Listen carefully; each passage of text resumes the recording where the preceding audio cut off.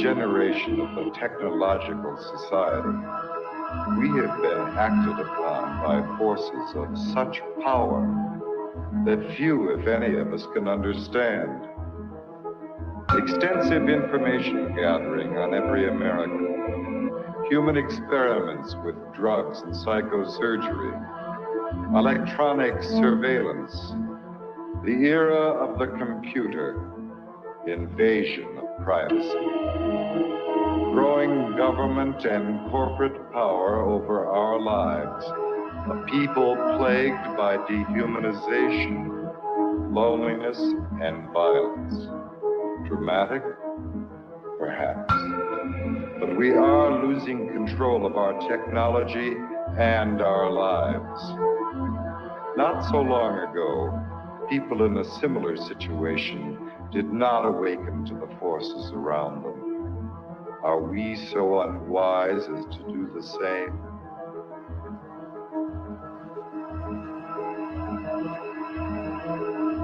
Behavior control. And then you change it up every alienated, paranoia,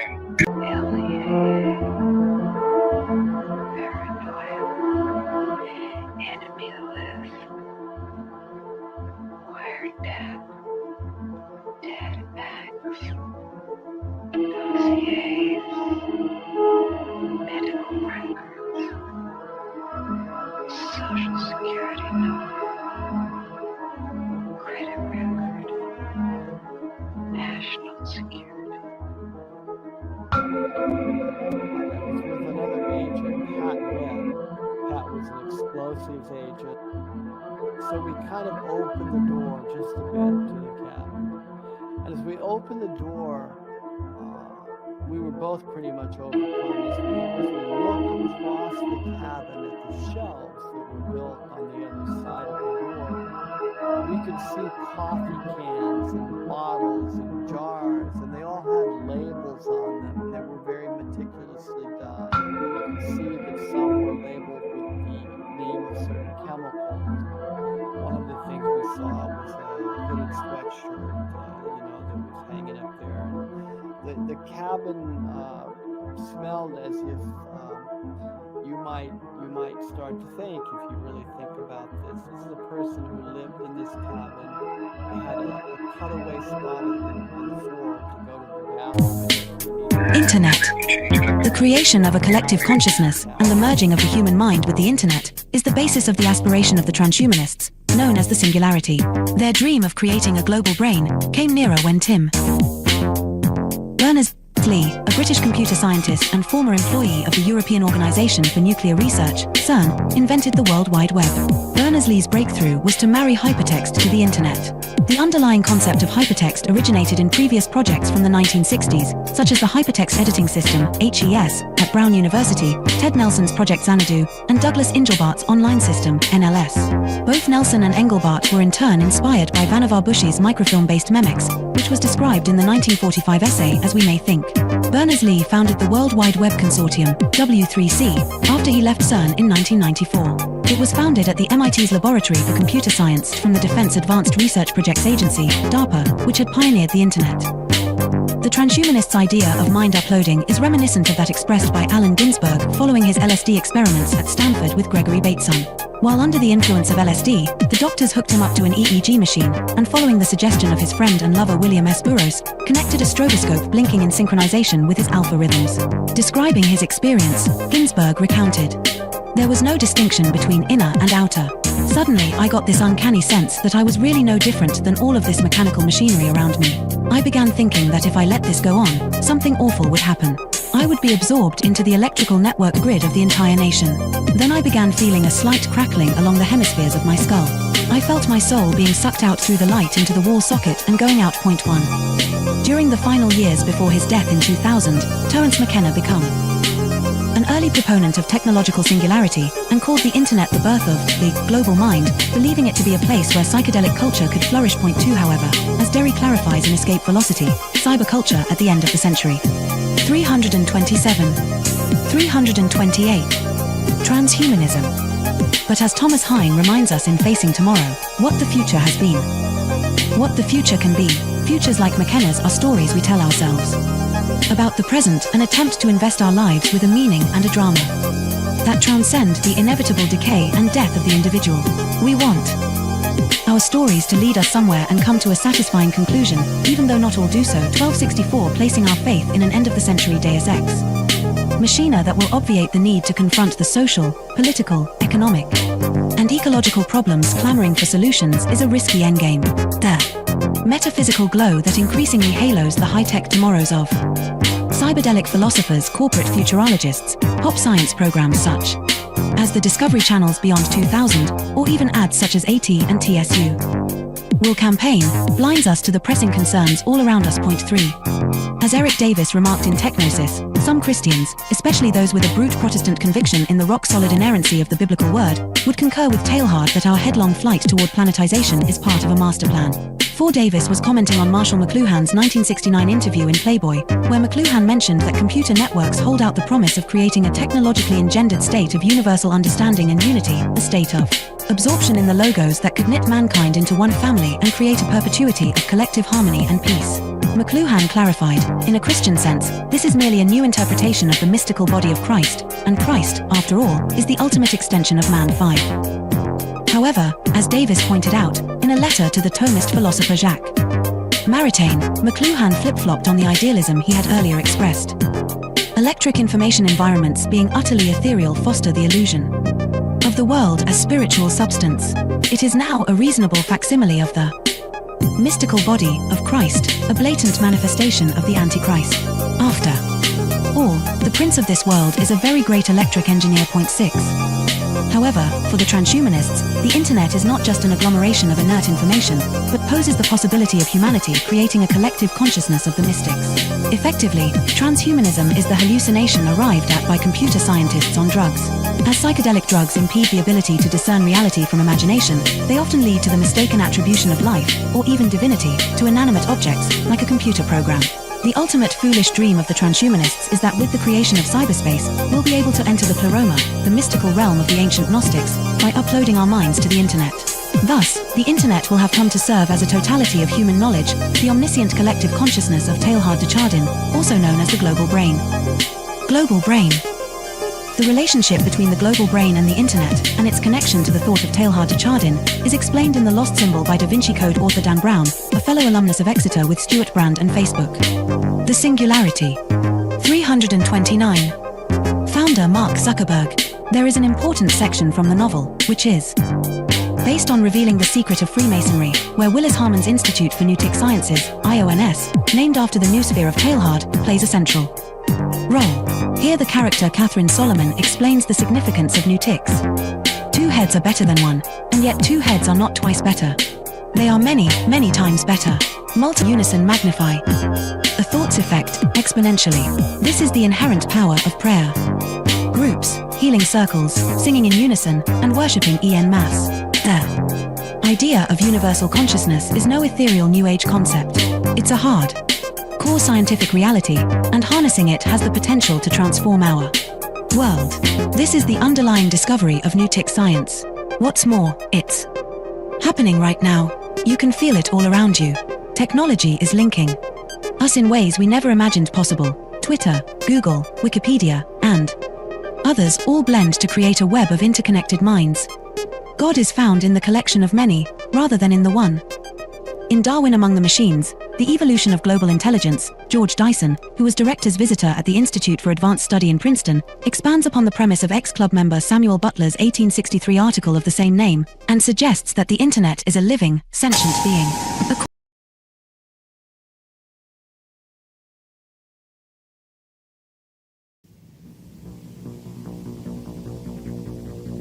The Technological System by Jacques Ellul. 1. People are not machines, but in every opportunity where they are allowed to behave like machines, they will so behave. 2. 25 years ago, I arrived at the notion of the technological society, but now, that stage is past. 3. The industrial society. This term is very widespread, but I find it inadequate. 4. Present-day society is still industrial, but that is not its essence. 5. At one time, technology and machine industry were connected, but for more than half a century now, a gap has widened between them. Industrialism developed a centralized, hierarchical system, with a linear growth, a division of labor, and a separation between the means and the ends. Mechanization created additional jobs and made human work more draining. It operated by means of steady reproduction, developing masses of men and integrating them in the industrialization. 6. Modern technology, however, contradicts each of those different points. If allowed to act, it leads to decentralization and flexibility. It does away with the hierarchy and the division of labor. It particularly has to bridge the gap between implementation and management. It presupposes a polyvalent and nonlinear growth. It reintegrates the ends into the means. It cuts down on labor and thus on the costs of labor. The value factor is no longer human work but scientific invention and technological innovation. Consequently, we can no longer apply Marx's analysis, which states that the economic totality is based on the surplus value produced by the salaried labor of the worker. 7. The industrial system is a closed, repetitive world, with a linear revolution. The technological system is inevitably open, non-repetitive, with a polyvalent evolution. It can proceed only by the universal development of mankind, and that development is absolutely necessary for the development of the technological system. We are thus confronted with an ensemble that is totally different from any that has ever existed before.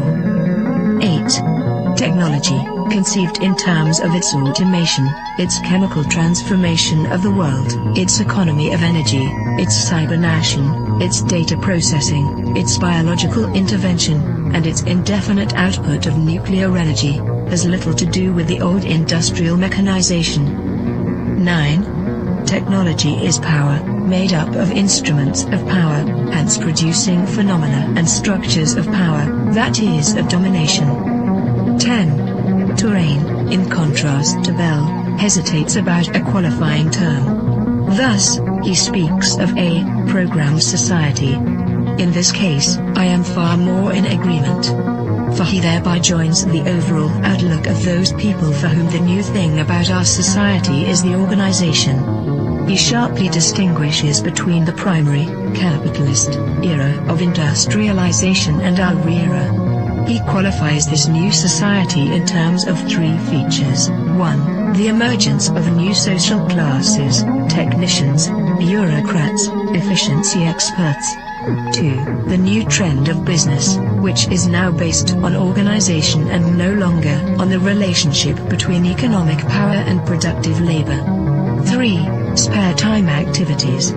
All 3 characteristics boil down to a reduction and to the necessities of the technological system, which, as Terrain realizes, transforms the social struggles themselves. They are becoming more technological and are no longer subject to a takeover by the proletariat. Turin adds one more essential feature of post-industrial society: the importance of the student movement with its deep contestation, its challenge, and its political weakness.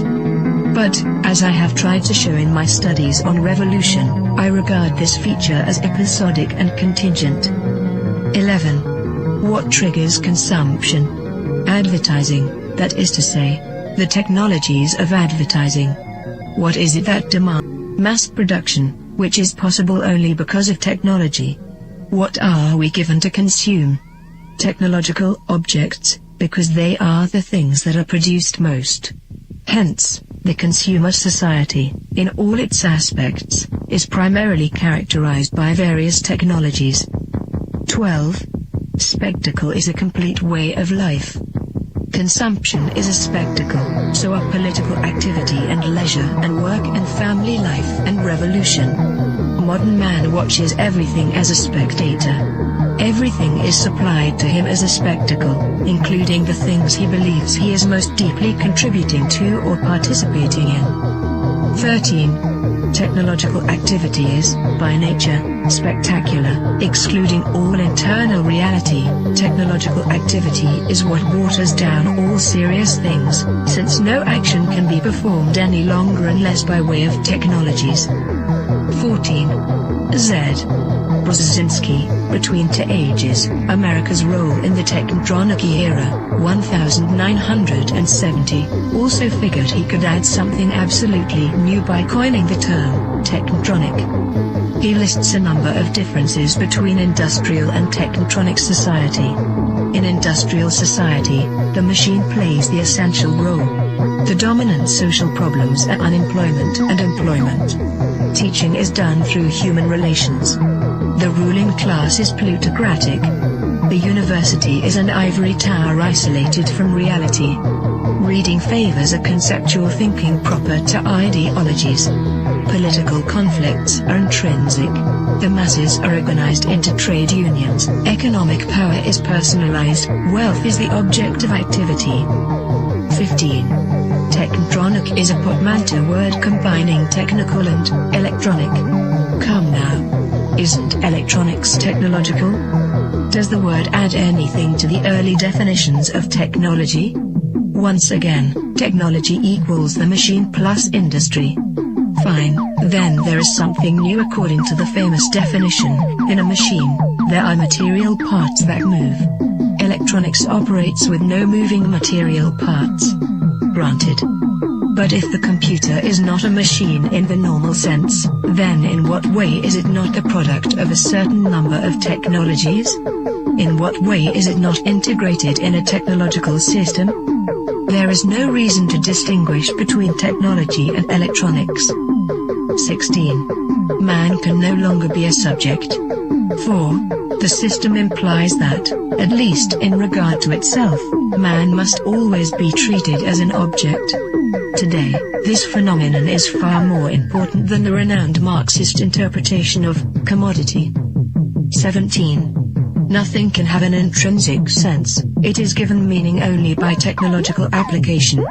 Nothing can lay claim to action, it is acted upon by technological process. Nothing can regard itself as autonomous, it is the technological system that is autonomous, as we shall demonstrate. 18. No technician claims to be ruling society. There is no need to regard technicians as technocrats or to believe that a class of that type actually exists. 19. Colin Clark's classification is replaced by a different one. At the bottom, the unqualified functionals, then the functional operators, and at the top, the rulers, researchers, conceivers, with perhaps a fourth sector for the activities of operational research. In other words, the social distribution is, already, less and less in terms of activities applied to the economy, and more in keeping with the technological capacity. 20. The era of clerks, and these clerks are the decision makers in all domains because they have the knowledge and use of the technologies. Like it or not, and Hetman shows this so well, the experts, the specialists of diverse technologies are to be found everywhere, from business to administration, from government to agriculture. They form the true grid of society, the network holding the various pieces together. It is the technological coherence that now makes up the social coherence. But this is not a technocracy in the true sense of the word. 21. The discovery of the technological system normally seems like an attack against technology, a criticism of technicity per se. Any shedding of light on the technological structure is always received by technologists and intellectuals as an indictment of that structure, even if absolutely no value judgment has been expressed.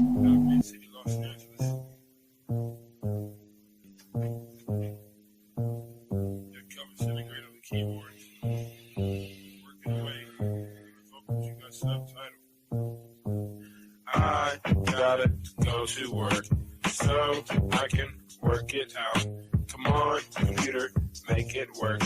Come on, satellite, work with me. I gotta go to work so I can work it out. Come on, computer, make it work. Come on, satellite, work with me. I gotta go to work. Who would have thought that I would starter these jerks? The first full-time clock and serial microphone rocker. They used to jump on the stage back in the day wearing a stocking. To conceal my identity in any stereotypical venue.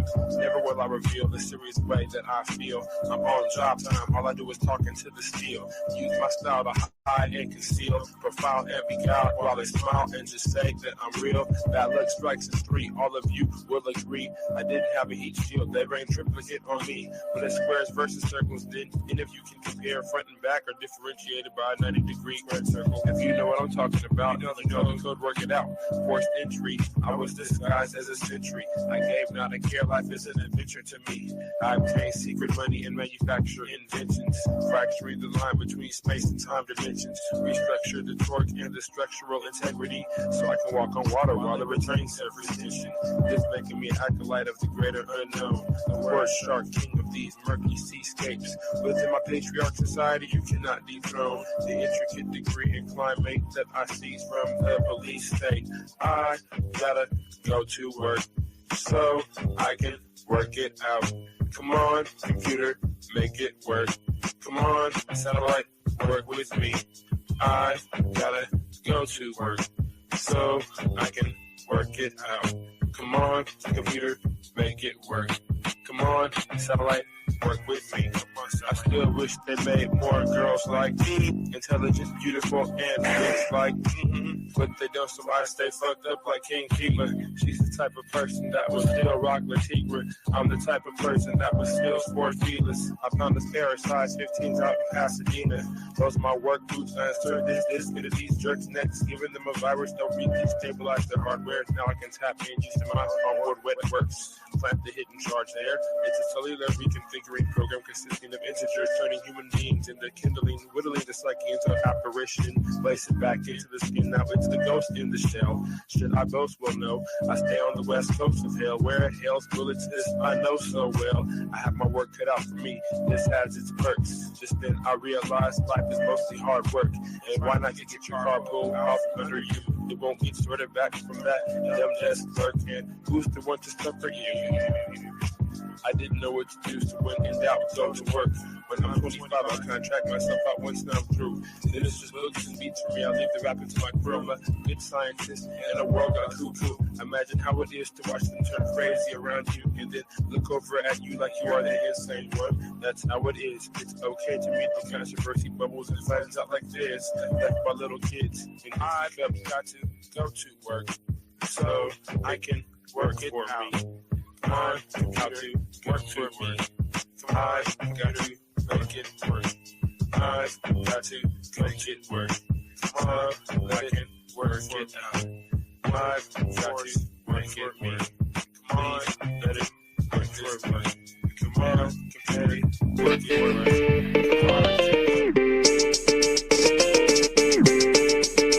Drop ship. Hegemonic sentences through cavalcades of reminiscence. The dark soul mentions crevices of insight, appendages of tripwire reverence.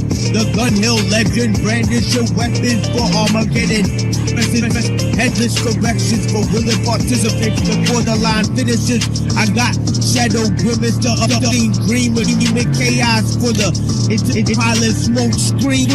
Combined with the best wishes, master attacks, intended for craft methods that will highly adapt to this sharpening psyche, which often might be construed as badly used to beautiful looks and life to mirror the schism unseen hidden. The newest eyes cast shadows into the bluest skies until the Tory Hallelujah brought to the kings before me as the sacred justice plotted to misinform the whole chorus within construction. Nano-net filaments. Hidden secret touch, mystified by the comfortable, united by inner struggle. Hidden giving a bundle of scar, written enigmas. Now the claws risen. Man is up with cheek.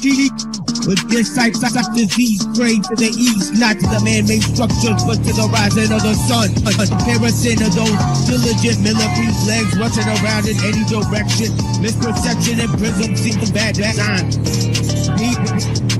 That's the vision from the unlikely incision to the makeshift minions of bad decisions. I'm pressing danger to the head skill, give you truths. To level, hidden cages, you can't unstage this. Cause I'm live and in the basement with bones sitting all on chrome, hitting with drones. Like a program metal skull covered in the hard routinely cycled by a metronome. Bones are collected to make me feel like the connection is real. Not only steel can sharpen steel. They hit correct.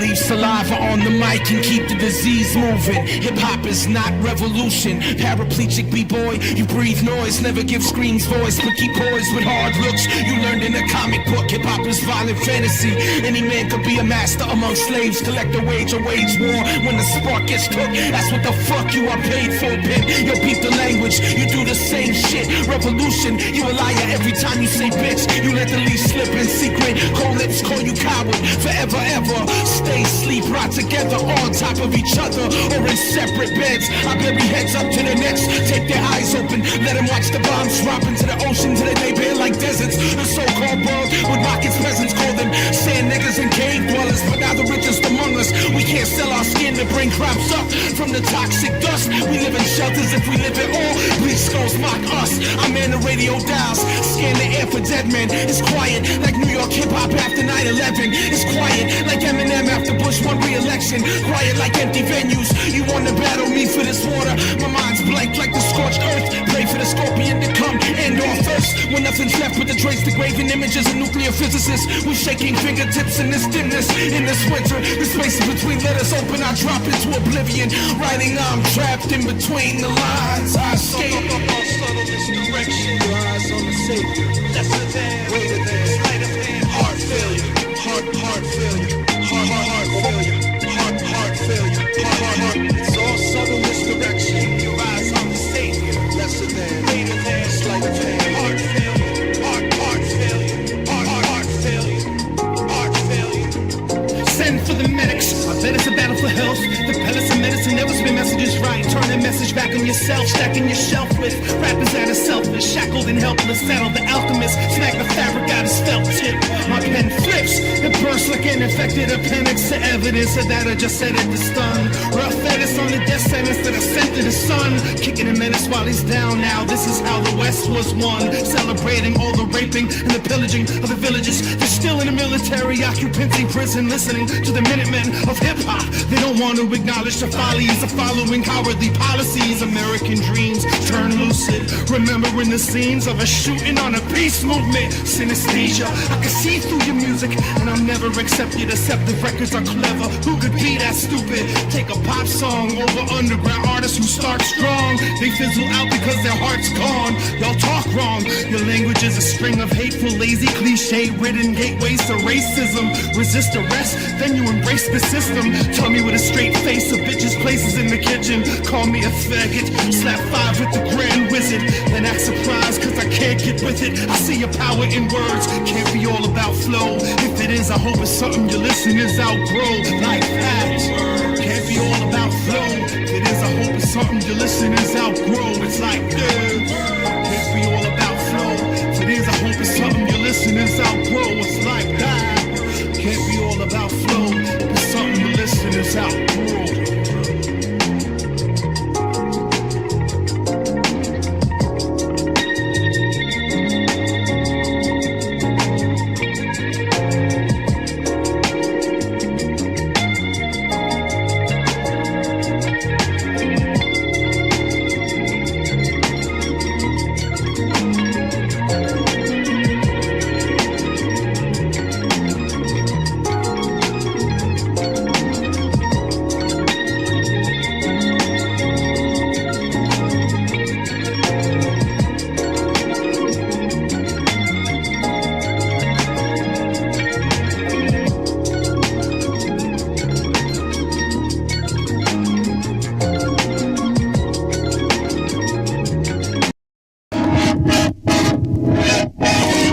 Love it. madly when it sleeps in your basement on some gladly pay you Tuesday for a hamburger today shit. And don't you love the way that you can relate to everything your favorite rapper has to say about your hatred? Get a hobby. Now why they wanna watch me in some hotel lobby getting sloppy with this pillow built mommy? Probably never be global like Tupac, but the local bars will keep my shit hard in they jukebox. Sitting here pretending I'm not tipsy, watching oversensitive hippies use my records for they dog frisbees. Be a good little fishy and book me a ticket to your city so your girlfriend to kiss me. I'm the bee that came to pollinate the flower, make a meal, borrow a towel and take a shower. It's called love. In return they bake bread, pay dollars, make beds, catch buzz, give head. They call it love, and I get plenty of it. The rich kids burn it, my broke people dub it. They call it hate, and I get plenty of it. The snakes always wanna put your name where their tongue splits. They call it love, and I get plenty of it. Give hugs to the public, put plugs in the budget. They call it hate, and I get plenty of it. But they know who to call when they want the party jumping. We bust into your system, search through the evidence, open and hoping to find why you love your residents. Put your fists up, or put your chips up. Advocate, acting up to get your fabric ripped up. They said like what? Like they didn't know me. 6'3" ugly mug and a simple flow. Like that, and a bottle of Jimmy Beam. Peace, my name is Slug and I'm down with the winning team. They wanna kill my steam, I didn't care. Just lead me to the Phoebe with the pretty hair, jumping up and down with the passion of a battle. Chester of the kingdom, see me macking at the castle. Sean is such an asshole. Nah, I'm a dickhead, stealing cigarettes from the rest of the misled. Enjoy me, avoid me, do what you must do, but man up and understand why they don't love. They call it love, and I get plenty of it. The rich kids burn it, my broke people dub it. They call it hate, and I get plenty of it. The snakes always wanna put your name where their tongue splits. It's love, and I get plenty of it. Give hugs to the public, put plugs in the budget. They call it hate, and I get plenty of it. But they know who to call when they want the party jumping. Looking through your pinhole, who you gonna insult? Atmosphere get up in here, kid, where'd your grin go? Got a sock full of nickels and quarters for unsupportive cock smokers that wanna ripple these waters. You hate to love it, keep changing up the subject. Still ain't saying nothing, we knew that you would jump ship. Get back inside your magic pumpkin, you puppet. Cause all you got left in your life is a big what if. No names, this pertain. The fuck you gonna do when no one's watching you? Sweep up the fuck ups, tighten up the luck nuts. Let your world turn with no concern for what Slug does. I'm not number one, I'm just my mother's son. No regrets, show respect, what's done is done. I understand why you're so discouraged. Now show your love like it was when you was this honest. Love, and I get plenty of it. The rich kids burn it, my broke people dub it. They call it hate, and I get plenty of it. The snakes always wanna put your name where their tongue splits. They call it love, and I get plenty of it. Give hugs to the public, put plugs in the budget. They call it hate, and I get plenty of it. But they know who to call when they want the party jumping.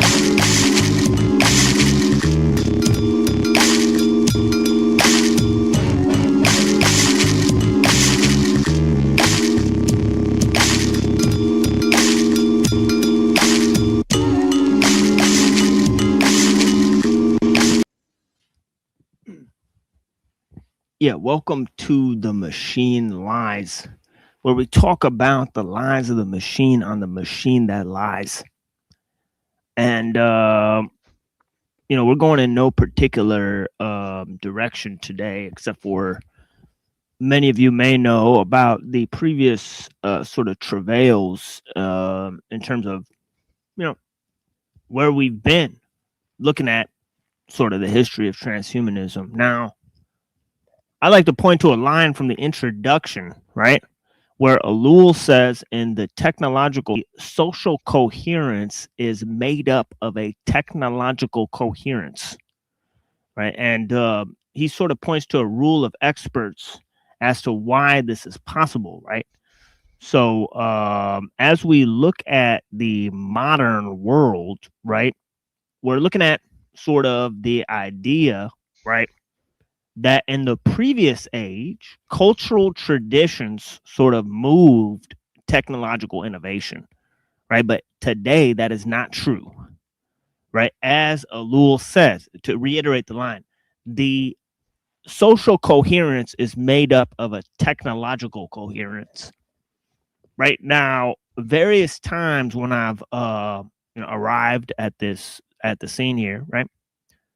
I've been talking about, blessings to the people that are here. I greatly appreciate you guys, right? Right, but I'll move into this subject here, right? Extrapolate on many points, right? And yeah, let me actually look at the chat here. I should acknowledge the people that are here before I get too carried away. And I know later on when I get into the show, you know, sometimes there's not enough time to acknowledge the various people that came in to say hi, right? And I really, really appreciate the people that come by at the beginning of the show, right? Because that shows that, you know, they're really here to, I don't know, just to be into like what, you know, my presentation panels start and stuff. So I could tell the people that are here first, you know, they understand the timing of the show. You know, they're more, you know, special to me, honestly. I mean, but yeah, blessings to the people. You know, Just Frank, I appreciate you. Dominic Tersini, Namaskar. Yeah, thank you for that, sir. Yeah, I'll check it out. Millennia in Microcosm. Interesting. Blessings. Earth Supporter. I appreciate you, man. Thank you so much for being here. It's always a great time listening to some good old Matthew Deere. Now switching to TML stream. Nice. Blessings. Yeah, Dr. D Head, I appreciate you. Thank you for being here. It was a big crash. Wait, what was that? Nothing. Yeah, blessings to Gregor. And yeah, blessings to the Panelverse. I appreciate your time. Calix. Thank you so much for being here. Zephyr of Moxwell, I greatly appreciate your time. Dr. E. We got Dr. D and Dr. E. All right. So yeah, blessings to you guys, man. You know, honestly, obviously we got Reddington out here. Yeah, Yes, sir. Yeah, much appreciation. Yeah, of course. And got Made in Empire's Image, one of the true homies. Man. I appreciate you. You know, sort of like blessed to be here with you guys, honestly. But you know, really, the thing is like, you know, today is feeling a little wonky. I think. I don't exactly know the reason for that, right? But yeah, it is an odd sort of energy today. You know, definitely. You know, out in the world, right? Definitely a different energy towards me. It seemed like there's a lot of correspondence. But not today. It's like today was like bereft of, you know, just communicate. It was a very silent day today. All right? So I appreciate everyone that is here. I mean, we got everyone else here. Shadow Buddha, blessings. Yeah, there's a name I like to see. The Shadow Buddha. Name isn't important. Another, you know, faithful participant. Blessings to the brother. Blessings. To the homie. ESP revaluation. I greatly appreciate your time. Brown's boy, of course. You know, thank you for being here, man. Shadow and Light. It's excellent to have you here. The 840 show. Okay. Yeah, cheers, brother. Yeah, blessings, homie. Yeah, thank you for joining us. All right, that would be it for the people. So what I was really, you know, going to get into was about how technology and science guide culture, right? And of course, in order to accomplish this, right, science and technology had to become sort of dislodged, right, from one, the natural forms, right, but also the cultural forms. Now, it's cultural symbols that mediated the rise of these technical or mechanical forms, right? As ellul says, it's technique that integrated the machine into human society, right? And as ellul points out, that Mumford said that the machine is antisocial, right? And a social level, it disintegrates, right? But on the level of mechanization, it sort of integrates various types of experts, right? So because of the rise of experts, as he says, in every field, there's numerous amount of experts, right? And the rise of these experts and this over specialization, okay, and the reintegration of what these various expertise accomplish into the system through techniques, right, of not only social organization but also of mechanical and technical necessity, right, that is set up, right, in the way the system functions, right. Right, this goes way beyond, as he points out, right, the Marxist definition of commodification, right? Okay, it points to a sort of objectification of man, right? Man has become the object of techniques, right? And that's sort of where we're at, right? We're seeing that man has become the subject of techniques, right? And we're sort of plotting or charting out the modern situation, right, as to where we got here, right? So I see there's less people here today, right? So I'll sort of proceed very slowly to build up to a sort of a more appropriate mode of where we're at, but I'll sort of work backwards through history, right? And as we've been doing, we're sort of provide a sort of history of the idea of transhumanism, right? As I've done many times here, right? So, as we've looked at, there's various modes that integrate social techniques, right? Okay, the first and foremost would be cultural modes, right? The second would be political modes, and the third would be technological and economic systems, right? Where that go beyond the political. They set up an integration beyond the nation state, right? If you will, right? They set up international forms of organization, and they set up a compulsion towards global politics and international trade, right? Right. So if we were to map out the matrix of enslavement, right, it is not only ideological, but it's also technological, right? And that is the axis of, thought where we reside here on this particular chain of inquiries, right? Or call it a show if you want, right? If you're that inept, right? Right. But yeah, it is not a show. It is a chain of inquiries that goes to the heart of the history of transhumanism, right?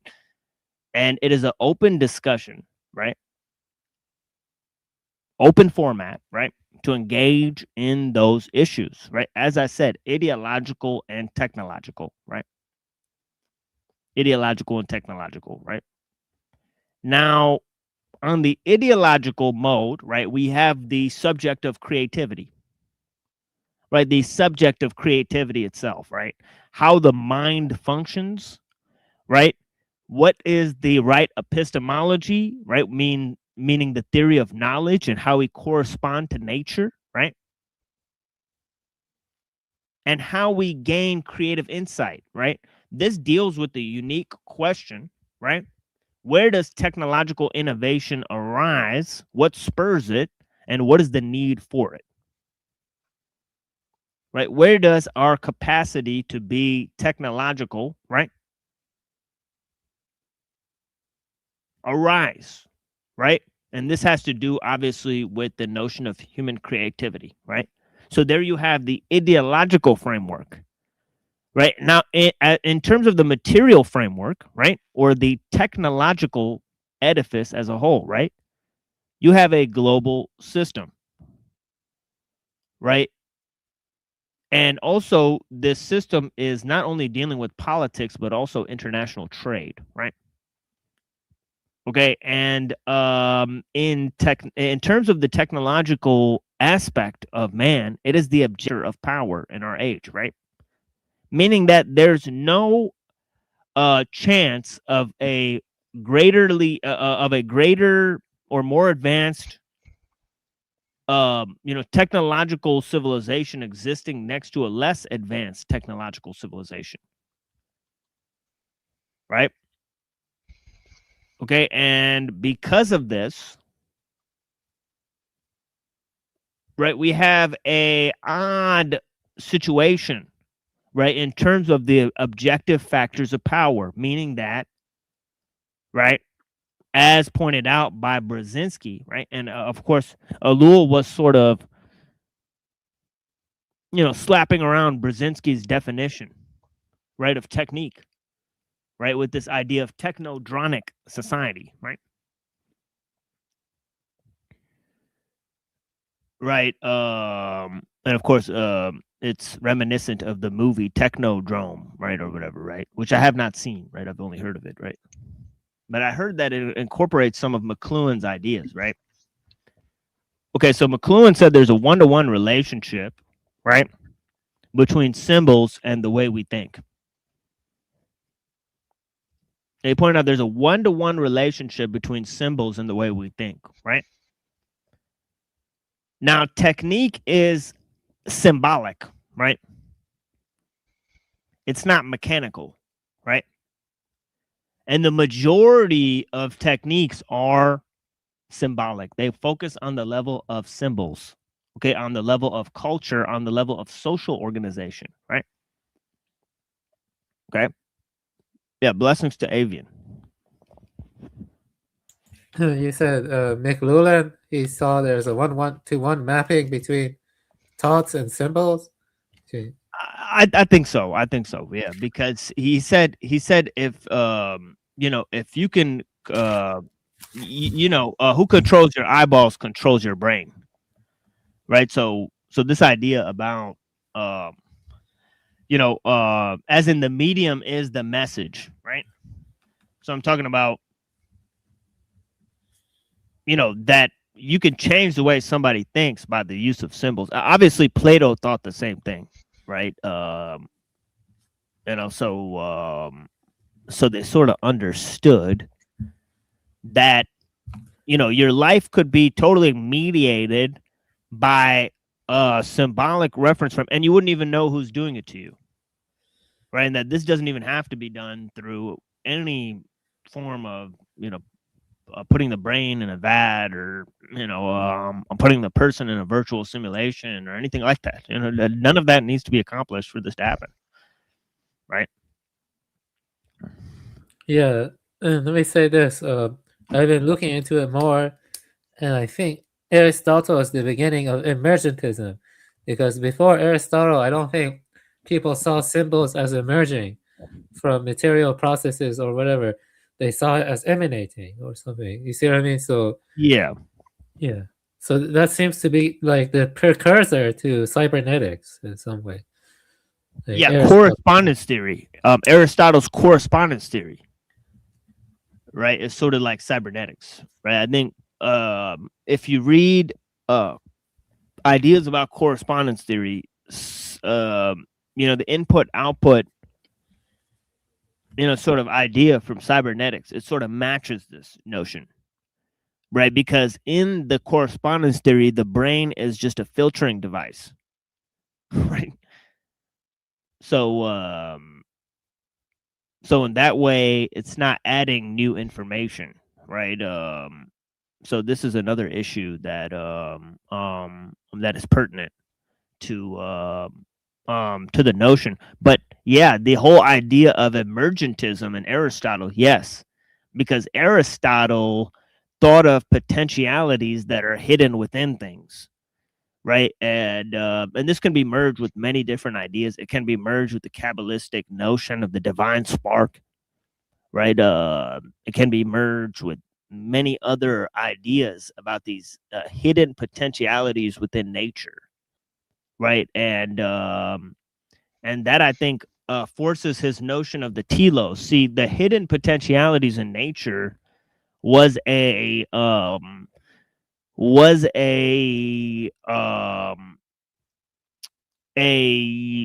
part of his rejection of the forms, right? As I explained, right? Because the forms that sort of mediate reality, right, that sort of emanate from the mind of God, right? And of course, these forms are what mediate all of creation, right? So all of creation is an imitation of these forms, as Plato said, right? Well, for Aristotle, right, the form is actually hidden within the thing. Right, sort of this vague potentiality that exists within the thing that he's talking about, right? So a bird has the potential of flight, right? So he said the ability of flight is contained within the bird, which he called levity, right? So the bird has yeah, like potential energy. Yeah. So the bird has levity, this potential energy, so it can fly, right? So it's kind of ridiculous, right? It's like everything has to borrow from something to get something else, right? So I mean, utilitarianism, correspondence theory, emergentism, teleological ideas, right? Telos is cause, is purpose, right? Final cause. I mean, the whole thing is contradictory, right? It's an oxymoronic phrase, all right? To begin with, I mean,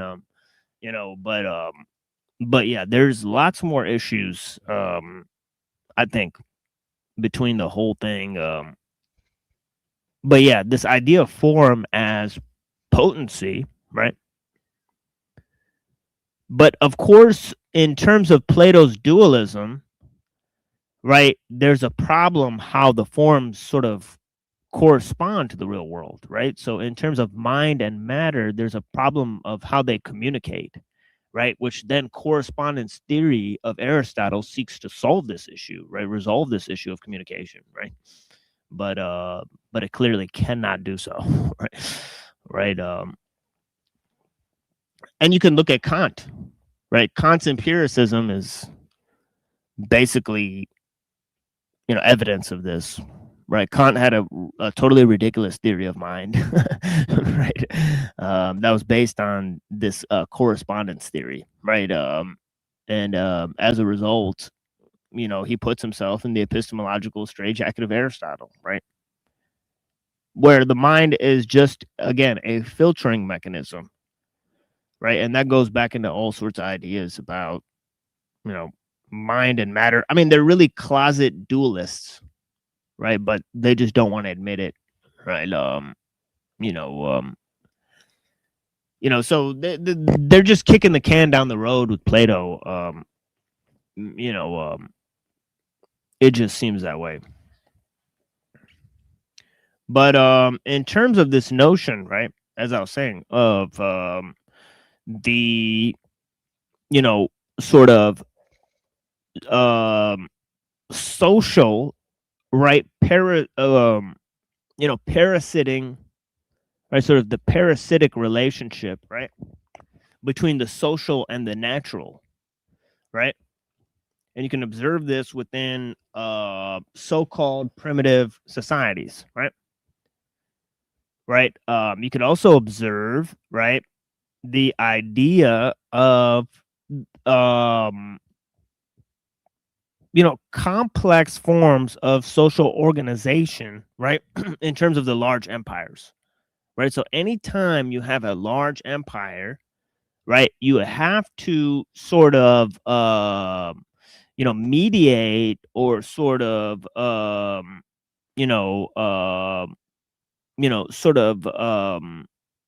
find ways of communication that sort of mediate between the various cultural forms, right? So these various forms of social organization, okay, that are part of this overlying structure, right? As Mumford says, they rely way less on nature, right? So already in terms of the cultural form of organization, right, you have technique dominating society, right, through forms of social organization, right? Now, when we get to the political mode, right? Okay, when we get to what you really have, right? And partly this is the cause of the Greek philosophy and also Christianity and Islam, right? Is that the combination of these two modes, right, and of the large empires, right? They seek a sort of universal mode, right? And that universal mode is expressed through the state. Okay, and the state becomes a vehicle of expression of these universal modes, right?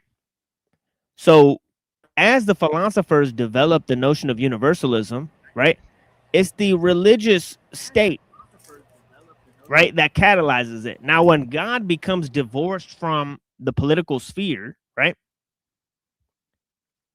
then it's politics, right, or this notion of universal rights comes into the framework, right? And this is birthed through empiricism, right? Empiricism,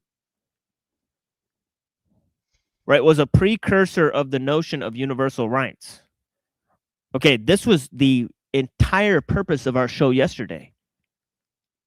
I talked about this for 2 hours yesterday, if you could believe that. Just that one idea. Okay. And, you know, and how these political forms of organization, right, just how powerful the view was of universal rights, right, and how much it's related to the notion that man is a machine and that nature is just stuff, right? All these ideas are inextricably linked, right? Because they tie back to the notion of equality, right? And this notion of equality is the basic nub of the notion of universalism, right?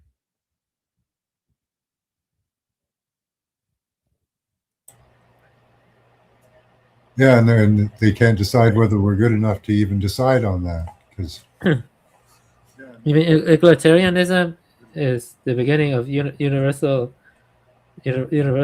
rights, or right? Well, I think empiricism, right? Because because empiricism reduces everybody to their material conditions, right? Yes. And then you can evaluate what relationship they have to nature, right? And then in the Hobbesian mode, they then calculated what it would take for them to offer up their sovereignty, right, to the state itself, right, that would supersede any form of religious or moral justification, right, for that power structure, right? It would just be attained through the collective will, right?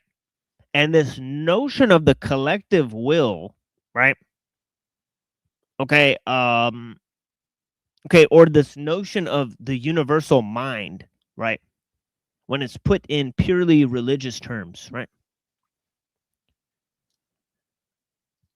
Okay, you either have, you know, the notion of mimetic complexity, right? Or you have the top-down idea that everything comes from a universal mind, right? So either builds up from, you know, through mimetic complexity, right? Or it comes down through universal mind, right? Yeah, but you said equality was connected to something. Was Both it of these are equality, right? Because either way, you're just one thing. You're either one mind or you're, you know, stuff. he's like fighting against himself though, because he wants to use our will to give up our will. It's ruh-roh. Yeah, and a problem there. Yeah, I mean the religion is the same game, right? Because freedom is obedience to God, right? So, so this is the thing. I mean, this is what I was telling one of our friends earlier. You know, Lore and Static Studio, you know, a new little friend I made out here. He's like watching our show, and you know, and he's got some pretty deep shows himself. You know, he was talking about free will, so I got into it with them. Free will is pretty ingrained in people. Like it'd be hard for us to give up our will. At least in Western culture, it is. Yeah, that's a tough sell. Like sometimes it's like going with the flow, though. Yeah, I'm not that good at that.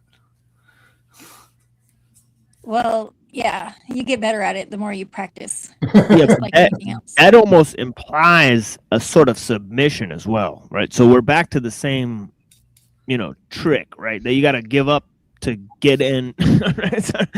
Right? Which is like sacrifice to go for, which is it gets back to Christianity, or like, I don't think it's like you have to stay in one state or the other, though, because you can submit and then change your mind and use your free will, and then choose to submit at some later point.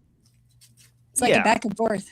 Yeah, I mean, the notion of freedom is huge for the political ideal, right? So the political ideal had to subsist off this notion of freedom, right? So whether we believe in it or not, it's been constructed and used, right, towards the purpose of justifying universal rights, right? So when we understand the notion of universal rights, it's a double bind, right? Because everyone has them, right? So you're only as free as everyone else is, right? So so there's an inherent issue with the notion of freedom that solely depends on the notion of universal rights. As we've seen with liberalism, sort of shoots itself in the foot, right, with the paradox of intolerance and so on and so forth, right? So we know in a large degree this whole notion of politics has been superseded by a new mode, right? And that's science, liberalism, technique, and also technique that is purely mechanical and not based on forms of social organization. That is the key distinction, right? And also these scientific modes are there to use for economic ideals, right? So it's the ideal is about production. It's about material conditions, and it's focused on the ideal, right? Mainly because there's a base sort of naturalism that comes with the notion of universal rights, as I just explained it, right? So this mechanical mode that sort of integrates the political, or see, everybody's like, they think like it's culture or religion or politics or any of those things are the real enemy today, right? But they're simply wasting their time, right? Because it's technology, which is the objective factor of power, that integrates the the political modes, and then the cultural modes are downstream of the political organization, right? And so are the religious aspects of society. Let me actually put this up here and see what's going on here with our people here. Blessings. Yeah, okay, well, I know this guy. Blessings, yeah. Yeah, there's one thing that doesn't change no matter which political party gets into power. The restrictions never come off, and the technology never slows down. Never. No matter who's in power. Right, and that goes with another ideal that has replaced the ideal of yesteryear, which is the myth of progress has 100% replaced the notion of heaven, right? And heaven used to be more and more, right, focused on the notion of a sort of something that was already there, right? It first started out as a place on Earth, right? And then it just moved further and further away into an ethereal realm, and this is because of Platonism, right? It moved into like a totally just an abstract, like you dream it and you do it. It's a weird, total non-physical, immaterial, dickless, realm, right? Of heaven that lets you put up with the shitty life they put you under. Yeah, it just turns into like, so heaven moved further and further away from Earth and just moved into the, into the eschatological mode, right? Which deals with, the, time over nature, right? And this notion, of the eschatological forms, it's actually transformed, right, with the political ideal becoming, part of a utopian project, right, which is then justified by the religious ideal through a sort of millenarianism, right? So as time goes on, and as the notion of heaven gets drawn out of nature and God gets drawn out of nature and man finds God in his political projects, he tries to perfect this political ideal through the pseudo-eschatology of progress. Ta-da! Right. So there is where we're at today. So we also have the myth of progress, which I complained about yesterday. You know, but okay, there's a lot of people here. I'll shut up for a minute. What do you mean by the myth of progress? Like I understand that in a way that really we haven't invented anything new in a long time. We just recombine things. Now we're going to get a computer to do it for us. So I don't know that that's much progress.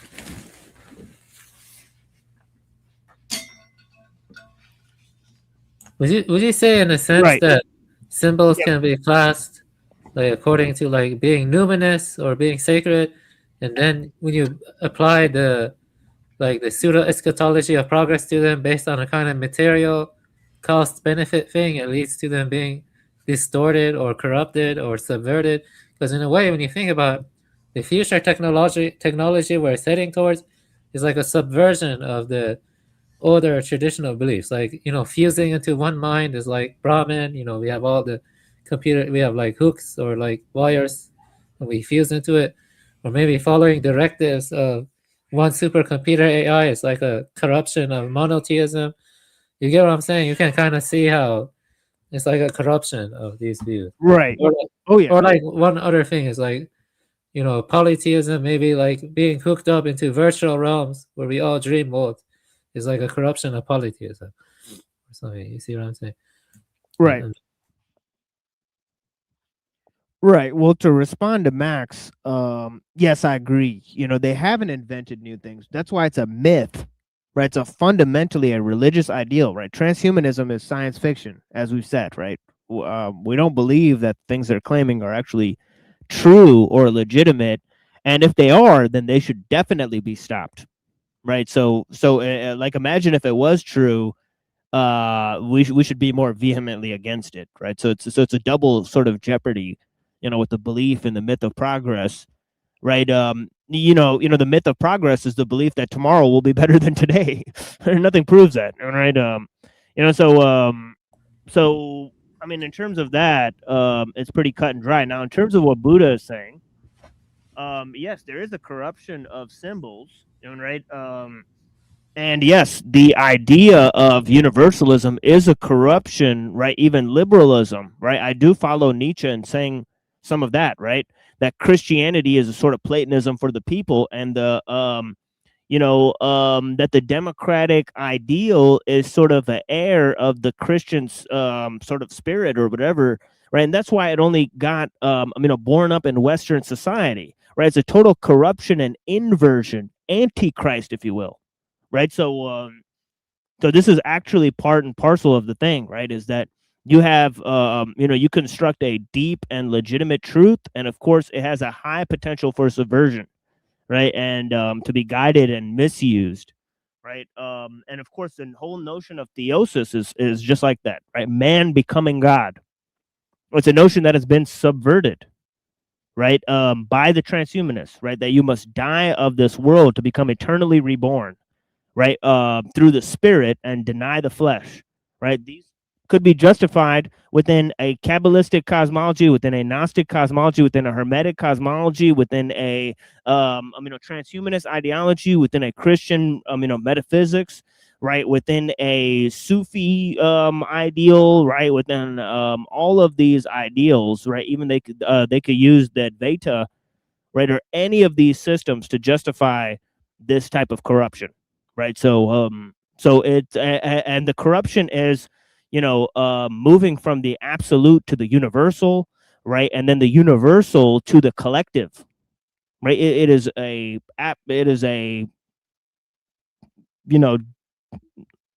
diminution of power and scope.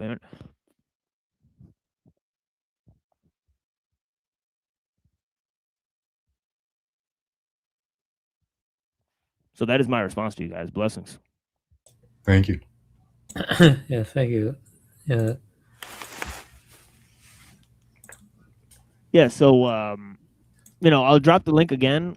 We'll see what's going on. I'll wrap here for a little bit, introduce the topics on the show here, and I'll play some music for you guys. right? And I've curated some very special, it's just each time I do this show, we get really creative, and it's different stuff I put together for every show. Honestly, even though it's the same general topics, right? The topics are very general, meaning you could basically fit anything into the world into those topics, most likely. Especially if you're creative or have, read a lot of material, that corresponds to, what I'm talking about, right? It's very simple, right? So I appreciate the people that are here, right? So in terms of if I could backtrack the modes, right, that I was trying to do is it goes to the notion of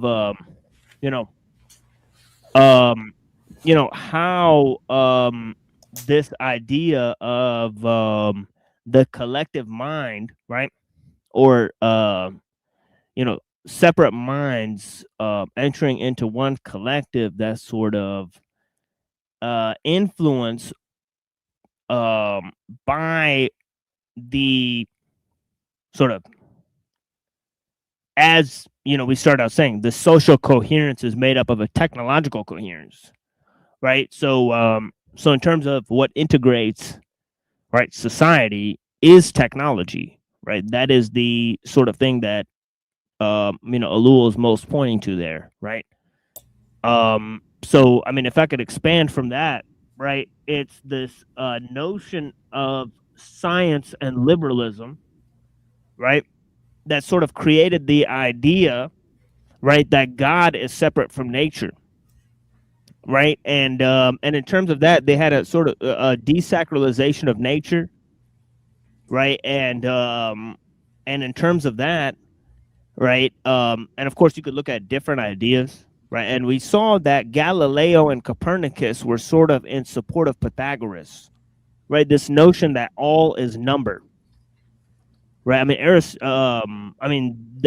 whole idea was sort of cemented, right, by Galileo, right? He sort of talks about how qualities and quantities are like two different things. Science works with quantifiable, measurable phenomenon and all this type of stuff, right? And the second kind is, based on a secondary sort of understanding. And Hobbes sort of cemented this insight too, right? He sort of said, well, the imagination is secondary to the physical substrate, right, of the sort of cognitive framework, right? So it said that basically your entire consciousness is based on your neural network, right? So this, some of them think it's just numbers, right? So becoming a all is number, all is number, God, they could replace God by numbers. Oh yeah. Or by natural law, right? Which really they did. They replaced God with natural law, right? And this was sort of the beginning of using math in order to sublimate nature, right? And some of this idea is about transforming nature through the use of language, right? And symbols, right? So once man got it in his head that he could create these symbols and use them to control people's minds, right? Then he figured out, well, we don't really need nature anymore, right? We can go beyond nature. Actually, we're controlling nature. We're manipulating nature through our symbols. And that's where they came up with magic as primitive technique, right? And of course, some of the Pythagoreans, right, they were sort of like the first magicians, right? They were involved in alchemy and stuff like that. So many of the people who related these schools of thought, right, they were sort of seen as sages, mystics, alchemists, right, so on and so forth, right? So we have this quality, especially with the Orphic Pythagoreans, right, the Eleusinian mysteries, right, and also the different notions, right, that come about through the Neoplatonists, right? As I said, the Neoplatonists and the Neo-Pythagoreans had combined their schools of thought, right? Because Plato was a student of Pythagoras. Yeah, go ahead, Buddha. Blessings. Well, yeah, I just was trying to make an image. It's like a work in progress, but the way I see it, it's like the Platonists, they claim that from the numinous or sacred, there's an emanation of the forms, and then, or like the plasmation of the forms, and then they can shape the forms, or whatever. The Platonists say that. Like, let me double check that. I actually had that written somewhere. Wait a second. I'll say it. Like, let me see here. Yeah. So let me write that down. Let me see here. Okay, so okay, so I think this is what I said.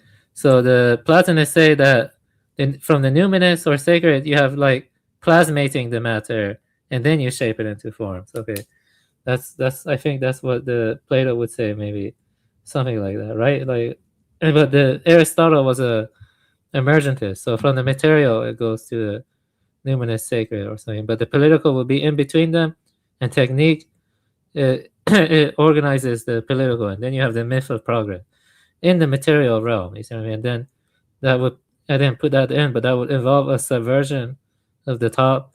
It's just something I was working on, because I was kind of thinking. You get what I'm trying to convey with this, though, right? Like something like that, or is it too?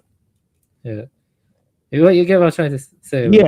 Yeah, it's totally legitimate, right? And then in terms of the political, right, it was literally Aristotle, right, that saw like this political aspect as the realization, as a full realization of human potential, right? So he also he said, man is a political animal, right, which I was describing yesterday on the show, right, that it was sort of negated by Rousseau, right, who was trying to move it to social and cultural relations, right? But Aristotle did correctly say that the family and the state are linked, right? So this is the ideas that are strange, right? But yeah, he also said very strange things. Yeah, I think Aristotle, now that I think about it, he would say that there's nothing like this. The numinous, sacred, and material are conjoined,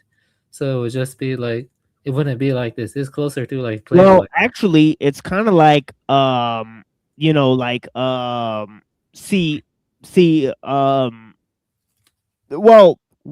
basically the simplest way to put it is that Plato would see it as top down. Aristotle would see it as a hierarchy, right? So hierarchy. Yeah. So in other words, Plato would say that the numinous is not affected by the political. It couldn't become the political, right? The political borrows from the numinous, but the numinous does not borrow from the political. There's no sense in which the political can be transformed into the numinous, right? But for for Aristotle, these are part of a cohesive system, right? They're not separate, right? The material can transform into the political through higher form of rationality, right? The political can transform into the numinous by going up the scale of rationality again, right? So I think that would be the key difference, right? Can you repeat the last sentence you said? Sorry about that. I was just taking notes. Just saying that the material can proceed up to the political through a higher grade of rationality, right? So it's rationality that unifies the three scales here, right? For Aristotle. For Aristotle. Yeah, that makes sense. Yeah, and we're gonna get deep into it. Like, after we get into the pre-Socratics, we got some, some of the writings of Aristotle and Plato we're gonna look at. All right. While we study the Buddhist, stuff, so it's gonna be cool. We're gonna have 2 or 3 works we're gonna be working through on the show. So there's plenty of material. and some of this is honestly some live research, right? For sure. So the things I'm working on my own are maybe a little different, or maybe a little more advanced than this.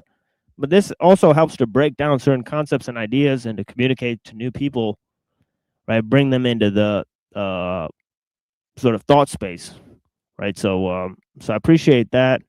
We also got Rock E. Shepherd here. Blessings, sir. How you doing today?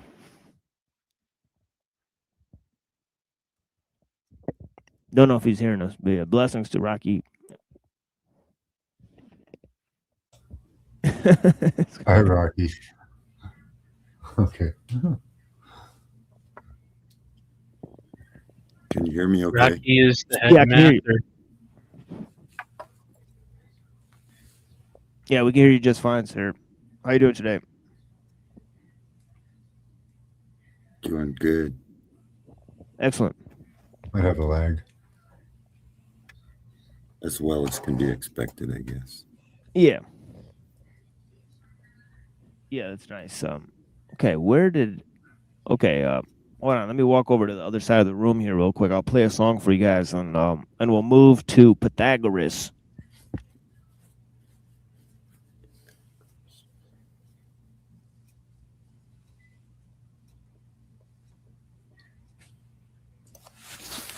And I think this concept of natural law was a real foul up, right? The concept that nature can be reduced to number was a real foul up, right?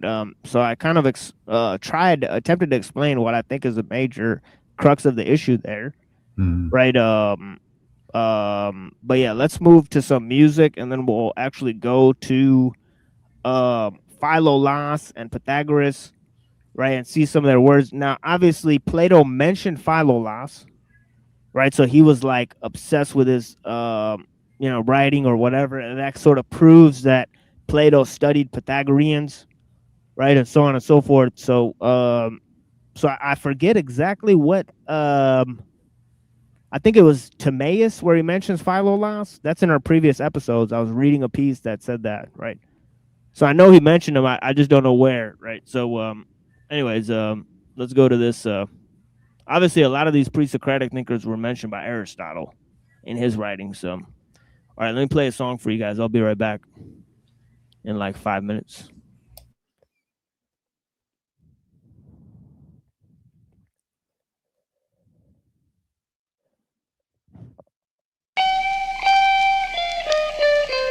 La la la la.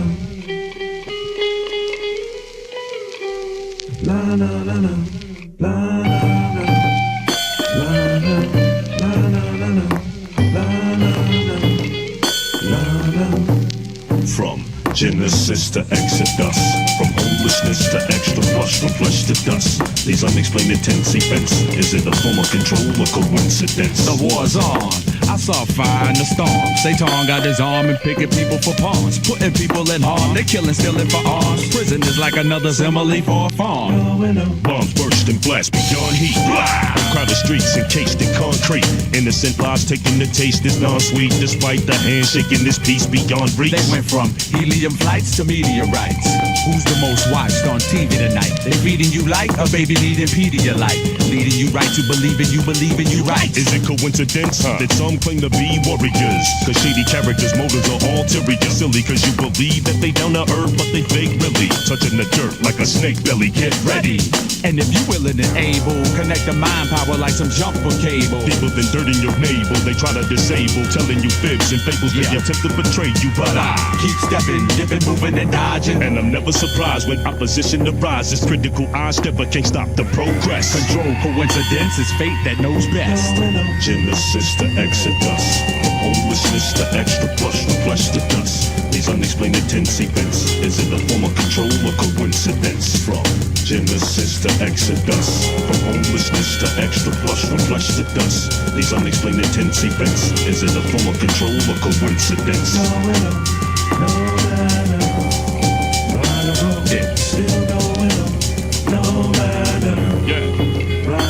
It's The war's on, provoked by global fascists. While here at home they harass the lower class. The smashers using tear gas to clash with the masses. Officers rolling stickers, no whiskers, mustaches. Pop!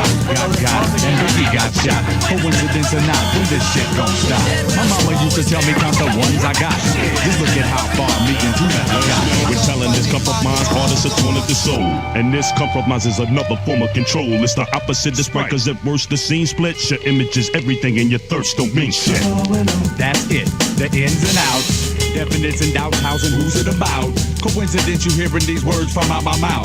Got your hair shaking and moving, bouncing about. Doubts in a drought, cause this country's consciousness is controlled. The word free does not exist. At least coexist one fist for pure consciousness, where people live in a rhythm of bliss. But Since time is ending and space is endless, 1 minute celebrity and the next you're straight friendless. All you have left is a heart and a song. And controlled coincidence is what keep this whole shit. Genesis to Exodus, from homelessness to extra plush, from flesh to dust. These unexplained intense events, is it a form of control or coincidence? From Genesis to Exodus, from homelessness to extra plush, from flesh to dust. These unexplained intense events, is it a form of control or coincidence? It's still going on. No matter. Right or wrong, it's still going on.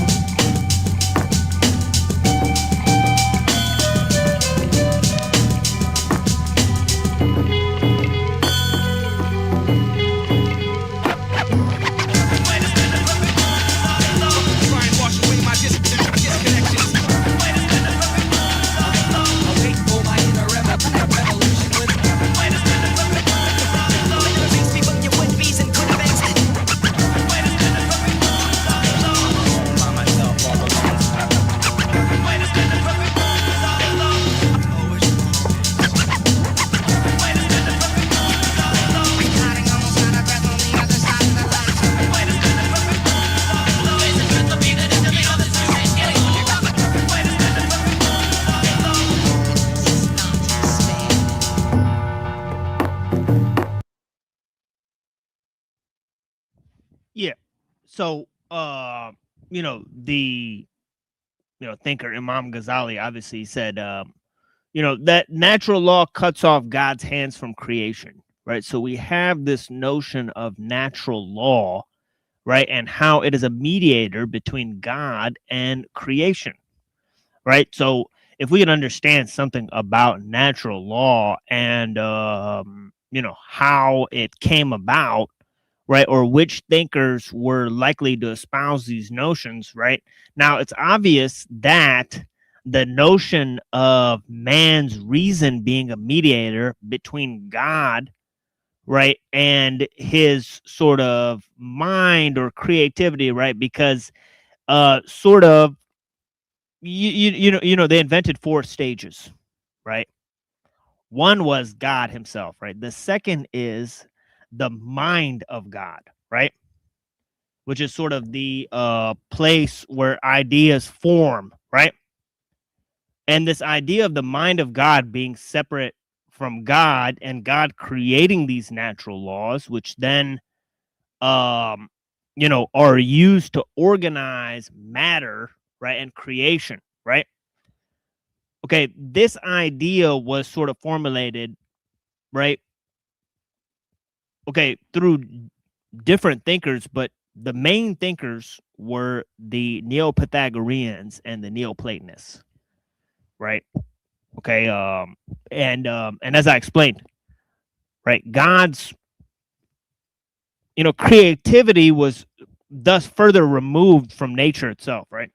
So so here we have the notion of Pythagoras, right? And we're talking about how there's different ideas from Pythagoras, right? Some mentioned by Aristotle, some mentioned by Sextus Empiricus, right, which is a text that was relied on by those Christians,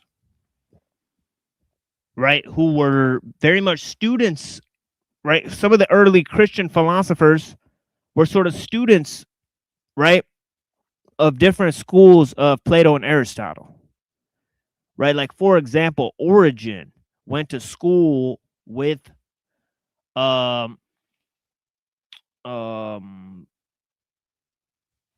yeah, blessings to the homie, right? But yeah, I mean, Origin had the same teacher as Plotinus, right? So so we see I mean, also Justin Martyr was sort of peripatetic, right? And of course the church fathers sort of compared Plato and Moses, so we know that there was a huge you know, sort of celebration of Platonic thought, right? Even going into the time, right, when the church ruled, right? So this didn't just end after Greek civilization, right? And then they went into the Dark Ages, and then, you know, that's all just bullshit, right? It kept advanced. You know, all these thoughts kept advancing for 1,000 years, right? So it's interesting, right? But here, okay, so we're turning to Pythagoras, and this is from Aristotle's Metaphysics, right? Okay. He said the Pythagoreans similarly posited two principles, right? Remember, they said that all even numbers spring from the one, right? So one, right, is unlimited, right? And evens are sort of limited, right? They have to be based on one, right? So they need to get their existence from one. As Pythagoras says, he says all numbers spring from the one, right? So this is sort of similar, okay? Actually, a lot of metaphysics state this, right? Obviously, this is stated in the Taoist metaphysics too, right? The relationship between the one and the many, right, is a very potent idea, right? And obviously, the idea is between this notion, right, that nature is in the state of becoming, right, and that the mind, right, is in a state of being, right? So this whole idea about nature and the mind, right, and how ideas were better than stuff, right? Well, this is kind of what Pythagoras thought, right? He thought numbers are better than, you know, stuff, right? Abstract principles are better than, you know, physical objects, right? And everything emanates from the one, right? So this is sort of what you know, so this is a huge part of his idea, right? Nature is in a state of becoming, right? But the mind, or these abstract objects, they exist on the level of being itself, right? So the physical world depends on these ideas, right? One, right? Two depends on one, right? One does not depend on anything. Okay, according to Pythagoras, right? And you could see that, you know, Parmenides totally agrees with this idea, right? That one is better than two, right? And obviously one is unique, right?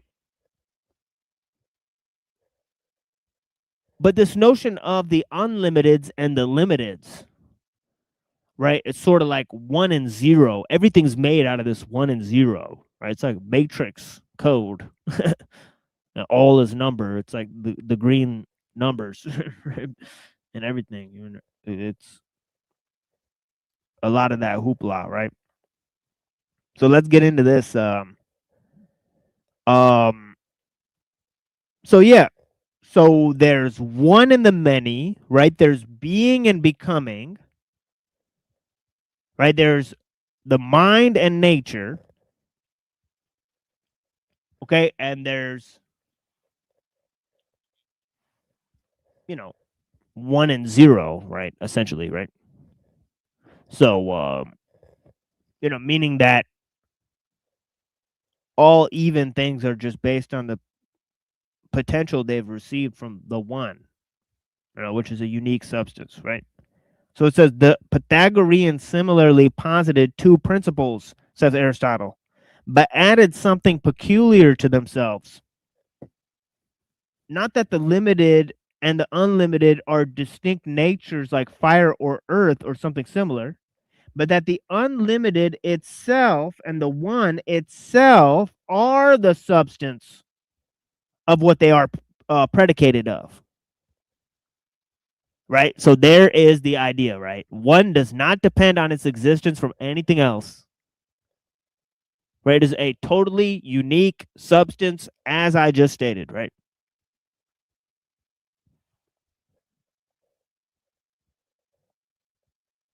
Okay. And he ends it by saying, this is why they call number the substance of all things. All things, right? So all things are made of number, according to the Pythagoreans. So there is a full statement. Okay. Obviously, unless Aristotle made this up,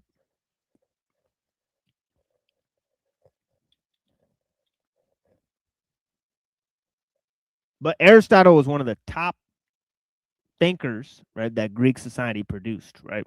So that's why his thoughts on this are extremely authoritative, right? Because he would argue against Pythagoras, Plato, all these things, right? He wrote the details of his arguments against these positions, right? So, so let's go to this. It says they say that unlimited is the even, that the unlimited is the even for when this is surrounded and limited by the odd. It provides things with the quality of unlimitedness, right? Evidence of this is what happens with numbers, for the nomons are placed around the one and apart. In the one case, the shape is always different. And in the other, it is always one. Right? The nomons are these little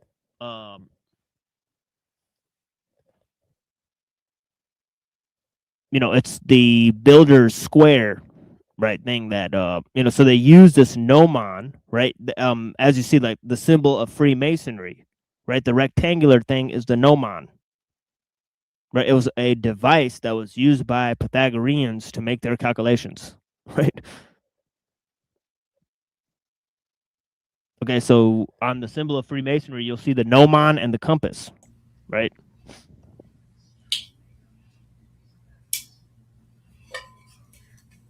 Is that what it's called? I thought it was a square. Right, that square is called gnomon in Greek, right? Okay.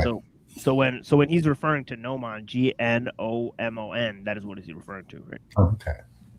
Just to illustrate, because people would have more, understanding of that Freemasonry symbol at this point than they would have what I'm talking about, right? Yeah. So, sheesh. But make no mistake, Freemasonry is based on this, not the other way around, right? So Aristotle was writing about Pythagoreans' ideas, right? It could have been a hit piece. It kind of, most of Aristotle's things are kind of hit pieces, right? He also, like when he's writing about Democritus, he says he's like failed to provide a, like the origin of like where things like where the universe came from. Yeah. I just said it's just sort of there exists. Just kind of there. Yeah. Yeah. I kind of agree with his numbers of the positive, negative stuff a little bit, but in a completely different way. I think he was wrong in that, but somewhat right. Right.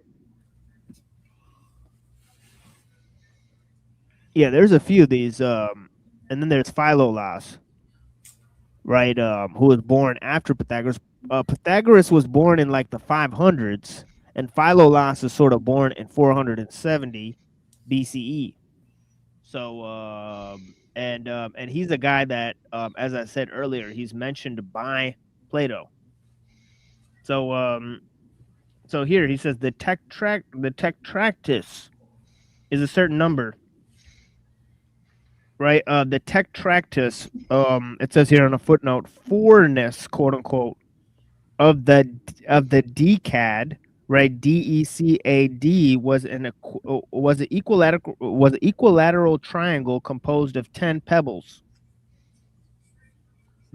with one pebble at the apex. Wow, that looks like the pyramid thing from Freemasonry. But anyways, so a lot of the symbols are Pythagorean, right? So Tetractys, man, can I actually pull this up, because this is actually going to look like the symbol on the back of the dollar, right? Tetractys, right? You know, so this is how it looks for the people there, right? Let me pull this up here, right?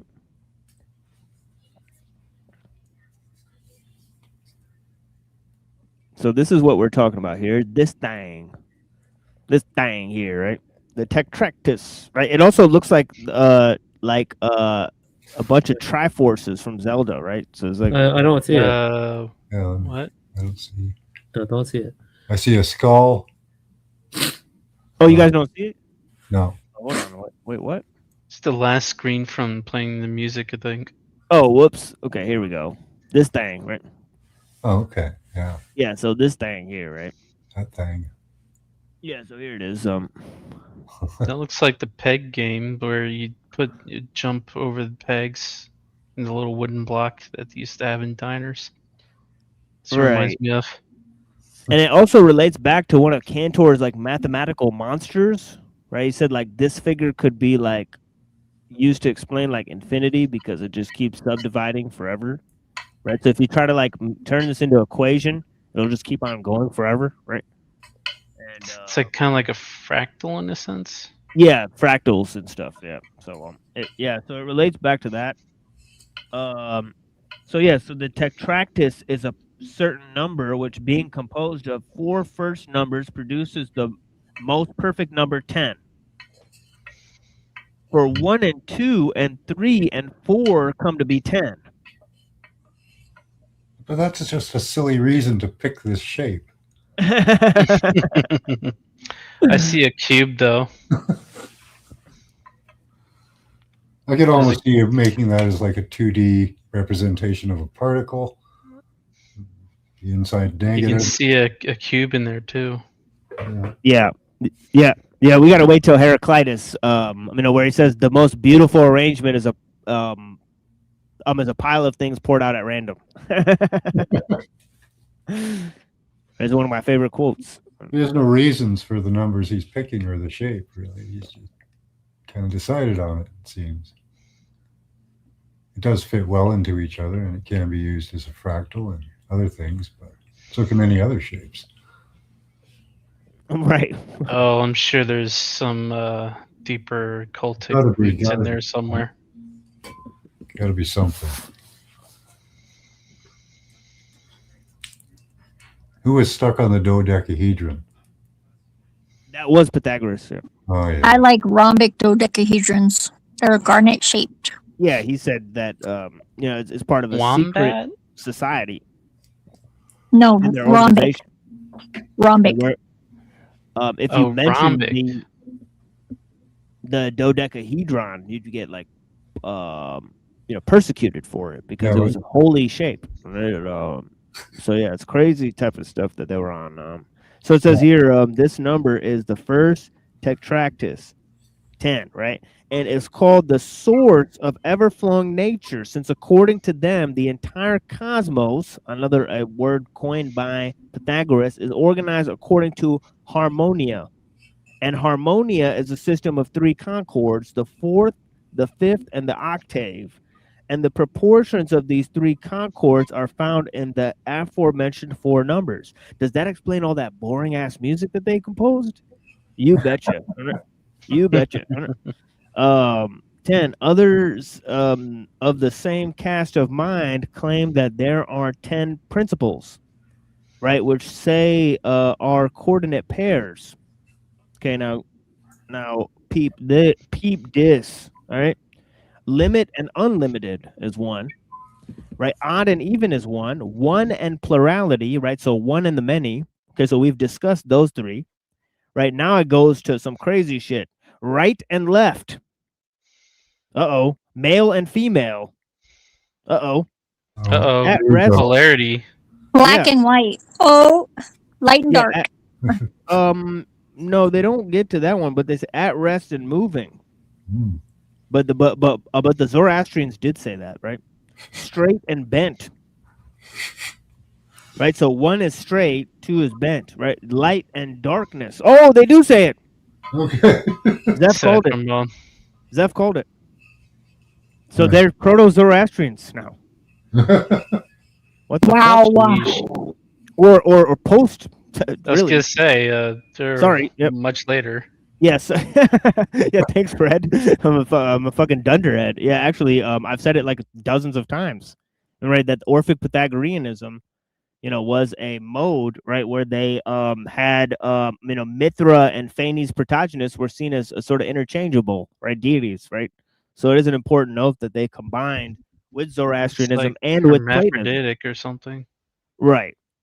Oh, well, the male and female thing seems like, it could have influenced some of those hermaphroditic cults, right? They are part and parcel of a hermaphroditic sort of a cult with Orphic Pythagoreanism, right? So it's good and evil. Yeah. Good and evil and duality, square and oblong, right? So this is like Hermeticism in here.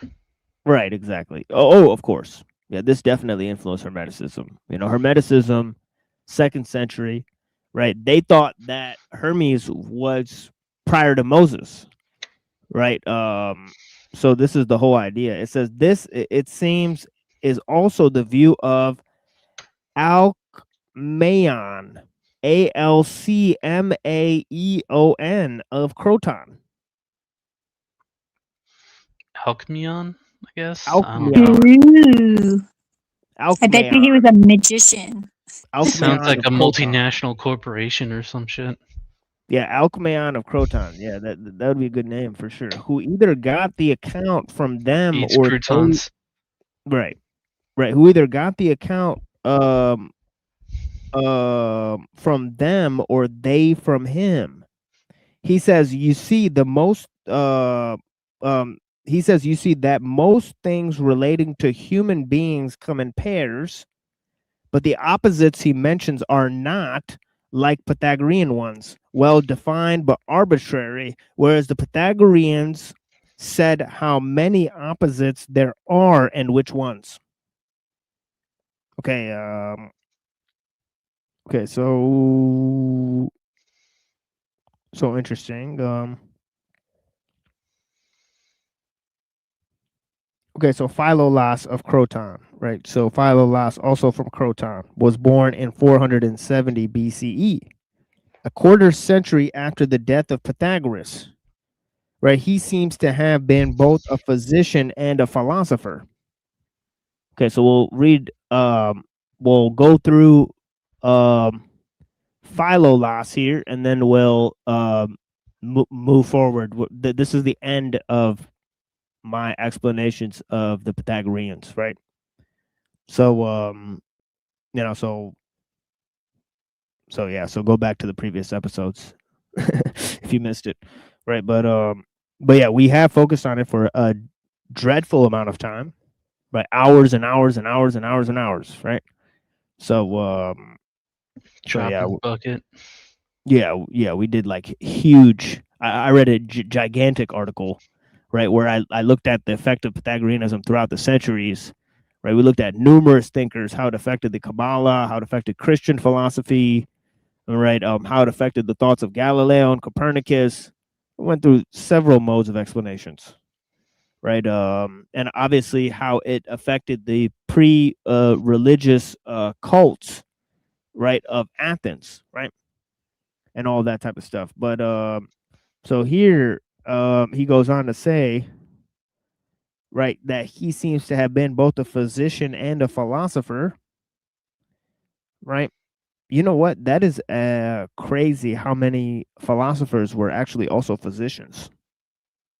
It's like dozens of them, right? It's crazy, right?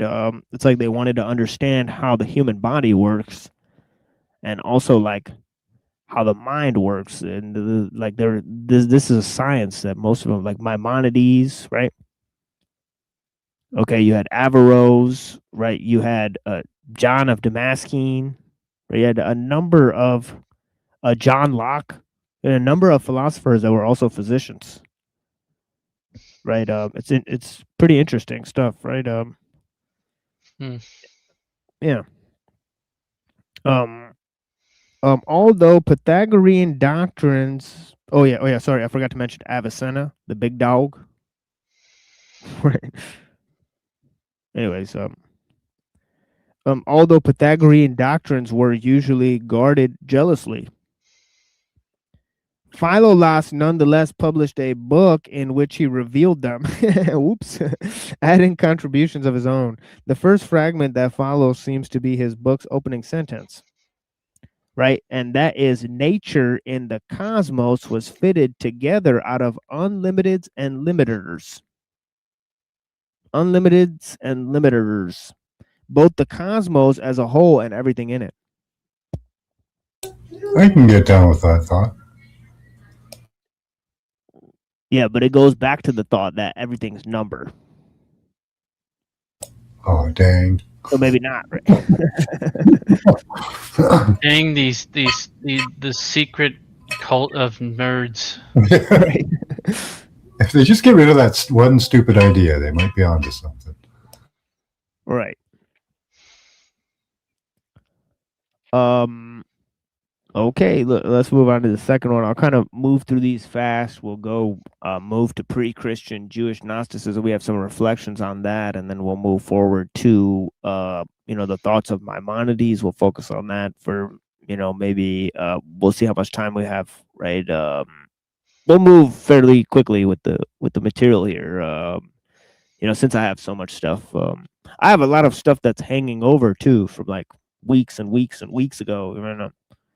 I never finished looking at I kind of want to look at like Philo and Maimonides, right? Henry Abramson, on those two guys, right? So we'll kind of like have the show be more chill in a minute here. I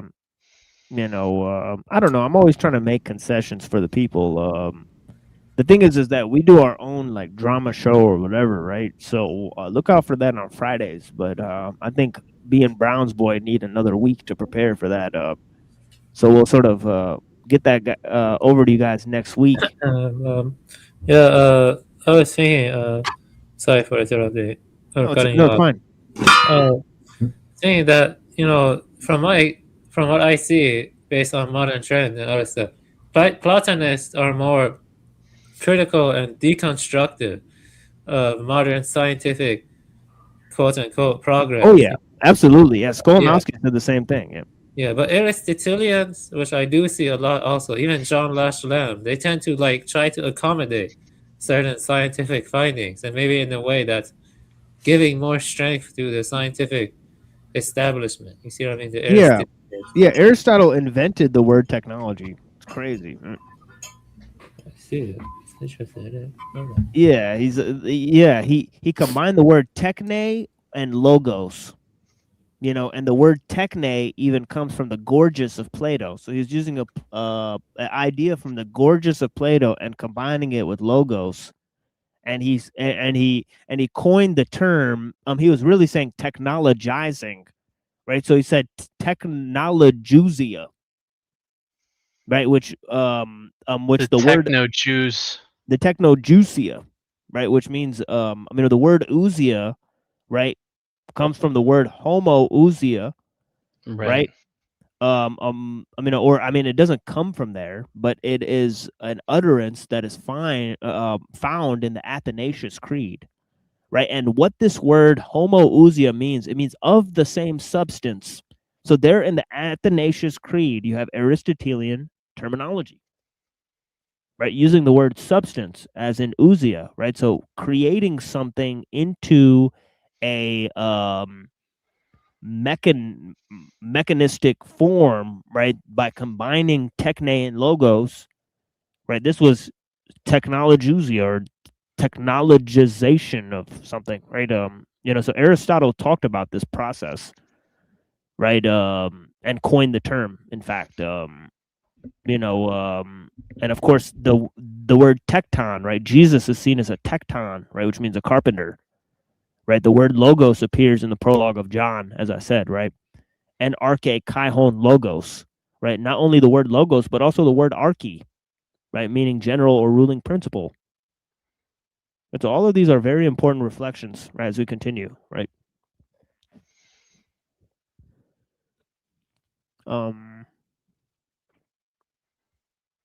Yeah, I mean, I was blown away when Skrbina told me that. Like I said, you mean Aristotle invented the word technology? It's crazy, man. Like this guy, like, I mean, remember the quote by Skolomowski? He says, "What, is Western civilization to blame for Aristotle, or is Aristotle to blame for Western civilization?" Yeah, but I'm not insulting Skrbina here, but I would say when I think about it more deeply, the arguments, like, not in terms of, I'm not assuming which is true or not, and ontologically, but I'm saying if you take a Platonic angle, like, I don't know, like Evola Guanon or Nimrod D. Rosario or someone like that, it's a lot stronger than taking a pro-evolution view like Skrbina. There's a lot of sound there, Maxim. Yeah, blessings. Yes. Sorry Too much cowbell. It's pots and pans time. He's ringing the cowbell. But yeah, blessings though. Oh, sorry. More cowbell. No, it's all good. Yes. But Yes. but yeah, but yeah, but that was Skolomowski I was quoting, not Skrbina. Skrbina is a cold hard Aristotelian. All right. Yeah. So yeah, so I mean, obviously you read Metaphysics of Technology, so you know that. I mean, he utilizes Aristotle quite a bit. Skolomowski, however, does not. Skolomowski blames him for a lot. Right? And I, where do I go between those? I lean more with Skolomowski. Right? I think Aristotle's a bad guy. I think Aristotle and Hegel are like responsible for like Teilhard de Chardin and crap like that. It's obvious, right? But it's like Hegel is why we can't have nice things.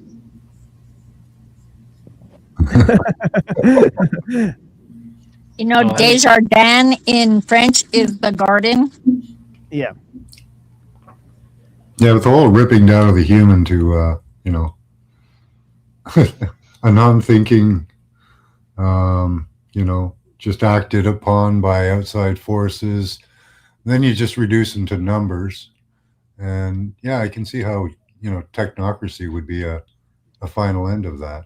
Right. Yeah, no wonder why there's simulation theory. Yeah. Oh, yeah. Yeah, you compare nature to man's creations. It's literally... My mom actually discovered simulation theory this week, like all on her own. I never even told her about it.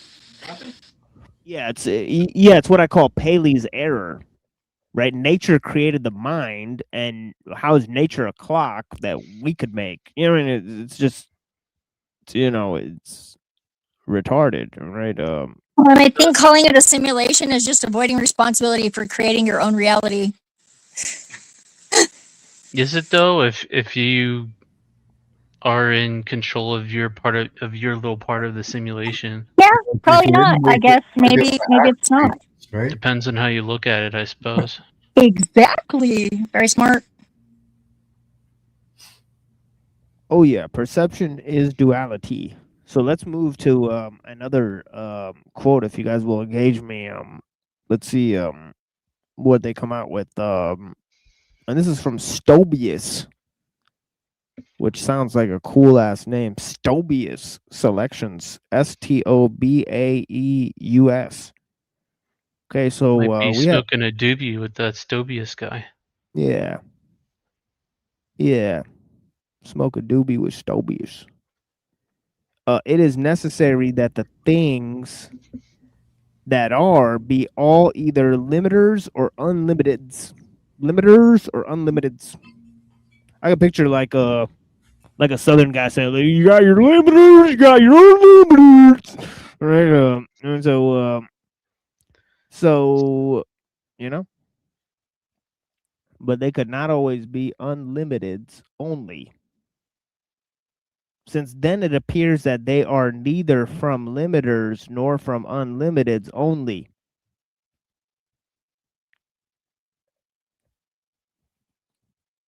It is thus clear that both the cosmos and the things in it were all fitted together by both limiters and unlimiteds. Right, so everything in the cosmos depends on something else for its existence. I mean, that's pretty much cut and dry right there, right? So everything in the cosmos is contingent on the fact of numbers. I mean, that is just purely Pythagorean thought right there, right? And things in their activities make this clear. For some of them, from limiters, limit.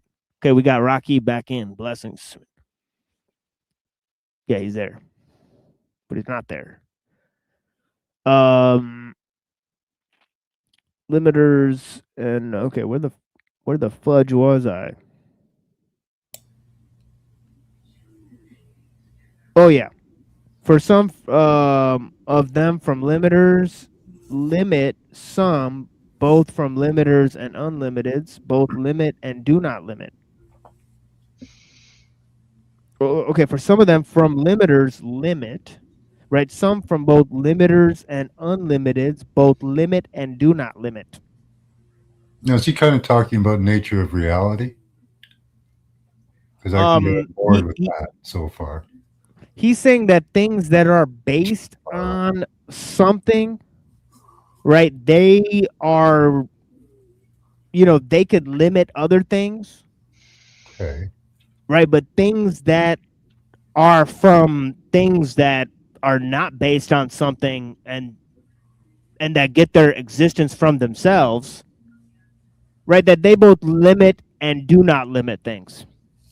So it's kind of, it's like the premise is baked into the conclusion, so on and so forth. Right? It's kind of like making a very mathematical statement, proof, and right, like 1 + 1 is 2. You take away the 1, it's 0, but 0 doesn't exist. It's kind of like this weird, way of thinking or whatever. I mean, yeah. So then he goes on, and others from unlimiteds will be clearly unlimited, right? So there's things that are based on unlimited. They don't need their existence for anything else. They don't get their existence from anything else, right? There's things that are no, those are too both, right? Right. They're mixed with limiteds and unlimiteds, right? And then there's things that are just limit, right? So there's really 3 types of things here. So okay, so let's breeze past that one. Let's move to this next one. Hopefully this next one doesn't have the same word repeating 20 times, right? So I have to like explain it for 5 minutes, right? It says concerning nature and harmony, it is like this. Okay, we're getting cooking here. Right? Concerning nature and harmony, it is like this. The being of things, which is eternal, and nature itself. The being of things which is eternal and nature itself admit of divine and not human knowledge, except that it was not possible for any of the things that are and are known by us to come to be, without the existence of the being of things from which the cosmos was put together, both the limiters and the unlimiteds. And since these principles existed both neither alike nor the same kind, it would have been impossible for them to be ordered if harmony had not come upon them in whatever way it came to be, right? So it's saying that this harmony is based on divine and not human knowledge, right? And it's saying that none of the things that can be known can exist without their existence of something that preceded the existence of the universe.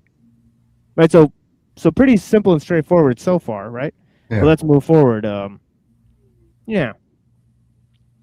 It says, and since these principles existed neither alike nor of the same kind, it would have been impossible for them to be ordered if harmony had not come upon them. So there you have the pre-existing harmony that is required for the existence of things, right? Which is this. I'm sorry. Say that again, Max. I disagree with that completely. I think the universe is in disharmony, and that's right. Right. It's asymmetrical harmonics, though. Yeah. In a way. Yeah. Yeah. Yeah. Like this is like the precursor for this notion of natural law. You could see it there, right? This pre-existent harmony, right? So so then it says those okay, so it says those things that are alike and of the same kind were in no need of harmony. But those that are unlike and not of the same kind nor of the same speed, it is necessary for these to be linked together by harmony, if they are going to be held in an arrangement which he calls cosmos. Right? So by cosmos, he is referring to the arrangement or organization of matter within the universe, right? Which is obviously according to number, right? and also according to a divine principle, as he stated, right? Not human knowledge, in other words, right? Beyond human knowledge, in other words. So that's cool. Yeah, it is cool. Yeah, that part is kind of cool. Yeah, I agree.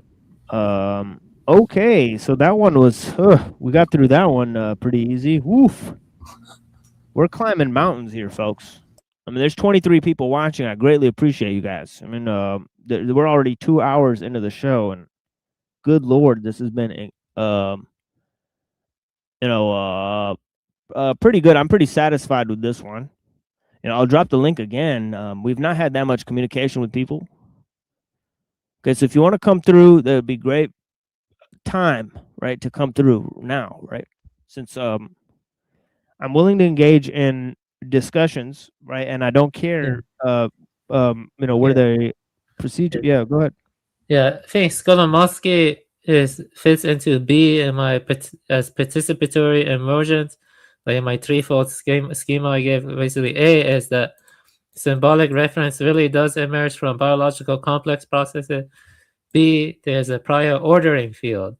Organisms evolve into resonance with it. And C, symbolic order is fully real before biology. Life just hosts or remembers it. C is where things become very... C, I would say C can really destroy the entire edifice of science. Like something like C, where C is the big one. But B is what Skolimowski is close to. I would say Skolimowski is still close to the scientific perspective, actually. John Lash Lamb, who I'm reading right now, he also argues similarly as Skolimowski, believe it or not. Yeah, I was like, yeah. I mean, I was reading some stuff. Yeah, I have some of his books. I was going to say, the human mind, when exposed to solar radiation, sees symbols. Yeah, we don't know actually. But symbols predate everything. Like they exist out there.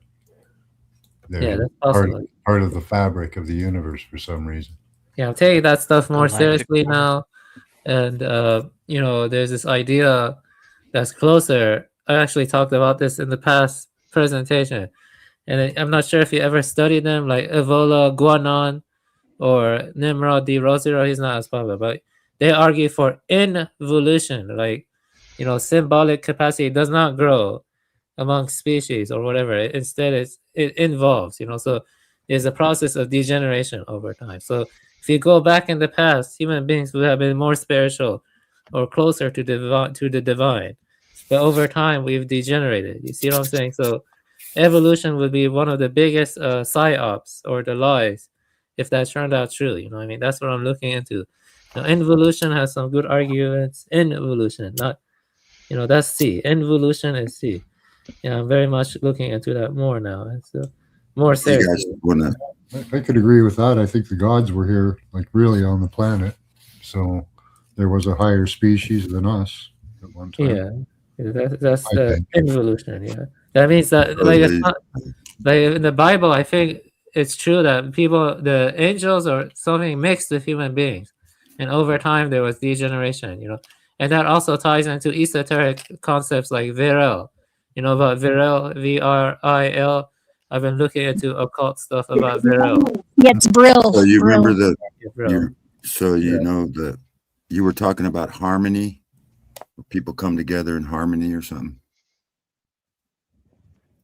Yeah, that's actually the next point. It says the magnitude of the scale harmonia is the fourth and the fifth. The fifth is greater than the fourth by a tone. And Here. We're all gonna come in together into one harmony. Listen. Can you hear that? I love those singing moments. Yeah.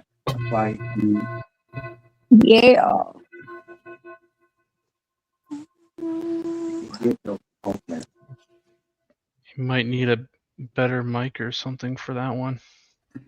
Yeah, blessings to Curb Brusher or man, I'm sorry, I can't read these names because it's what you guys put into YouTube. They won't change. Yeah, they won't change our fucking names back for some reason. I'm watching the ticker at the bottom of the stream, and I have a question. Why not F the drones and kill the system? F the drones is way more fun, and kill the system is actually what you want. Nice. I'll consider that, my friend. Have you heard about during World War I and World War II how they got rid of all the bells?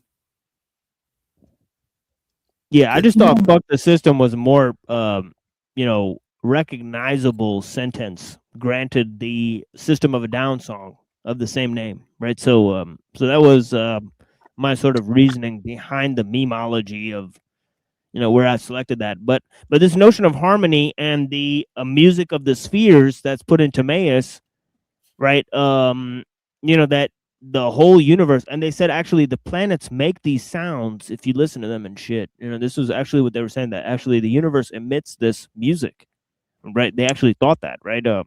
So yeah, well, they can actually hear it now. They can they pointed microphones as they were going past planets, and you could hear it. Supposedly, allegedly. Yeah, they supposedly said that they also hooked up the mushrooms, right, to the sound things, and they supposedly make sounds and stuff. So it's interesting. Oh yeah, they have these things. I forget what they're called now, but you can hook them up to anything, and you can play any object. Right. It's so cool. Right. So this is the notion. He said the fifth is greater than the fourth by tone. For the highest string, the lowest pitch in the middle string is a fourth. The middle to the lowest string, the highest pitch is a fifth. From the lowest string to the third is a fourth. I have no idea what he's saying. From the third to the highest string is a fifth. That which is the midst of a middle string, and the third is a tone. I'm sorry, I've not that much sophistication with music theory. I'm just reading this out for you guys. The fourth is a ratio 3/4. The fifth is 3/2, and the octave is 2/1. Thus, the scale harmonia is 5 tones and 2 semitones. The fifth is 3 Rocky. tones. Yeah, he never ceases to amaze me, this Rocky man. Ugh. Yeah, the fifth is 3 tones and a semitone, and the fourth is 2 tones and a semitone. So this whole idea about why the Freemasons compose this music stuff, right? It's pretty interesting. But yeah, you got a bunch of tuning forks. Yeah, blessings. Yeah, kind of sound like a hierarchy of matter. You know. Well, there's a theory that the bells that they tore down in Germany and all during World War when they rung the bells, it was a healing power, and it brought the people together under one harmony. They all kind of vibrated, good vibes and shit. I love the one with the wheel on it. The wheels that you can do that. Oh, it's so cool. Right. Yeah, so they got only 2 more of these, and then I'll move to a different subject. I'll play some music. Right, this next one is very self-explanatory. It says, "Indeed, all things that are known have number, for without this, nothing could possibly be thought of or known." It's interesting. I think number is an aspect of things, but I kind of wonder if this is where gematria kind of gets started from. Well, yeah, we read that earlier in the last article that some of we the did? yeah it I looked like must some of have the been Kabbalah AFK or stuff. something.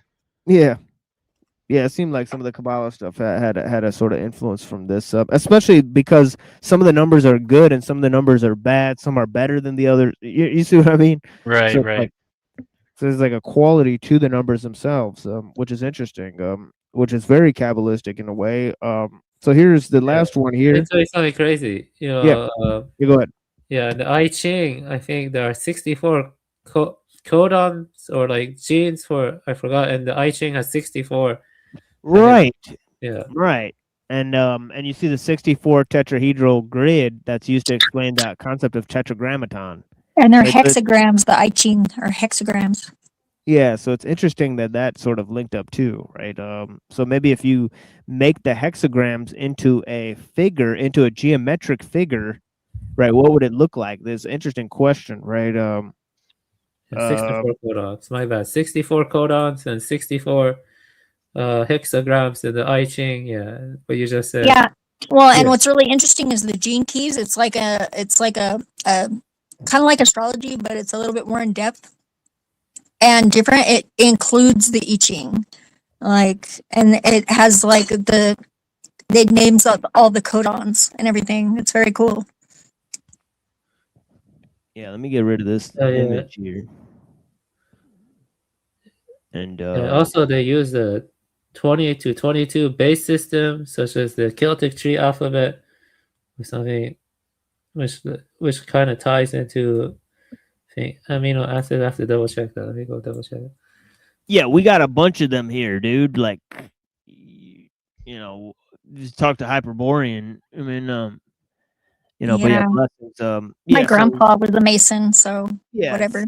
Yeah, it's no biggie. Yeah, but it says both the ancient theologians and the prophets also testify that the soul has been yoked together with the body as a punishment and is buried in it as a tomb. So there is some crazy stuff from Philolaus that really explains the Phaedo, right, from Plato, right?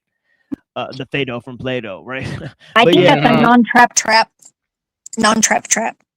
Yeah, but this is more of the idea, that Plato is talking about the transmigration of the souls. He mentions the myth of right? Let me actually pull this up. Myth of right?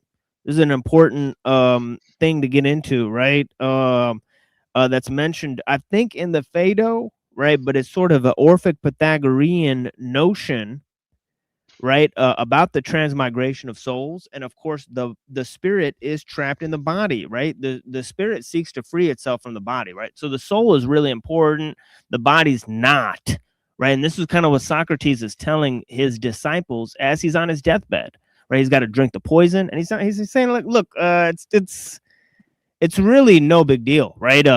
So look what he says here. It says the myth of the word myth here means word, speech, account. Rather, the word meaning the word is used to the at the end when Socrates explains, right, that because did not drink the waters of Lethe, right? So the waters of Lethe make you forget your previous lives. Yeah, I didn't do that either.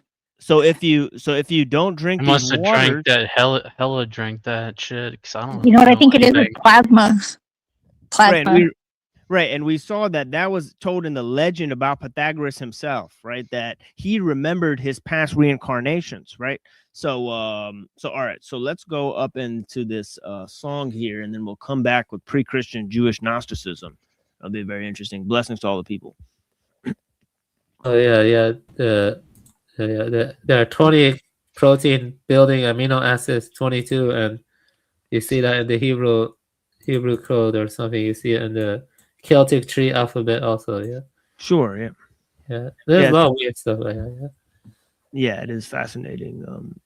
And it could definitely be based on those values from Pythagoreanism and all that stuff.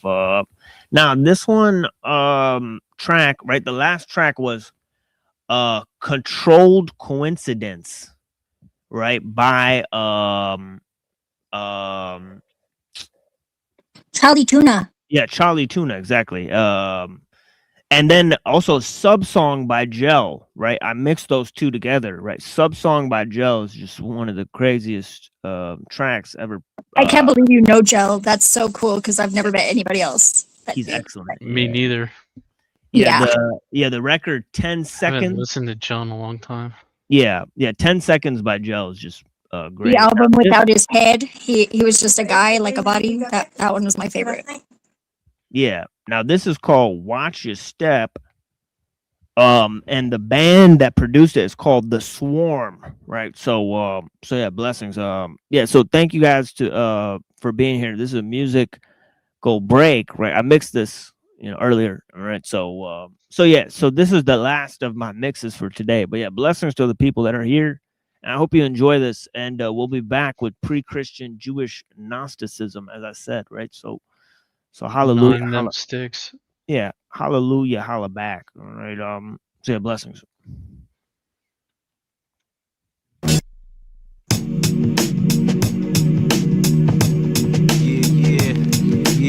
Yeah. Check it. Esperado and OC. What the deal, baby? DITC. Official joints.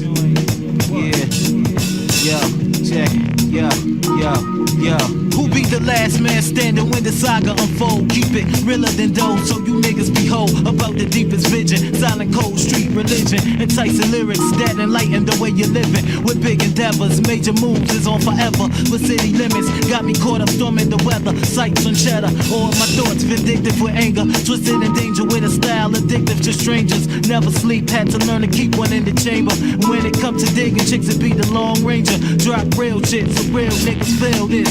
Turn villains to civilians when I kill shit. Got a team of thugs I doubt you wanna deal with. Live strikes life full of drama and ill shit. Never hesitate, react with turbulence. Stack dead presidents, the rest irrelevant. Get out the ring if you can't go the round. Watch your step if you don't know the ground. X and O is like a train of bound. Yeah, bet your bottom dollar we gon' hold it down. No doubt, yeah, what? Yo, let me introduce my bucket. Y'all know me, OC, the kid with the goatee. No holy to me, I shine. I find no crime, maybe criminal thoughts on my mind. Sure you're right, boy, I write rhymes all night. I'm dipping in my LS on the turnpike on my own. Skate home, shorty alone. 40 a goal, it make me wanna stroke my bone. Watch it fall, you wonder why I'm packing for. Cause niggas on the streets like Dracula, vernacular. Smooth like an Acura. Made man pretty tough, but I smacked your whore. I've been blessed since birth to recite these verses. Dropping rhymes on your domes like bird shits. When I step in the place, you get nervous. A kick in the ass is what the herds get. Get out the ring if you can't go the round. Watch your step if you don't know the ground. X and O is like a train of pound. Bet your bottom dollar we gon' hold it down.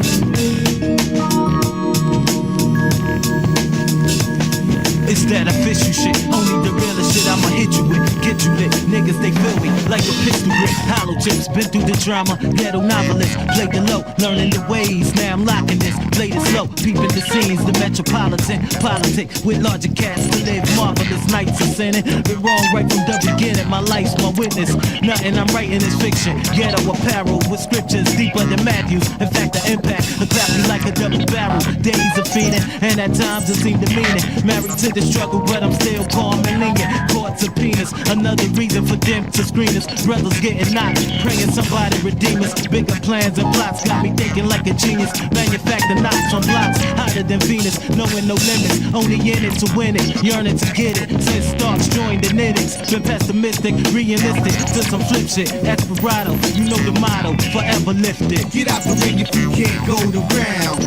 Watch your step if you don't know the ground. X and O is like a train of pound. Bet your bottom dollar we gon' hold it down. Get out the ring if you can't go the round. Watch your step if you don't know the ground. X and O is like a train of pound. Bet your bottom dollar we gon' hold it down.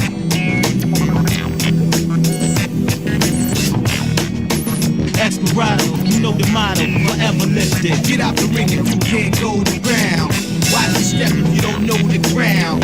X and O is like a train of pound. Bet your bottom dollar we gon' hold it down.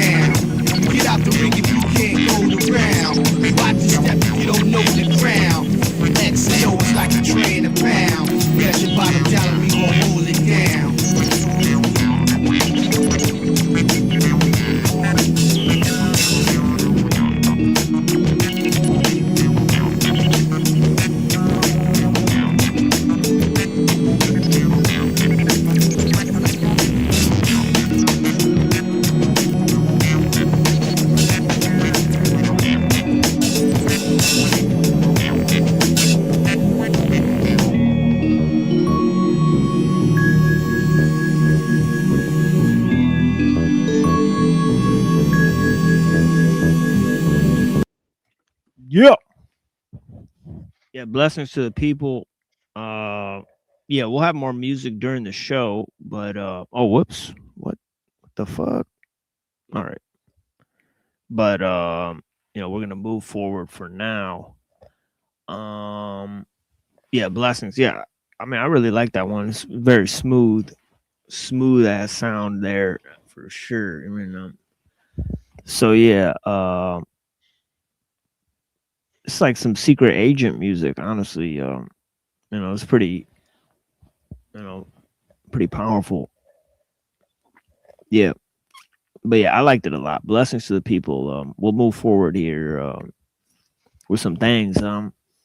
Pre-Christian Jewish Gnosticism, unless the panel goes, the panel will go, right? So we'll see what happens. Let me drop the link again for the people. And if anybody has any reflections or comments on previous things we were going on with, of course, feel free.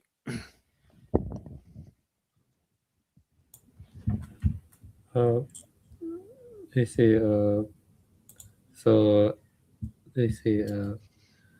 Yeah. So we're going to Maimonides and early Jewish Gnostics and Christian Gnostics now. Indeed, yeah. I see. Cool. I like the concept. It's funny.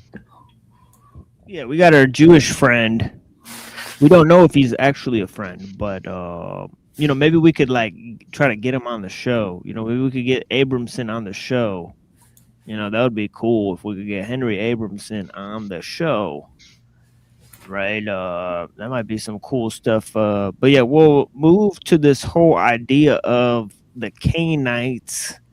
And of course, it's a very interesting idea because this pre-Adamite, there's also pre-Adamite, whole thing of like the generation of the races, and sometimes that relates to like bloodlines and stuff. So there's sort of neo-Gnosticism that gets into this whole concept of the bloodlines as well, and the pre-Adamite concept. Obviously, the founder of Zionism, right, who's a supporter of Shabbatai Zevi, right, is this dude Isaac LaPrairie, right?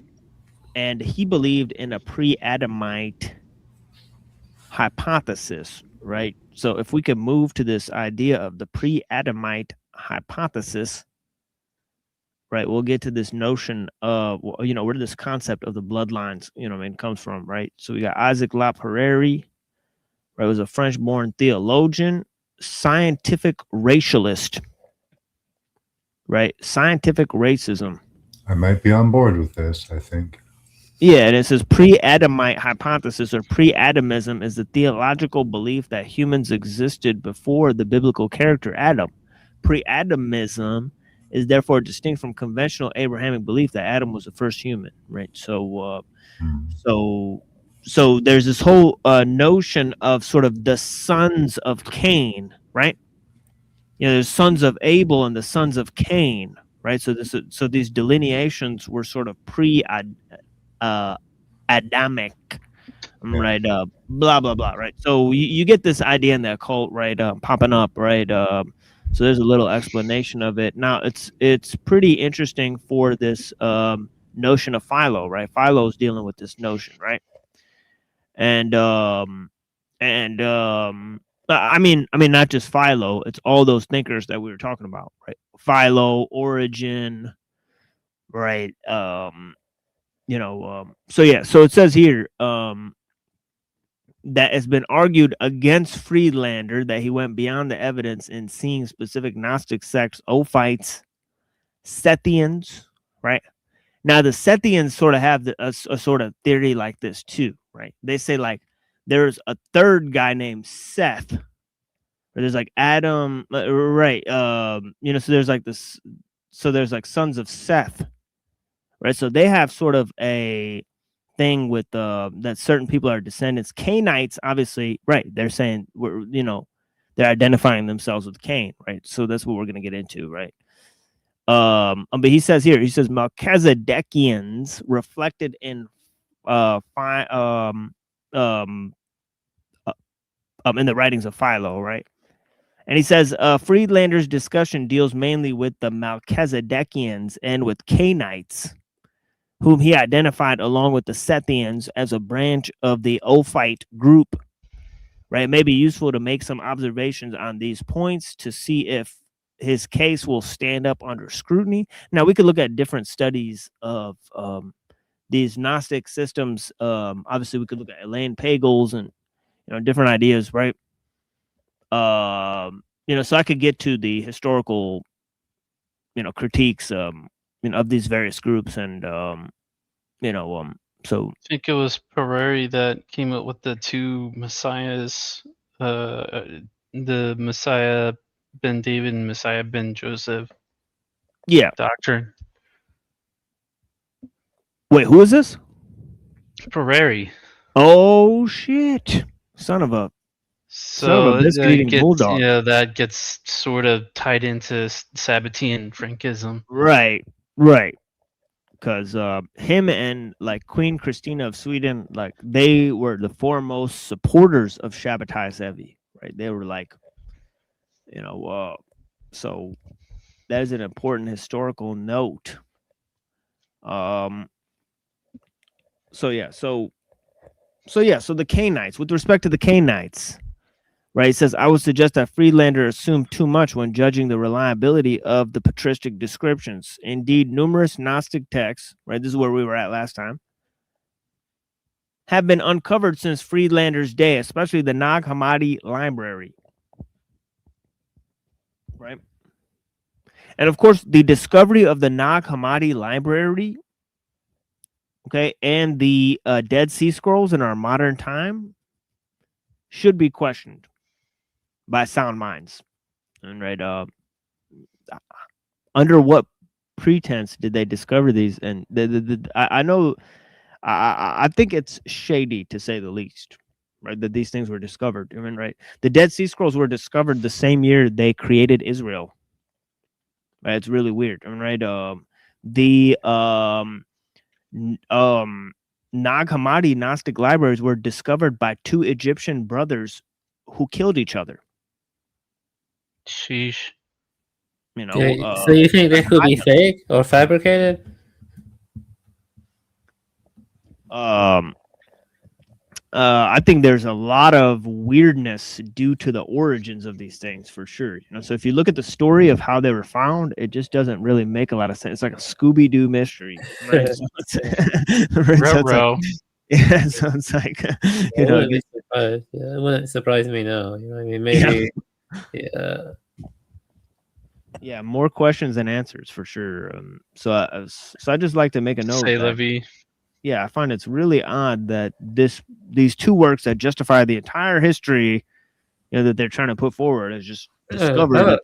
Question: what if you found out life was like the Truman Show? Would it make you go crazy, or would you be like, I really had suspicion, like I'm just curious?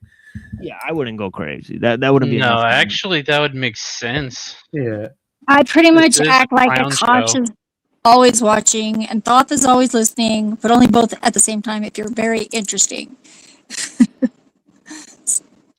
And most people are boring, so.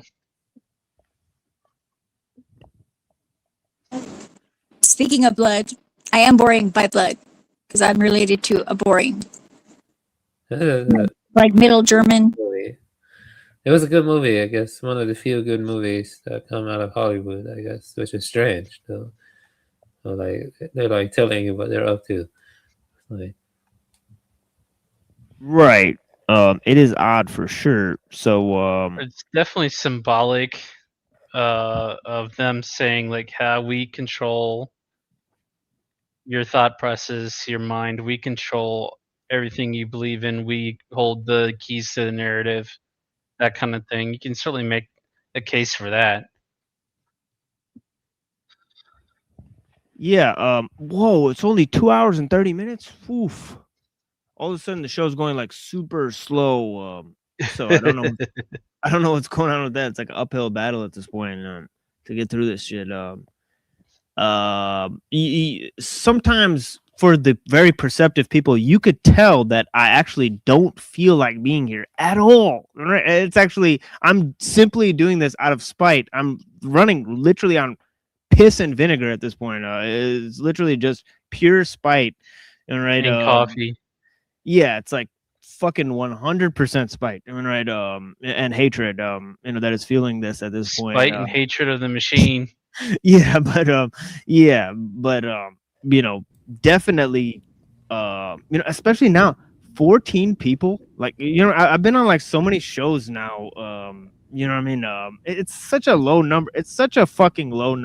It's a catastrophically low number. More than one is a lot. Yeah, of course, but well, still. you would be 20, but 6 of us are up here. Yeah, but like, see, now I called it out, and it goes to 18. See how that works? So it's just like you're asking for it. You're like, I need more. Give it to me, please. No, I'm not asking for more. You could try that.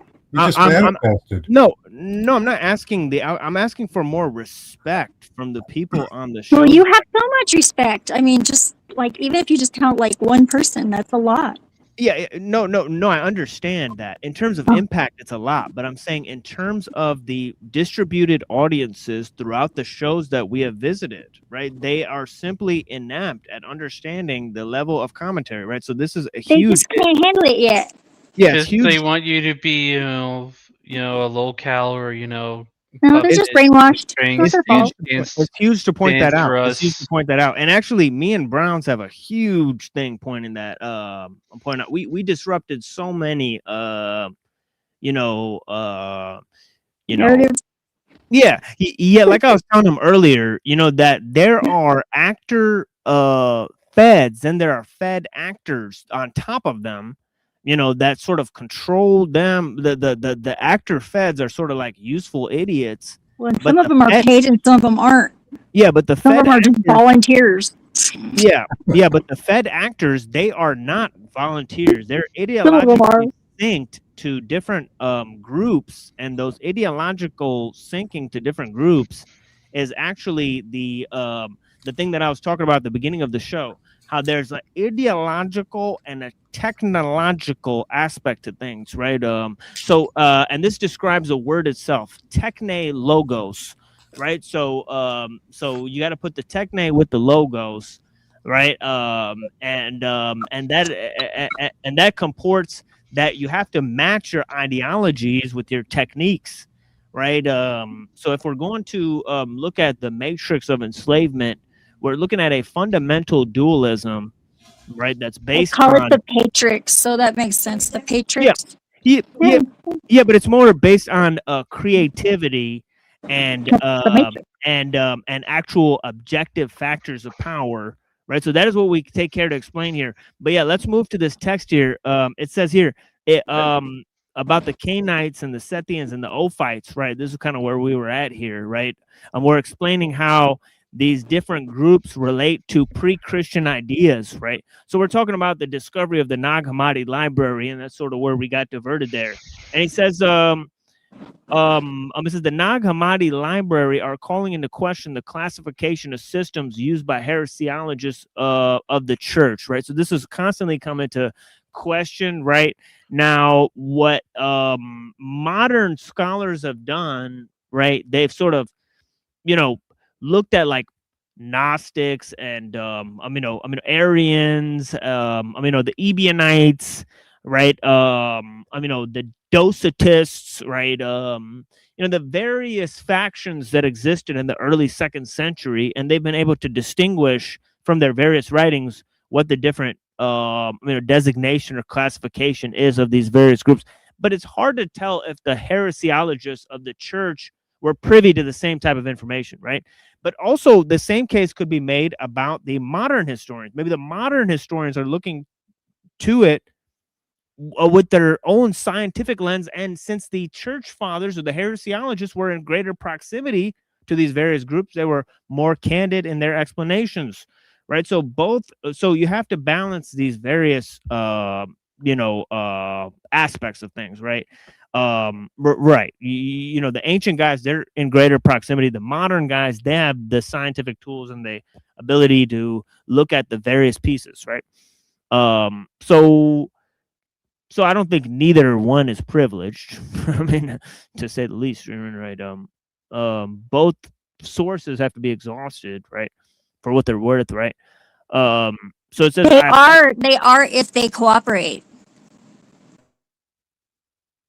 Yeah, of course.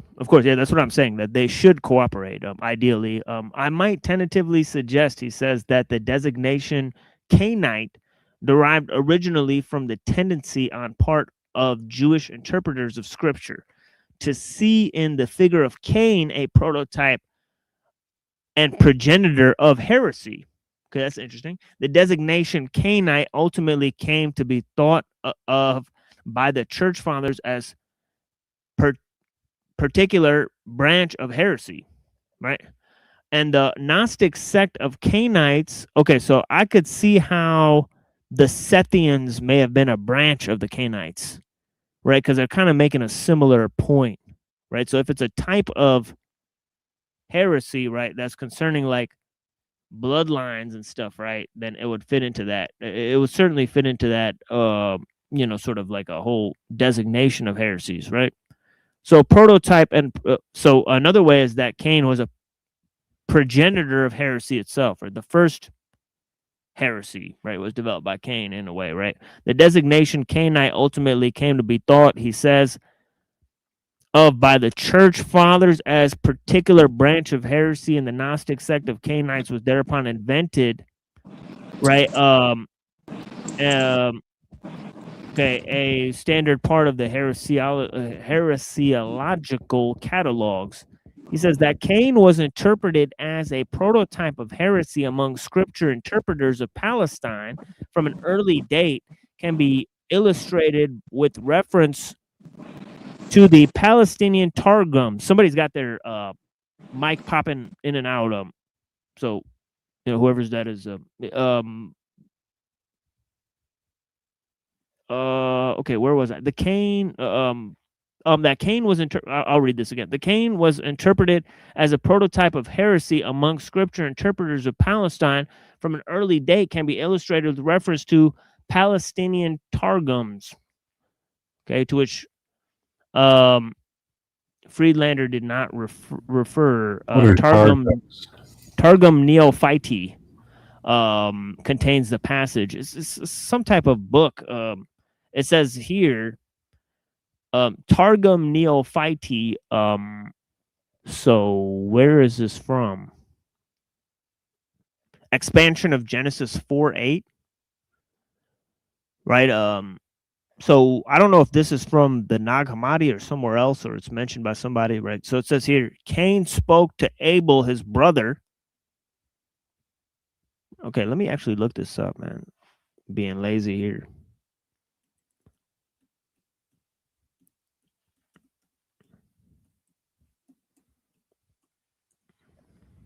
I got the definition here if you want. Yeah. Targum, plural, Targium. Oh yeah, it's that thing. But I'm saying this specific one. Oh, right here. I'll get into that. I got it right here. Yeah, but please proceed, Max. Blessings. Oh, just deleted it. Oh, whoops. Fuck. All right. Well, here's another thing. It says Targum Neophyte is the largest of Western Israeli Targumim on the Torah. So it's a type of explanation of the Torah, right?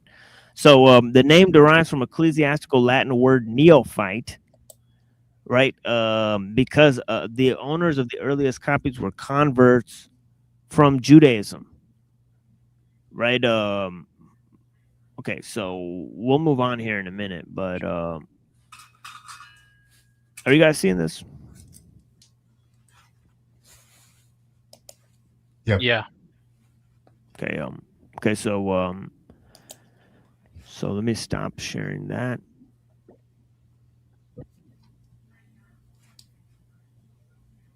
Okay. What am I doing here?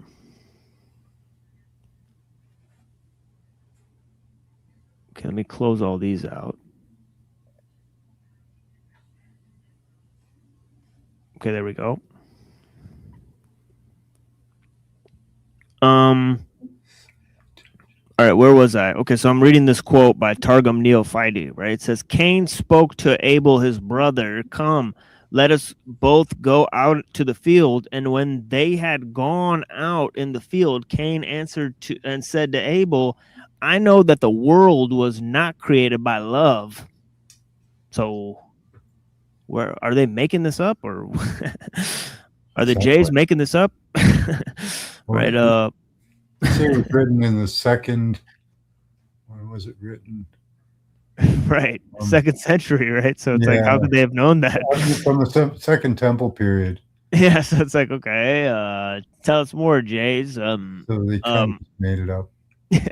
yeah. So Cain. You got to find a mystic for that. Right. Yeah. So he says, I know that the world was not created by love, right?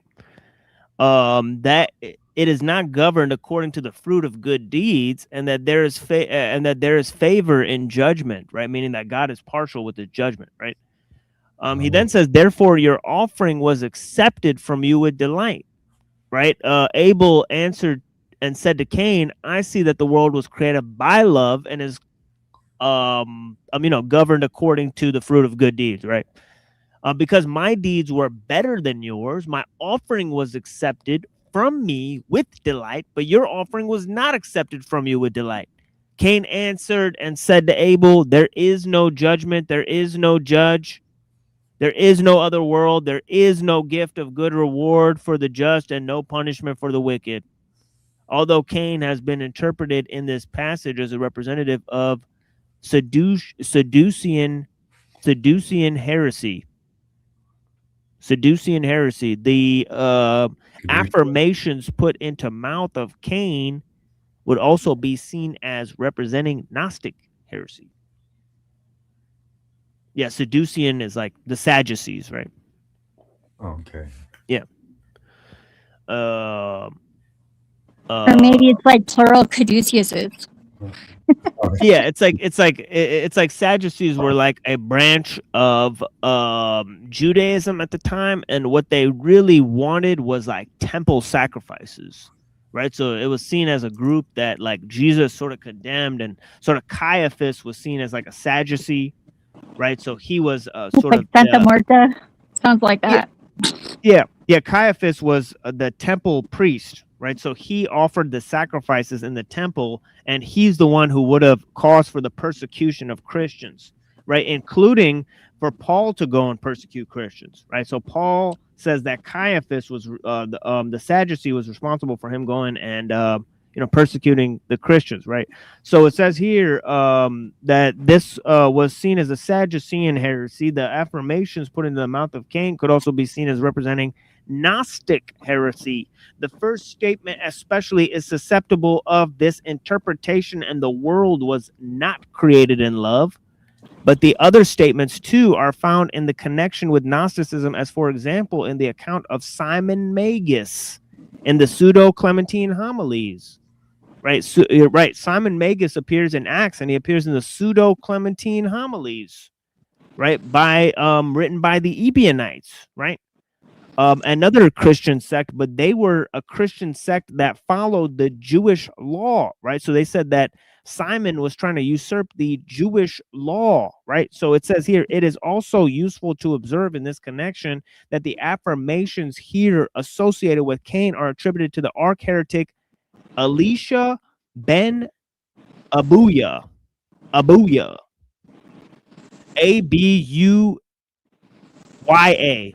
right? And it can be hardly be doubted any longer that Elisha ben Abuya was a Gnostic heretic.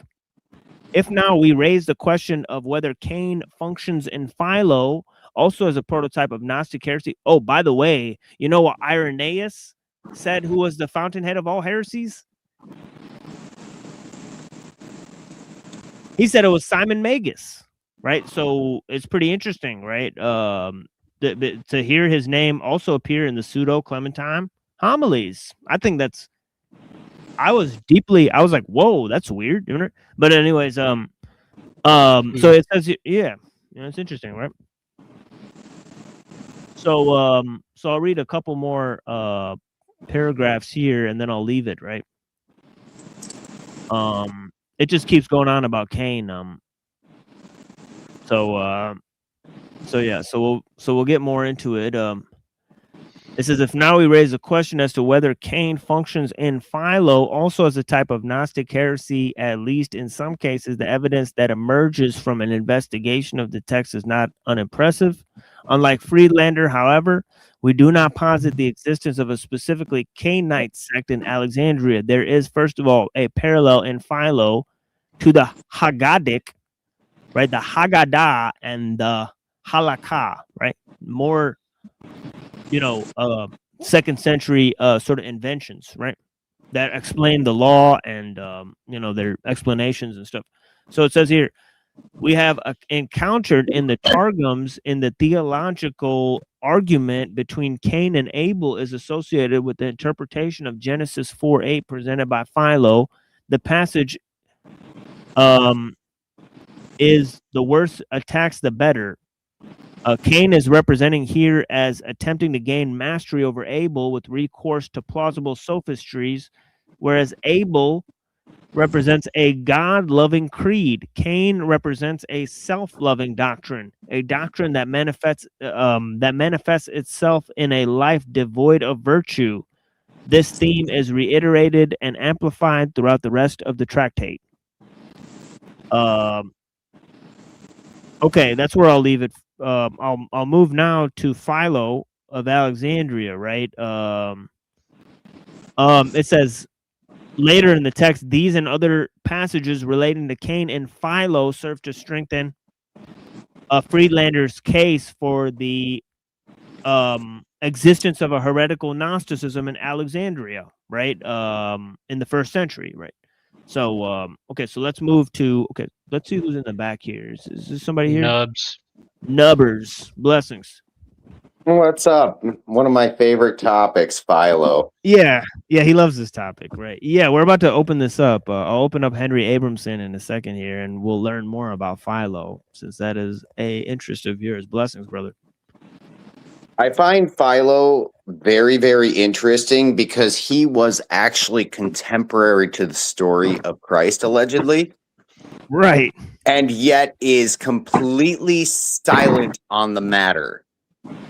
And the New Testament did not come out till after his death, almost like they may have been waiting for it to start their heresy. Just saying. Right. My perspective. Yeah. Yeah, what's interesting is that this dude, Philo was not really that much mentioned by Jewish sources either, right? So like the Jews really didn't think like he was that big of a guy, right? So what's weird is that Christian sources mention him more than Jewish sources, right? Do you think that's because he was? Do you think that's because he was down in Alexandria and not up in the actual temple? I mean, because I know that there was a huge Jewish population that was really discredited by people that lived in Israel. They looked at them very almost like they were scum because they lived in a different country. Yeah. And they thought the same thing about the Samaritans, right? See, Simon Magus was seen as a Samaritan, right? He was, he belonged to those,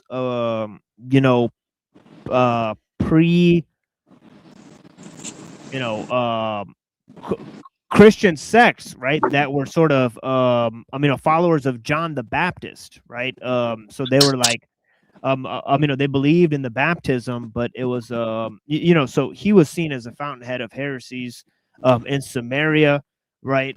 You have Paul, who's like from Turkey, right? He's from Tarsus, right? Well, Paul, yeah. I mean, outside of the Bible, what evidence of Paul is there?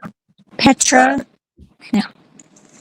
I would say, Well, I would say those type of ideas in terms of Marcion, right? Because Marcion had an early copy of Paul's letters, right? So some of them could have been written by Marcion, right? So it's not to say that Paul wrote all of the letters that are ascribed to him.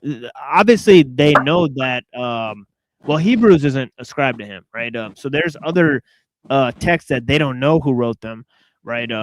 So it's interesting, right? Well, what I'm getting at though is you have in chronological order, you have the death of Philo, and then at about 70 CE, the Bible was starting to be put together. And personally, I think that if you look at the writings of Paul and you look at some of Josephus's writings, the writing style matches very, very, very similar. Not identical, but they were both very Jews. similar. Yeah. Yeah, that's sure. Well, that's the thing is that they Josephus are was. not writing in Hebrew at all, right? And they're speaking to Greeks. So I say, what evidence is there of Paul? Is the evidence that Christianity spread among the Greeks and not the Jews, right? So that justifies his role, apostle to the Gentiles, right? And then it shows historically we could make a case for why the majority of Jews didn't accept Christianity, right? Flavian. Yeah, so I love the Flavians. They are great people that created a great religion. Yeah, And I I say was more great. of the more like LaFay. So the Borgias. Ooh, the scraps. Lovely. I do enjoy the snot rags of Christianity. Well, I'm not that. No, not you. I'm saying what's I know, on but the I mean, screen. sometimes like you could be related to that without being that. Yeah, this is actually a Jewish guy. So this is Henry Abramson, right, talking about some historical evidence for Philo. So let's check out some of the historical evidence for Philo. Wait, what's that, Zeph? Oh, I just said who predicted his death? Whose death? Philo, when he died. I don't think anybody predicted it. Nobody? Oh, No, they what lost do you mean? that story. What are you talking about? I just could swear that there was a story about it. Okay. Maybe that one. Maybe that's one that needs to be remembered. Yeah. So okay. So let's move to this historical info about Philo and see what we could gather. This is Henry Abramson. So let's see what he says. Especially Plato. In fact, something that he clearly does know very well is Greek philosophy. He was soaked in Greek philosophy and especially Plato. In fact, again, thinking about the role of Philo in the transmission of Greek wisdom to the Renaissance, looking a little further, it's an extremely important thing because he was sort of the bridge for the church fathers to take Greek wisdom and retain some value for it so that once they got past the Dark Ages, there was at least a memory that, yes, there was this guy named Philo who was interested in some guy named Plato. And when the writings began to surface from Arabic translations, there was a desire to resurrect the original Greek as well. So Philo plays a very important role in kind of bridging the ancient world with the medieval world as well. But nevertheless, let's just think about this guy. What is the nature of his Jewish identity? He's clearly a totally committed Jew. He believes in Judaism so much that he devotes all of his energy to writing book after book about various aspects of Judaism. However, they are entirely written in a Greek idiom, both literally, written in the Greek language, but more significantly, perhaps, written in a Greek style with Greek syntax, Greek questions, and they read like philosophical tractates. He's essentially totally absorbed within the Greek world and yet obsessed with Judaism. There you have it. It doesn't tell us much about the Christians or the Jews at the time, but it does tell us a lot about the sort of cultural milieu where the Alexandrian Jews functioned within, right? So in terms of that, it's extremely potent information because it shows that Alexandrian Jews, some of them didn't speak Hebrew. They were like Roman citizens, right? They were conversant in ideas of Middle Platonism and so on and so forth, right? So so that is quite a striking picture of the Alexandrian Jews, right? That we gain from looking at this particular iteration of thought from Philo, right? And his sort of Greek interpretations of Hebrew scriptures, which, as we said, it contributed to those groups like Melchizedekians and Ophites and Sethians and so on and so forth, right? Usual kind of posture of identity that I think we will actually... By the way, as we read earlier, Philo himself lamented the rise of these groups. So he did not support, the Ophites or the Melchizedekians, but he was, I'm simply pointing out that he functioned on the same level, meaning that he wrote in Greek and he explained a lot of the Hebrew ideas in terms of Greek philosophy, right? So he was playing the same game, but he didn't come to the same conclusion, right? He thought the Hebrew scriptures were more powerful than Greek philosophy, if you will.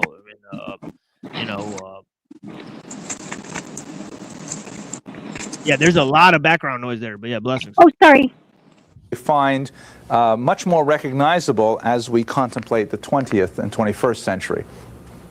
So let's just understand a little bit about what is this Greek stuff that obsessed Philo so much. This concept of Hellenism, the word Hellas means Greece, and Hellenism refers to the spread of Greek culture through the Middle East, Central Asia, and all the way over to northern India, places like Can you pause that? what would be today Pakistan, the Punjab, all the way. Yeah. Didn't Hellenization also incorporate the teachings directly of Hermes Trismegistus? Wasn't that part of it? That may have not occurred until the 2nd century. So that's post-Hellenic. Okay. Supposedly, right? Allegedly, right? Over to Bangladesh. So that happens with Alexander the Great's conquest of the Middle East. Here's a bust of Alexander the Great. He comes from Macedon, and as we can have a look at this map here he is coming from northern Greece, making his way through. This entire journey was completely devoted to the task of finding authentic Chinese food, and he kept on taking it was really difficult. But he's got some joke that he always does about like wherever Jews spread, like Chinese restaurants pop up or some shit. I don't know. It's like egg rolls, That's really twisted because there's also a clown connection. So it's the food and the entertainment of the Chinese that they're always interested in. And if you look at Asian culture, the demon looks like that guy. Yeah, the Tengu. Yeah. Yeah, like Tengu he looks demon. a lot like a lot like yeah, he's got a square the Tengu or the Tangju. Yeah, the Tengu demon has got like a giant nose, and then he's also got a square thing, so it looks like the oh my god. yeah, the box that they put around their head and they wrapped around 7 times. He moves all the way through, and one of the most phenomenal early conquests of the ancient world. He takes over the entire eastern Mediterranean basin. Here is Alexandria, by the way, in Egypt at the Nile Delta, all of Israel here, and then he moves all the way through Central Asia out to northern India. Not quite as far as Bangladesh, but way out into this region here, where he finally, his soldiers revolt. His soldiers are tired. They've been fighting for several years. They want to go home. With tremendous regret, he agrees to head it back. But on the way back, he dies most likely from alcohol. That's right. He got to Pakistan and he's like, all right, it's time to get the fuck out of here. Right? These Punjabis are crazy as fuck. Right? So he's like, all right, what's a Jew? Yeah, what's a Jew going to do here in Pakistan? Yeah, they get Bombay fever. Exactly. Yeah. I don't know. poisoning. He just simply drunk himself to death, and the empire collapses. And once the empire collapses, it's divided among 3 of his generals. You have this part here is held by the Ptolemies, spelled with a Ptoleman. And over by the way, that said, when they were having the war in Afghanistan, they said that. The Alexander got to Afghanistan. He just like packed up and went home, which is pretty funny. All right, because it's like, it's like nobody wants to fuck with Afghanistan. All right, like even the U.S. went out there and they just had to go. All right, because it's literally like just mountainous hell. Let's be real honest on that one. When the U.S. got there, they were literally fighting with people. Like Paul says it very well, and I'm not talking about Paul in the Bible. I'm talking about Paul, the great Paul. He says it very well when he says that they were proverbially fighting with bows and arrows against fucking tactical nukes. Like, the fact that they held their own for so long tells you something about the resilience of those people. Yeah, but I think it's also the thing is like just the weird shit of the terrain, right? And also the fact that they had been fighting the Russians for like 20 years before that. So there's like they're pretty much hard as nails at that point. So that's the thing is like, you just send a bunch of dudes that like were previously eating at McDonald's, guys like Marathon Kev, Manthon Kev, sent them over to fight these guys. All right, so yeah, it's pretty funny. They probably got enough tunnels that they always had the high ground. So yeah, exactly. Yeah, so Well, and then you have things like the Kandahar Giant. So I mean, whether it's true or not, maybe they ran into the Yeti, from Indiana Jones. Who knows? You have this part here is held by the Ptolemies, spelled with a Ptoleman, and over here is held by the Seleucids. This would be Antiochus of Hanukkah fame, and the third is left in the Antigonids, which is out here in central Greece.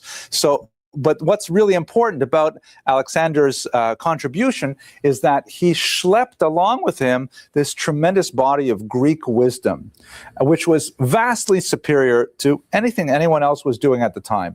They had the mathematics of people like Euclid.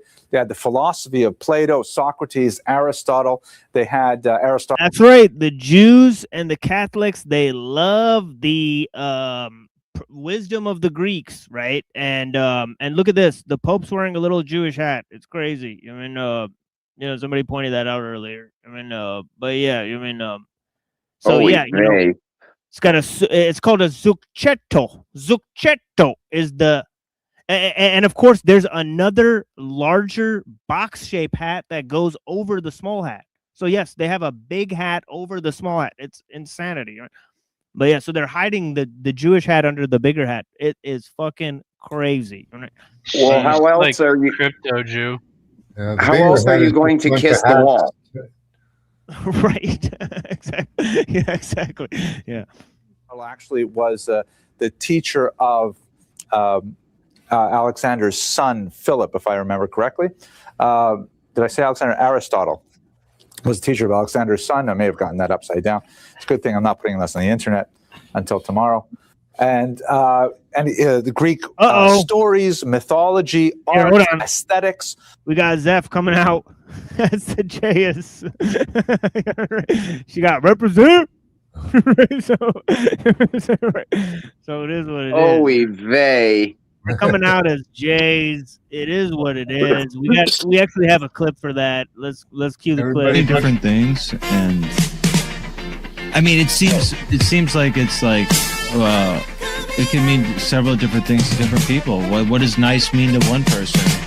Exactly, according to their values. Yeah. What do you got going on here, bro? You got that? What are you wearing, bro? You dressed like a Jew. Whoa, sorry. Are you dressed like a Jew here? What's going on? What? Why is this Jewish? I'm wearing a pea coat. We had church service. All right. So yeah. So you had said something about Jews and Catholics always going to the Greeks for wisdom. Right. And I know why that is. Because you can't give what you do not currently possess. And if you do not possess something, you must go get it in order to possess it. Well, yeah, it's striking that he's saying that. This modern Jayish guy just literally said nobody was doing anything at the time like the Greeks. But even though, like, wouldn't the Jays be doing something great? It's crazy, right? So he's like, no, not even the Jays, right? So he kind of put them above. He kind of made a Philo move. He put the Greeks above the Jays. You know? That's his first mistake. Yeah, there is no superior. Right. Yeah, definitely not superiority between those two guys for sure. You know. Well, if we're going for going for superiority and we're going to bloodlines, I mean, there's some big questions there. But that's a whole different topic. I know a lot of people who are descendants of the Greeks. I know people who are descendants of the Jays. They're all smart people, you know, right? So that's reasonable and understandable. Yeah. So let's hear a little bit of this. I do have another one on Maimonides before we transition to Maimonides. So we're going to get into another one here. All of this rational, logical way of looking at the world around them was translated to all these other cultures who were immediately overwhelmed with it. Jews included. Jews loved Hellenism, and Jews absorbed as much of it as they can. And of course, we're familiar with the backlash that occurred in the 2nd century before the Common Era, because Hellenism was so powerful, it threatened to completely overwhelm Jewish identity, such that you have the Hasmonean revolt, the Hanukkah revolt, where traditionalists who were arguing that Greek culture was seeping too far into Jewish culture was going to eradicate it, and they had a civil war against those Jews who felt that, no, Greek culture is good for us, and we want to accumulate as much of it as possible. This conflict with Hellenism, although it was briefly solved in favor of the Jews, in favor of the traditionalists, I should say, in the 2nd century, it continued for several centuries thereafter. And we're talking about Philo, who was born 150 years later, and the fight is still evidently going on, and it's not clear where we should put Philo in the entire story. So any questions about Hellenism so far? No? Good. Clear as the sun at noonday. So here's Alexandria, right here on the western Nile Delta. It is the 2nd largest urban concentration of Jews in the ancient world. It is a city, if you will, kind of like Jewishly, it's like...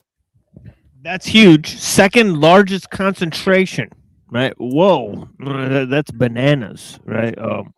Well, they used to take all the boats whenever they would come into port, and they would like take all their books, and they would copy them, and sometimes they would give them back. Sometimes they would just keep them. Yeah, usually made copies though, give them back. Like New York compared to Jerusalem. Jerusalem, of course, the beating central heart of the Jewish people, massive concentration of Jews I'm talking about today, and no one would deny that it's certainly the capital, the spiritual capital at least of world Jewry. But New York, on the other hand, a massive population, not nearly as educated as, say, Jerusalem Jews, they, speaking English and things like that, but nevertheless, an extremely important center. And Jerusalem can't trifle with New York. Oh, I thought it was run by Muslims. Oh! No, that's you guys over in Michigan. Come on now. Retards. Yeah, I know, but... I've been really getting into Sufi stuff. I really like the poetry so much. It's beautiful. Yeah. New York, Mamdani is a J, bro. Mamdani. God damn. Uncle Sam, goddamn Mamdani. New York either. New York is simply too important. That's kind of like Alexandria in this time. Alexandria was a huge population, multiple ethnicities in the city, indigenous Egyptians, Roman overlords and Jews. And the Jews were extremely numerous, so much so that they ended up taking over more than 1/4 of the city's population, both literally in terms of absolute numbers and also in terms of the actual physical quarters of the city. They ended up moving into other quarters, which caused a significant amount of conflict, as we shall see. The Talmud speaks of massive synagogues that were so huge, I'm sure you're familiar with this passage, so huge that when they said Kaddish, it was necessary to wave a red flag so that people knew when to say Amen.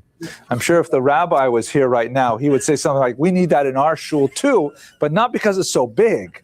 We need it because you can't hear in the back. When they're saying Kaddish, you need the red flags. I don't mean to cast asparagus at anyone here. Kaddish exist already at that time? Did the Kaddish Tefillah exist back then? Well, the Gemara clearly indicates that it did. And if I remember correctly, in Leon Wieseltier's Did you catch that reference? On Kaddish. What's up? He said, I don't want to throw asparagus at anyone. And it might not be broccoli. No, what I'm getting at is asparagus is a man-made vegetable. So in essence, what he's saying is, I don't want to throw any man-made conjecture. Maybe I'm totally off, and it was just That's interesting. Yeah, no, that is interesting. I don't know why I actually exited out that screen. I think they should call it disparagus. Then. Putting it asparagus. Yeah, I thought I was just Kind putting of it strange to backstage. use asparagus instead of something else. Yeah, but let's listen to this for 5 more minutes, and then we'll basically go and take a music break. I'll go and get a little bit of food and some coffee, and then we'll continue the rest of the show.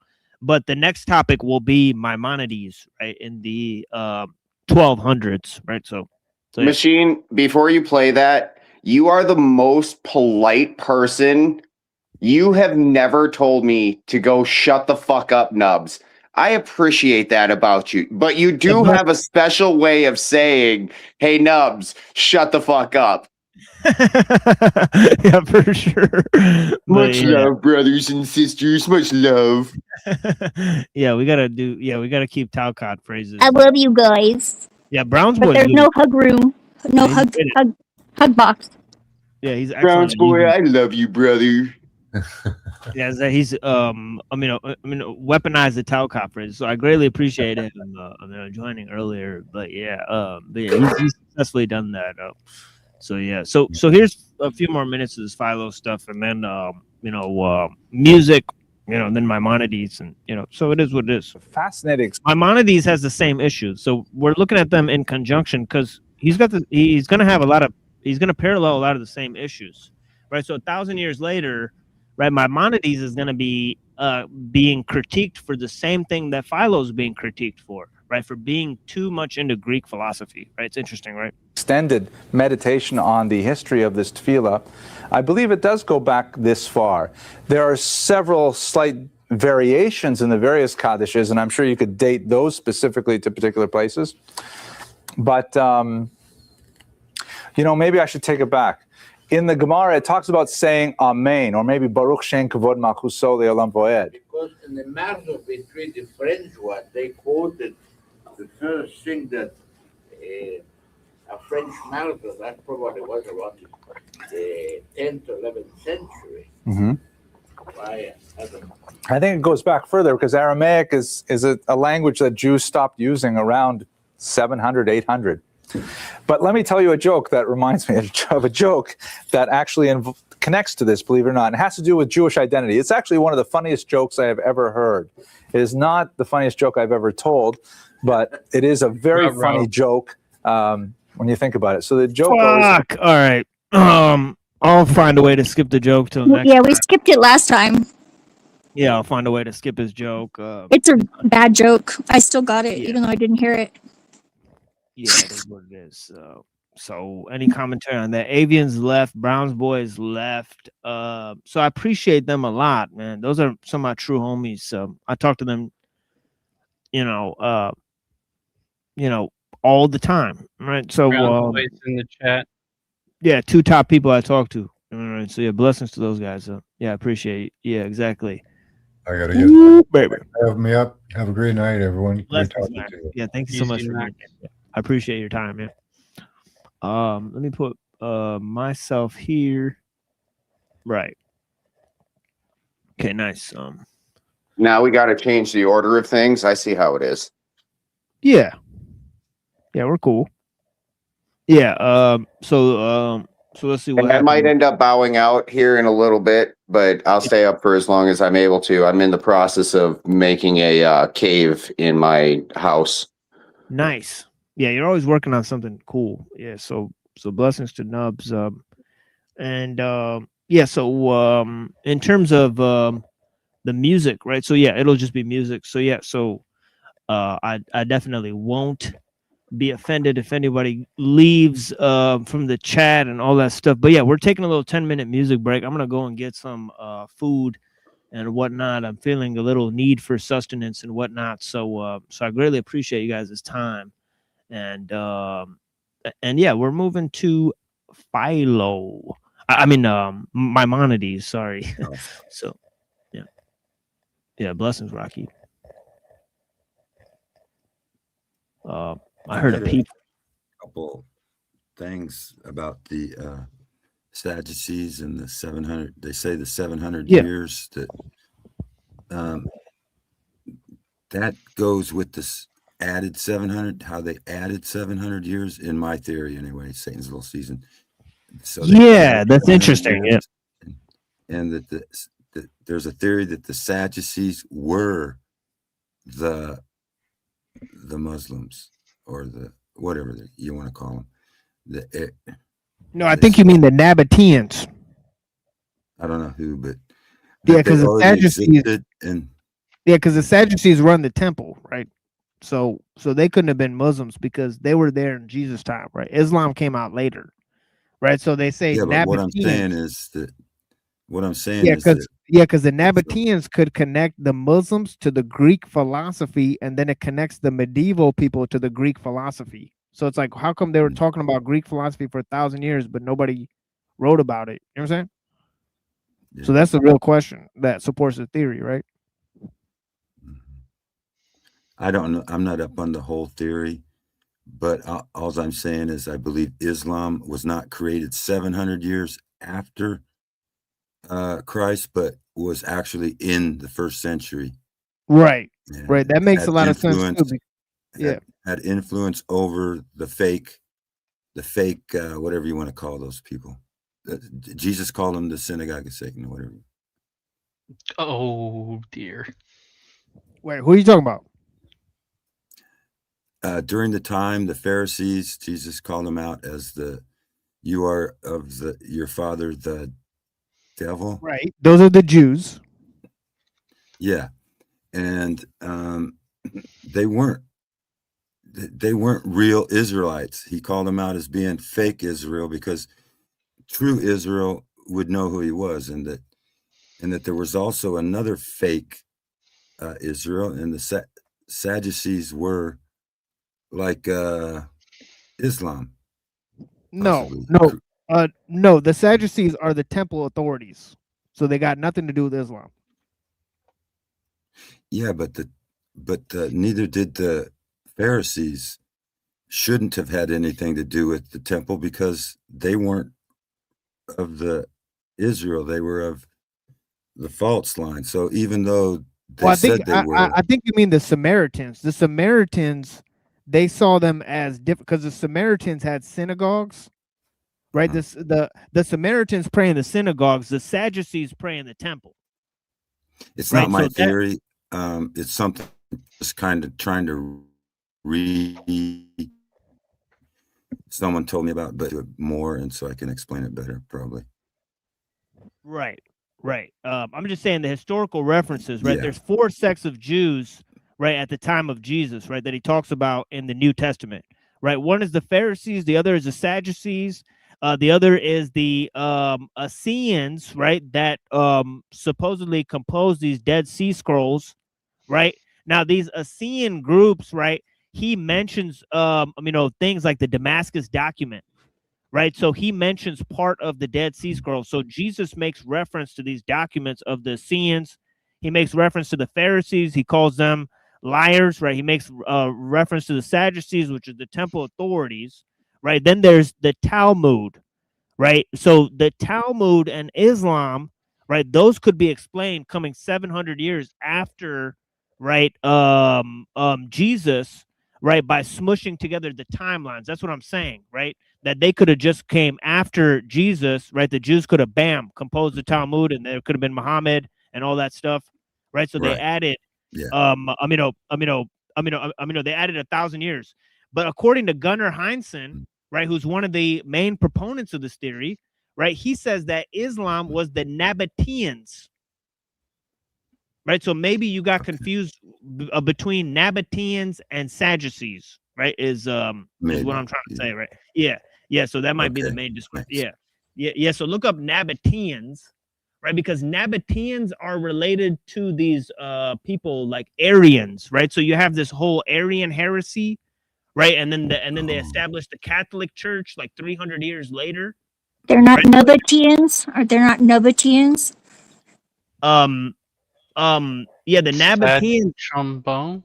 Yeah, the Nabateans are like basically saying that they are that Christ has a this was in the Council of Chalcedon, right? It was like 50 years or something after they did the Nicene Creed, right? They called the Nabateans a heresy because they said that Christ has dual natures, right? So it said he had a human nature and a godly nature, right? Whereas the Nicene Creed argued that Christ is fully God and fully human. So it's a very small distinction that they sort of argued over, right? But wasn't small for them, apparently. The Nabateans are not related to the Nazarenes, are they? No. But they were Arabs, so that's the key thing. They're Arabs. Right? Oh yeah, so, Arabs. Okay. Yeah, they're Arabs, right? So I don't think Muslims would say the same thing as the Nabateans would, though. They're just Muslims would just say that Jesus was just a prophet. Yeah, of course. But the ideas of the Nabateans and the Arians, they are closer to Islam. The reason is because some of the Arians argued that Christ is a creature, right? That means he's created by God, right? So that so that's dismissed in the prologue of John, right? It says that Christ was there at the beginning of creation, right? So that's there to say, no to that, right?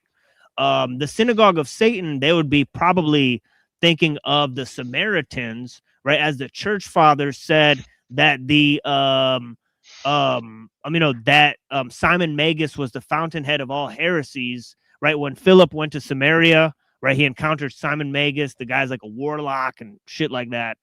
So it's all crazy shit. So that's probably where that he's referring to, right? So you got different groups, but the Sadducees and the Pharisees, they were all Jews, right? So they exist. So but yeah, it's possible that the Second Temple of Judaism, all those writings could have been closer in timelines to the Nabateans and the Arabs and Islam and all that stuff. So there is a possibility that they added a few hundred years and stuff like that. But yeah, so it's interesting. But that would but in terms of the Council of Chalcedon, the Nicene Creed that happened in 300 AD, right, and the establishment of the Catholic Church and Constantine, right, that happened midway between. Yeah, that happened midway.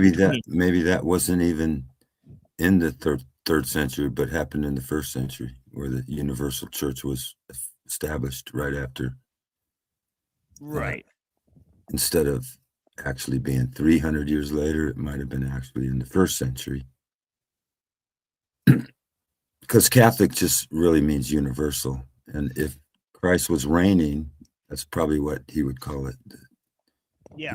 But the Nabateans were Christians too. So this is important to realize. Yeah, they were Christian Arabs, right? So let's go to this video, and we'll be back in like 10 minutes. But yeah, if you look up Gunnar Heinsohn and the Nabateans, right, spelled Nabateans, right? So yeah, you guys could you know, rewind the tape, get the spelling and all that stuff. So yeah, blessings to all the people. I appreciate you guys. And yeah, we'll be back with some Maimonides, as I said. We'll take a little break so I can get some food. I greatly appreciate you guys. And yeah, we'll be back soon. This is just a music break, so it's just 10 minutes. We'll be back, right? It's just music. So all right, get yeah, something to eat and get yourself a cup of coffee. Exactly, right. So that's what this is about. So I appreciate you guys. Yep. Makers, and we are the music makers, and we are the dreamers of dreams. Come along, come in.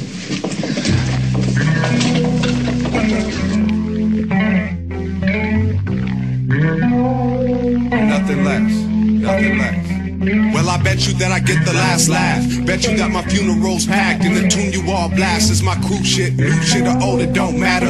Boat, I get swole in the zone where you gather. I'm alone, but together with the folks. Not really knowing where I'm going, but my goal's to provoke thoughts. Devote locks, show some fools the ropes to hop. Scope the top from above it, love it, then leave it alone. I believe that I'm grown, showing the way. Oh, in the bay, for going astray, now I'm blowing away. Like that bag in American Beauty, truly blessed.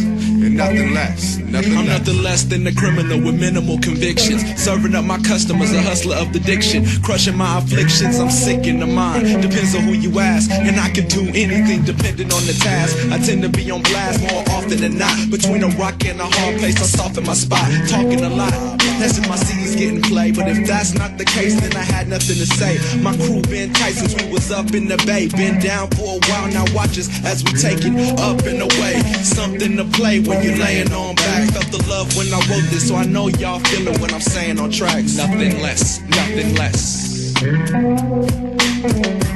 And nothing less, nothing less. And nothing less, nothing less. First step was birth. Now forever cursed to analyze his self-worth. The second step was belief. Had to make that move before he even grew teeth. The third step, respect, awareness. He can trip over the next step if he's careless. That next step, number 4, was love. Can't touch it without stepping the other 3 above. As he froze for a moment, ignoring the remaining ones he was approaching. Focus stolen, looking down at his hands to see what he was holding. Nothing, empty, no choice but to keep going. The 5th step felt like a misstep. It was a re-evaluation of the first 4. The anxiety, fear of what it hurts for, caught somewhere between the earth's core and the first floor. When he finally made it to step 6, he could no longer see it for what it is. All of his views on family and life were askew. Number 6 had been twisted by the previous 2.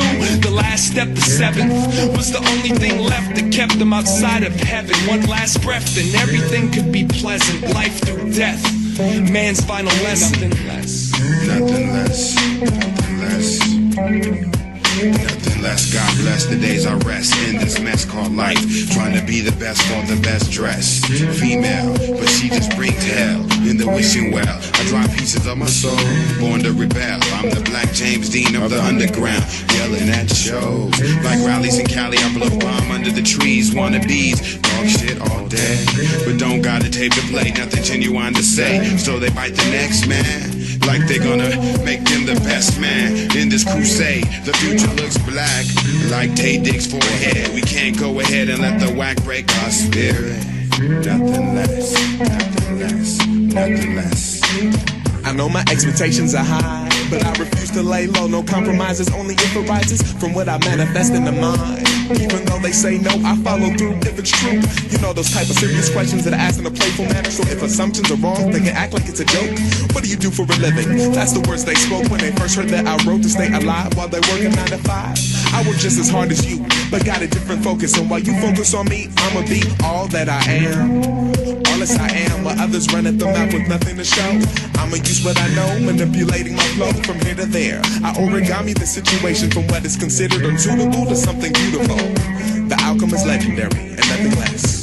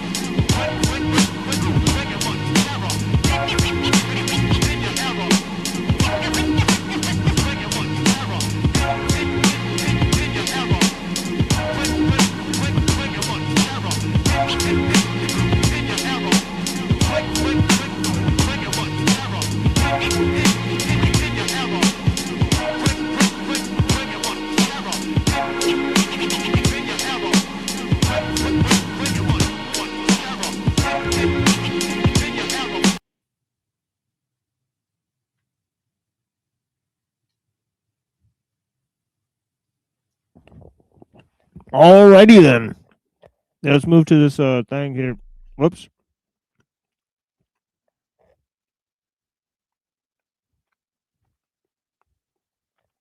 Oh wait, I gotta switch to Maimonides.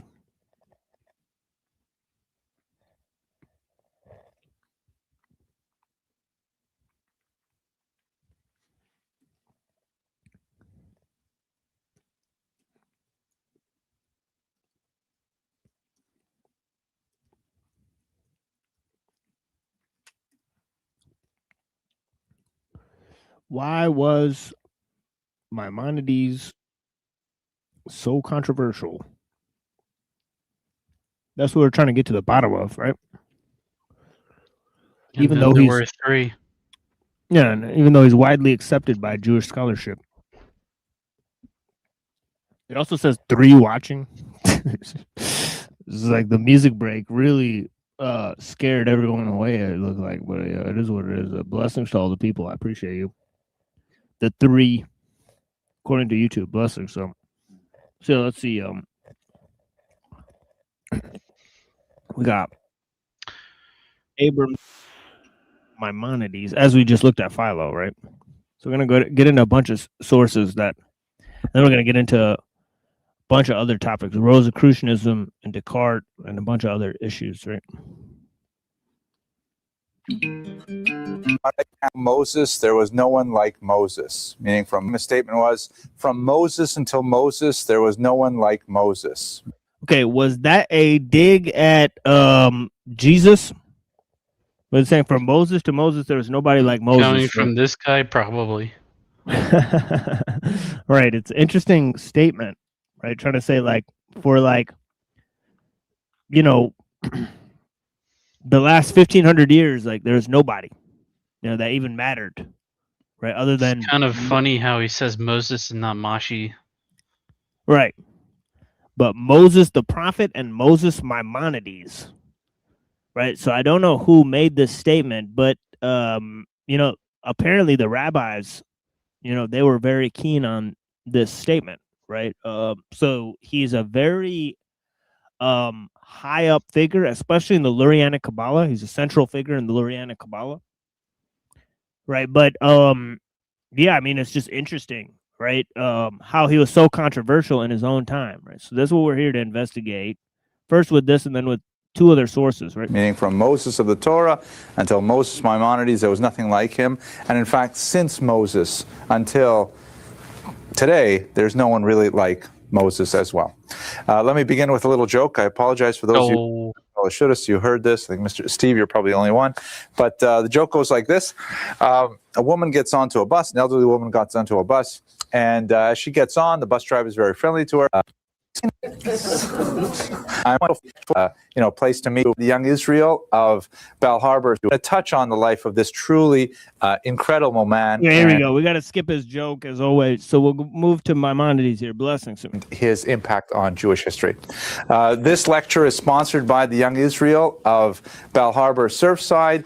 We're very grateful for the shul. Interesting that it's called like Young Israel, like Young Italy, like with like Giuseppe Mazzini. Like that's kind of what. Sheesh. Does that mean it's part of B'nai B'rith? I wonder. You know. But yeah. To provide us with heat and light, or AC and light, and place to meet. We are looking for sponsorships for future lectures, so if you're interested, please contact me or contact the shul office. The shul likes $200 to offset the costs, and all the profits, of course, go into producing that wonderful edifice that we are creating just a block away.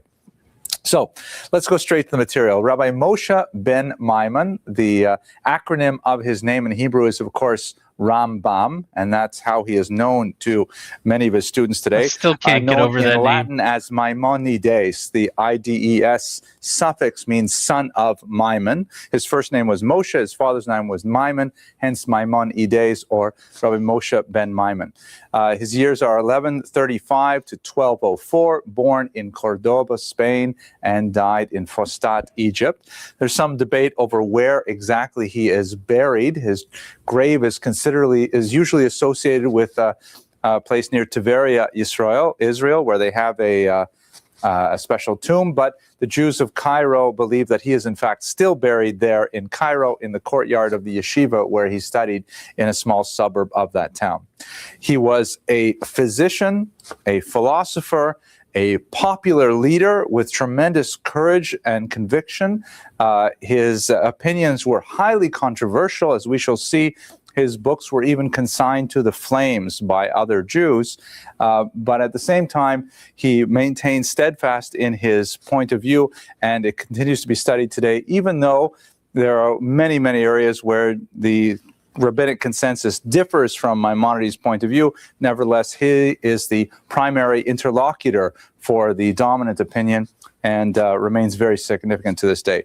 So what I'd like to do is talk a little bit about his life, and then I would like to talk about his literary works, and specifically the Jewish literary works, divide them into 2 basic categories, and that'll be it for the night. Okay, any questions or arguments before we begin? No hard questions allowed, just easy ones? Okay, good. We'll save the hard questions for later when we don't have the camera running. So his family was of distinguished rabbinic lineage. His father was a dayan, or a judge, in Cordoba. In his commentary to the Mishnah Torah, Maimonides lists 8 successive generations of dayanim that preceded him. And in fact, after his death, he was appointed the Nagid of Egypt, meaning the leading Jewish political figure in Egypt, and that title was held by members of his family for another 200 years after his death. So clearly a very illustrious family with tremendous rabbinic yichus, or lineage. One of the exceptional positions that Maimonides held that makes this even more amazing is the fact that he held that dayanim and also rabbis should not be paid for their services. They should have other occupations. He, of course, was originally a merchant and then later became a famous physician, and they should only earn their keep from their regular livelihoods, and whatever they do as judges or as rabbis should be completely pro bono for the benefit of the community as a whole. This is probably one of the reasons why he was so controversial, especially among Ashkenazi rabbis who took a contrary position, believing that, in fact, rabbis should have a decent, livable salary, and that is a controversy that continues to this day. So he came from this long line of rabbis and of judges, and he never took a penny for his work as a judge in the Jewish community. He was born here, you can see, in Cordoba, in Spain, at the very end of the Spanish Golden Age. We're actually going to go a little bit back in time next week and look at a more central period of the Spanish Golden Age, but for now we're going to concentrate on the 12th century. At the time, the Almohads took over Spain, as you can see, as well as a section of North Africa. The Almohads were known as the monotheists, and they were very strict interpreters of Sharia, meaning they believed that Muslim law should be interpreted with a minimum of divergence for variant opinions. In one area that affected the Jews in particular, the Almohads removed their dhimmi status, meaning Jews since the Pact of Umar in at least the 9th century, according to Muslim tradition, perhaps even earlier than that, Jews and Christians were given special protected status, or dhimmi status. They had to pay a little extra in tax, but they were allowed to practice their own religion without fear of persecution. They were allowed to maintain their synagogues and so on. The Almohads removed this leniency for Christians and Jews, particularly in the tricultural state of Spain, where the conflict between Jews, Muslims, and Christians was perhaps the fiercest in all of Europe. And this meant that it became increasingly intolerable for the Maimonides family to remain in that the Iberian Peninsula. So they departed from Cordoba and spent many years first in Fez, Morocco, where Maimonides simultaneously studied Jewish law in a yeshiva there, as well as medicine in the... Okay, so if I could, talk about the historical landscape that he's sort of referring to, right? It's pretty interesting, right? Because he's saying that, well, in Spain, right, for a time period, right, Christians and Jews got preferential treatment. This was due to the Pact of Omar, right? So the Pact of Omar guaranteed them this dhimmi status, right? Meaning that they were afforded protection from the military, right? If they paid the taxes, right? So they wouldn't have to participate in the military service, right? So so a lot of the Jews and Christians at the time, right, they thought this was a sweet deal, right? Because the Catholics were like, you either convert or you're gone, right? So the Visigoth kings, right, they were sort of telling the Jays, hey, look, you got to clear out of Spain and all this stuff, right? So they hired Muslims as mercenaries, right, to go and fight the Visigoth kings. But when the Muslims, you know, sort of fought with the Spain, they just took it over, right? They're just like, all right, we're here now, so this is it. I mean, right? This whole place is Muslim now, right? So, and Jews and Christians got to pay, right, to live here, right? Well, the Almohads, right, who were basically very, they were culturally significant because they had produced Ibn Tufayl, right? They had produced Averroes, right? That indeed, you know, housed Maimonides, right? And all this stuff. So it's interesting, right? But so he had to flee Spain, right? And I think he went to Egypt or something like that. He eventually went to Egypt, right? Or something like that. But yeah. Al Khairan University.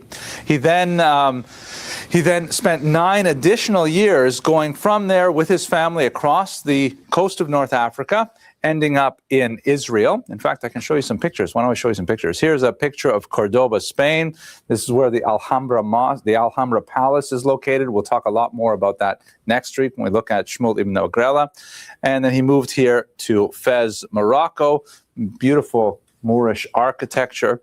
And then he made his way all the way over to the old city of Jerusalem, where he lived briefly.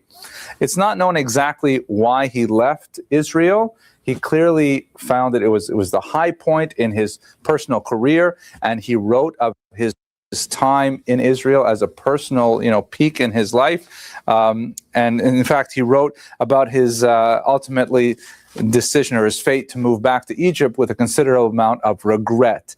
In some cases, there are letters where he refers to himself as someone who sins every single day without any specific reference as to which sin it is. Many scholars believe it was the idea of returning to Egypt, which some feel is a transgression in the Torah. But at any rate, he left Israel after a very short sojourn, and he spent the rest of his life in Fustat, Egypt. This is where he made his career and his fame, particularly in... Oh, that's weird. Can you guys see me at all? Just a blank screen. Huh. That's super gay. Right, so I'm going to actually refresh this page. Give me a second here. Audio's loud and clear, though. Yeah, like, I don't know what the deal is with that, because I'm looking at the screen. It's just black. I'm like, okay. All right, so give me a second. I'll be right back in. But yeah, so I was right. He moved to Egypt, right? But the main thing with this Egypt thing is that, see, the Jews consider it a sin to not live inside Israel.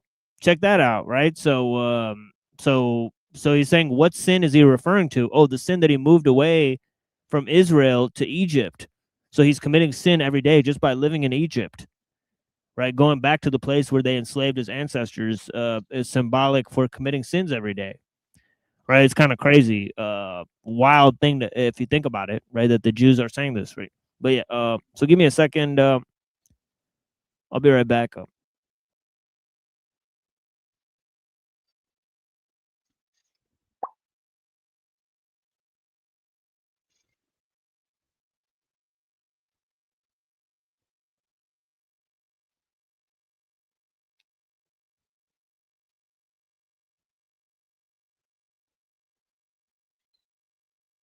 Maybe it was a metaphor. Maybe it was a metaphor.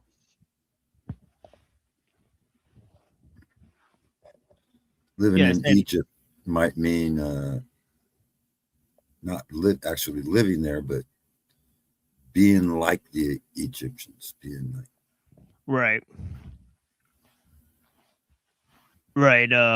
So it's interesting, but yeah, he says that, what's the sin? Just living in a place, I guess, it's a weird thought to have. In first as being a jewel merchant, and then later as a physician.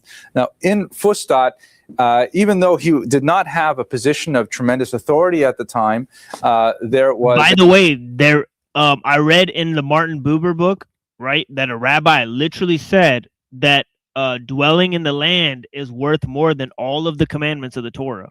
So they think that living in Israel is worth more than actually following the Torah.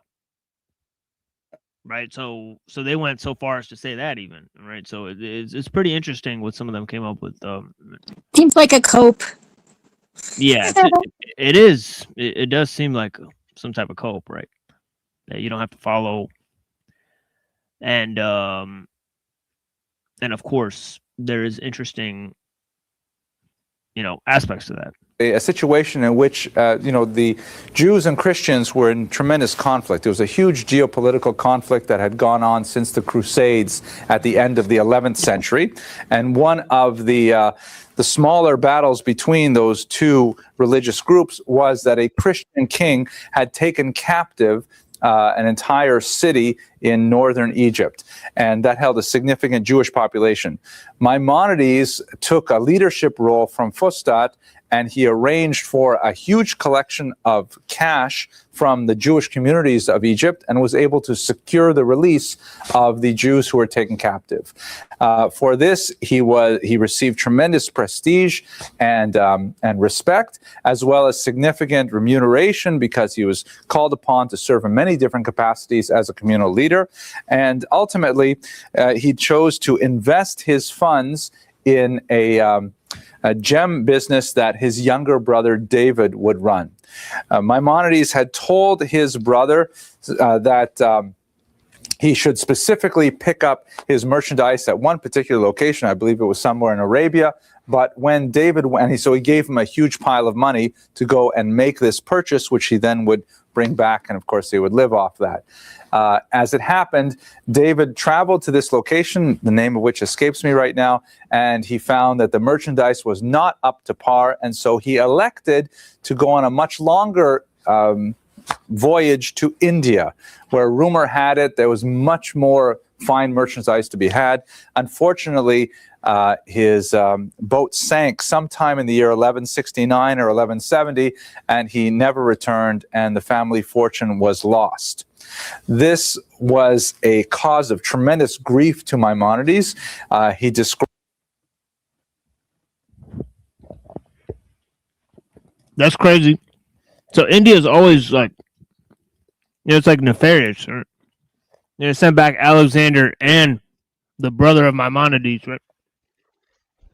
So yeah, it's crazy. But yeah, I think that's that's a good little intro, right? Let's hear a couple more minutes of this, and then we'll move to the text. Describes how he fell into a deep depression for about a year. He was inconsolable because this younger brother was, he raised him on his knee, and he was his student as well. He left behind a wife and a young daughter. And Maimonides was quite crushed by it, and he describes still mourning for him even 9 years later. But at any rate, the reversal in family fortunes meant that he had to find a new career, and so he had been taking quite a bit of medical training in Fez and also in Cordoba before they even left. So he decided to turn his hand to medicine, and he turned out to be extremely successful at this, eventually becoming the court physician to the Grand Vizier, and ultimately to none other than Sultan Saladin himself. There are even some interesting sources that argue that Richard the Lionheart, the Crusader king, wanted to bring Maimonides into his own employ, but there's no real significant basis for that. There is an interesting citation that's bruited about that Maimonides even converted to Islam in the course of his wanderings before he became Nagid. I'm just walking back a little bit now chronologically. But there's a lot, I should just dispense with it right now. The consensus of scholarly opinion is that likely that it is not at all correct, because the Muslims of the medieval period were a little bit like the Mormons of the 20th century, baptizing dead Jews who were killed in the Holocaust in order that they should get posthumous life in the world to come. And so there was something of a tendency among some Christians to What? What? I'm so confused by that, but yeah. I guess he's trying to say Muslim scholars took credit for him, right? Which, I mean, he does seem to owe a significant amount of credit to not only the Almohads, but also the teachings of Avicenna, which there's a direct correlation between Avicenna and his writings, right? So, I mean, one could be argued that, Maimonides was ensconced within the, the most up-to-date philosophy from Persia, right? But Mormons are totally in support of the Jews, right? Ben Gurion said that, there's nobody who supports the Jews like the Mormons, right? So yeah, it's interesting. I think he said they're the most Jewish group outside of Israel or something like that. But posthumously grant conversion to famous non-Muslims in history, and Maimonides was principal among them.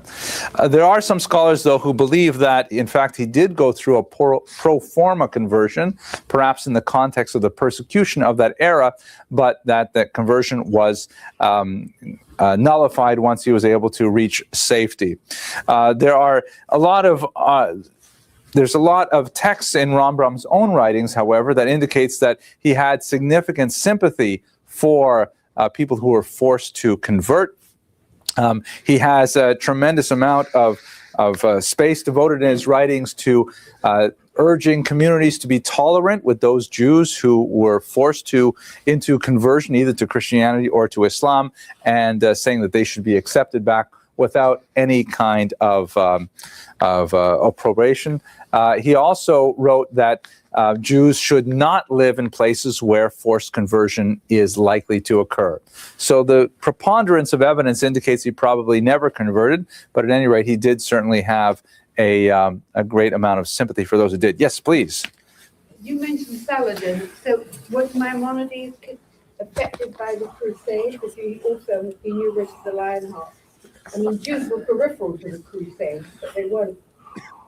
But where did he fit into that? How are this lady's crazy? How are Jews peripheral to the Crusades? Like, so they're trying to get back the Holy Land, right? Like where the Jews and the Muslims live. Like, what are you talking about? Probably due to the Knights Templar Association, but that was in the 1300s. So, yeah, excuse me. Yeah, let's move to the text here. Yeah, I appreciate you guys.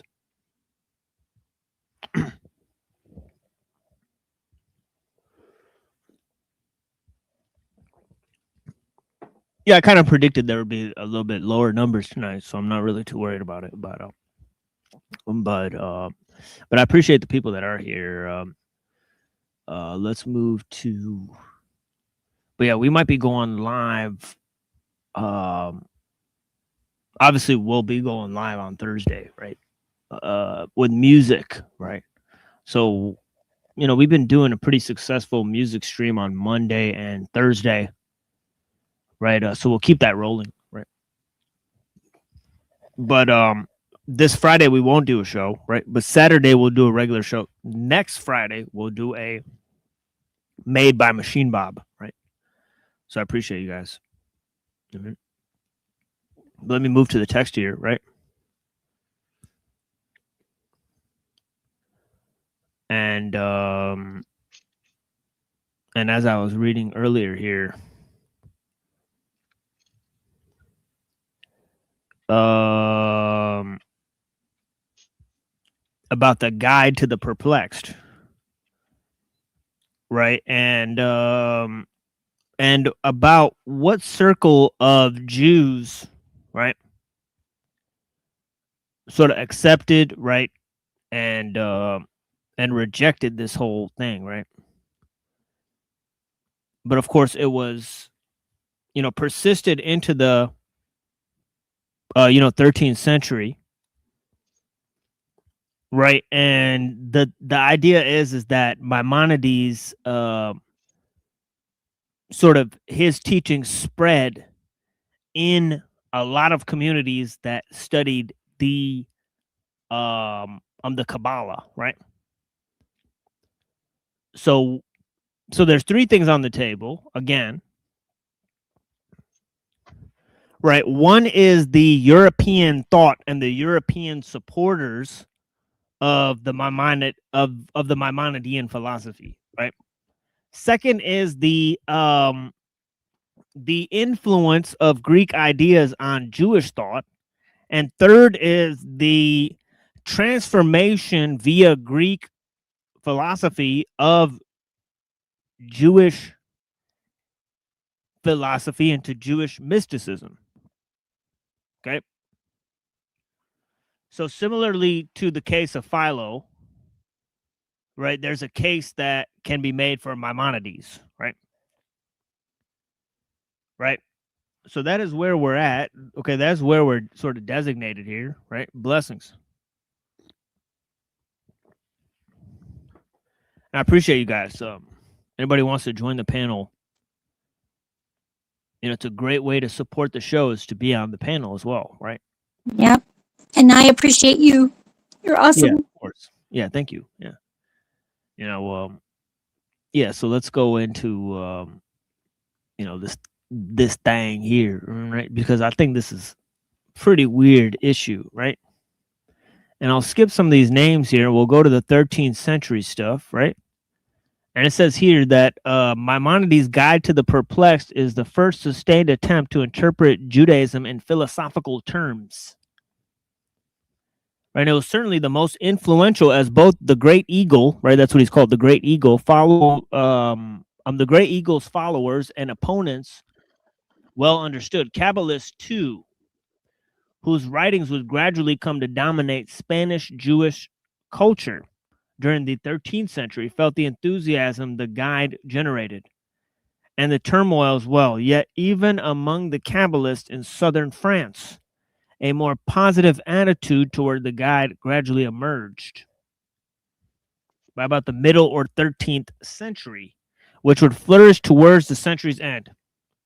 Right, so here it is spreading in the European circles, right? And it says that and that the widening interest extended beyond the circles of Andalusian refugees, right?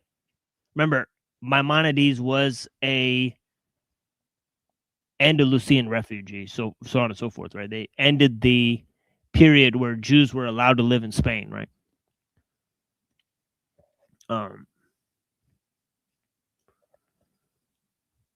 Okay.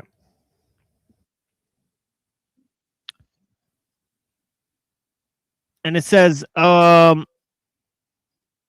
commentaries on the guide multiplied in both philosophical and Kabbalistic camps.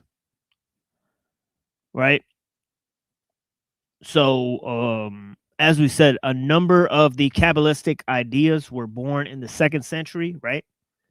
And then a number of them were sort of after Maimonides, right? From 12 to like 1400s, right? Okay. Let me look up when Isaac Luria was a guy, right? I think it was like 1500s, right? As opposed to him being what a child or something. 1534 to 1572. So all right, so yeah, so that's the thing. Okay, let's move here. So it says, by and large, scholarly picture of relations between Maimonidean views, especially as sustained by his philosophically oriented followers, and the basic Kabbalistic outlook had stressed discord rather than possible concert. Discord is an appropriate term to describe many of the encounters between Maimonidean thought and that of early theosophical theurgical Kabbalists. I point out elsewhere the divergence between the two kinds of thinkings argue that early Kabbalistic discussions came together where they tacitly criticized Maimonides' understanding of the focal issues in Jewish esotericism. By contrast, it is clear that the second half of the 13th century, Maimonidean thought had decisively influential ecstatic and linguistic Kabbalah. Again, elsewhere, I have surveyed the different intellectual maneuvers that were typical of these brands of Kabbalah in appropriating Maimonidean views. Here, however, I will concentrate on the issues related to sociology of knowledge, specifically how the guide achieved its status and spread in both Kabbalistic and non-Kabbalistic circles. Okay, so he said a number of things, right? He said that that there was pre-Kabbalistic thought developing in the 1200s and in the 1300s, right? And he said that that there's a lot of influence, right, of the Kabbalistic thought, right, that deals with Maimonides' philosophical treatments of the Torah, right? So there's so if you work backwards, you could see that there's a huge connection there, right? And finally, he's gonna quote a rabbi here, right? So it says, however, to begin with a more cultural observation, the places in France that Maimonides' guide reached were the centers of an intensely creative Jewish circle. Okay, some works of Jewish philosophy had already been translated from Arabic. Neoplatonic thought was known from a variety of sources. And some Kabbalistic traditions had already been handed down from the family of Abraham ben David Pasquaris. Right? While dramatically influential, the guide's reception was complex, not the least given his rich and variegated background. The following statement of Rabbi Jacob ben Sheshet, a Kabbalist active in Catalonia during the second third of the 13th century.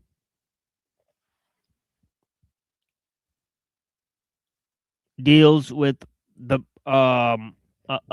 Maimonides' interpretation of midrashic statements. Okay, I'll read this and then I'll move to the second text here, right?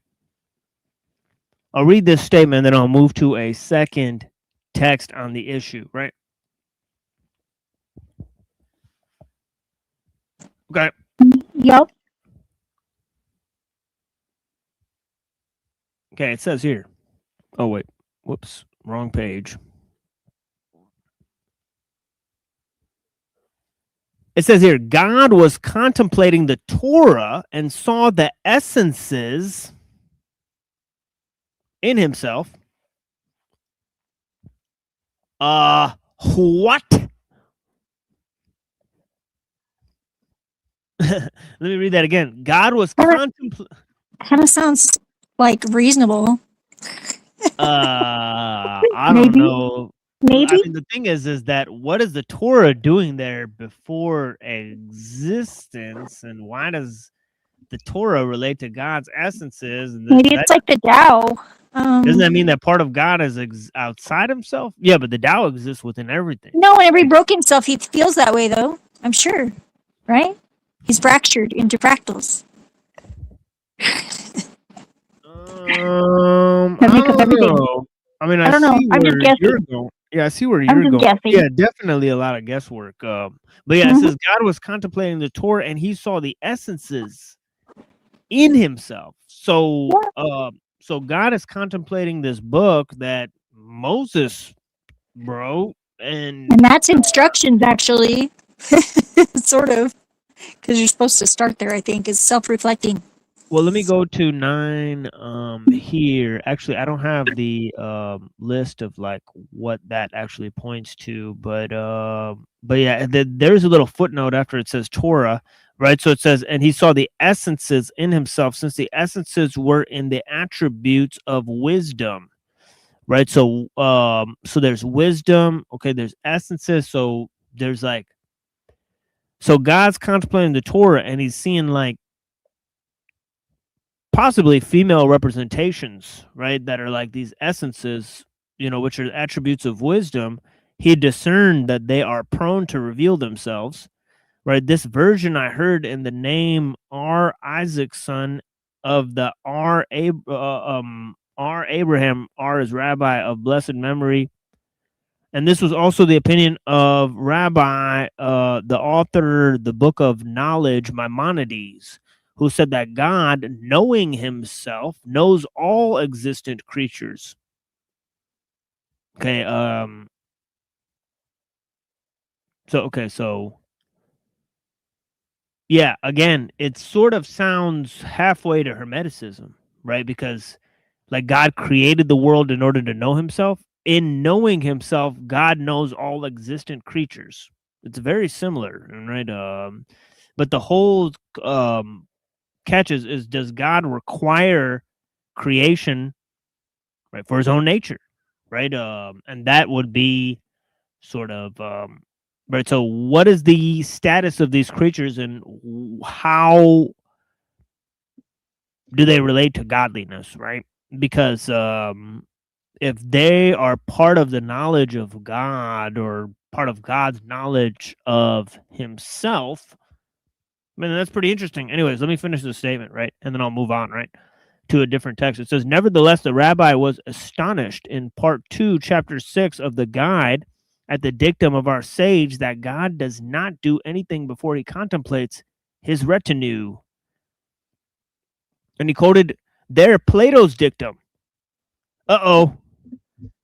Plato's dictum that God, blessed be he, contemplates the intellectual world, and he emanates from there the emanation that produces reality. Oh my God. Sad trombone. That sucks. But yeah, all right. I am in pain. Unless you are it. Unless you are it. But yeah, I'm sorry. That is just, oh my God. Where do I even begin with that? Do I even want to open it back up? Okay, let's open it back. Let's try our hardest. Okay, so I mean, I've already dealt with this thing that God's knowledge of himself, which seems very redundant, right? If he's omnipotent, right? But then it says, he quotes there Plato's dictum that God, blessed be he, contemplates the intellectual world, right? And he emanates from there the emanation that produces reality. Okay, so God is like 7 steps removed from creation at this point. It's bananas, right? It's like God contemplates the intellectual world. So then there's an intellectual world, right? That's besides God, right? Then that emanates an emanation that creates the world, right? So God is there in somewhere, right? Then there's the world of God's intellectual world, right? There's an intellectual world, right, that represents the mind of God. In there, okay, that intellectual world itself creates an emanation, right? Meaning it filters out, probably order, and then that filters out matter or something like that, right? I got to go back to the Timaeus to figure out what exact order everything goes in, right? But it's something like that, right? It really is something like that, right? Okay, there's like, it'll like, it's like forms that'll spit out numbers that'll spit out like stuff, right? And it's total fuckery, right? But yeah, you see how God got removed from nature there. That's insanity, right?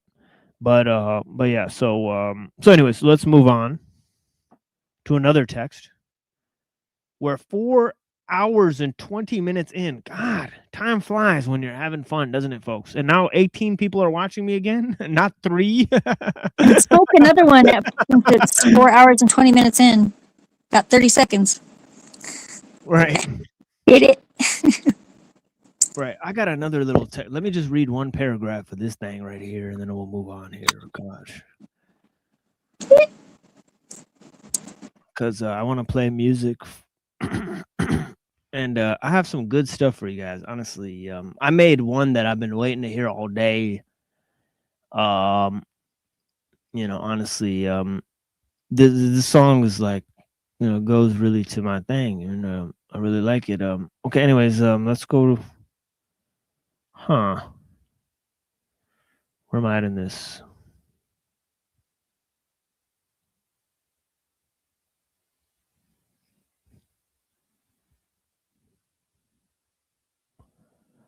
Okay, so this is the one we were reading with Twilight, right?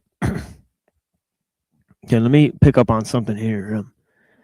Okay, let's go to this here. This is a lot of interesting stuff happening here. Let me just read this part. Okay, so I'll just, so they say Rambam a lot, right? So you guys know Rambam means Maimonides, right?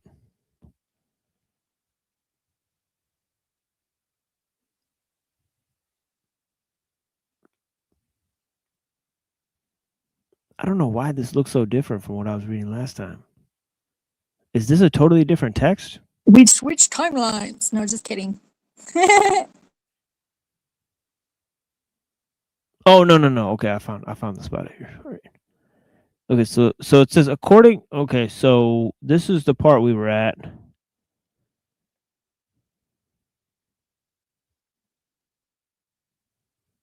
Okay, so sorry about that, folks.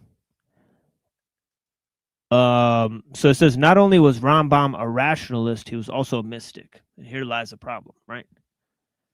The problem is between the mysticism and the rationalism and how they're connected, and I would say there's a huge connection between the two, right? Right, given that Plato is responsible for sort of pre-Kabbalistic thoughts, right here. Even I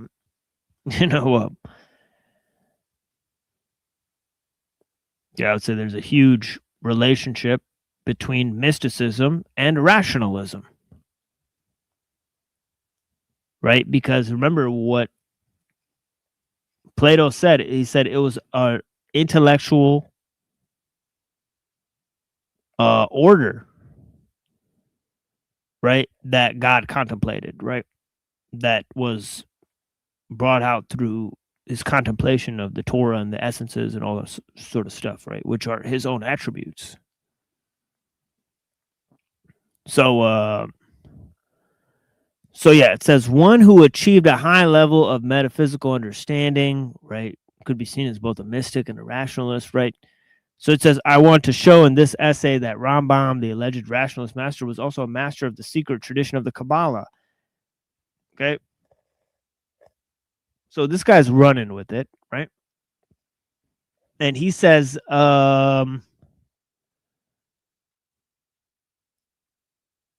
he says he found a lot of evidence. He says, I believe that most of the texts can be conclusively proven not been written by not to have been written by Rambam, right? That there's a number of Kabbalistic texts that were purported to have written by him, right? But he says that that's not true, right? And I'm going to start with this paragraph. He says, yet this is not the case with all of them. The great Kabbalist, halachist, Rabbi Haim, Haim, David Azulai, writes in his work, Shem He Godolim, right, that Rambam authored Sefer Hanimtza.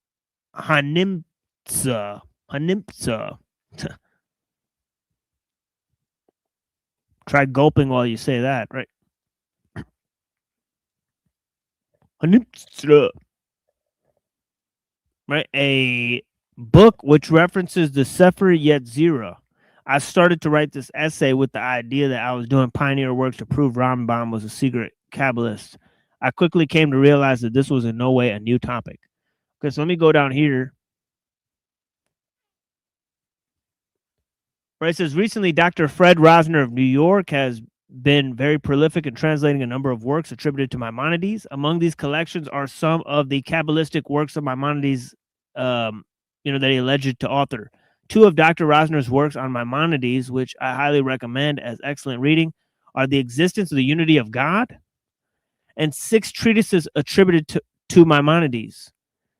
Both are published by Jason Aronson, Inc., New Jersey. Dr. Rosner, however, is of the opinion that Rambam did not study Kabbalah at all. Accordingly, he believes that all the pieces dealing with the Kabbalah most recently could not have been written by Maimonides himself. In his comments on those texts, Rosner endeavors to prove that Rambam was not the author. In my opinion, Dr. Rosner's arguments are weak, he says. It appears that I'm not the only one to think so. Rabbi Moshe Greens, who wrote the foreword, Dr. Rosner's 6 treatises, quote unquote, is also of the opinion that Rambam was a Kabbalist. In a few pages, Rabbi Greens, Greenes, has presented some very convincing arguments that show Rambam's Kabbalistic background. Here are some of Rabbi Green's comments. He says, there's, however, excuse me, there's, however, take a sip here,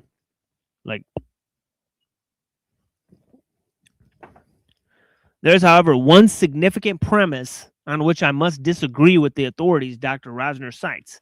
They seem to accept as a self-evident truth that Maimonides did not study Kabbalah, nor was he even familiar with the branch of Torah learning.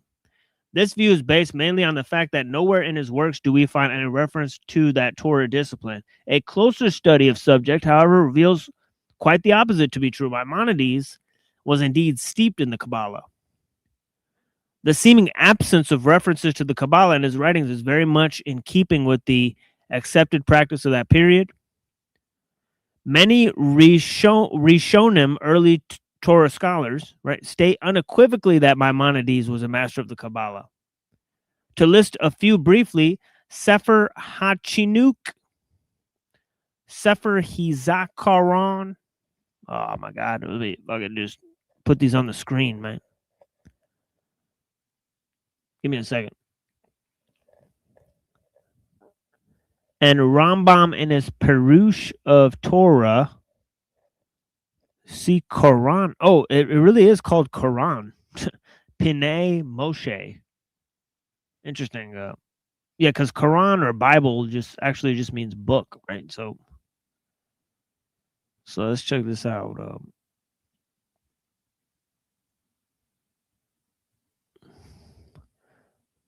So these are the names I'm referring to at the bottom here, right? And then he mentioned some people from the 19th century. Look at this. One of these guys is named Baal. Oh, no, wait. That's just but it's just funny that. Like Shambal Tov or whatever. Yeah, the Baal Shem Tov. Yeah, it's interesting, right? But it's interesting that they're named Baal. Like, what the fuck? Like, and it's even spelled the same name, right? Spelled as the same way, right? So that's fucking weird. But anyways, these are the names that are cited by shit, what's his name? Fuck. Ariel Bar Zadok, right? Ariel Bar Zadok. Right, who is a well-known scholar and thinker. He was recognized immediately by our friend Twilight. Anyway, so let's go to a new subject, right, which is Rosicrucianism, right? We'll focus on that for the rest of the show, right? Until I break out some of the ellul here, right? So the baby. Yeah, so the last part will just be simply just ellul, right? So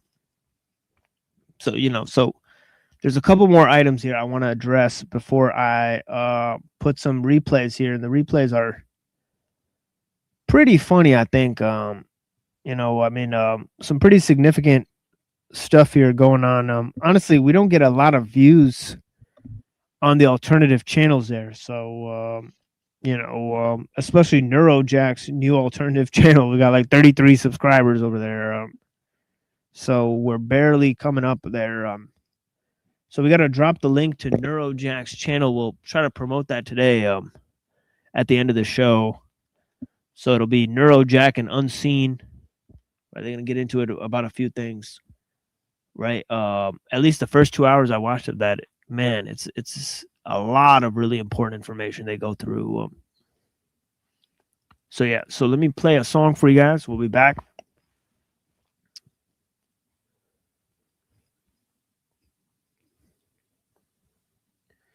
Okay, and this is it's called Modern World. By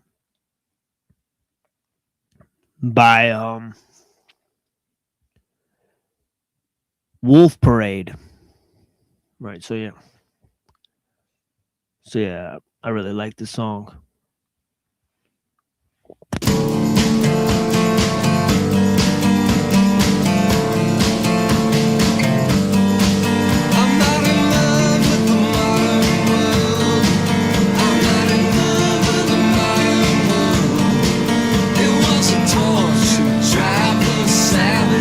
Back to the chase. Modern world has more ways than automation in a senseless chain. Our people go out and the people come home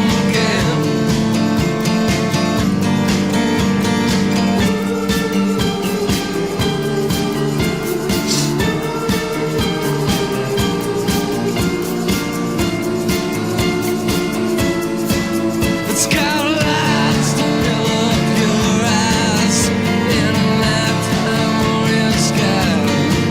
And from my bed, the sound of haunting hissing in the band.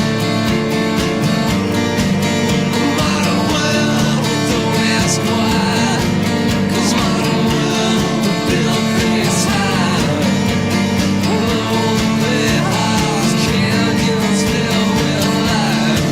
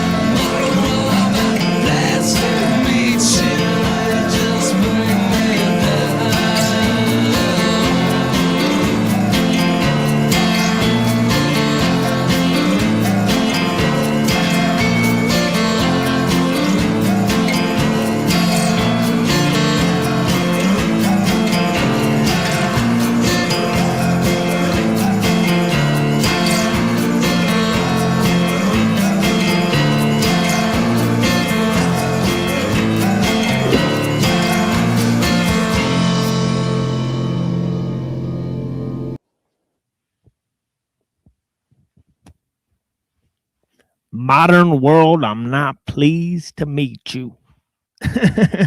You just bring me down. Yeah, man. But yeah, blessings to the people. Let's move to the next little item we have here. If I can find this thing for you guys.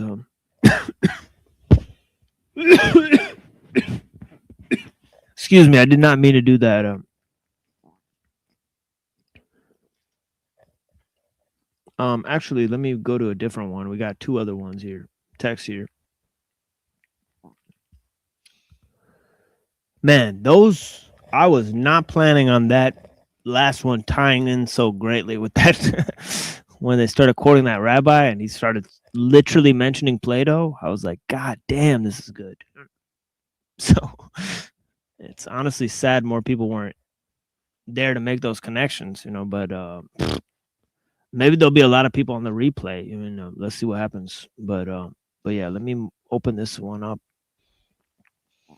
And I think I was looking at this thing on Francis Mercurius.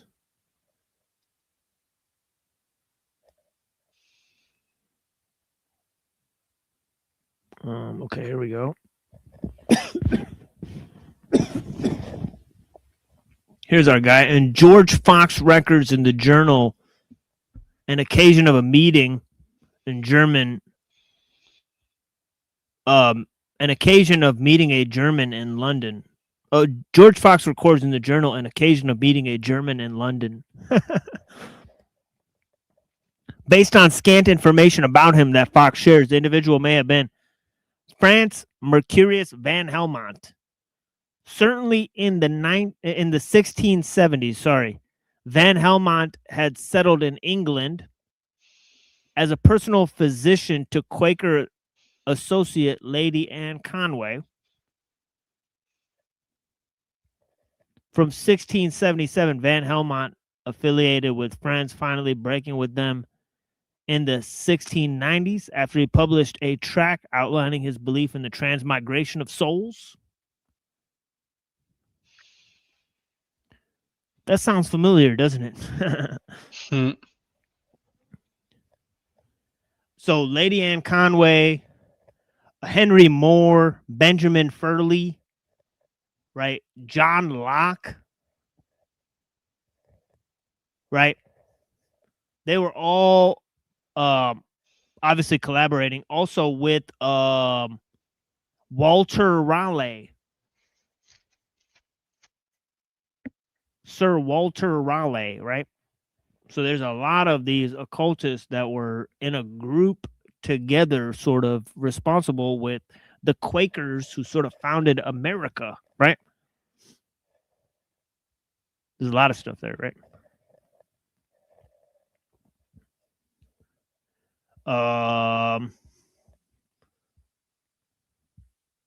Okay. So there's some key figures there, right? That are associated with Benjamin Furley and the Lantern, right? So it says here, but what's funny is he believed in the transmigration of souls, right? So it's sort of a Neo-Pythagorean, right? So this is in 1690 now, 1677, 1660, right? So on and so forth, right? So you get in the picture. It's sort of 100 years after the Lurianic Kabbalah is published, right? So this is apart from his rather unorthodox belief in reincarnation, his relationship with Anne Conway, herself a confidant of Henry Moore and admired by Leibniz, right? This might not appear all that remarkable and less relevant to the question raised in the opening paragraph, but Van Helmont is a rather distinctive sort to have become a friend. Friend, meaning a Quaker. He was a son of the leading continental exponent of Paracelsian alchemical tradition, Johann Baptist Van Helmont. Only 12 years before his purported meeting with Fox in London, the younger Van Helmont had published his father's writing on medicine and Paracelsian philosophy, Ortus Medicae, a book that was influential in the attempted reforms in medical education in England during the 1650s. Right, there's another theme that keeps coming up, right, between the alchemists and the study of medicine, right? Obviously, Maimonides was a physician, right? And as we heard earlier, Philolaus, right, the student of Pythagoras, he was a physician as well, right?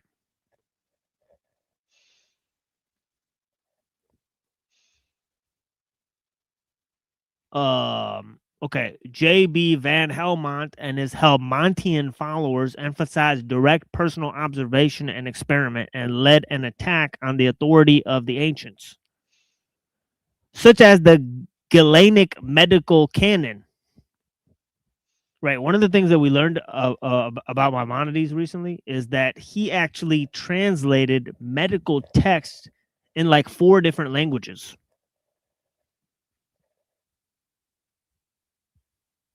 So he wrote medical texts where the medicines and the cures and the diseases were available in 4 different languages. So it's a very easy reference guide, right, for physicians at the time. Yeah, that Neuro and Unseen show. I might be playing that after, by the way. So yeah, here, hold on, let me see.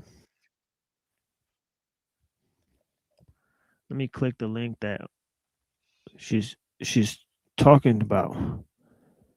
Ultimate Chaos Mega Panel. Yeah, I'll be playing this afterwards. So watch it now, watch it later. It is what it is. Right? But yeah, it is a banger panel. That is right, Denise. You're on point with that one. For sure.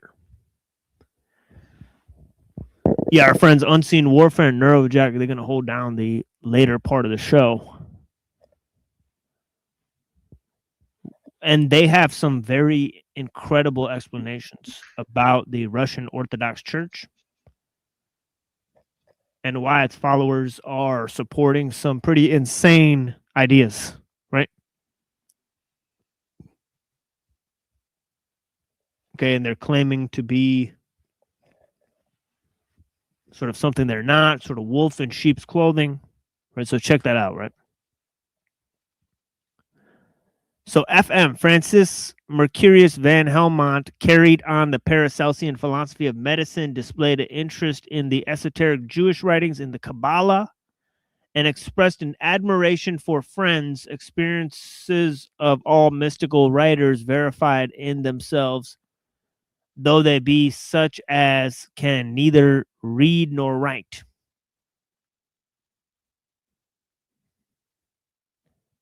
Okay, of course, there have been many unique, quote unquote, and eccentric, quote unquote, people who have joined friends. And not only in the early years, the association of noted Paracelsian, however, raises the question of whether there might have been something in the early Quaker message that appealed to the alchemists, and more importantly, whether friends themselves may have been the beneficiaries of alchemical insights. Was Paracelsian philosophy to be outlined later in this essay part of the ground out of which Quakerism emerged? Could the Paracelsian... Okay, so obviously the Moravian Church, right, that is associated with Protestantism, right? They have a lot of links to alchemical traditions as well, right? So there is some connections there, right? Could the Paracelsians have influenced the Quaker understanding of the possibility, the perfection, the power of the light, the quote-unquote work of separating the pure the pure from the base, dependence on direct experience, and suspicion of the ancient authorities, right? Okay, now let me move to this right here.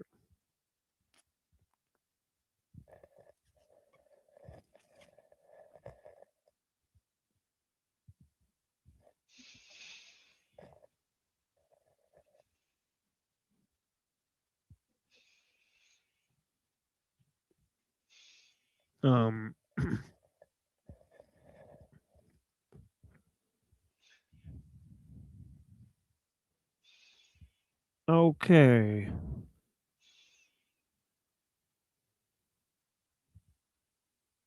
All right, give me a second. Let me find my place here. All right, here we are. It says, in reference to Descartes, much has been written about his association with the Rosicrucians. However, nothing has been really resolved. Much of the confusion stems from Descartes' reclusive and somewhat contradictory nature. On the one hand, he denied ever having contacted the Rosicrucians, while on the other hand, he is said to have set out to search for the order. As a result, historians through the centuries have either supported Descartes' Rosicrucian association or emphatically denied it. Perhaps one of the most revealing works on the subject is Henry Gaston Goyer. I don't know how to say that. Goyer? No. Gouhier. The First Thoughts of Descartes, quote unquote, published in 1958. Most of the book is devoted to the Rosicrucian subject and his legendary research, in part from a notebook kept by Descartes at the tender age of 23 in 1619. Okay, so this is around the same time period as the previous article, right? And of course, he was a contemporary of Mercurius van Helmont, right? Francis Mercurius van Helmont, right? And that is one of the guys that they can that they actually know that is related to these guys, right? To both Leibniz and Descartes.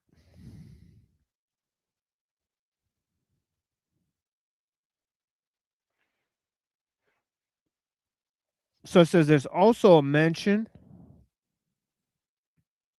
right? The first published mention of the subject is in 1624.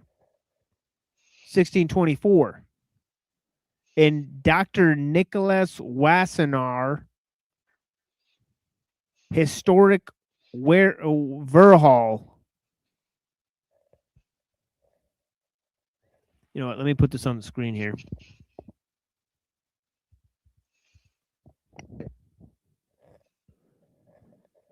Because I don't want to spell these out, and I don't want to.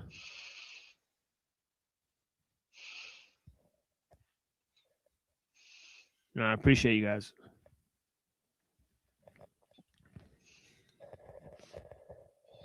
This here, 1624.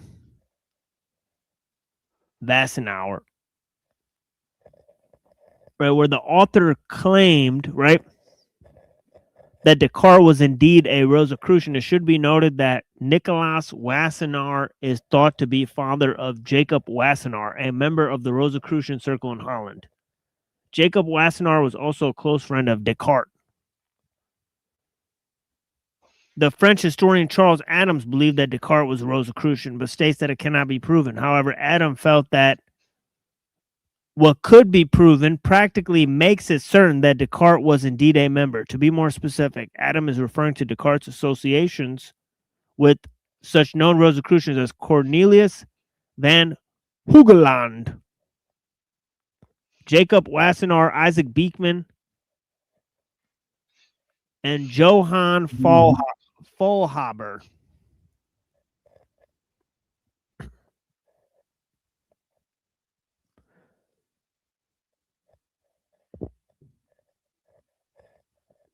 Okay, where are we at in time? 47 blessings. Let me drop the link again.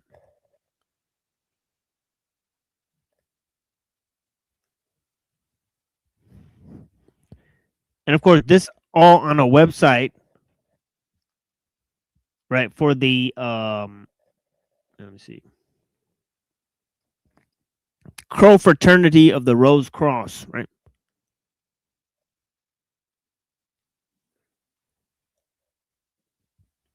You know, so these are modern people who follow this sort of ideology that are sort of, extrapolating of the past people who either followed it or didn't follow it, right?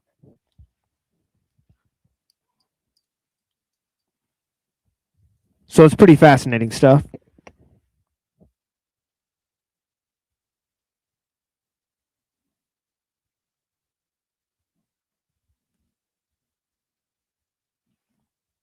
But let me skip a little bit right here. It says, it should be noted that the German philosopher Leibniz may have had some access to Descartes' obscure works, as he is known to have some interesting remarks concerning Descartes' philosophy and beliefs. This is not surprising, since Leibniz seems to have had access to various hard-to-find manuscripts.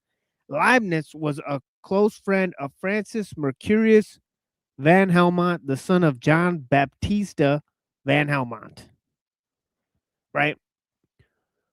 So let's look this dude up. John Baptista van Helmont. Oh, here's some other figures, right?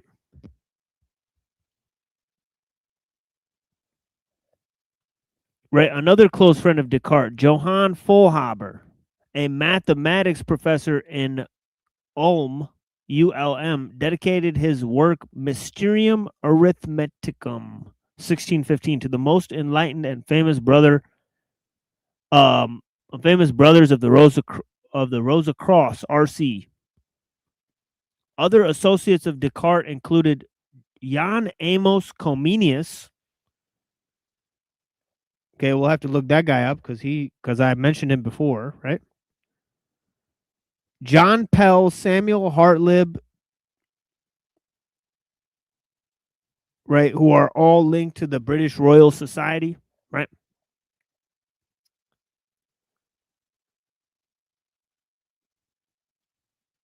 Okay, so let me look these two guys up for you guys.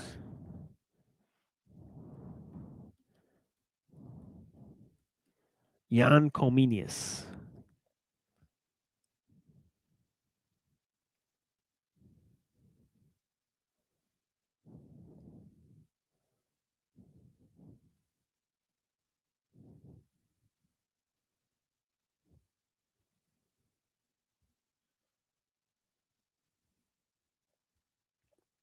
Jan Comenius. Okay. He served as a last bishop of the Unity of the Brethren, direct predecessor of the Moravian Church. Okay, one of the earliest champions of universal access to education.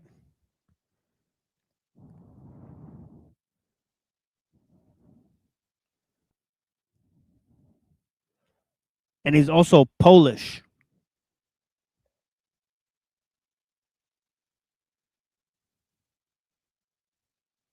Well, it says it's Czech here, but yeah.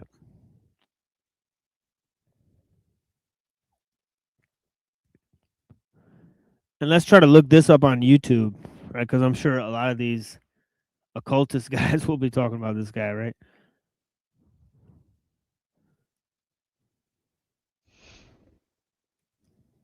Let's see if there's any YouTube videos about Van Helmont, right? I know a couple, but I want to go over those right now. Chemical Aphorisms of Francis Mercurius Van Helmont, 1687. Okay, let's take a look at some of these, right? Because this dude's connected to Descartes and Leibniz.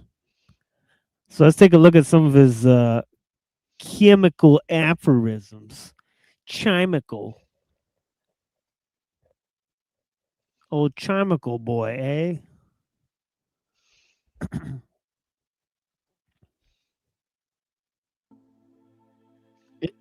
It's about that chime.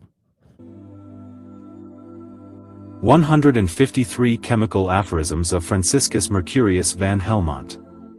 To all the lovers of the chemical art. Gentlemen, about a month since, I received among some other things, those 153 chemical aphorisms, from Amsterdam, where they had been newly printed in Latin, for which end they had been lately transmitted from Vienna, as appears by the author's epistle to his friend. When I had perused and well weighed them, with that little judgment I could, I thought that I could do nothing more grateful to the sons of art, than to publish them in English, which I have done with all the care and exactness I could. 1687. The author to his friend.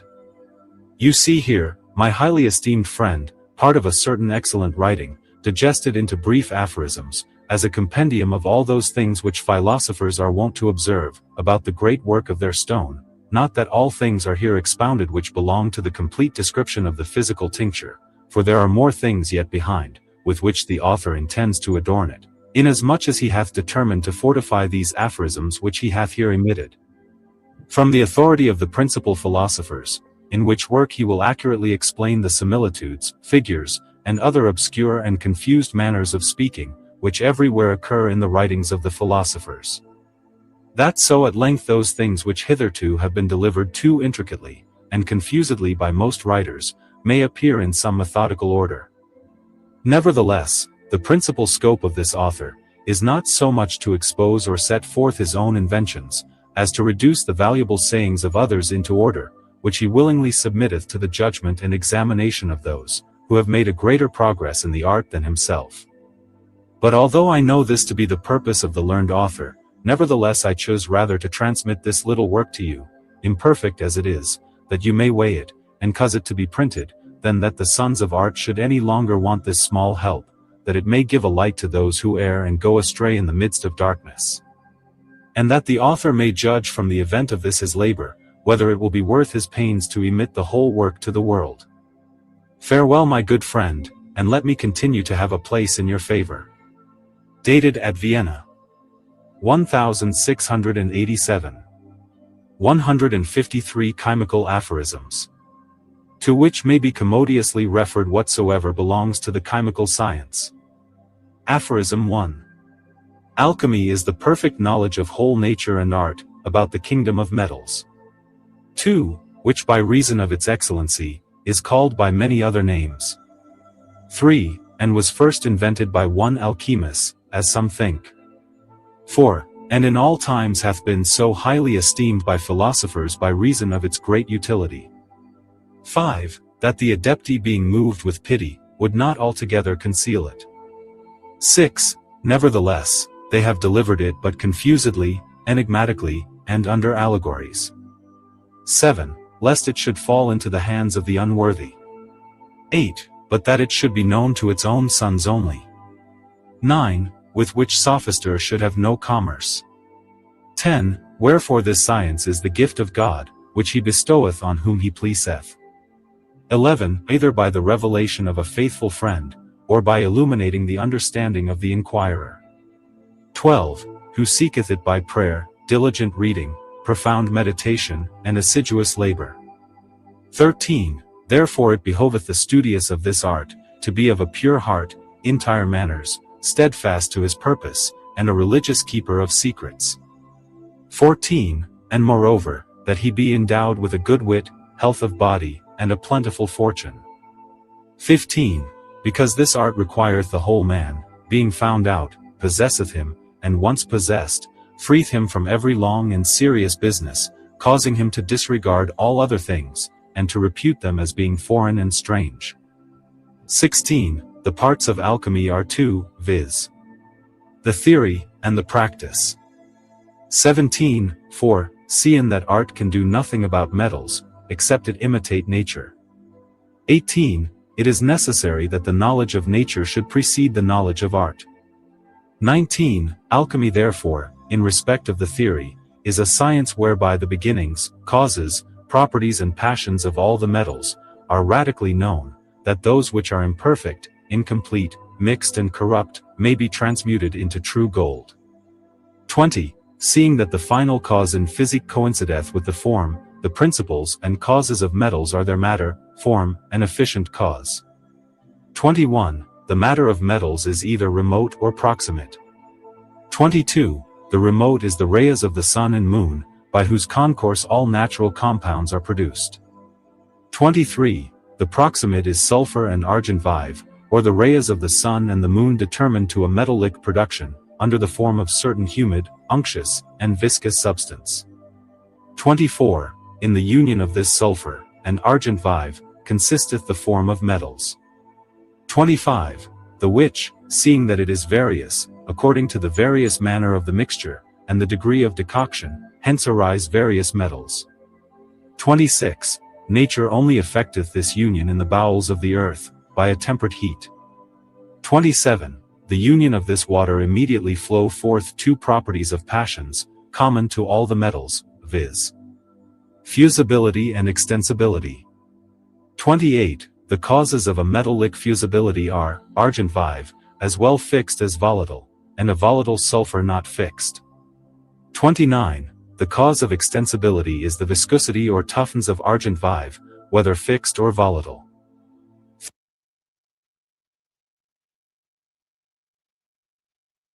All right, so looks like he's getting cooking with some like chemicals. Cooking that crack. The alchemical neuro crack. Exactly. Yeah. Very much lack of participation today. Holy smokes. Guess me and Red are gonna have to ride this one out. You know, this is wild. You know, yeah, I mean, Yeah, holy smokes. Okay, let me play some more music for you guys. We'll be right back in 5 minutes, and I'll plan some more stuff. Probably Mumford and Ellul, right, for this last hour here. Right, so we'll get into some of that. The modern world and all that type of stuff. The main push of the show, right? So we're getting sort of back into it here. Right, since there's only an hour left, right, we should move into it. And yeah, so in the 1800s, obviously you have a total battle between scientism and spiritualism, right? And of course the scientism is a reinstatement of the Enlightenment philosophy, right? The spiritualism is a sort of romanticism. It's kind of like fighting against modernity, and that leads to postmodernism, right? Right. So yeah, there's interesting things that develop, right, due to the conflict between Enlightenment philosophy and the sort of spiritualist reaction of all these groups, like the Freemasons and the the Theosophical Society, right? Okay, and another thing we have in the 1800s is the Industrial Revolution, right? So so from the 1600s to the 1800s, a lot of these alchemical ideas, they become radically transformed by those new scientific inventions, right? And of course, the first thing that was transformed in the 1600s, as we know, is the entire political sphere, right? Calls for things like universal education and, and of course, the founding fathers, they knew about all this, right? All these religious sects that came to America. Okay, so yeah, so this is part of the entire mapping of the thing, right? So we're here at the modern world, right? We started with Pythagoras, right? We moved to Philo, right? Okay, Pythagoras is 500 BC, roughly speaking, right? According to the sources, right? According to the sources, Philo is 1st century AD, according to the sources, right? According to the sources, Maimonides is in the 1100s. According to the sources, Francis Mercurius van Helmont is in the 1600s. Right, and of course, Ellul and Mumford, right? It's Mumford first, right? Then Ellul, right? Mumford is writing in sort of the 1930s. Ellul is writing sort of in the 1960s, right? We have sort of a telescoping view of, right, science and learning and all this type of stuff. So so this, although there's not been that much participation here, we've been able to set up a good little timeline today. It moves from the ancient to the modern world, right? So yeah, that's been cool. So let me play this for you guys. Yeah, this is also by The Swarm, right? I played The Swarm earlier, right? This is called Pure Bitch Power. Right. So yeah, so blessings, right?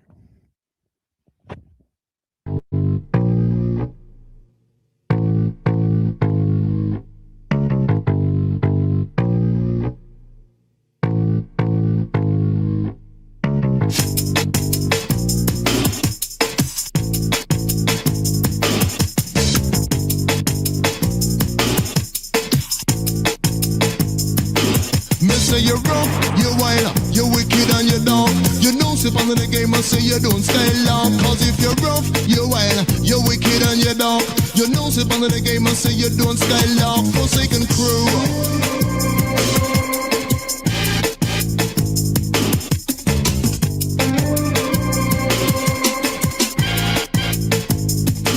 Me say you're rough, you're wild, you're wicked and you're dumb. You know, sip under the game and say you don't stay long. Cause if you're rough, you're wild, you're wicked and you're dumb. You know, sit on the game and say you don't stand up. Forsaken crew.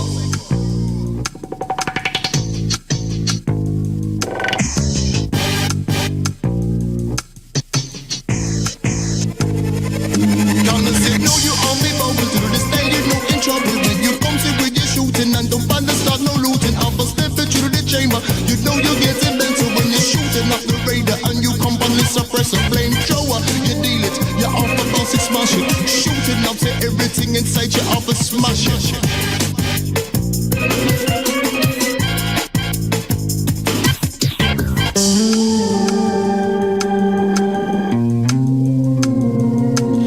A pure bitch power coming at you. Cause it's a pure bitch power coming at you. It is a pure bitch power coming at you. Cause it's a pure bitch power coming at you. Come and say S, say W, say A, say O, say M. You know say this one crew, say make this your rhythm. Come and say S, say W, say A, say O, say M. You know say this one crew, them rock on this rhythm.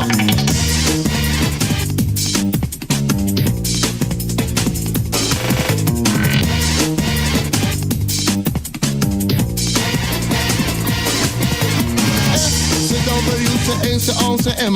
You know say this one crew, them rock on the rhythm coming to style. Yes, yes.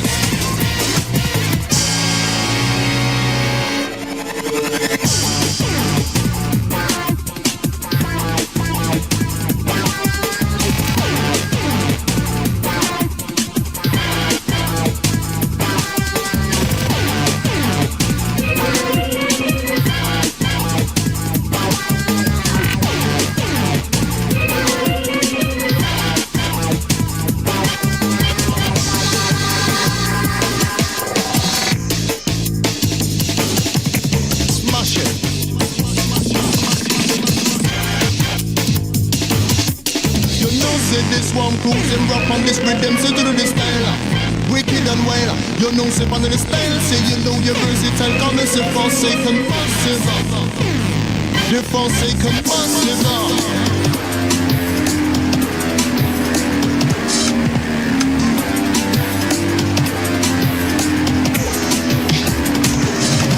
Say you're wrong, you're wild, you're wicked and you're down. You know, say under the game and say you don't stand down. Cause if you're wrong, you're wild, you're wicked and you're down. You know, say under the game and say you don't stand down.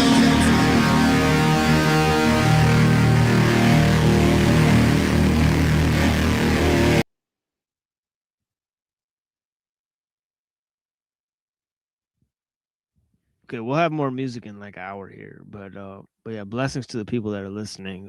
I greatly appreciate your time. So yeah, it says here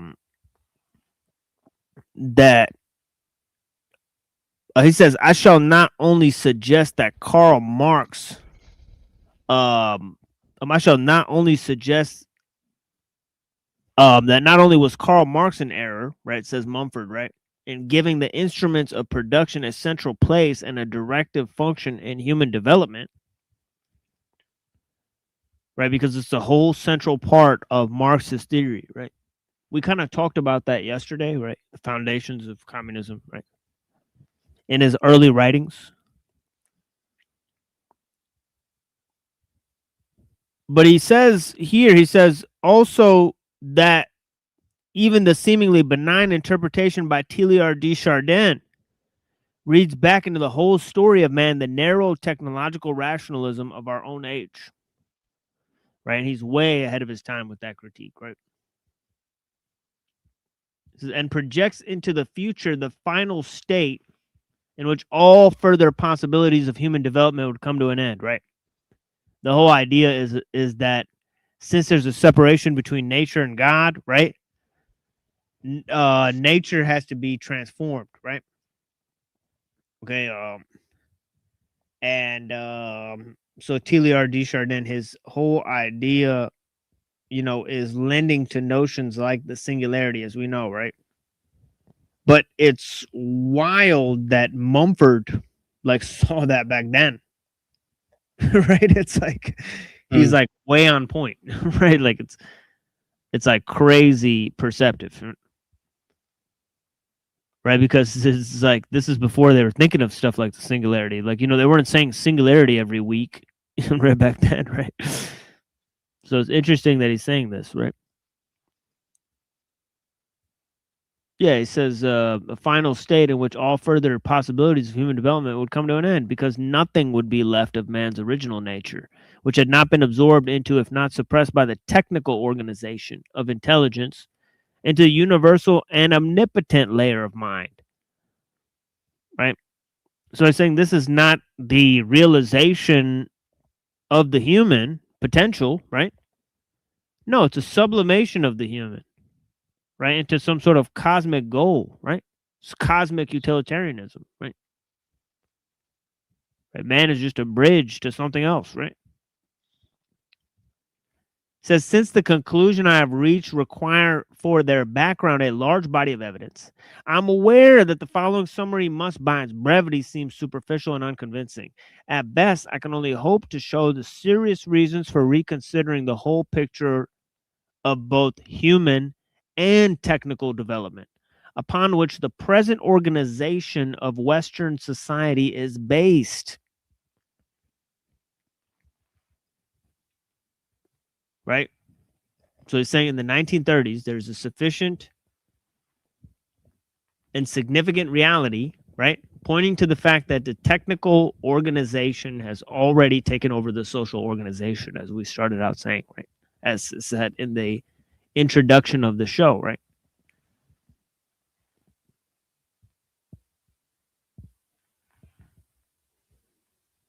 He says, now we cannot understand the role that technics has played in human development without a deeper insight into the nature of man.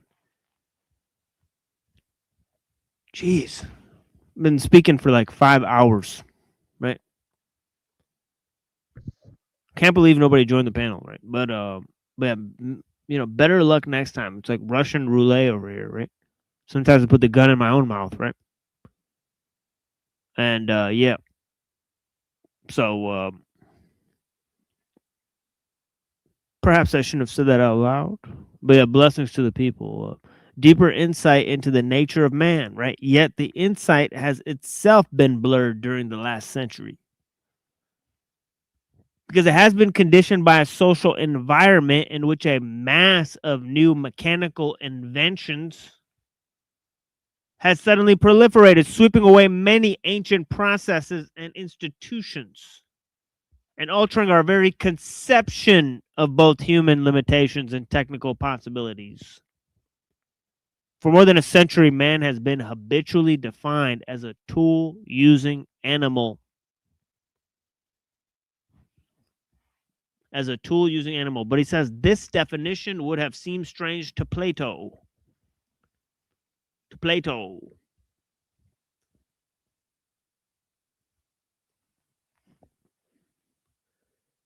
Who attributed man's rise from primitive state as much to Marsyas and Orpheus as to Prometheus and Hephaestus.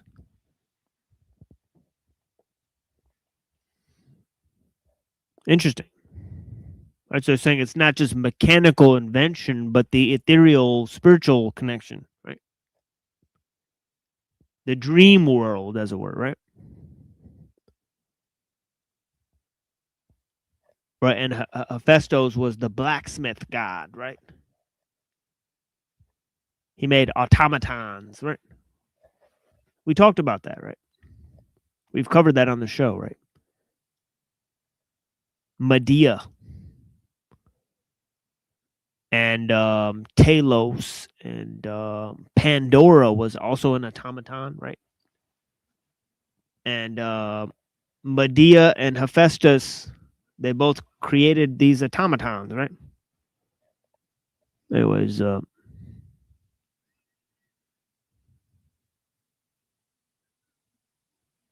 me proceed here, right? Yet the description of man as essentially a tool-using and tool-making animal has become so firmly accepted that the mere finding of fragments of skulls in association with roughly shaped pebbles, as with DLSB Leakey, Dr. Dr. LSB Leakey. Wow, that guy's a lot of names. LSB Leakey. Could be worse. Yeah, right. It's like the further back you go, right, the more names they have, right? Australopithecines is deemed sufficient. Leakey's Australopithecines is deemed sufficient to identify the creature as a proto-human despite marked anatomical divergences from both earlier apes and men, and despite the more damaging fact that 1 million years later, no notable improvement in stone clippings had yet been made.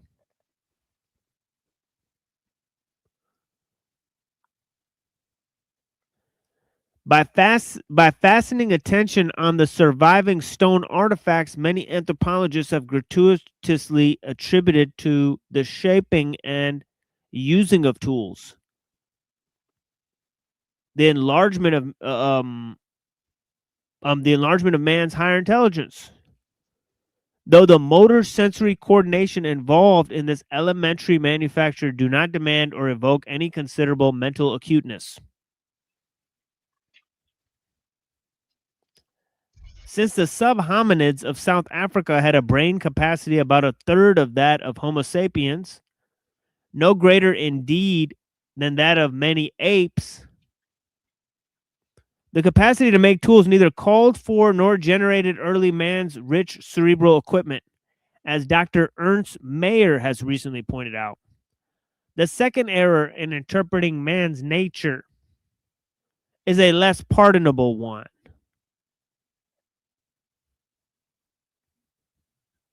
And that is the current tendency to read back into the prehistoric times modern man's own overwhelming interest in tools, machines, and technical mastery. Early man's tools, weapons were common to the other primates. His own teeth, nails, fists, and it was long before he could fabricate any stone tools that were functionally more efficient than these organs. The possibility of surviving without extraneous tools gave early man, I suggest, a leeway he needed to develop the non-material parts of his culture, which eventually greatly enriched his technology. Okay, so let's take a look at what we're looking at here, right? He's saying that not only is there no correlation, right,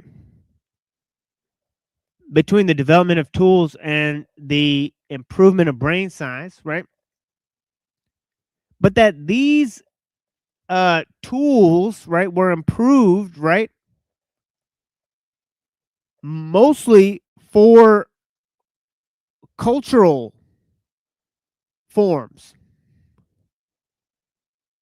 right? So they weren't simply for those mechanical uses that machines and tools are applied to today. That's reading our own modern use of tools into the ancient manufacture of tools. Right? So what Mumford is saying is that the actual history of man and his relationship to technology is far more complex, because not only for millions of years did we not need tools, right? But there's no significant change in the development between the humans who had them and didn't have them, right? But also, they didn't use these tools for survival and conquering things, right?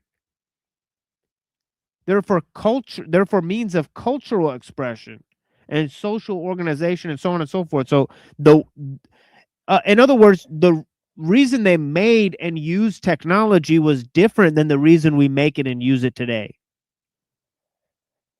is what Mumford is saying, right? And so he's saying, reading back into man's history, that he's simply tool-using animal, that's sort of too narrow of a definition of man, right? He's concluded, right? So he says, in treating tool making as central to Paleolithic economy from the beginning, anthropologists have underplayed and neglected a mass of devices less dynamic but no less ingenious and adroit, in which many other species were for long far more resourceful than man, despite the contrary evidence put forward by R.U. Sayce, S-A-Y-C-E, or C. Darrell Ford. You know what, let me... Actually, I don't know if I can share this.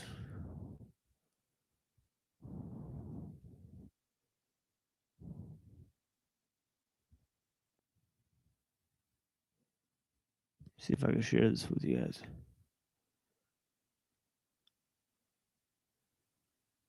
Huh. No. So I have to I can only share tabs in the same browser. This is on a different browser. So there is still a Victorian tendency to give tools and machines a special status in technology, and to completely neglect the equally important role of utensils. This practice overlooks the role of containers, hearts, storage pits, huts, pots, traps, baskets, bins, byres, and later ditches, reservoirs, canal cities. These static components play an important part in every technology, not least in our own day, with its high tension transformers, its chemical retorts, its atomic reactors.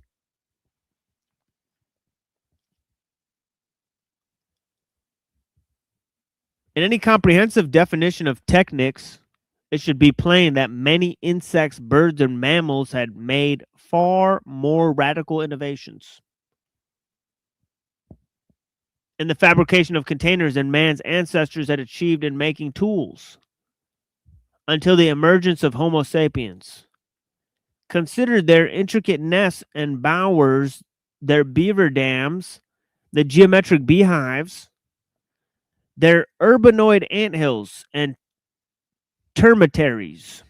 In short, if technical proficiency were alone sufficient to identify man's active intelligence, he would for long have been rated as a hopeless duffer alongside many other species. Well, this is what Avian's talking about with symbolic reference, where humans are like a step above that level. Yeah, I sent him this. Yeah, very long time ago, I read a part of this for the quote that man is a symbol-making animal, right? And yeah, the man is a symbol-making animal. We've been running with that one, and obviously, Avian has been a godsend. The process of abstraction, of decentralization. Yeah, because Avian understands the point in complex detail with the Jesper Hoffmeyer stuff, right?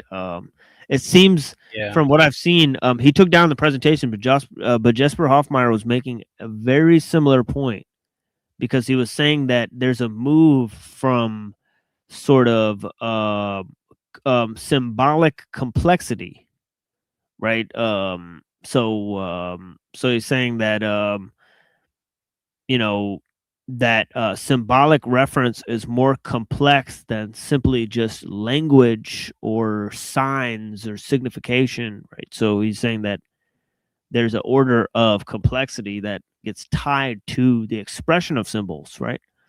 So that is interesting. I think in the Gnostic kind of tale would be Sophia making us with a more potent, powerful imagination and creativity than the rest of the animals. Right. So it seems to all be connected to some level or another. Right. I did send him this article because I think it's one of the key things. So he says the consequences of this perception should be plain, namely that there was nothing uniquely human in early technology. until it was modified by linguistic symbols. So that is another key point, that the linguistic symbols are the main sort of technical achievement, right? You Yeah. know, that they're the basis for all this technical achievement. So that is especially you know, prominent aspect of what they're saying here. And I think I also talked about different definitions in terms of man as a tool making animal, or man as a social animal or cultural animal with complex social games, right? This was thought of by J. Huizinga, who founded anthropology, right? So you have Huizinga's definition, which is sort of bridging between this tool making and the symbol making definition, right? So that's an important insight as well, right? That we've previously discussed. But so he goes on to say,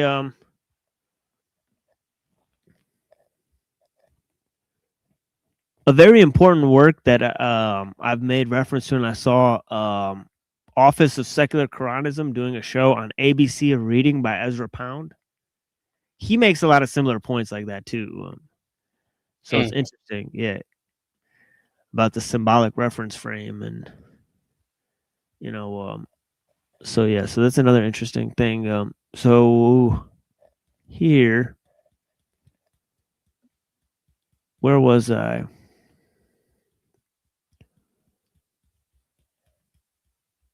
Okay, so yeah, so there's nothing special about human technology until it's modified by linguistic symbols, social organization, and aesthetic design, right? So what they're saying is that the linguistic symbols, the social organization, the aesthetic design is at least as important as technical advancement and improvement, since it seems to be the main distinguishing factor between human techniques and the stuff that animals make, right? Because they're perfectly capable of creating or altering their environment and doing all those types of things, right?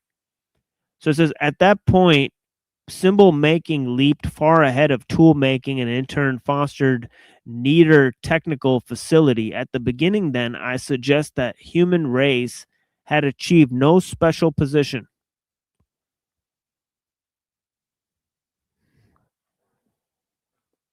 By reason of its tool using or tool making propensities alone, or rather, man possessed one primary all-purpose tool that was more important than any later assemblage, namely his own mind-activated body, every part of it, not just those sensory motor activities that produce hand axes and wooden spears to compensate for his extremely primitive working gear. Early man had a much more important asset that widened his whole technical horizon, a body not specialized for any single activity, but precisely because of its extraordinary,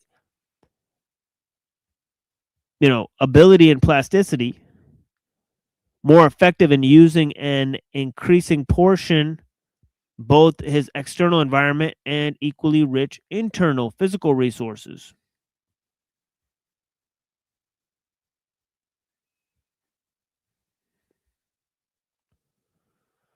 Though man's development through man's development, incessantly active brain, he had more mental energy to tap than he needed for survival.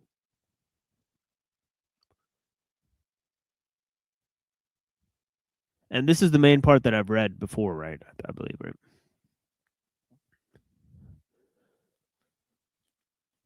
And he mentions Huizinga later, I remember, right? So he says, okay,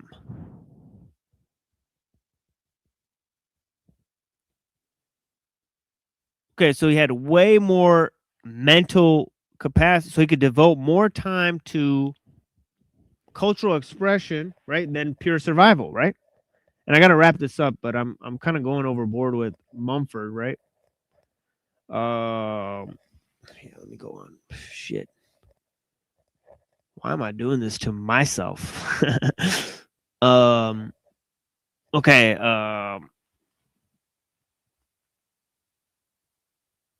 Yeah, this is going to be a banger episode for later, honestly. The people who do catch this, it's just simply incredible amount of stuff that we put together today, even that we're able to put together today, right? So I greatly appreciate the time of the people that are here. So yeah, so the show's not going to change. So don't be waiting for a different kind of a show for people that are like, this is peculiar. It's info dump, right?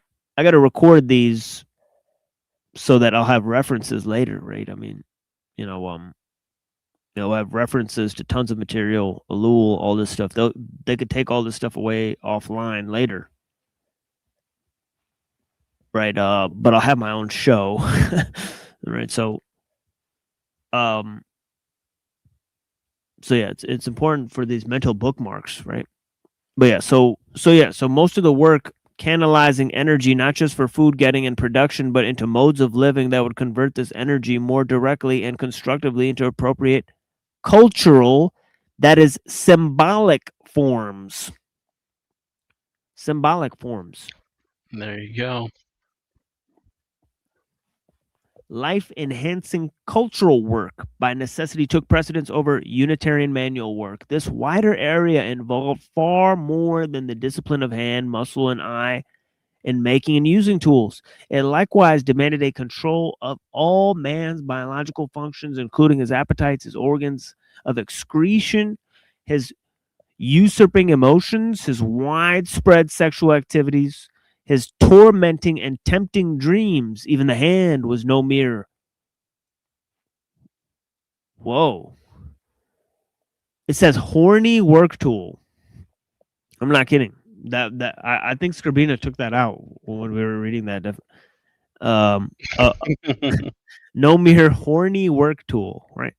It stroked a lover's body. Hold on. Held a baby close to the breast, made significant gestures, and expressed in ordered dance and shared ritual by some otherwise inexpressible sentiment about life or death, a remembered past, or an anxious future. Blessings to Moontan, Sophia Daisy May, made in Empire's image. Tool techniques and our derivative machine techniques are but specialized fragments of biotechnics. And by biotechnics, one means man's total equipment for living. I'll read that again. Tool techniques and our derivative machine techniques are but a specialized fragment of biotechnics.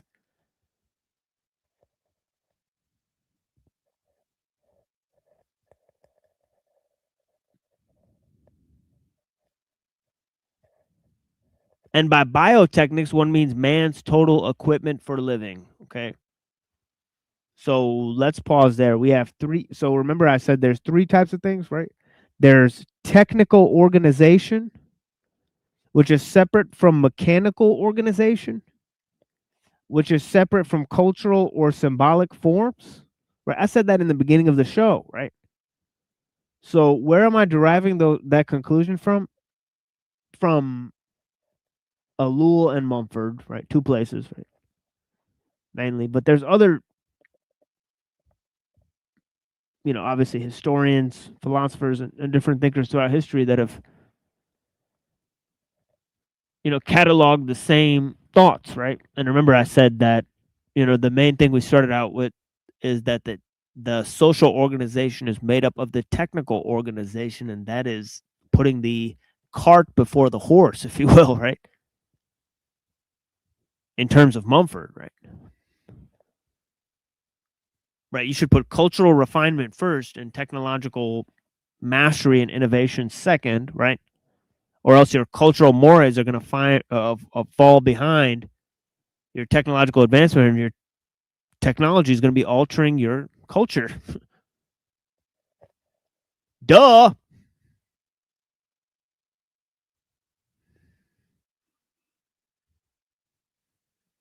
Anyways, let's go on.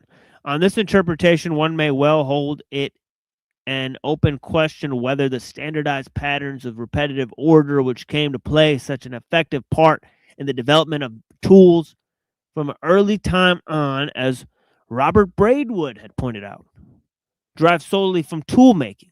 Do they not derive quite as much, perhaps even more, from the forms of ritual, song, and dance? Forms that exist in the state of perfection among primitive people, often in a far more exquisitely finished state than their tools. That's right. You can live in a high level of cultural refinement and a low level of technological advancement. It is very possible. And as I explained earlier, technological advancement is antithetical to cultural refinement. Right? This is also the case, right? Both Rousseau and Mumford saw this, right? I think it is the case. This is why multiculturalism and technological advancement go hand in hand. You see a decline in social mores and cultural traditions, right?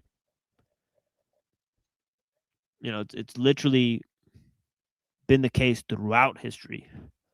You think it's possible that technical refinement would not decrease cultural refinement if the culture didn't have God separated from nature? Yeah, that's interesting.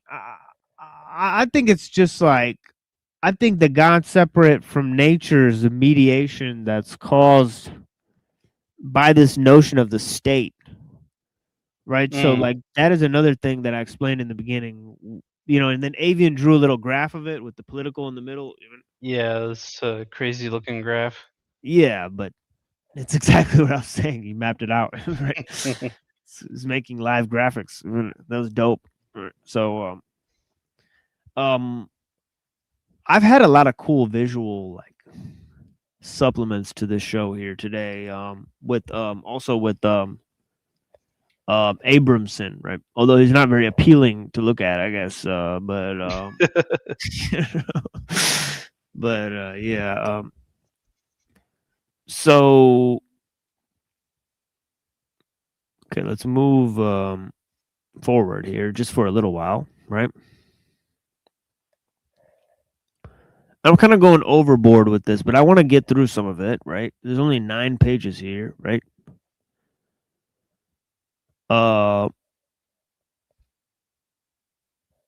So yeah, so he's saying there is in fact widespread evidence first noted by A.M. Hocart, Hocart, that ritual exactitude in ceremony long preceded mechanical exactitude in work.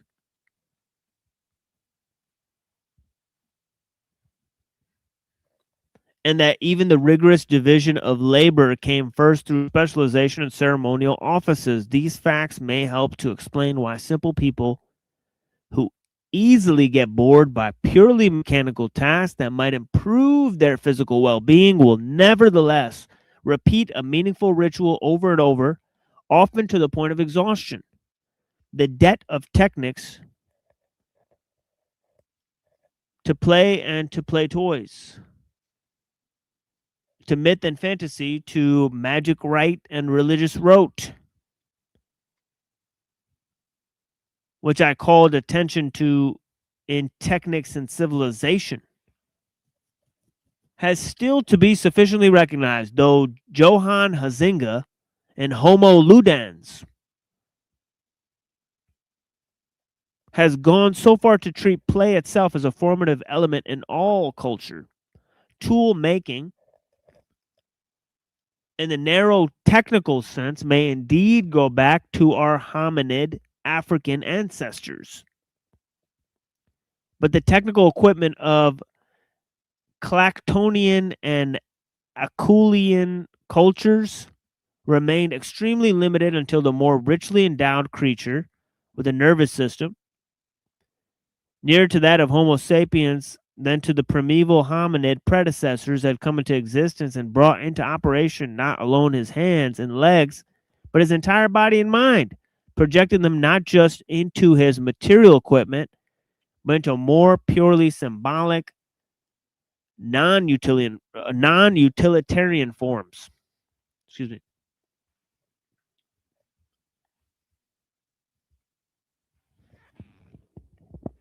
Okay. Okay. Interesting.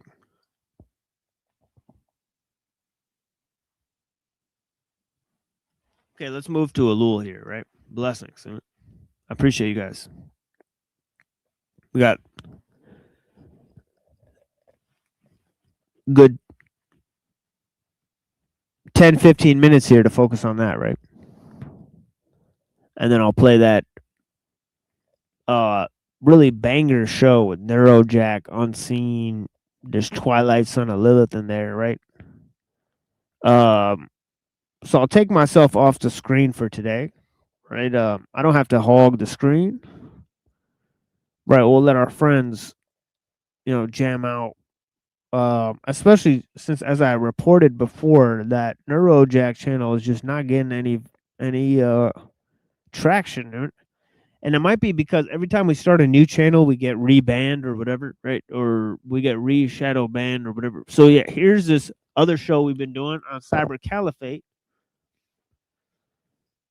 Let me drop the link for Cyber Caliphate because there's an alternative channel we have that is almost up to the 200 subscribers, right? I'm saying, man, like, once YouTube, it's like all the platforms, you can get shadow banned on all of them.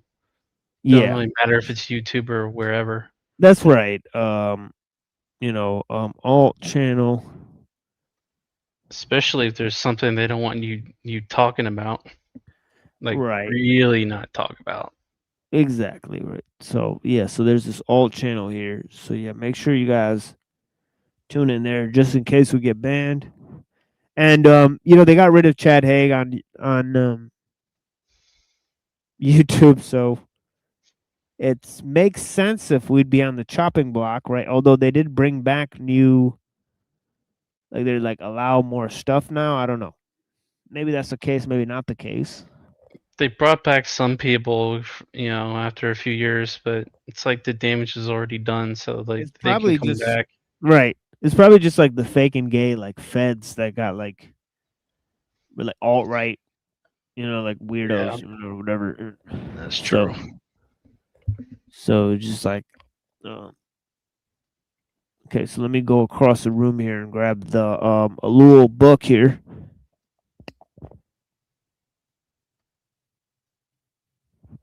And you know what? Let's take a little.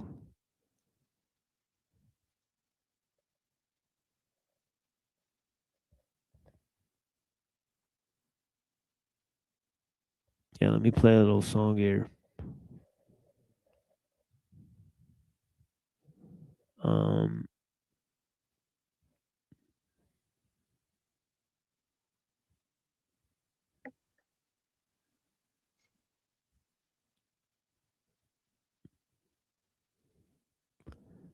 Yeah, let's just go with this. This is a classic.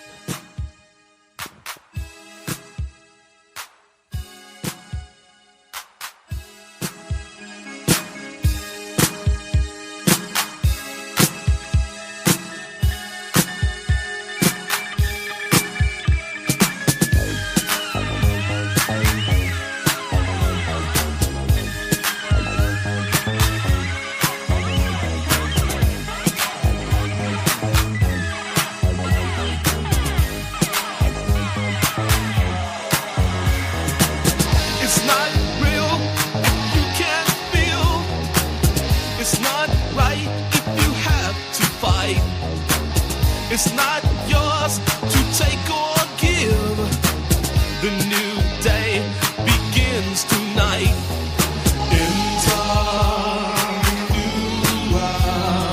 Enter the next phase. Enter the program. Technify your mind. We are just dreams in space. Stranded in this funky place.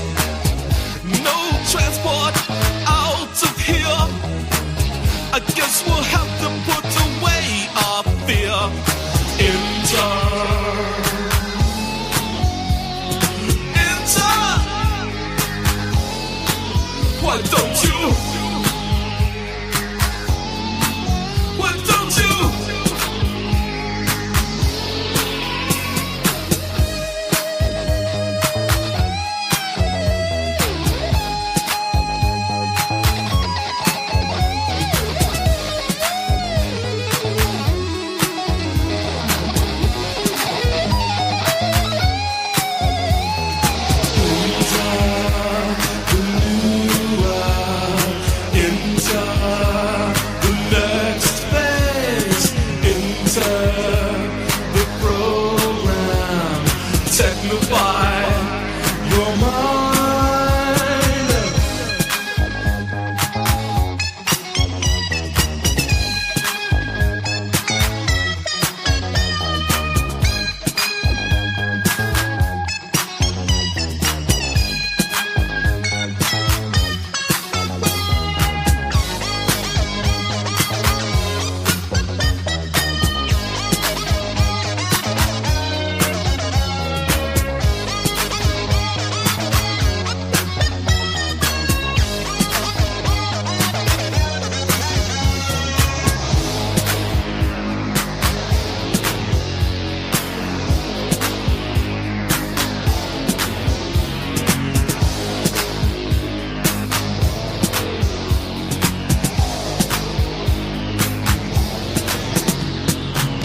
Electric lady with the red dress on.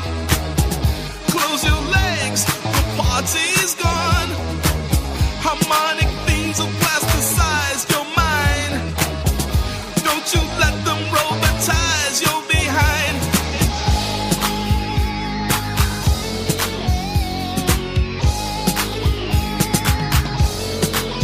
Why don't you? Why don't you?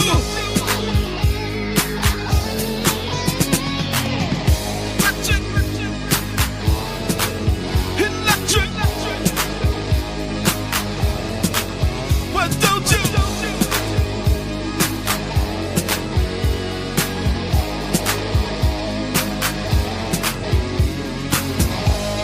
Electric lady. Enter. Why don't you enter?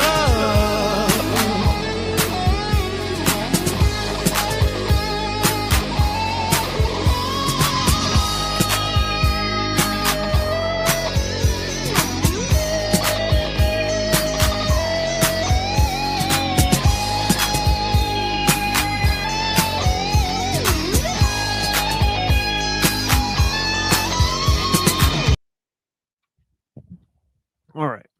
The technological society, we're on page 284, section beginning called the totalitarian state, right? Yeah, so let's move to this. It says, finally, techniques causes the state to become totalitarian.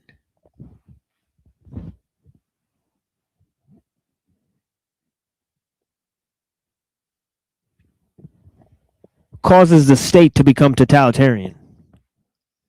Yeah, it's Cybotron. We'll play another Cybotron song in a few minutes here, right?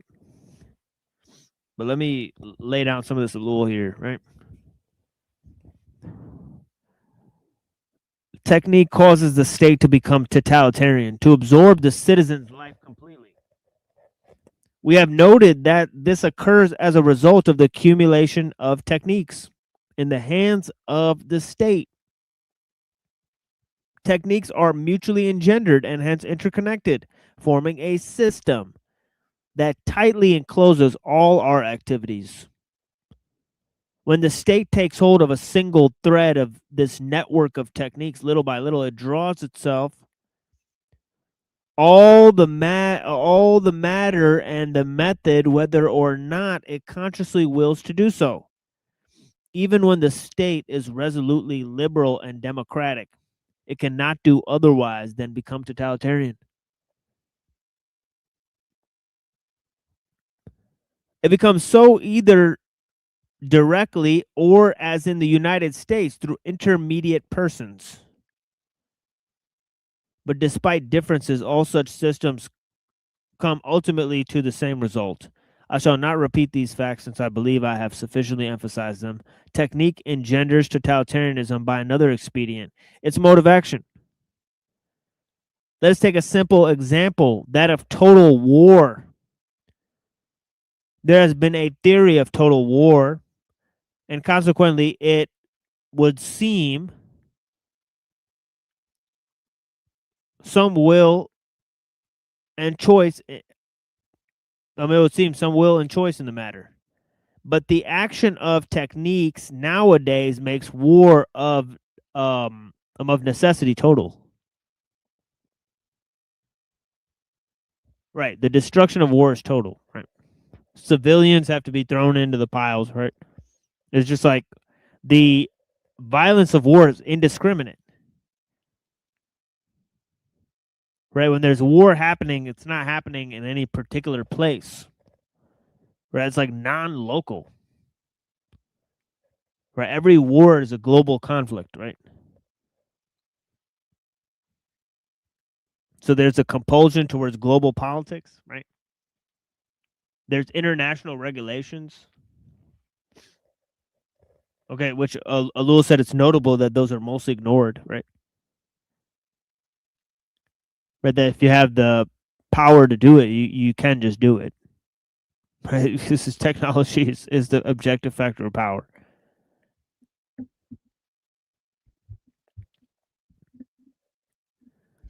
What did Netanyahu say a little while ago? It said cyber is like the real domain of power.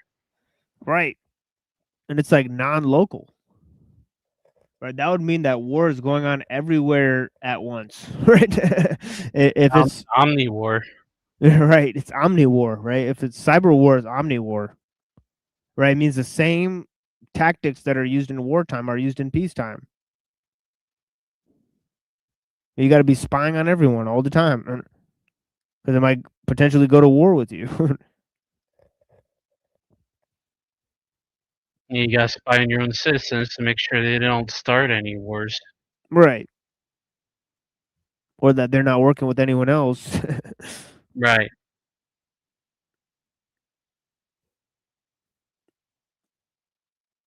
It really is a total warfare. The use of guided missiles such as V2 weapons and rockets, which had an error of about 9 miles in 300, presupposed that a great majority of them would fall on the civilian population.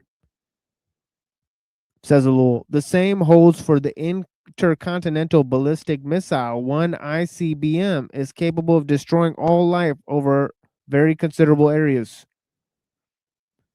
Automatic steering mechanisms can give great precision to the flight of anti-aircraft missiles. But precisions of aim has no meaning when targets are terrestrial objects closely grounded or grouped together. A formation of bombs is isolated in the sky, and a missile fired at them necessarily hits a military target.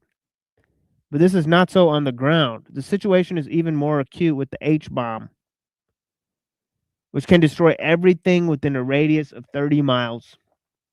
Despite any and all possible precautions, the H-bomb would destroy civilians and non-military structures. There is no need here to decide whether or not to make total war.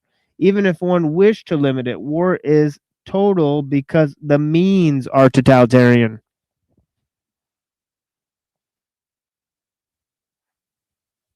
War is total because the means are totalitarian. The same applies to civilian techniques. It is no longer possible to limit their effects, even if there is a desire to do so. Censoring films may sometimes limit their subject matter, give them a conformist tone or a moral content, but it does not touch the essential, that is, the psychic modification of the individual by means of violent impression films make upon him. Let me read that again. He says, censoring films may sometimes limit their subject matter, give them a conformist tone or a moral content, but it does not touch the essential, that is, the psychic modification of the individual by means of the violent impression films make upon him.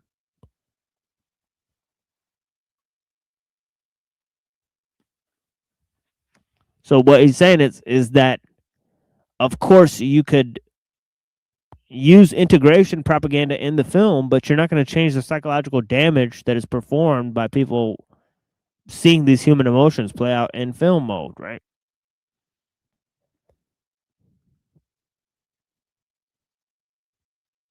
And of course, we know that some of the most grotesque acts of violence and sexuality exist in film, right?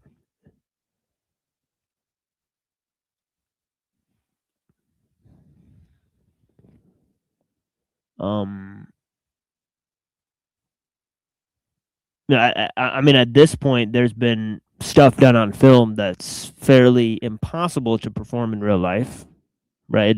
So the grotesque nature of films has gone way beyond the surreal, right? So yeah, that by and by.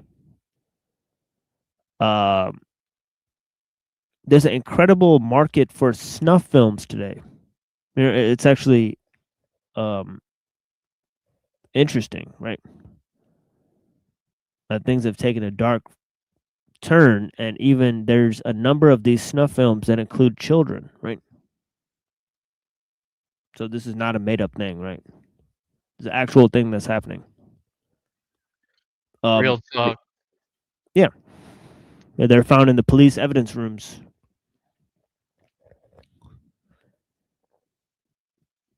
So it goes, the emotion he inevitably feels modifies the psychological tonus of the individual and tends to make him a component of a mob.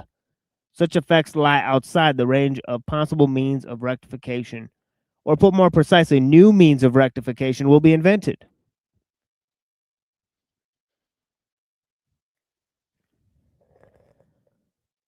One might, for example, try psychoanalysis, or one might limit the number of performances each week. But such measures only represent a new attack on the human soul or a new limitation of freedom. It would be possible to consider in turn every element of state technique and to show that each one pushed to the limit leads to totalitarianism. Jacques Dreincourt has unwittingly done this for propaganda, and Ernst Cohn Bramstead for police techniques. Dreincourt attempts to show that propaganda is consistent with democracy, but he recognizes so ellul thinks that that's ridiculous, right? But he recognizes parenthetically that democratic government is obliged to integrate propaganda into its institutions for reasons outside its own principles. He recognizes that democracy is obliged to exploit the same practices, the same violation of human conscience, and the same encouragement of conformism as does totalitarianism. He has in fact shown that propaganda is in itself totalitarian.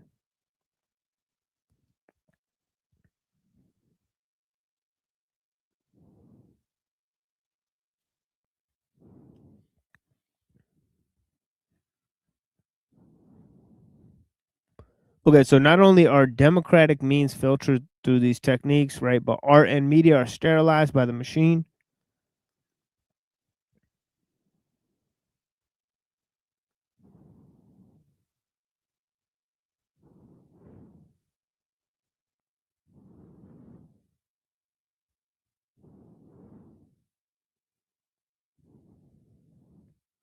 So it says he has in fact shown that through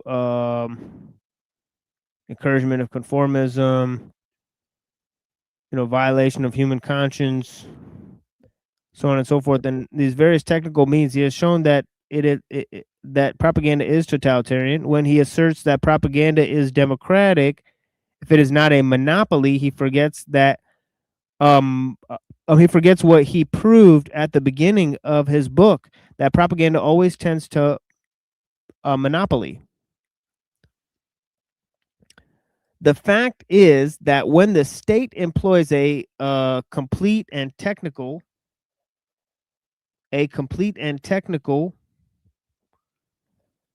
propaganda system, it inevitably becomes totalitarian.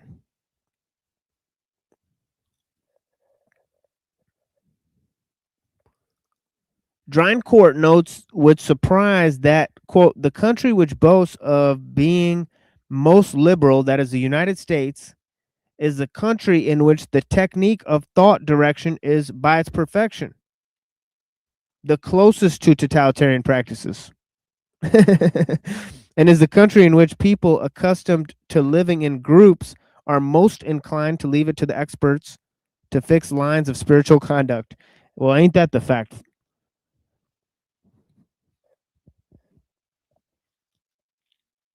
You go to almost any other country and people are like,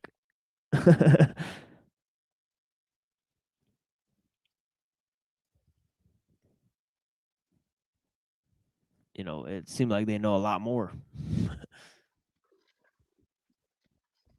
Definitely, I can say that for some of our friends that we've met online that are from foreign countries, they're extremely intelligent.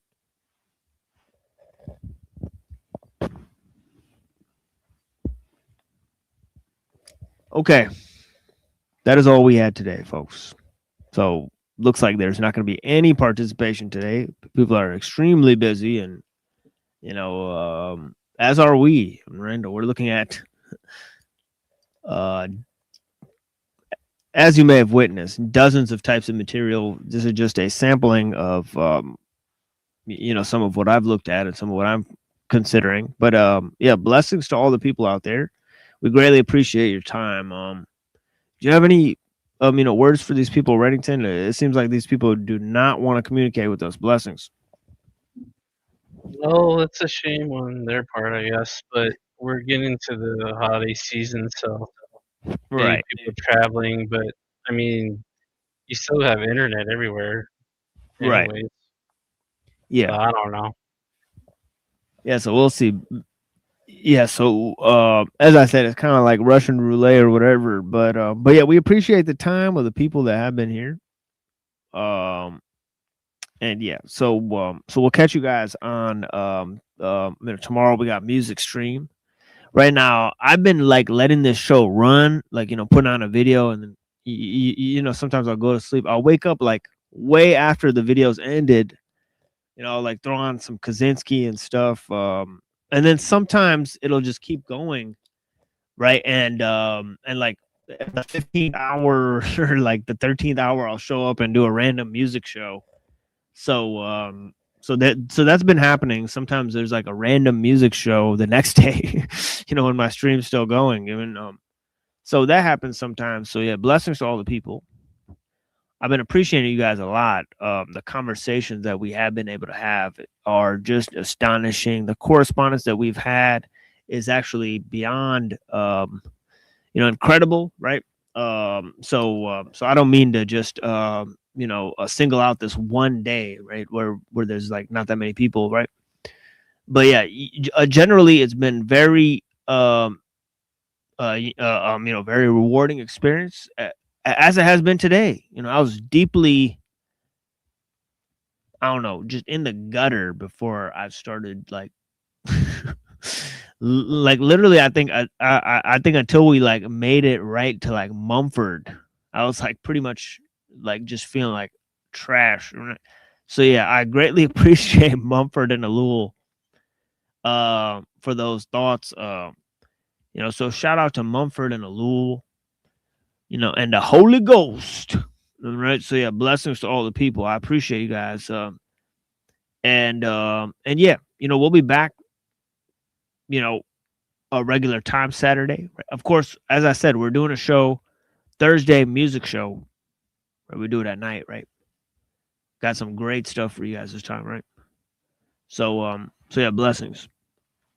And yeah, thank you for joining us here on The Machine Lies, where we talk about the lies of the machine on the machine that lies. And, you know, I hope you guys have clarity, see through the lies. You know, the first step to blinding somebody is getting them to open their eyes. And the first step to seeing beyond the programming is to realize how you've been programmed. Right? And you can't kill what you can't see. Right? What most people think is real is just flickering images on a screen. Right? Don't drop that Rambam Yibam bomb. Exactly. And do not seek the treasure. Precisely.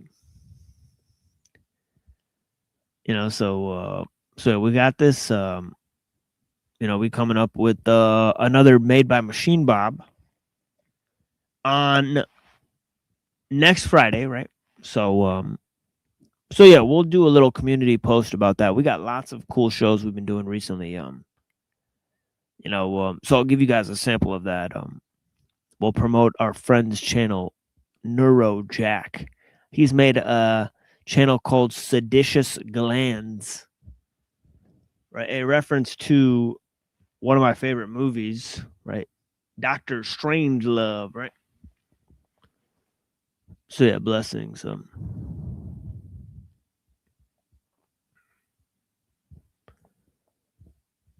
know if you guys have seen Dr. Strangelove.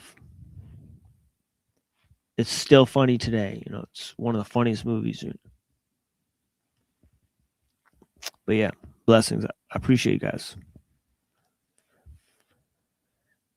And yeah, let's get into some music. I guess, you know, I'll just play some random shit. And hopefully you guys appreciate the time. But yeah, blessings soon. And talk to you guys soon.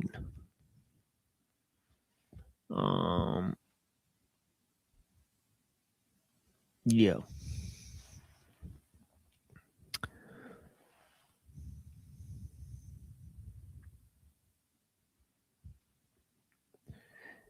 Yeah, let's go with this. Yeah. Yo, yo, yo, yo, yo, yo, yo, yo, yo, yo, yo, yo, yo, yo, yo, yo, yo, yo, yo, yo. Yo, yo, yo, yo, yo, yo, yo, yo, yo, yo, yo, yo, yo, yo, yo, yo, yo, yo, yo, yo. When I step up in the place, say yo, I step correct. Got you all in check. I got that head nod shit that make you break your neck. I got you all in check. And you know we come through to wreck the discotheque. I got you all in check. Throw your hands up in the air, don't ever disrespect. I got you all in check. Bust the rhymes up in the place. True indeed. Yes, I catch wreck and that's word on my seed. I'm guaranteed to give you what you need. One blow, everybody like Junior Reed. Wake up every morning, yo, I must succeed. Nationwide rockers make the world stampede. Yo, Willie, make we roll some weed. Man, charge, nigga, now I must proceed. Yo, we about to make moves, set speed. These two baby 5 Q-tip, Ali Shaheed. Watch me knock you out like Apollo Creed. Body blows, busting your shit, making you bleed. Just feed off dynamic flows and take heed. Need more information, homeboy, they just read. Hey, you can read all about the pure breed. Do the vocal, that's my duty if I see. When I step up in the place, then yo, I step correct. I got you all in check. I got that head nod shit that make you break your neck. I got you all in check. And you know we come through to wreck that discotheque. I got you all in check. Throw your hands up in the air and never disrespect. I got you all in check. How dare you ever try to step on my suede shoes? Time run, shut down your firm like Tom Cruise. Please, let me get down and blow a fuse. Acting fools, breaking shit down to molecules. Yo, let me hit you with my ill street blues. Bust the rhymes, always headlines, the street news. Baby girl, don't be confused. Sell my 7 seats and enjoy my own crew. I know you really wanna know who's coming through, leaving blood stains and residues. Sorry, homeboy, but your flow sound used. Got to pay your dues, baby, you know the rules. Whenever I travel the world, I land cruise. If you choose to fuck around, you get bruised. Now I got new gas on super unleaded fuels. Give me room, give me some space, your excuse. When I step up in the place, think of a step correct. I got you all in check. I got that head nod shit that make you break your neck. But I got you all in check. And you know we come through to wreck the discotheque. But I got you all in check. Throw your hands up in the air and never disrespect. But I got you all in check. You're now rocking with the best. Bust the rhymes coming through from the flip mode squad. Boy Scouts who I be, straight to your door. We coming straight to your door, bringing all you rockers to all you rap motherfuckers. Boy Scouts who I be, flip mode is the squid on. Bust the rhymes, break it down like this. Yo, which motherfucker stole my dough? Meeny, miny, mo. Throw them type of niggas right out my window. Blast your ass, hit you with a direct blow. Coming through like G.I. Joe. Star Wars moving and ill like Han Solo. Make you bounce around like this was Calypso. Always shine cause I got the high pro glow. You think that you can hide, you think you can lay low. Roll up on your ass like Hawaii 5-0. Mac out with my dreads in my Kango. Forget the moment, nigga, just bash the Cisco. Yo, take a trip down to Mexico. Come back with that shit that might make you psycho. Maximum frequency studio stereo. Sorry, this is it, but homeboy, I got to go. I step up in the place and yo, I step correct. Got you all the check. I got that head nod shit that make you break your neck. I got you all the check. And you know we come through to break the discotheque. I got you all the check. Throw your hands up in the air and never disrespect. I got you all the check.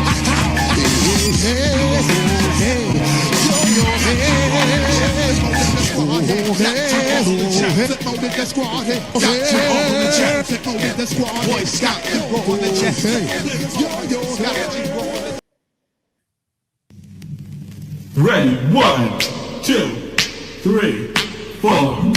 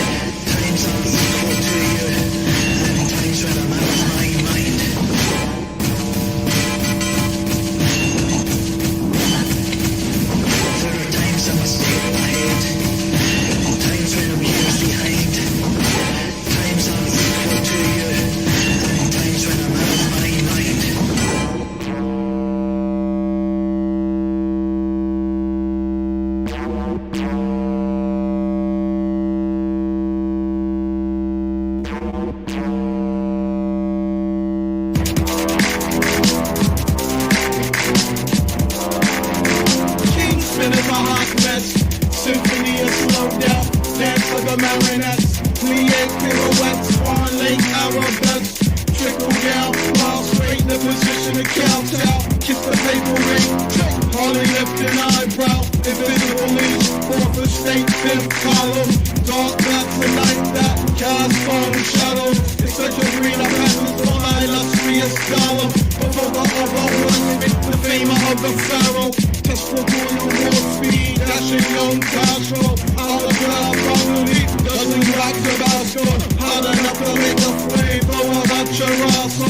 Babylon, fire burns into the maximum. Killer pathogen, predict three-letter acronym. Triangulate DMP, killer axiom. Neural transmitter, frequency perception management. Target acquisition, target-rich environment. American Nazi, pre-Masashi corporate parasite. Never knew a war, but they didn't like a Congo.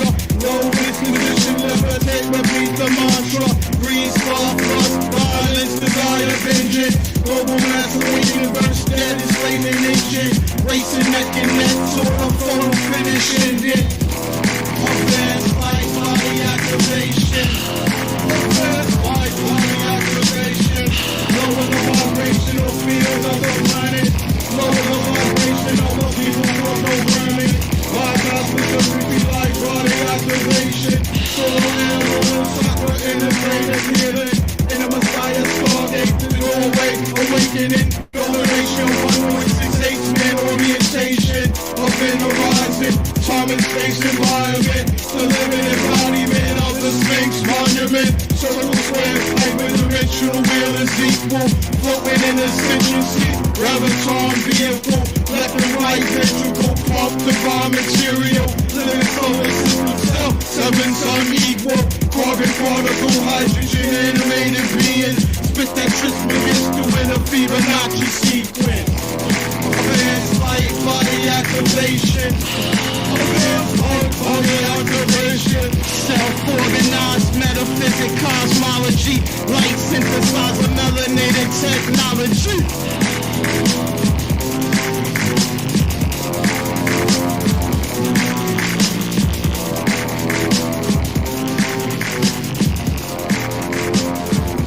Whenever we stand against the flow of opinion on strongly contested issues, a man does what he must, in spite of personal consequences, in spite of obstacles, and dangers and pressures, and that is the basis of all human morality.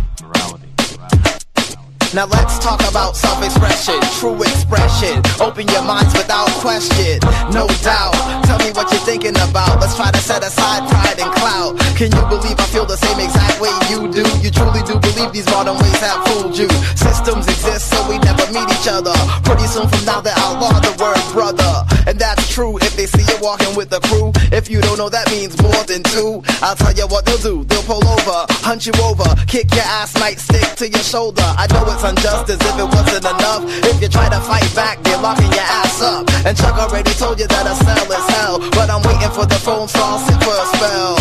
Call the guard, tell him I'm a piece of God with no beliefs in his streets or his boulevards. I eat rage so my mental is hard, and the heat from my anger just melted the bars. They reach for their guns so I put him to sleep. Break the chains and put the shoes back on my feet. He's on the loose with no discernible scars or marks, just the mind of Mandela and the heart of Rosa Parks. So I dip. Time to see the governor admit. Tell them life ain't fair, see if they care. Well they do, but only if they're on the air. So they appear to have a heart and make a flare. But they haven't done shit for us and that's a fact. Their only function is to keep the funny money where it's at. And it causes pain, stress. Ask me if we need a different way of life.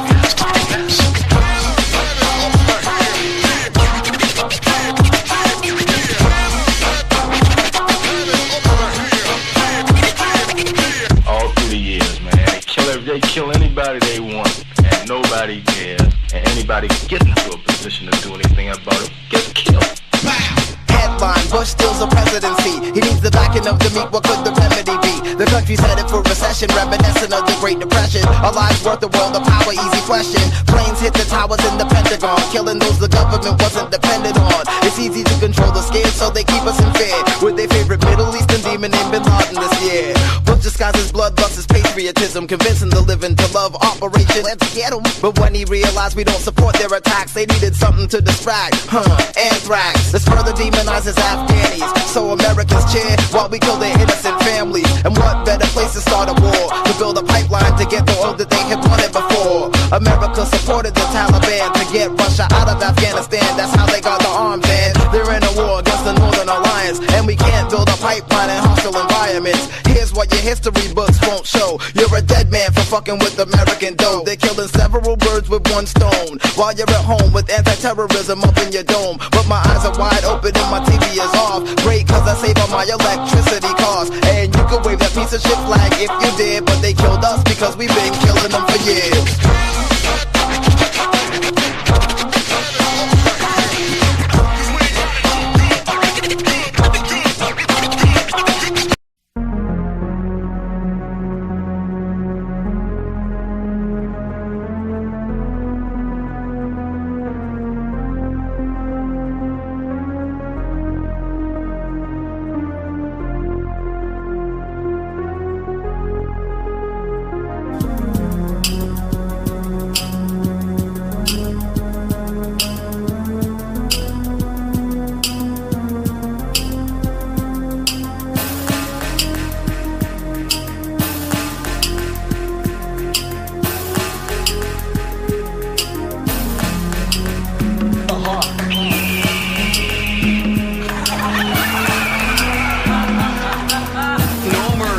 It's not a real hawk, just lifelike hawk sound. It just sounds pretty good though. A man who knows what he's hearing.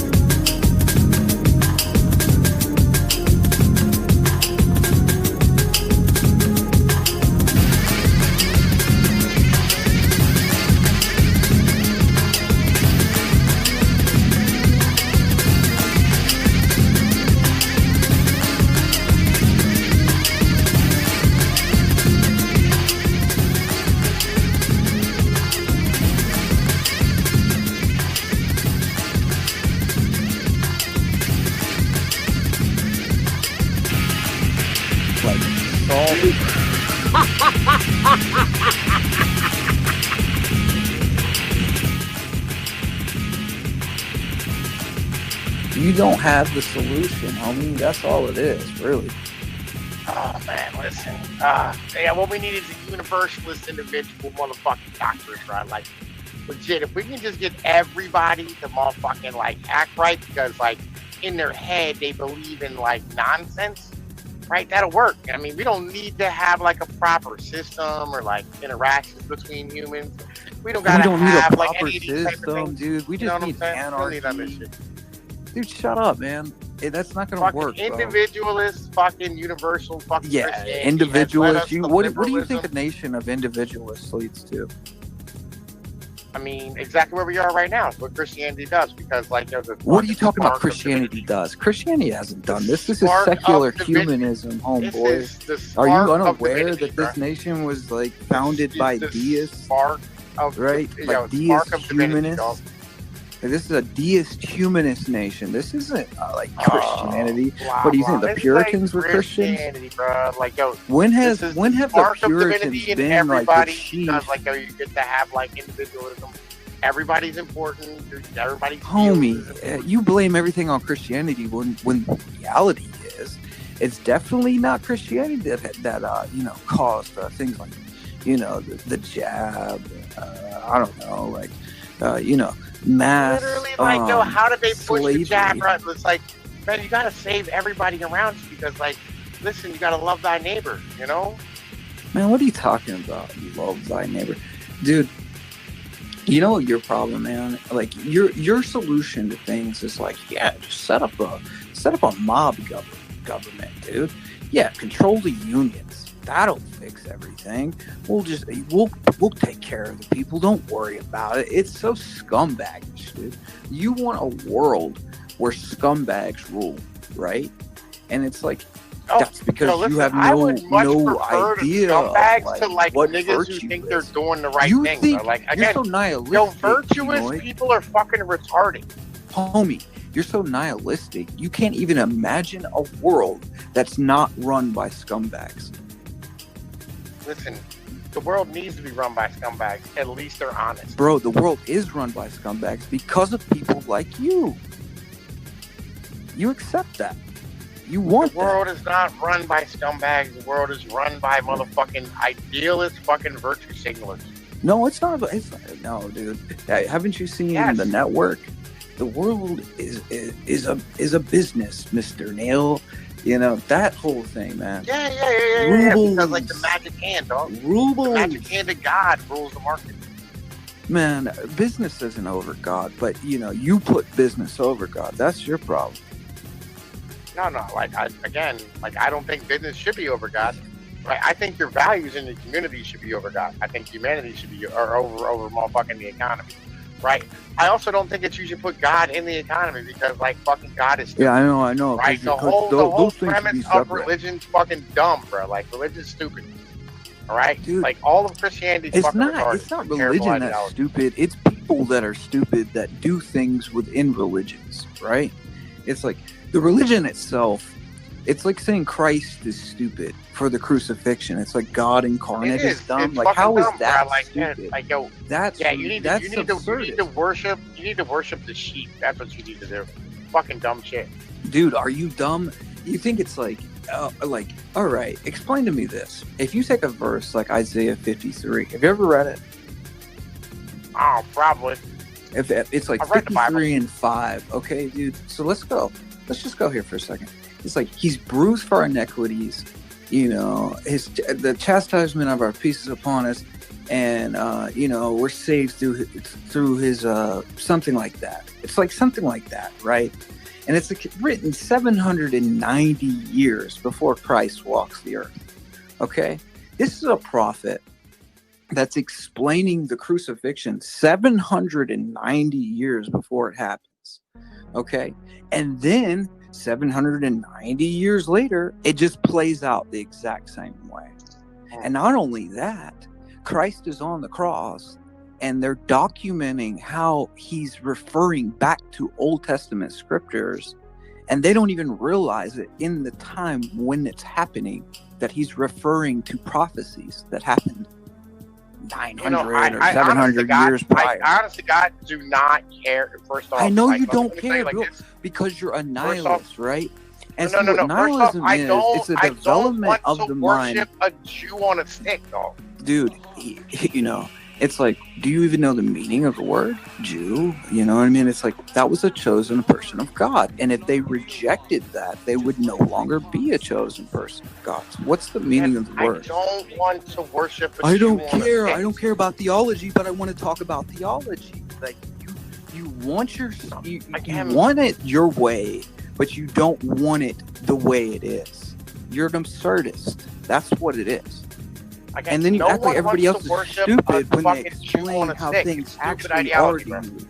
Bro, you wouldn't go to a mechanic and be like, I don't care how that engine actually functions, dude. So don't come to like somebody that understands like theology, and they get mad at them when they explain why your theology's dumb. No, again, you don't. Again, first off, you fucking are standing here worshiping like a Jew on a stick. So like, okay. But am I really, dude? Am I really doing that? Are you saying I'm worshiping a Jew on a stick, or am I worshiping God incarnate in flesh that walked on the earth and was born of a virgin and died? Like, listen, why don't you just worship Hercules then, bro? Because it's a way more big. Well, the difference is Hercules is like Superman. It's like a fictional story, whereas Christ was attested to, and people were martyred for Christ. You don't have martyrs for Hercules. Okay. Yeah, I mean, so like, you Hercules, you take Hercules a situation. Was way more base, this is what bro. the Like, atheist way more does. base. The atheist will take a situation and you relate it to something that's not relatable. So, for instance, you'll relate cries to the flying spaghetti monster. There's no documentation of martyrs for the flying spaghetti monster, but you'll be like, you believe in the flying spaghetti monster. Why do you do that, right? It's because you're intellectually dishonest and you can't face the question. There's plenty of martyrs for Thor and Loki. Where are the and all these motherfuckers? Where are the resurrections by the prayers from the flying spaghetti monster? Yeah, listen, again, you know what? The cool thing, you know what the cool thing is about all the other religions? You know what the cool thing is about all the other religions, bro? They weren't spread by women and slaves. Okay, so what about them? So I can explain those instances, right? Yeah, how can I explain You're all those instances? simps. We understand, right? You're No, simps. I can explain those instances because you know what David says? King David says the gods of the nations are demons, but the Lord created the heavens. And oh my God, bro! Listen, you can also translate the word demons for idols. I'm stuck on the side of the road right now, and like I'll be honest, I got yeah, like fucking you know 3 hours why you're until stuck on the shows side up. of the road? Because your wicked ass deserves to be stuck on the side of the road. No, it's because it's because I work for a Christian Indian who's a cheapskate ass fucking Jew, right? That's why I fucking stuck on the side. of the road. So you're mad because you're Protestant Indian boss or something? Get out of here, dude. Body. Take that out, boy. Clap them up. Can you hear me? Yeah, dude. What's up? Oh, I can't hear you. What the hell? It's all mine. Good. I think it's this speaker is fucking up. Hold on. About to go at you now, too.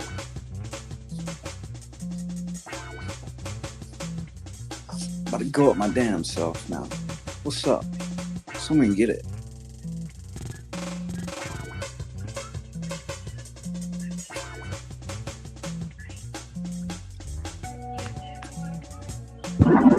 Okay, got it. Okay, can you hear me now? Yeah, I mean, but dude, tell me if I said anything illogical during that conversation. Well, I don't think he's willing to listen to what you're saying, so. That's what I'm saying, though. Yeah. I mean, But you dig what I mean, though? Like, homie, if you're like... I'm a Christian, so, like, it's easy for me to understand what you're saying, but I think for someone like him, like, I honestly, like, I don't get his hostility towards Christianity. Like, I get, like, his argument saying, like, well, a lot of Christians are this or a lot of Christians are that, but, like, it's a I don't think they're saying, like, Christianity was spread by women or slaves. One is, like, a strong argument. And also, like, so, like, first of all, like, so much it was. Second of all, like, I don't think that's true. And third, it's like, well, like, I don't think historically that's been true, really. I mean, but let's say that even was true. Like, let's say that, like, predominantly it was spread by women and slaves in Rome or something at one time. It's like, well, why, but then it's like, at what point does it get to Constantine? You know what I mean? It's like, we got Constantine building churches and it's no longer illegal and it becomes the official religion of Rome. Like these guys don't like to admit is that Christianity conquered paganism, right? It's like this small little like religion that was outlawed to the catacombs that could get you fed to lions. Eventually, takes over the entire kingdom of Rome. And like, how does that happen? Right now, like the explanation from the Jays is, oh, we just created it and, we subverted them. We manipulated, and they rub their hands together. And then, the pagans are like, no, it was, Constantine just took this religion to, give opium to the people, blah, blah, blah. But then you read the context of like, then you read the context of like what Christians say, like actually what happened. And it's like, he had a dream and God comes to him and is like, paint the cross on your men's shields and you'll win this battle. And he does it and he wins the battle. Right. And then his mother converts and then they find the true cross. And then like some guy gets healed on the cross, a leper gets healed on the cross. and they build the Holy Sepulchre Church in Jerusalem, and then the whole entire like pagan Rome converts to Christianity. It's a miracle, bro. It's unbelievable, and like it's documented history that no one wants to deal with. You know what I'm saying? It's like there's Orthodox churches to this day in that area. And like we got documents and we got like countless miracles being like explained and relics and all types of stuff from that period. And the Greeks to this day, they're still, majority of them are Orthodox, right? And up until 1920, they were true Orthodox. They were traditional Orthodox. So we're talking about all the way from then till today, till like the 1920s. We're dealing with a predominantly a culture that's Christian, right? Now, if we study history, Europe got all its understanding from the Greeks, from those Greek philosophers, and it came from monks going to Europe during the raid of Constantinople. So then the Europeans get a hold of the philosophers' like wisdom, and then they create atheism by cherry picking the philosophers that the Greeks had already understood as being beneath the Christian teachers. And wrapping it in a flag of Christianity when it's actually atheism, essentially. Yeah, I mean that's kind of like. You don't understand how absurd that is. It's like, oh, the Greeks are saying. Yeah, it's like the Greeks are saying this is a superior religion to all the other philosophies, and this is the superior philosophy. And then the Europeans get it later on, like these books from these philosophers, and they're like, oh, we'll just cherry pick them and then create our own secular weird religions out of them. And this is brilliant. And it's like, they're already like, yo, what are y'all talking about? You know what I'm saying? I don't know. It's just, you talk to Greeks and they're like, you guys are retarded. Like they really think, you know, the Westerners are retarded because of this. Because they're like, what do you mean? Like those, Plato or Socrates or this guy, like y'all are hung up on them? Like why? You know? Yeah. Well, I mean, I've pretty much always felt that way. And the thing is like, I don't know. I think there's a lot going on. I mean, I'm not going to try to like assume to know what's going on, but there's definitely something very odd going on. And again, like it's not just Pinoid. Like you can see that, like I think Pinoid has a lot of good points, but it's also like it's hard to like know where does the LARP end and the true belief begin, right? Like that's what I'm not sure about. So. Well, you never get an honest conversation from these guys, man. And that's what bothers me with a lot of people is like, I deal with so much intellectual dishonesty, which is like to be expected if you're rooted, if you know that your core belief system is truth, right? So the basis of everything that you're building off of is truth, right? So I have a foundation to build off of. These guys don't have that foundation. So they don't even, I feel like sometimes they don't even know that they're being as dishonest as they're being. Like that's just natural for them to be kind of like manipulative or like try to use rhetoric or to make their arguments. Like I don't have to do that, dude. I just have to be honest. That's it. That's it, you know, it's like trying to keep up with a lie. What's easier, like just telling the truth or keeping up with a lie? That's kind of like how it is when I deal with other people in debates. I feel like you're dealing with someone who's trying to keep up with a lie that's been told for a very long time, you know?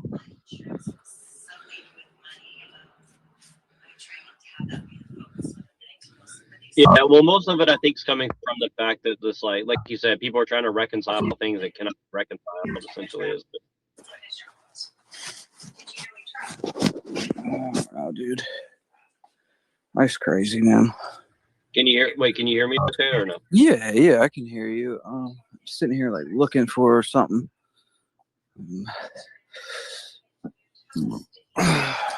You want to talk about your circumstances at all? If not, I don't care. I mean, as far as like where you're. We're not live, are we? Oh, we are live now. Yes. Yeah. So no, I'm not going to talk about that. All right. Cool. Well, no, I just asked because I can hear. But yeah, I would say that like yeah, it's interesting. It's like I'm trying to figure out. It's the same shit everywhere you go. But that's the thing is like and again like Pinoid has a lot of good points. So this isn't like to like insult him or something. But it's like the whole thing is just like it's like I think without Christianity the whole world doesn't make sense. So to me it's like it's like I don't think I could stop being a Christian just because like it's the only thing that seems to make sense. But like I understand where other people maybe don't understand that for whatever reason. So like I try to like. Well, he wouldn't be an atheist that, without Christianity. The whole basis of his belief system. That is what's ironic about it, really, because like you can't have all these things without Christianity. But then it's like, well, Christianity gets the blame for the things that happen outside of Christianity. So it's like, okay. I mean, it's just we're dealing with absurdism and nihilism and intellectual dishonesty. You're going to have these kind of like contradictions that don't make any sense at all. Where's that key you said? No, I don't know. It's not. I don't see it.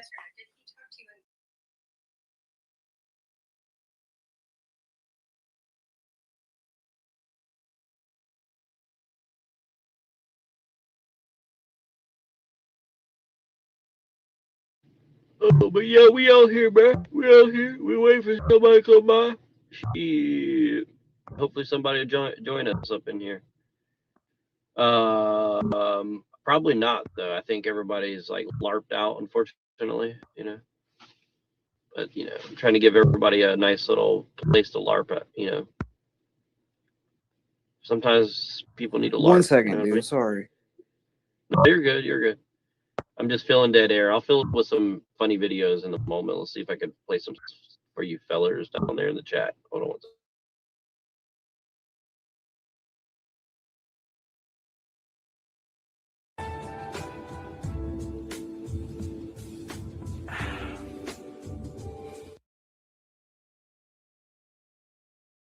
Let's see how this humanoid robot handles a classic task like picking cotton.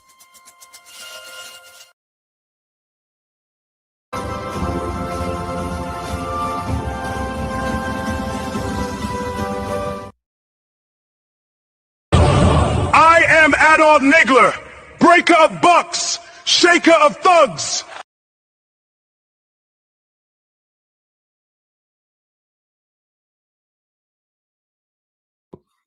King Stephen, bow down to Dolphin Jesus.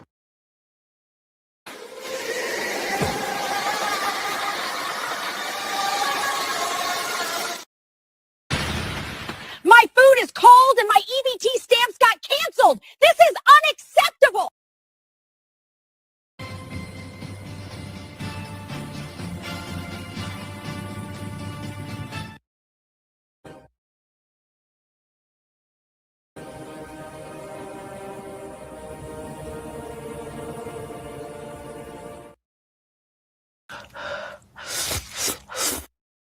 What is this called? Gay. Pay. Oh, pay. What is this called? Gay. Okay, I'm back. Yes. Yes. What? Okay, welcome back. Dude. Well, I mean, I don't know. I've seen some of those. That was weird. Yeah, I was just trying to like keep it busy, give the people something to watch. What do you think of this one? There is no problem of evil from the atheist perspective. That's all, folks. Well, I think that, dude, honestly, I think we have a culture that's sort of, schizophrenic. I really think it is. It's like a schizophrenic fucking culture. I shouldn't use that word, but it is, man. It's crazy. We're all Spiritually absolutely schizophrenic. Oh yeah, definitely crazy. And it's like, you know, I've been around situations that weren't spiritually that way and weren't you know, just kind of not of the world, I guess. And those situations have brought me in contact with a kind of understanding that everything that's going on around us is being influenced by a legion of demons, dude. Like, there's no other way around it. You know what I'm saying? You know, I was watching Tucker Carlson today, and he was talking about, you know, what happened in 2020, right? And of course, he's openly using the word that everyone's scared to use, okay, on his platform. And he has no fear of getting deplatformed for some reason. I wonder why that is. But they were saying it was like a type of, a part of like people accepting that was like a form of anti-communion. And I was like, oh, so like, you know, taking that was a form of anti-communion. And like, when you think about it, that is true. And then I watched some other thing. It was about, you know, like abortion, right? And it was like, you know, the prayers the priest or Christ said, you know, before he gives communion for the first time to the apostles, is, "This is my body," right? And it was saying about how like that's the words the abortionists use to justify themselves. "This is my body."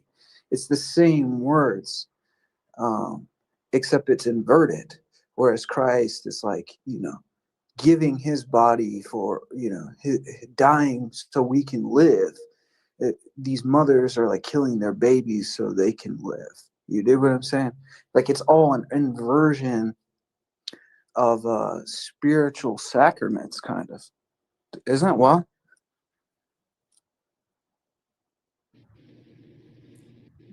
So what was the anti-communion? I didn't catch like what exactly that is. What was exactly anti-communion? Okay, like anti-communion would be like, you know, accepting the shot. Do you dig what I'm saying? Right. Well, yeah. I mean, it's basically like, well, that's kind of how. See, that's why, like I think. So this is kind of why, like, this is why, like, I understand why people get frustrated with Christianity, and again, this isn't to defend it, but it's like to defend Pinoy's point. But it's like the thing is, like, for example, right? Like, people use, you know, something like the medical procedure, right? And say like, well, that's the mark of the beast or something. But like, I think it's like this kind of thing. It's like this kind of thing happens all the time. So like we're always in like a sort of end times because we're after Jesus anyways. But my point is that like a lot of these cults try to like take advantage of people and make everybody think that we're in the end times right this second to like manipulate people's. No, I understand that, but would you say this? I like, that is true, right? Yeah, but within and again, so I'm not disagreeing with you. I'm saying like what I mean is that there's a million anti-communion communions like that. No. But but the way we understand that within the church would be like, these are types of what the final is going to be. Just like there's types of Christ, like Job is a type of Christ. This is called like typology within the scriptures. So like everything within the scriptures is sort of like, it repeats itself. There's a certain pattern that's followed.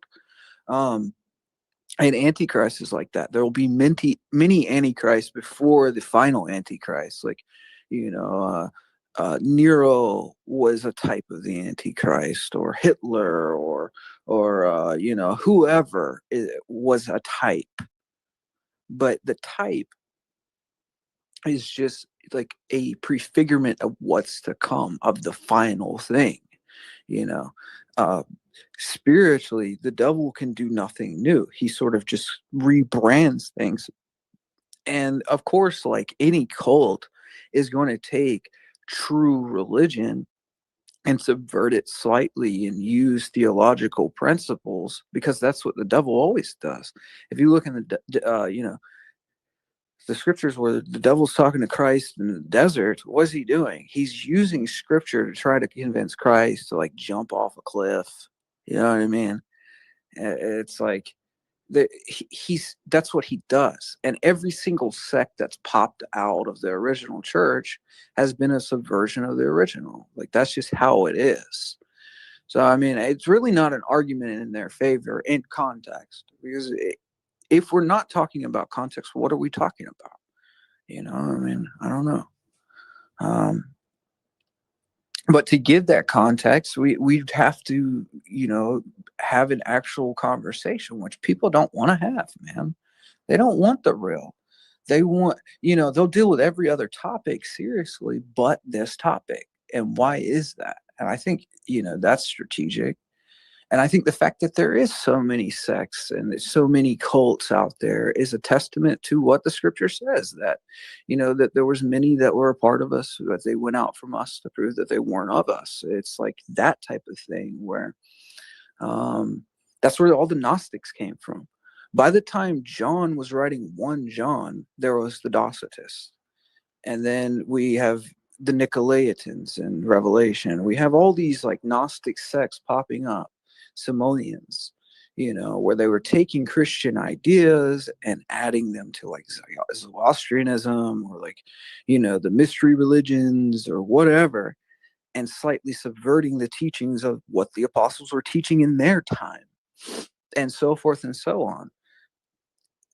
But the way the Spirit of Truth works is, and this is hard for those that don't have that discernment, is because they don't know the difference. There's no differentiation between truth and a lie. And that's the highest gift God can give a man, is like to discern what is true and what is not. And we just don't have that because there's not an active pursuit for it. It's not that it's not acquirable, because it is. And like, how is it acquirable? You go to the sources that could discern. That's a difficult road to get there, but that takes humility to get to the point to say that, it's either this, put it this way. It's either there is no truth at all, or there is, this line of truth that has stayed pure throughout the ages. And what we're saying as true Orthodox Christians, this is what we believe. And like, of course, all of us don't live up to the truth that we find. How can you? It's God incarnate. So it's like, you find truth to the point that it's distilled to its purest form, and it's existed throughout the ages, and it cuts through everything like a knife if you find it. And then once you find it,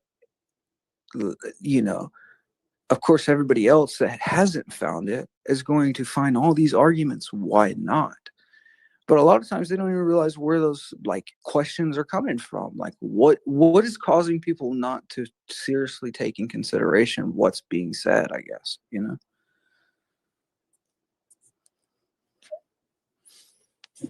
Well, I'll be honest with you. I think a lot of the excuses about like education or brainwashing are just that. I think a lot of it is excuses. Like my personal feeling is like anybody can accept the truth if they want it. It's just that most people, for whatever reason, just don't want it. So I think that's really the biggest problem ultimately.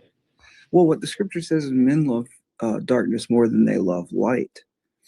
I think the reality of it is people love the lie more than they love truth. And it says that how sin them strong delusion because they didn't have love for the truth. And that's why you have like people who like will find a hint of truth. That's why we have so many World Orthodox, I think, is because they found the hint to the truth, right?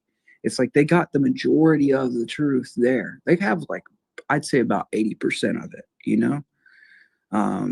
but see that 10% that's tainted or like that 20% that's tainted is so bad.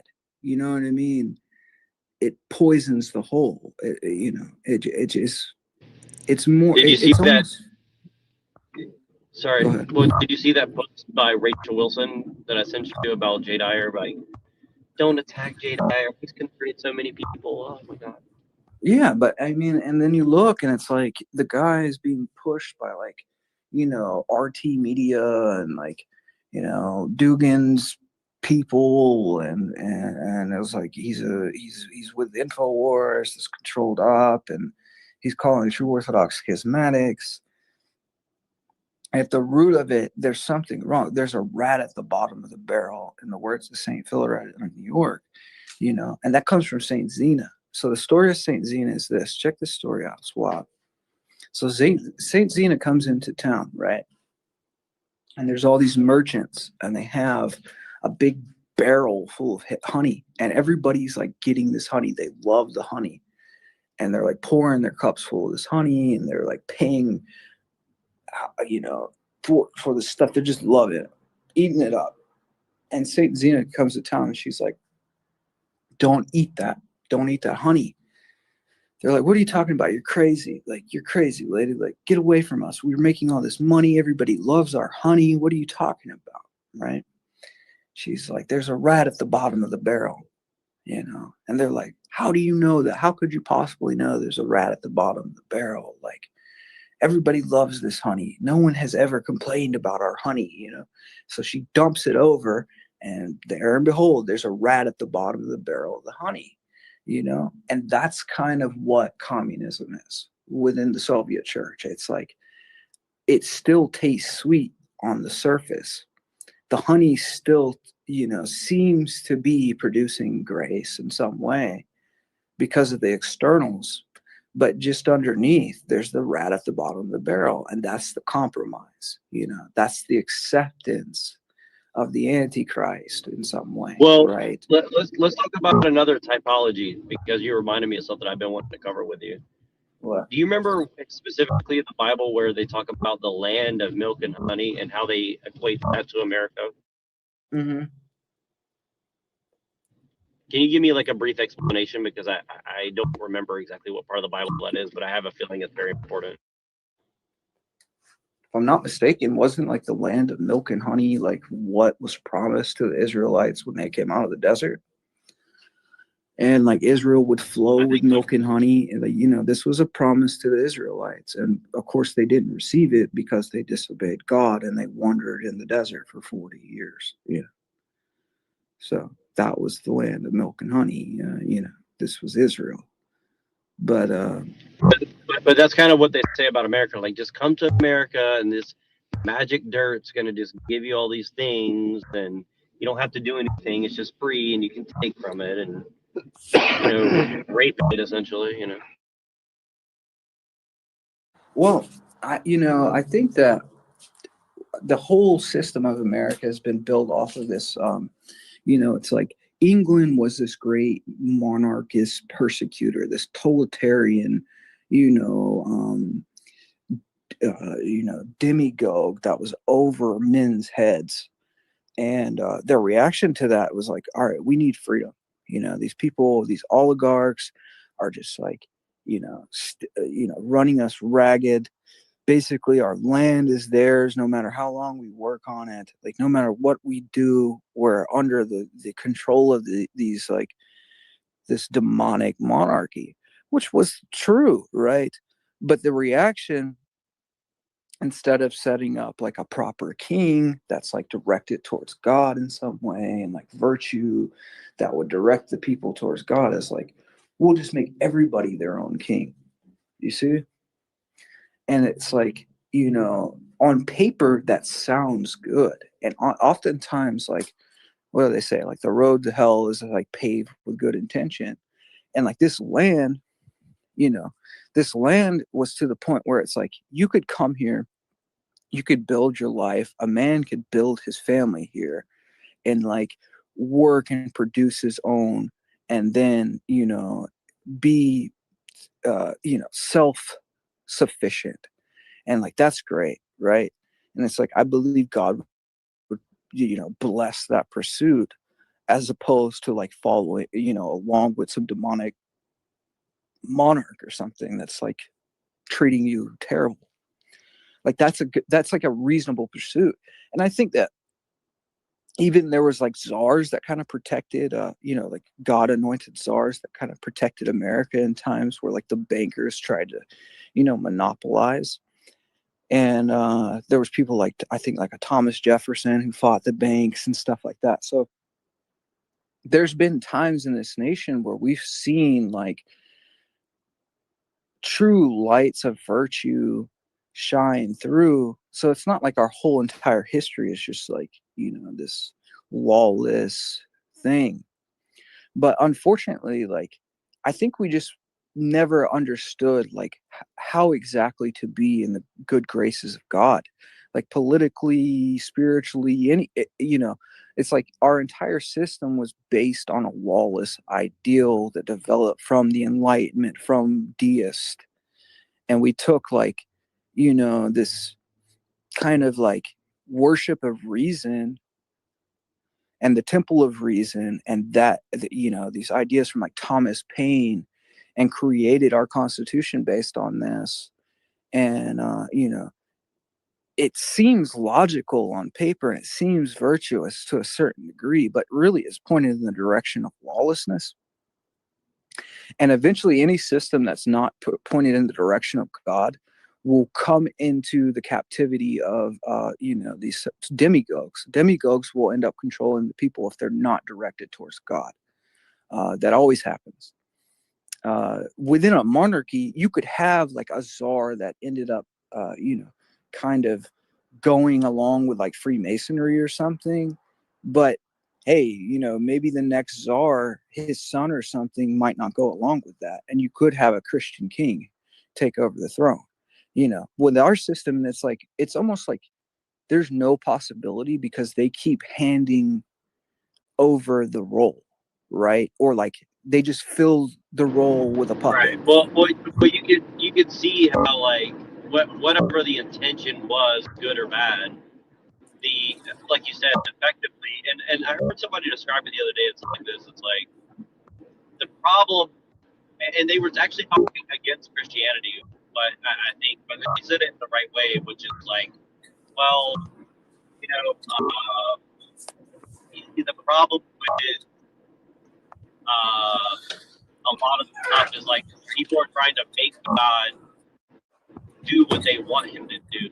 Does that make sense? Like they treat God as like a technology or something. Like, well, if we do this X, Y, Z thing, then God will give us something. And it's like, well, that's never been what God said. He's basically like, you do the right thing, and then you don't have to worry about what happens, good or bad or indifferent from your perspective, right? So it's like, it's just like a total misunderstanding or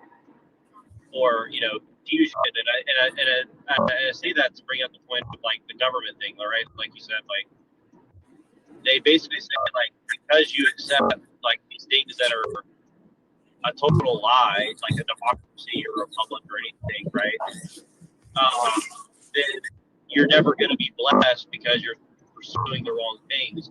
But the trick of it is that like now you see that's why the whole world orthodoxy thing is so devastatingly clever, because it's like they're trying to get you to now you're going to pursue the correct thing, but from the wrong place of your heart, essentially, where you're basically going to do it like greedily, like, well, this government screwed me over, man. I'm going to demand a monarchy, and then I'm going to get blessed by God. It's like, whoa, like, you know what I'm saying? I don't think they even want to strange, demand a monarchy. I think they just want to infiltrate the institutions, right? They've been tricked by the communists that they can infiltrate the institutions and build like an Orthodox republic, but really all they're doing is like what they would be doing is like creating that's the whole thing, though. It's like a means for the communists to take over the.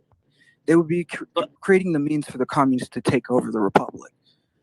That's all they're doing. Right, but because if their hierarchs are KGB. But that's what I'm saying. It's like that's why it's ironic, is because it's like they seem to I'm trying to think of the right words to say, but it's like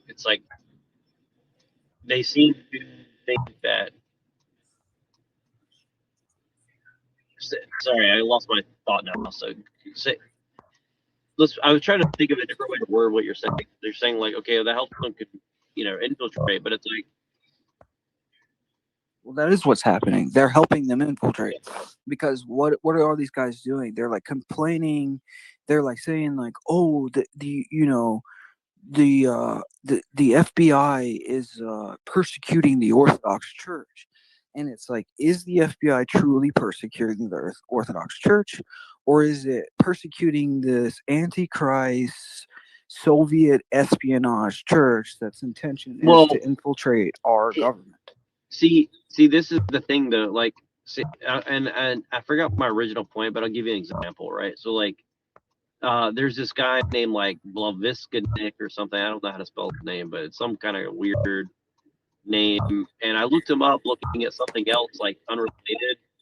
And like this guy like controls like the polypropylene or some like plastic product that's like everything that you can imagine, right? And he's from Russia, right? And he's like basically like this Jewish billionaire whose family, of course, survived the Holocaust and became like very extremely rich off the resources of Russia, of course, right? I'm sure that's a coincidence, but and then he gets knighted by the Queen of England for his philanthropy, and he's a citizen of both England and America as well as Russia. So it's like, okay, so you have a Russian Jewish oligarch knight who's now a knight in the English monarchy because he like donates money to like quote unquote philanthropy or something. It's like, what? Like, and if you remember, like the King of England right now, allegedly he's a Greek Orthodox, right? But I don't know if that's true. But have you heard about that? That he was like either trying to be Greek Orthodox or was like very influenced by it or something. Who, the king, the Prince of England or the King of England? Oh, yeah, the current King of England. Yeah, he's like his family's like nah. has some sort of strong connection to the Greek Orthodox Church. No, but I mean, if it's to the Orthodox Church, it's probably going to be the ecumenical patriarch. And if you've seen anything lately with that ecumenical patriarch, the new pope and Bartholomew are talking about going into communion. They're like pushing it further and yeah, further, I know. I full saw that. Eucharistic communion. Yeah, I know. I saw that, and they were basically calling for it, right? I mean, they're literally at the point where they're almost openly declaring like one world religion, essentially. So I mean, it's like yeah, exactly, dude. But I mean, this is what we've been saying, right? This is something True Orthodox have been saying for the last 100 years. Okay, we've been saying, hey, these guys are Freemasons, and they're going to join up with the Roman Catholics. And the Roman Catholics are going to join with Oriental Orthodox. And then they're eventually going to push for a one world religion. You know what I'm saying? And it's like everything we've said is coming true. And then like these guys are like, oh, no, it's not really happening. Oh, they haven't gone into communion yet. It's not actually happened yet. And it's like, how much do you need to realize this guy's a heretic? He's not an Orthodox Christian for you to say, oh, maybe I shouldn't be following this hierarchy. You know what I mean? But we're dealing with such like lukewarm behavior, which is documented in the scriptures. He's like, I'll spew you out of my mouth for this. And, people don't care about truth in Christ enough. They care about externals. So it's like, oh, I go to a nice church and like we have nice things and we have nice vestments. And I like the status of being where I am. And I like coffee time, you know what I mean? Like very basic things, external things, and like the faith is just put on the back burner. Who cares if we go into communion with the Roman Catholics? We're still Orthodox if we say we are. It's like lip service counts in some way, as if that insulates you from heresy. There's no understanding of what the saints said. There's no understanding of anathematization. There's no understanding of heresy. All these things are like, oh, that's just like old. Yeah, and we're in these new times, and all that stuff from the past is just like, outdated. And we don't see things that outdated way anymore. But the whole purpose of orthodoxy is staying true to the way it was from the beginning. It's like, what does the apostles say? They say it's like, if someone preach a gospel to you that wasn't according to the one we preached, let him be anathema, even if it was an angel from heaven. It's like, right. Why is that not being understood? That, like, this is such a very basic concept within. Well, and if there's a debate to be had about it, there's never an actual debate had about it. It's like straight to ad hom or straight to, some sort insult. of You're a schismatic. You know what I mean? Donatist. Yeah. It's like ignorant, like irrational, just kind of like intellectual dishonesty. But there really isn't a debate to be had. That's the thing. From our perspective, it's like the whole Rachel Wilson comment about Jay Dyer. It's like, how dare you criticize him? Theology is like grace from God, and he's brought the grace of God to all these people. I mean, it's just like very Protestant, like, where it's like, how dare you like have an opinion about this person's behavior or because of his clout that's been propped up by like the Russian media. Crazy, dude. Like look, and the thing is this, like, I'm not even really attacking Dyer because look, I agree with Dyer about a lot of shit. Honestly, I do. But like, to say that he's above criticism when he's like the number one, like if you're supposedly like the number one most important thing going on for Orthodoxy, and people aren't holding their feet to the fire, there's something wrong.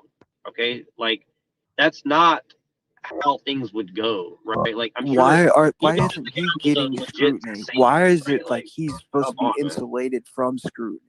Why isn't he getting the attacks from like all the people he should be getting the attacks from? That's what I want to know. Exactly. It's right, like, exactly, dude, why? Like I said it on my channel. It's like, why do I have Templars and KGB agents in my small little channel attacking me for months on end, but they don't a whole year straight? Right, and here's the thing: is he does an open phones show every day. He never gets Knights Templars calling him saying, oh, "We're going to cut your head off" or whatever they do to us. Like, that's what's interesting, right? Like, like my friend Pill Eater, who's a minor media figure, literally gets threatened to be killed on a daily or weekly basis. Okay, you also get the same thing. I've had the same thing. It's like, if he's gonna say, well, I get that too, but I don't talk about it. It's like, why wouldn't you talk about it? Why wouldn't you let people know that's happening? Like, it's like, who is it coming from? If it was, I think it matters too. Who's it coming from? And the reality is, it's not going to be coming from the Soviet Church. You know why? Because he's the leading talking head that's leading people into the Soviet Church, dude. And if you read any of the catacomb saints, if you're not saying the truth, why would you get a death threat? That's why would you get stalked? Why would people try to like do everything they can to shut you down from talking? But then they don't do that to somebody that's supposedly like, fixing the Antichrist, or whatever he's supposedly doing. Like, and again, he is like, doing really that. Jack, like, that's not a joke, dude. When I say that, when I say to you that Jay Dyer is the leading talking head that's leading people into the Soviet Red Antichrist Church, I mean that. He is. And like, here's the reality. Do you know what the judgment of someone that's gonna be for being a false teacher that leads thousands into the Soviet Church? This is what the saints call the saints that were martyred from the 1917 till even till today. There's still people getting beat to death and thrown in prison for 10 years by the FSB. This is the Antichrist Church. This church has replaced the true Russian church and has set up a hierarchy of false Bolshevik, some of them Jews and atheists, to run this church. This is what that is. And this is what he's funneling people into, dude. That's what he's doing. Like, there's no way around it. It's not an if and but. Like, this is what he's doing. So, okay, to play devil's advocate, and I do mean devils, to quote Owen Benjamin. What if the idea is that they're going to get enough good-hearted Americans to enter the church, and then they can like overthrow the KGB or FSB? They have no intent of doing that. They have no intent of doing that. He supports Patriarch Kirill, who's a KGB agent. They deny he's in the KGB. They deny Putin is, not a traditionalist. They refuse to accept any criticism of the hierarchy. They will catch themselves at times where they've been caught red-handed, agreeing that their hierarchs were heretics when someone quoted their hierarchs to them without putting their name involved, and they're like, "Oh, you were a heretic," and it's like, "Oh, that was your own patriarch," and he's like, "Oh," doesn't say anything. They knowingly are pushing people towards a hierarchy that's the KGB, and it's not. They're not going to. What do you mean? What are they going to take over the Russian mob? Like, no, that's not happening, dude. Well, what if they think? And again, like, it sounds like I'm being facetious, but I'm just trying to like do a thought experiment. Let's say that they believe that they can bless the KGB and make it orthodox. How can you bless the Antichrist church without repentance, dude? There is no way to do that. They're anathematized heretics, and they're ecumenists. Not only are they Sergianists, and they like build statues of the people that bombed and like sent people to gulags and all that. That's Sergius. That's what Sergius did. He sided with Stalin. He sent the catacomb church, our martyrs, to the gulag. He was, completely supportive of the Soviet government. Every patriarch since Sergius has been a KGB agent and in full compliance to the Soviet government. This is well known, and they're just in spiritual delusion. They are kidding themselves if they think that, and they're not. They don't even think that, dude. You're like giving them something they're not even thinking. They're not thinking of overthrowing their own hierarchy. They have no intent of doing that. They intend to stay where they are, continuing to do what they do, playing as if they're the church, while being under absolute monsters that are the Antichrist church. And they're so deluded that they don't care about the consequences. And I don't know why, dude. I don't know why. I've shown them. Dude, I have shown this guy. He instantly bans me. Like, they don't care, dude. There's no amount of information, dude, that'll convince them. Do you think that they could be atheists or something, like just total atheists or something? I think they're under anathemas. So when someone falls under the anathema, God will send them strong delusion because they didn't love the truth. That's what the scripture says. Because they didn't love this truth, he'll send them a strong delusion. And it's their own delusion. It's not that they don't recognize the truth. They fully recognize that their patriarchs are KGB agents. And they fully recognize that being under heretics makes you anathema. But they're willing to love the lie more than truth. That's how deluded they are. They're willing to do it. Explain it to me. It's illogical, I know. But this is the nature of the beast, dude. We're dealing with something satanic. It's a satanic thing here. This is satanic prelest. And, it's like the scripture's talking about even the elect will be led astray, if possible, right? Like, this is the case. This is how extreme the delusion is. This is how, and this is the Antichrist church. Don't mistaken it. The Soviet church is the Antichrist church. All the I can quote you 40 saints right now. And I have an article I could send you, 40 martyrs saying the Soviet church is the Antichrist church. And that's what he's in. that's the church he's in. So, I mean, what can we do, bro? And they block us everywhere, dude. We can't speak. But they killed all the martyrs, you know, from the 1920s and all up till today. They've killed everyone that spoke out about this thing, man. It's like, that's what we're dealing with. And they're calling us schismatics. And just recently, one of our monks was beaten half to death, their website taken down by the KGB, and he was thrown in prison for 10 years for speaking out against the Putin regime and the persecution of true Orthodox Christians. Russia Catacomb Saints. This is a book by Saint Seraphim Rose. It's like 500 pages of documented martyrs that were killed by the Soviet Church, by the Surgeonists. The Surgeonists are what Dyer is. He's a Surgeonist. That's what they are.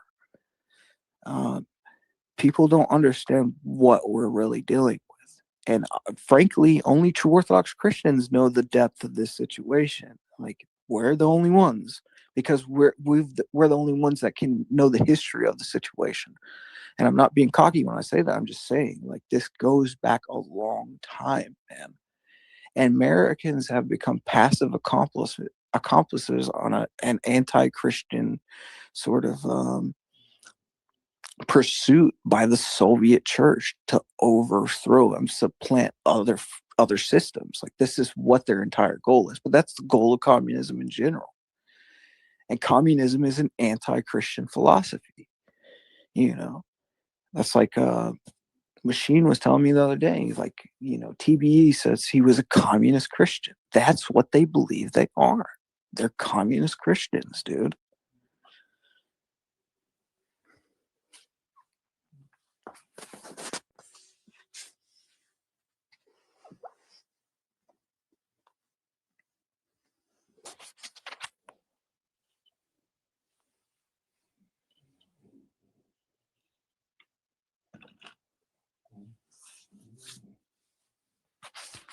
Sorry, I had myself muted. I was doing something with my hands.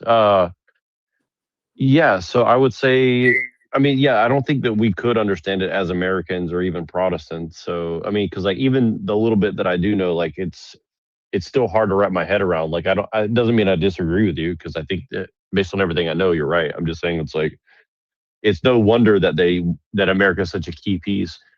And I think, and again, this is kind of why, like, I've always questioned, like, how come they don't really try to like meet Protestants where they're at and bring them to Orthodoxy? It's more about like disrupting. It's more about, I mean, it feels at least that as if they're like just trying to disrupt American politics with Orthodoxy, if that makes, you know, like that's what it feels like, right? Goal. This is a quote from Father Seraphim Rose. Listen to what he says. This is in his book, Russia's Catacomb Saints. And if you haven't read this book, dude, I highly recommend it. Like, getting a copy. It's on Hulu. Like, get this book, dude. If you get one book from Father Seraphim Rose, get this one, because it's dealing with what we're dealing with today. And this is something he says in it. He says, the Moscow Patriarchate gains new prestige and a new ally by its sponsorship of the, quote, autocephaly of the American Metropolia. That's the OCA, by the way. And Orthodox Christians in America do not even suspect that they have become passive accomplices of a diabolical program of betrayal and anti-Christianity in the name of orthodoxy. But evil triumphs only in the eyes of men of little faith. Quote, one cannot defend the church by a lie. The true Orthodox Christians of these last days are defeated on every hand, mocked by the world and by the betrayers of orthodoxy, despised, persecuted, and yet for one thing, they are unconquerable. They stand in truth. And thus, as our God is truth, their ultimate victory is certain. Only may the, quote, hour of judgment come soon for the betrayers of orthodoxy. So he said, at the beginning of that quote, did you notice what he said? He said, the Moscow Patriarchate gains new prestige and a new ally by its sponsorship of the autocephaly of the OCA. And Orthodox Christians in America do not even suspect that they have become a passive accomplice of a diabolical program of betrayal and anti-Christianity in the name of orthodoxy. So that's what we're dealing with. We're dealing with the betrayal of the Orthodox Church, and we're dealing with a program, that's in the name of orthodoxy, but it's truly communist, and it's espionage, and Americans are being suckered into it by the Moscow Patriarchate. You see what I'm saying? And which book is that from? This is from the Russia's Catacomb Saints, Lies of the New Martyrs by Ivan Andreev, but Father Seraphim Rose put it together. It was in Russian, and Professor Ivan Andreev had documented his experiences in Russia during the catacomb times where the Soviets were persecuting Catacomb Church. And it was Father Seraphim Rose's magnum opus. It never went to print because the Soviets got a hold of Platina. And the World Orthodox today, they keep this book out of print. And even if you bring up this book, they'll shut you down. They'll tell you, get out of here, you're a true Orthodox schismatic, because they know in it, it proves the Moscow Patriarchate is an anti-Christian, heretical body that's set on the destruction of the American people. And it's from Father Seraphim Rose. He wrote this book. He wrote those words I just said. Do you see what I'm saying? He's the one who edited the book. He's the one who formed the book. It was his magnum opus. Now, what the Soviets did was they got control of Platina's publishing. Now they infiltrated and they got control. The devil got in there. They got control of Father Seraphim's writings. They started editing his writings. They took books off the shelf. Like, I know that sounds like conspiratorial. That actually happened, dude. You know what I'm saying? And like, it's crazy. It's crazy, dude. But you can find this book, and I could send you a copy. I have a large physical copy, but yeah, and the whole book it just kind of details this surgeonist, the difference between the Catacomb Church, which Roker was in full Eucharistic communion with, and the true Orthodox Greeks. Okay, so it was lit. Look, Father Seraphim Rose lived up until 1983 or 84, I want to say 83, 82. 83, I think, something like that. But anyways, this book dropped around that time. He finished it right before his death, as it was in the process of being published. It did have an early release, but eventually it got taken off. And what they said, it was like, all these writings are just dated or something like that. But I don't know, dude. There's so much. I could tell you, I mean, really, and like back it up with evidence. Like, what happened was, there was members of the Rokor at that time that were slowly getting subverted and paid off and compromised by the Moscow Patriarchate and the KGB. And since they didn't love truth, they didn't love God, and they had fear for their lives, they sort of capitulated. You know, they kind of gave in to, the Moscow Church, that was set up by Stalin. And see, Rokor was the biggest proponent against them. It was the free church that broke away from them. It was in communion with the Catacomb Church. It was in communion with the true Orthodox that didn't go along with the takeover by the Masonic hierarchy in the 1920s. And the saints that it produced were the greatest saints of of our time. Saint John Maximovich, Saint Philareth, Saint Seraphim Rose, like all these saints, these people quote as if like, they're the greatest thing ever, and they claim. But they claim them because prior to 2007, Rokor produced these saints. You know what I'm saying? But these saints were adamant about not going into communion with the Moscow Patriarchate. Exactly what these people end up doing. So they go into communion, do the very thing these people said not to do, and then they still want to claim them as their own. Do you see?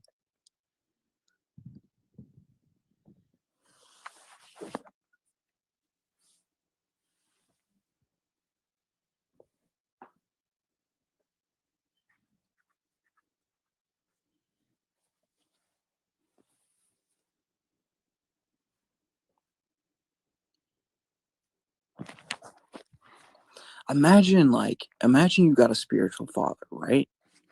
And your spiritual father's like, okay, no matter what you do, don't go into communion with the Moscow Patriarchate. You'll lose everything. You'll betray your faith. You'll go into the church's condemnation. Whatever you do, don't go into communion with the Moscow Patriarchate. And what do these people do? They start lying and like, oh, the Moscow Patriarchate's our mother church. I'll tell you exactly. I'll read a quote to you. Hold on. Check this out.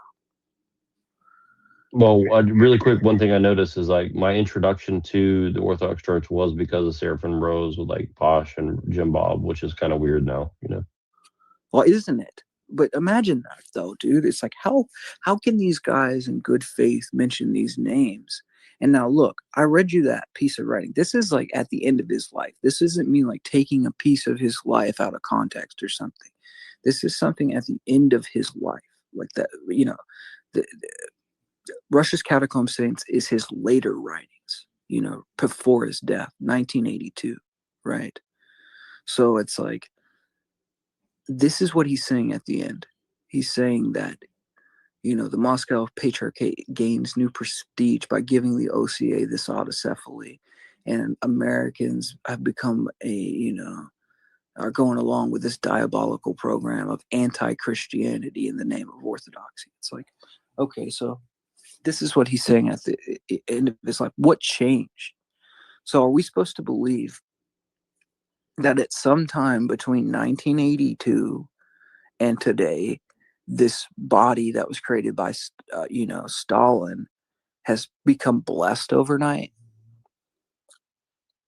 That you can go in communion with it, yet they still have the same statues of, the murder of martyrs. They have Stalin still depicted in their churches. They're putting up monuments in military cathedrals, and they're still persecuting the true Orthodox or catacomb Christians they were persecuting in the 80s that he spoke out against. And you can still refer to this as like your saint, as you're in communion with the very people he warned you not to go into communion with. Like literally, this is his exact words about the Moscow Patriarchate. Look at this. Watch this. And this is why they don't want to have a conversation. And it's not like we're just making this up. They'll say we're schismatics, but really listen to this for a second. He said this. This is from 1974. He said, "True Orthodox Christians, for the sake of the purity of Christ's church, must remain separate from the schismatic body, the Moscow Patriarchate, and thereby show it the way of return to the true Church of Christ. Even if the Catacomb Church did not exist at all, the Moscow Patriarchate would still be guilty of schism and apostasy." This is from the Catacomb Tikhonite Church, 1974. Well, I can tell you their answer. They say, well, that was before the Iron Curtain fell in 1988 or whatever. That's what they say. Right. But what's so ridiculous about that is like, we all know what perestroika is, right? It's like they faked the fall, right? It's like this is that book Trojan Horse, FSB. Their own KGB guys that kind of like dissented away from this have said that Putin is a continuation of Soviet power, that they have just like made the Soviet system more adaptable to lower the guard of the Westerners. You know what I'm saying? It's like it's a fraud, dude. It's a fraud. This whole traditionalist act that they just became grace-filled overnight. No, this was long in the run. This is a program that they had set in place, right? And if they're deluded enough to believe it, that's crazy, dude. But I don't believe they actually believe that. I think they fully know that that's absurd. I think they actually are traitors and treasonous to America. And they feel as if like Putin is this like base leader that would be better than any American because he's so-called Orthodox, but they're like willingly giving up their country to the communists. Do you get what I'm saying? And they're like helping with it, thinking that they'll be like rewarded in some way. And it's like, what? No, you're going to be lined up and shot like every Bolshevik has done in the past. You know, you're helping Antichrist take over your country for what? Because this is the Antichrist church, dude. Like, what are we doing? Well, I think it's a cult. I think it's all occult stuff, personally. Like, I don't think it's about anything other than basically like either occult or, you know, maybe you could make an argument that it's only about power. But I personally, I don't believe that. I think it's all like some sort of secret religion shit. Personally, that's what I feel like it is. I feel like they're communists, dude. You know, like they're just like commie nihilists. Yeah, but what is communism? Communism is basically like Luciferian, like something or another. I don't know what you call it. It is. It's satanic, whatever it is. You know, this is another quote. Listen to this. It says, "This is a letter from Father Seraphim Rose." He says, "Do you not realize this is a letter to an OCA priest, by the way?" Okay. So he says to this OCA priest, he says, "Do you not realize the seriousness of our firm conviction that the OCA is concordant with the Moscow is a betrayal of the Orthodox Church?" So the OCA and Moscow were going into communion, okay? And Father Seraphim Rose is in Rokor. They're in full Eucharistic communion with the true Orthodox of Greece and the Catacomb Church of Russia at this time. So he says, "Do you not realize the seriousness of our firm conviction that the Metropolis is concordant with the Moscow is a betrayal of the Orthodox Church and the faithful both of within and outside the USSR? Do you know the propaganda benefits which the Moscow Church and the Soviet government have already obtained from the autocephaly? Thanks, for instance, to the published statements of the Bishop of Sitka that are pure Soviet propaganda. Do you know the whole story from 1927 to today of the Catacomb Church and its persecution of the Soviet secret police according to indications given by the Moscow hierarchs? Your Metropolitan now supports this persecution by its support of the Patriarchate. And when your bishops appear in the Soviet Union as honored guests of the Patriarchate, the faith of every catacomb Christian is publicly trampled upon. Do you see, in a word, how we are opponents of your autocephaly and protest publicly because of sorrow in our hearts that is too deep to hold back? We believe that you and many other sincere people in the Metropolia have accepted the autocephaly out of ignorance of its full implications, but it is then our duty to inform you of the full facts and beg you to stop this path of betrayal and sacrilege. St. Herman cannot possibly be the patron of such an autocephaly, and we only pray that in time this will become clear to many. St. Seraphim Rose of Platina, letter 061, August 30th / September 12th, 1970. I have the letters, dude. I have the, I don't just say these things, dude. I have the information to back up everything I'm saying. I can go from 1970 to the day he died. He didn't change his tone about this. Do you dig what I'm saying? It's like, and I get like that argument, but I can also prove that today's Soviet church is a continuation of Soviet power. Do you dig what I'm saying? Like, there's no break within my argument where they could say anything. Like, there's nothing that they can refute this. You dig what I mean? Well, they won't even let you confront them. So, yeah, I do. Yeah, I get it. But I mean, it's like, do you understand from my perspective where it's like, I don't care at this point? It's like, you're going into the church's condemnation. Because I have the words of saints and God on my, like, backing what I'm with, and you have Satan and Antichrist backing you. It's like, of course, this thing is going to look powerful from external means because Satan's supporting it.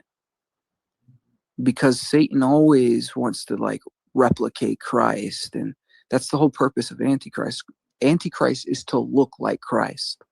So what does the Antichrist church do? It looks like the church. It makes sense.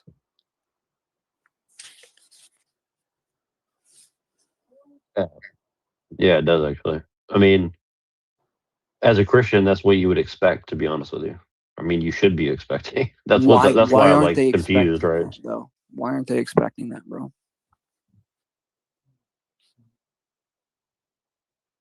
Why are we called schizos? You know what I mean? It's like, what's going on? Why wouldn't this make sense? Why is it that you have all these saints that you accept saying what I'm saying? It's not like I'm the one saying this stuff. I'm reading quotes from the saints you accept. Like, it shouldn't be even an issue. But that's why there's no, they don't want a discussion, because they know we're going to go to the saints. We're not going to make it where it's like, you can prove us wrong, dude. Like, I'm going to go to the blessed ones who were blessed with the, you know, whose words matter. You know, this is something St. Joseph of Petrograd said. He said, perhaps I do not dispute that there are more of you at present than us, and let it be said that the great mass is not for me, as you say, but I will never consider myself a schismatic, even if I were to remain absolutely alone, as one of the holy confessors once was. The matter is not all one of quantity. Do not forget that for 1 minute the Son of God, when he cometh, shall he find faith on the earth. Luke 18:8. And perhaps the last rebels against the betrayers of the church, the accomplices of her ruin, will not only be bishops and not proto-priests, but the simplest mortals. Just at the cross of Christ, his last grasp of suffering was heard by a few simple souls who were close to him.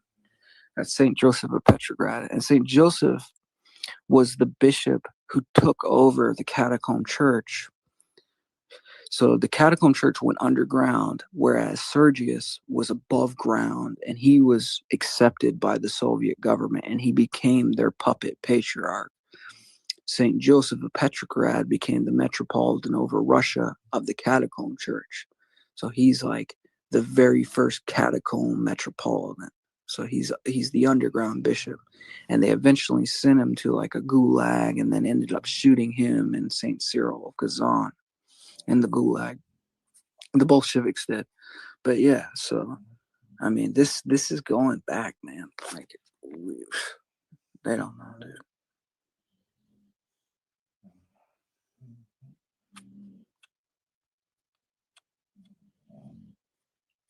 You think they could be Knights Templars or something? Well, I think some of them. I think some of them are. I mean, I found those connections, right? Like I found, especially with the Greeks. So, for instance, like I have a web page from the New Calendars, and the New Calendars themselves expose this. There's like an anti-heretical website from the New Calendars, and on this website, it like talks about how this monk wrote an article like denouncing the Templars and like how they were like this Kabbalistic satanic thing. And then one of the Templars within the Orthodox Church in Greece, a New Calendarist Templar bishop, he was a bishop that was in the Templars. He's like, how could the Templars be anathema and heretics if the Patriarch Bartholomew accepts us? And you know, we accept money from him and he accepts money from us. Like I have a letter stating this from a bishop amongst the New Calendars saying their patriarch supports the Templars, and the Templars support the New Calendars Church of Greece.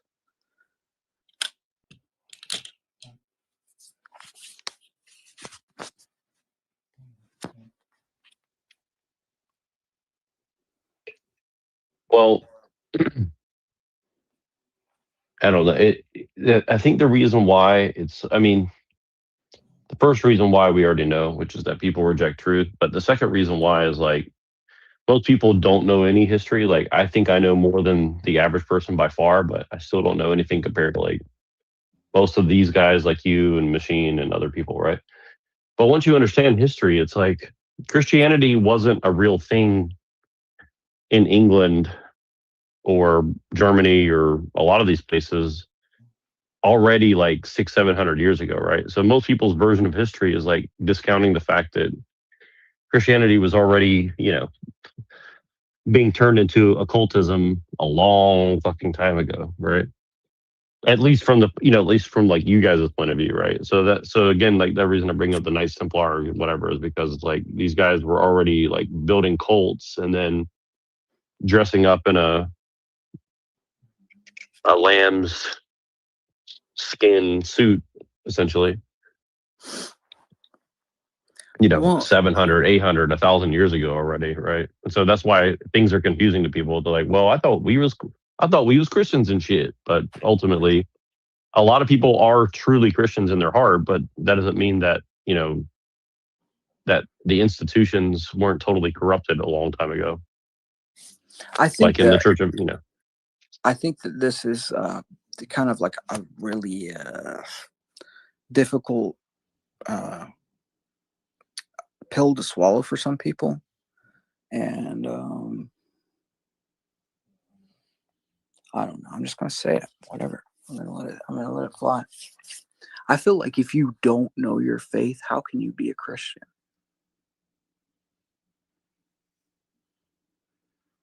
If Christianity is a faith, right, and that faith in Christ is something that joins you to Christ, then how can you truly be a Christian if you don't know it?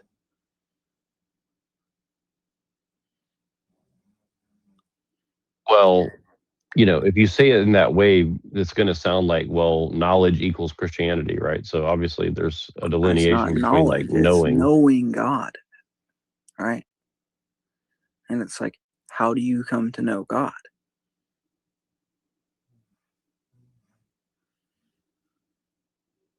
Well, how would you go about it? Like, is there like a certain?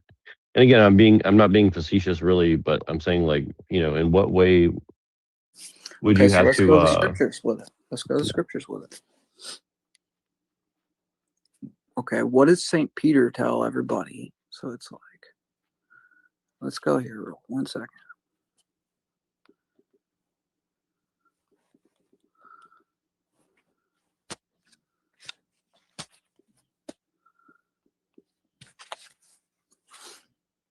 Okay, so this is Acts 22 and 38, right? Let's go here.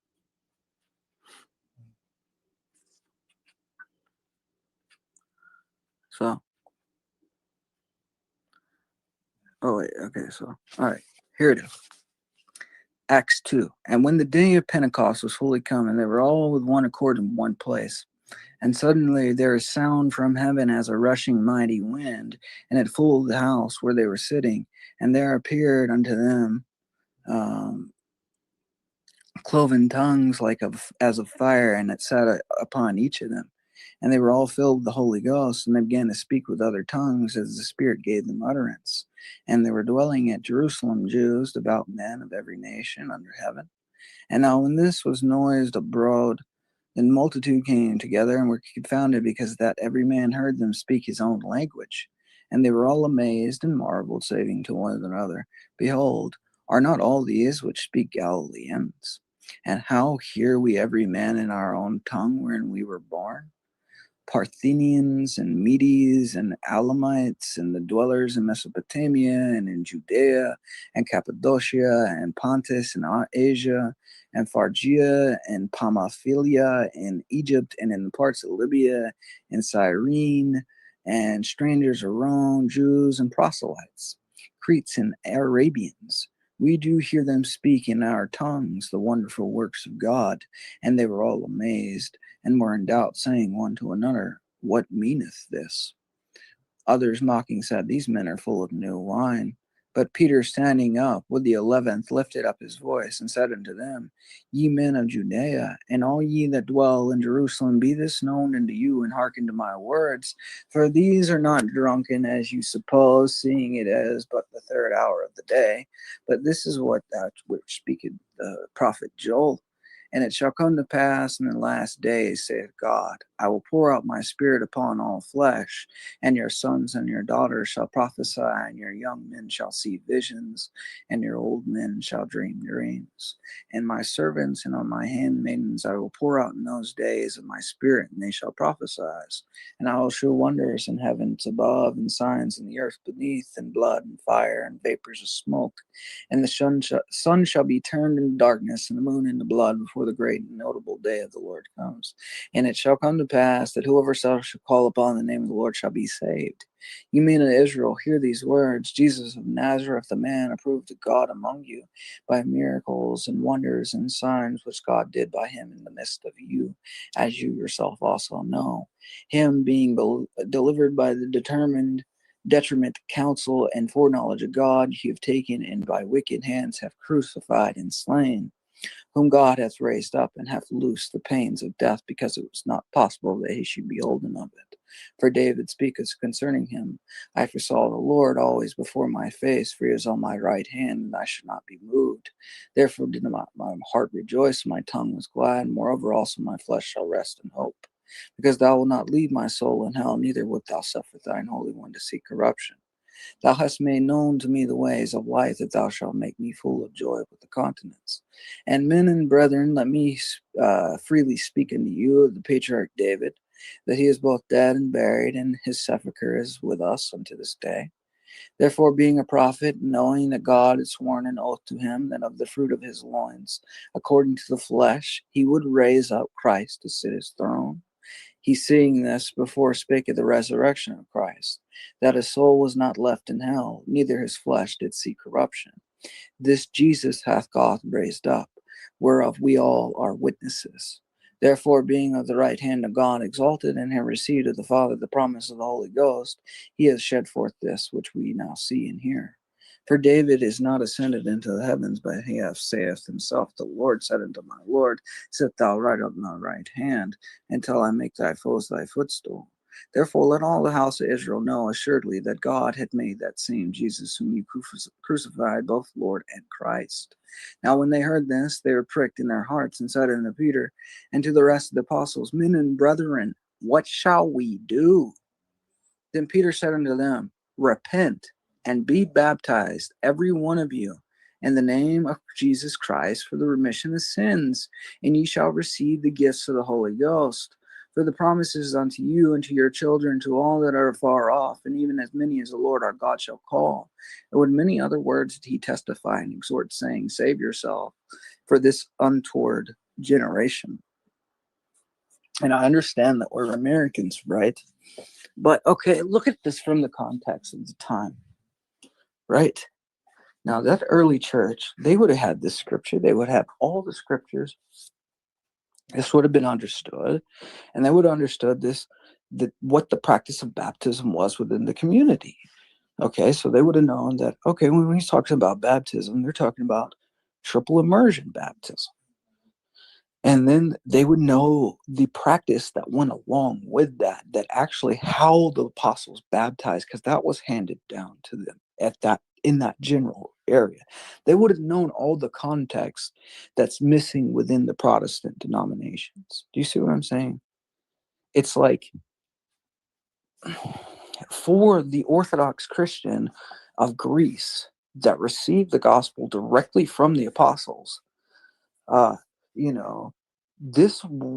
are complex theological issues. This isn't like a debatable discussion on like how should we baptize, or like how should we interpret this verse or whatever. We have that tradition and context handed down to us on how that's done. And it's like God didn't just leave us hanging where we would be like, oh, I don't understand this verse, Lord, like, or I'm just going to make it up as I go. I'm going to like argue with this other guy that's in the same church as me about the same verse. That's not happening. Like, there was a consensus about what this meant and what the practice was. And like, do you see what I'm saying? It's like, if it does make sense. If Peter's saying this, he's saying, repent and be baptized, every one of you, right? They're asking, what shall we do? He's like, all right, y'all need to join the church. You need to repent. Okay. What's repentance? This is confession. So coming to confession and then be baptized for the remission of sins and then receiving the Holy Ghost. This is chrismation. So these words, just like as they sit on the paper, there can be up to like 1,000 different interpretations if you don't have the context, but that's anything in life. But the thing is, like, we do have the context. We have that context. It's not just like lost or something. We have it. We have the earliest writings associated with these verses and like how those people interpreted. And like we still have those practices. You see what I'm saying? And it's like, that's what I mean. It's like, if you don't know your faith, how can you call yourself a Christian? Would that church accept you if it would St. Peter accept you if you were like, well, I guess St. Peter, okay, you baptize triple immersion, but we want to do single immersions. What's he going to tell you? No, I don't care what what? You see what I'm saying? It's like, if you were to tell the apostles, like if you were to tell, like make a Protestant argument to the apostles, they would be like, shut up. Like, you don't have that authority. The Holy Ghost has seen it fit for us. That's what it says in Acts. It'd be like if they made a decision and you just come along afterwards and you're like, oh, dude, God told me something different. They'd be like, no, he didn't. Like, this is it. Like, we've been given the revelation. It's just man hasn't put in the work. And it's not even that hard to put in the work, dude. It's really not, bro. Like, how hard is it to solve, like, okay, this was written at this time in this area, and this is like text associated with that time in that area.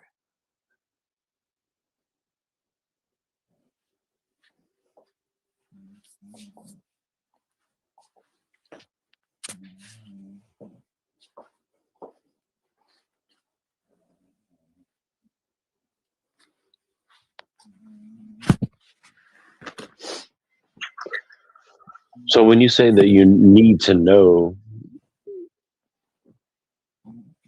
well, here's the thing that comes to mind is like, would you say that the person who just doesn't know much is way better off than the person who keeps learning and doesn't do the right things? Well, no, what I'm saying is like, no, I mean, I think that's stupid too.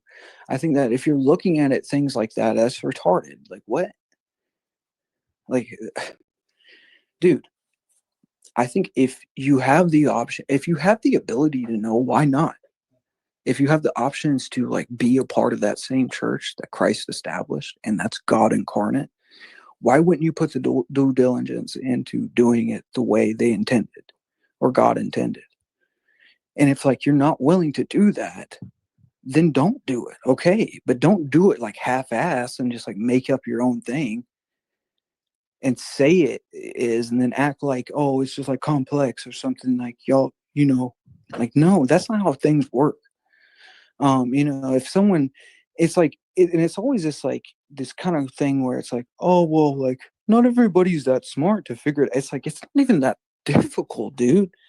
Like, what are we talking about?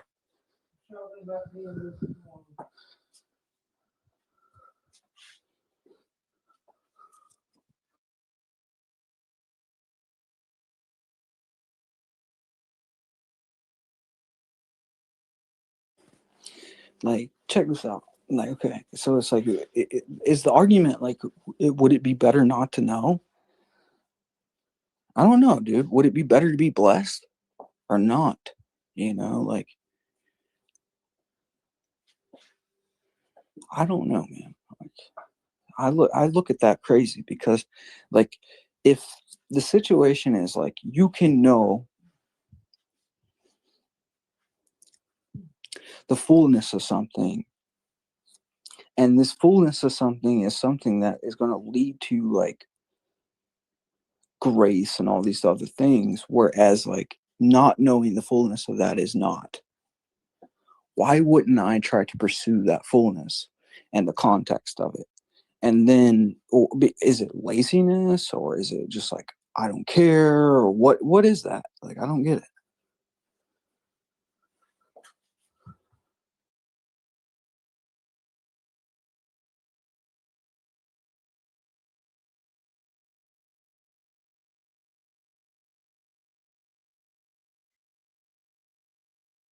Well, I guess it depends on how you're looking at it, because if you're looking at it just from like a personal standpoint, which I guess you're saying that we really should just only look at it from our own perspective, right? Like, meaning like, don't worry about if everybody else is going to come follow you or whatever. Like, you just have to worry about your own thing, own salvation, for the most part. You know. Well, I mean, if you're not looking at it from your own perspective, you're not worrying about your salvation. Like, really? Like, whose salvation do you have to worry about besides your own? Because in reality, it's like everybody has to work out their salvation, right?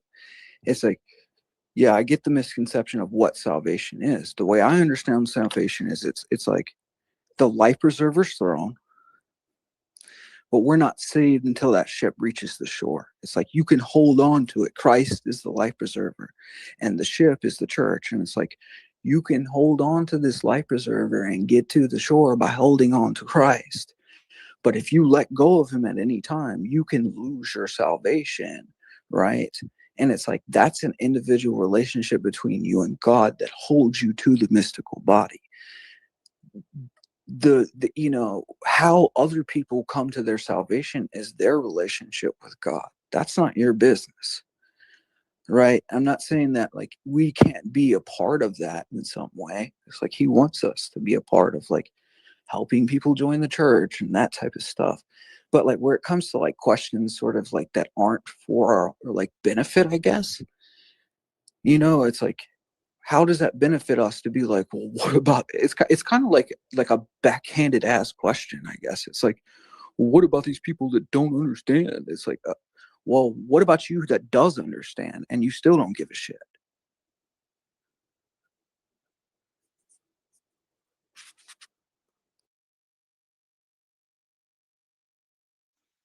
Well, certainly, if you get to your level of understanding, it is difficult to navigate like the. But it's not my level of understanding, dude. It's like, dude, tell me that's not common sense, bro. You tell me that's not common sense. Well, what I mean is that it gets hard to navigate like that. Almost every church is corrupt at this point, right? I mean, no. I'll tell you why not. It's because like all it took for me was like going. This wasn't something like I just like sat down and I was like, okay, this church is no good. This church no good. This church, like that's not how it happened, dude. I was just like, God, which one's right? And he led me to a church out in the woods, dude. I don't know. Do you understand what I'm saying? It's like I didn't make that happen, bro. Like I found some random church out in the woods in Virginia, and it just happened to be the right one. But it didn't just happen to be the right one, if you dig what I'm saying. But it took me saying, like, God, which one? But I also went to the scriptures and I was like, oh, there's these 7 churches in Revelation. And it's like, I just was reading and I was like, 7 church Revelation. I wonder if those churches still exist. That's what I asked. Then I was like, oh, like, huh, those 7 churches still do exist. You know, at least pieces of them do. And it's like, oh, you know, the cave where John received revelation, the book that I'm reading, there's an Orthodox church built into that cave. Do you see what I'm saying? It's like, if we're not asking the right questions, we're not going to get the right answers. But all it takes is putting it in context. But all the devil does is try to take the context away from the scripture, right? And take the scripture out of the context of the tradition. But once you put it in context, just like with anything, it starts making sense. There's a level of like, people need to be organized enough to deal with the topic intellectually. If we've gotten to the point where we're so nihilistic and so absurd that we refuse to deal with the topic as if it's true, then we're going to view it as if it's like there is no answer, or like this is just like an impossible like equation. But it's like, if you go back to the beginning and you read St. John, then go to like someone he taught, St. Polycarp, St. Ignatius, and then you go from those letters and you read those people. And I'm not saying that these are needed to be like a part of the church or something, but wouldn't you think that would give you context to the way the apostles thought and taught?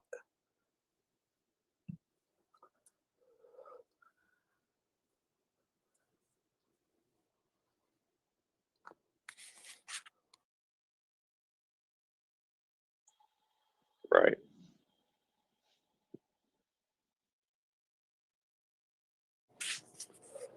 What you're saying does make sense, I guess. I know it makes sense, dude. I wouldn't be saying it if that shit didn't, because it's like, and I like, no, I don't live up to it because it's an impossible standard. We're talking about God incarnate in his church. You know, it's like, we're not talking about something, we're talking about the most important subject any man can really talk about. Right? And it's like, it's unfortunate that it's not talked about enough. And then when it is talked about, it's kind of like, oh, I don't care, dude. So what? Blah, blah, blah. Like, it's just dumb. It's gibberish. Right? But if anything, I would recommend any human being to have a scholarly pursuit. I don't care what religion you are. Take a scholarly pursuit into ancient Christianity and treat it like you would treat like Buddhism or all these other like belief systems. Just give it that same due diligence. And you're not going to come out of it acting as if like Christianity is just some joke. You're not. You're going to look at it like this is a hefty philosophical, spiritual like tradition. You know what I mean? It's not, that's the problem. It's like not, it's been diluted and sort of just like stomped on so long. People don't even take it seriously. They don't know what to take seriously. So they don't see it as something real. It has to become real to you. And it will become real to you the moment you step into it. But he's got to invite you too, in a way. Like, but it's like you have to open your heart up enough for him to invite you into his home, if that makes any sense.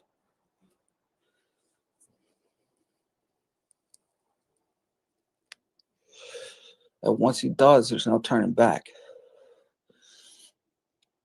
And it's scary, dude, because you're dealing with the God who created everything. And like, people think it's all a joke, and it's not a joke.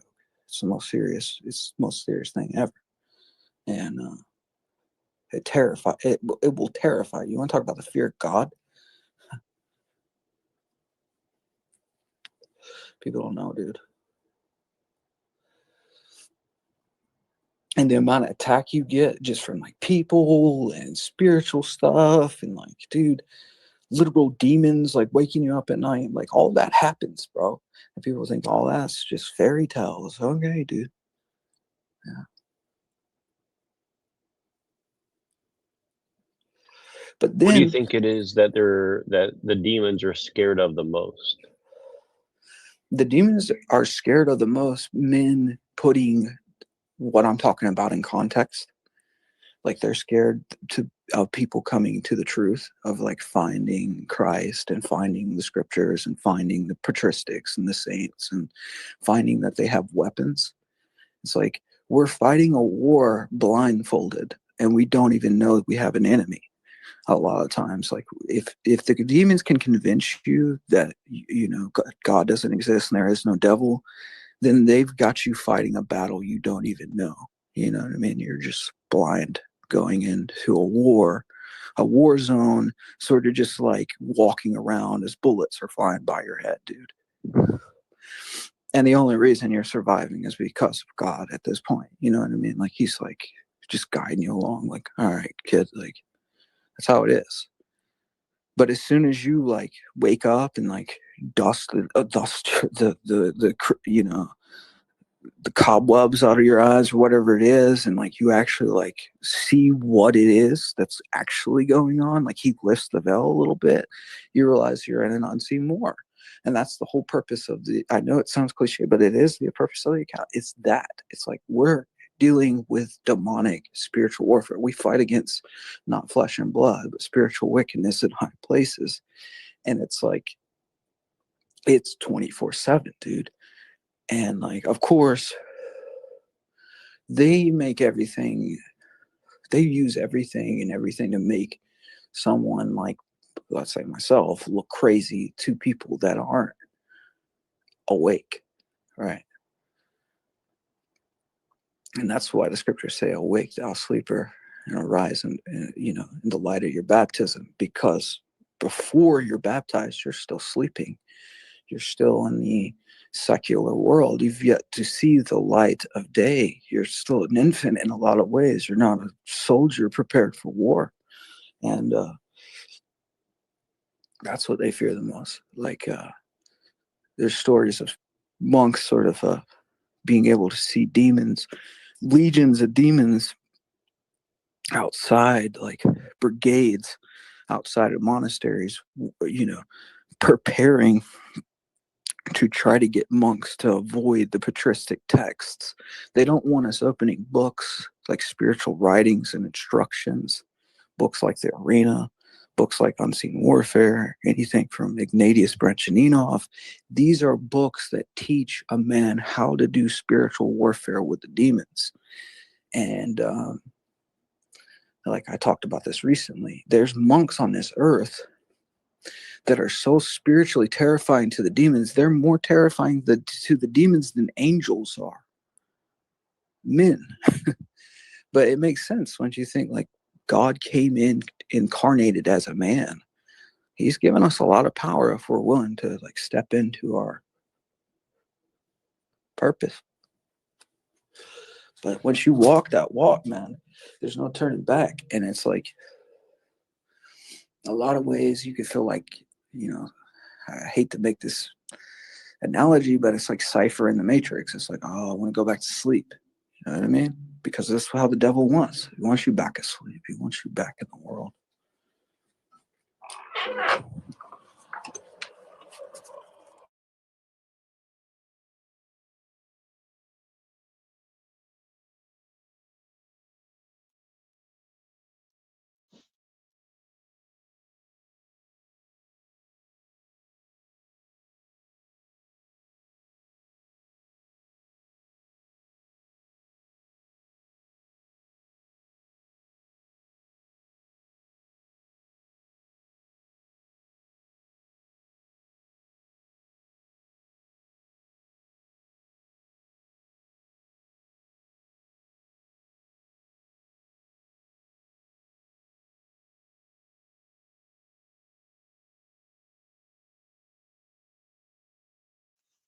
Sorry, people were talking to me in real life, so I couldn't respond. But yeah,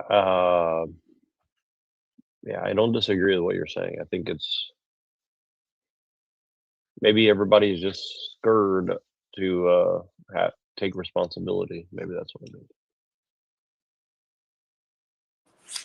is. Well, you know, it's like when you have a system, right, that kind of like props up everything that's against this, right? It's like does everything it can to negate a man away from it, which is strategic. Like that's, you know, it's to be expected. Like I'm not, you know, you know, just like Father Seraphim kind of says, it's like this thing where it's like, you know, evil only triumphs in the men of little faith, which is true. You know, if we had enough faith, we would know that how can the created conquer the creator? That doesn't make sense. Anything created can't overcome the creator. That's impossible. It's not on the same level. It'll never be on the same level. And that's exactly why the Kabbalists are so ridiculous, where they put good and evil on the same, equal opposing forces. That's what broke me from that trip. You know what I mean?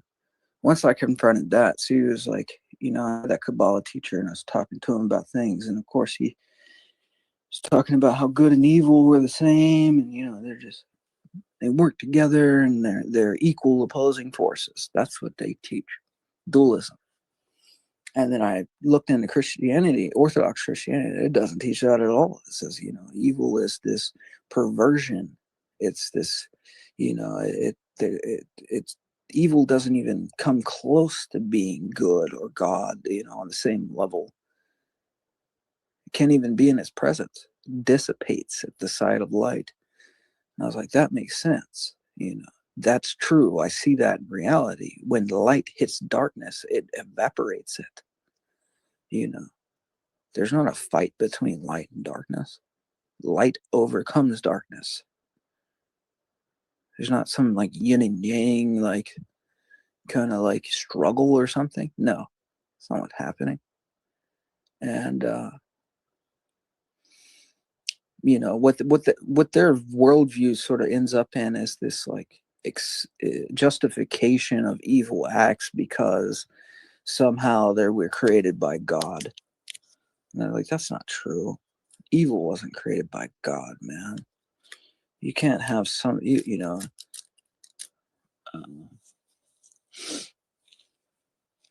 which, people think that God has done evil acts.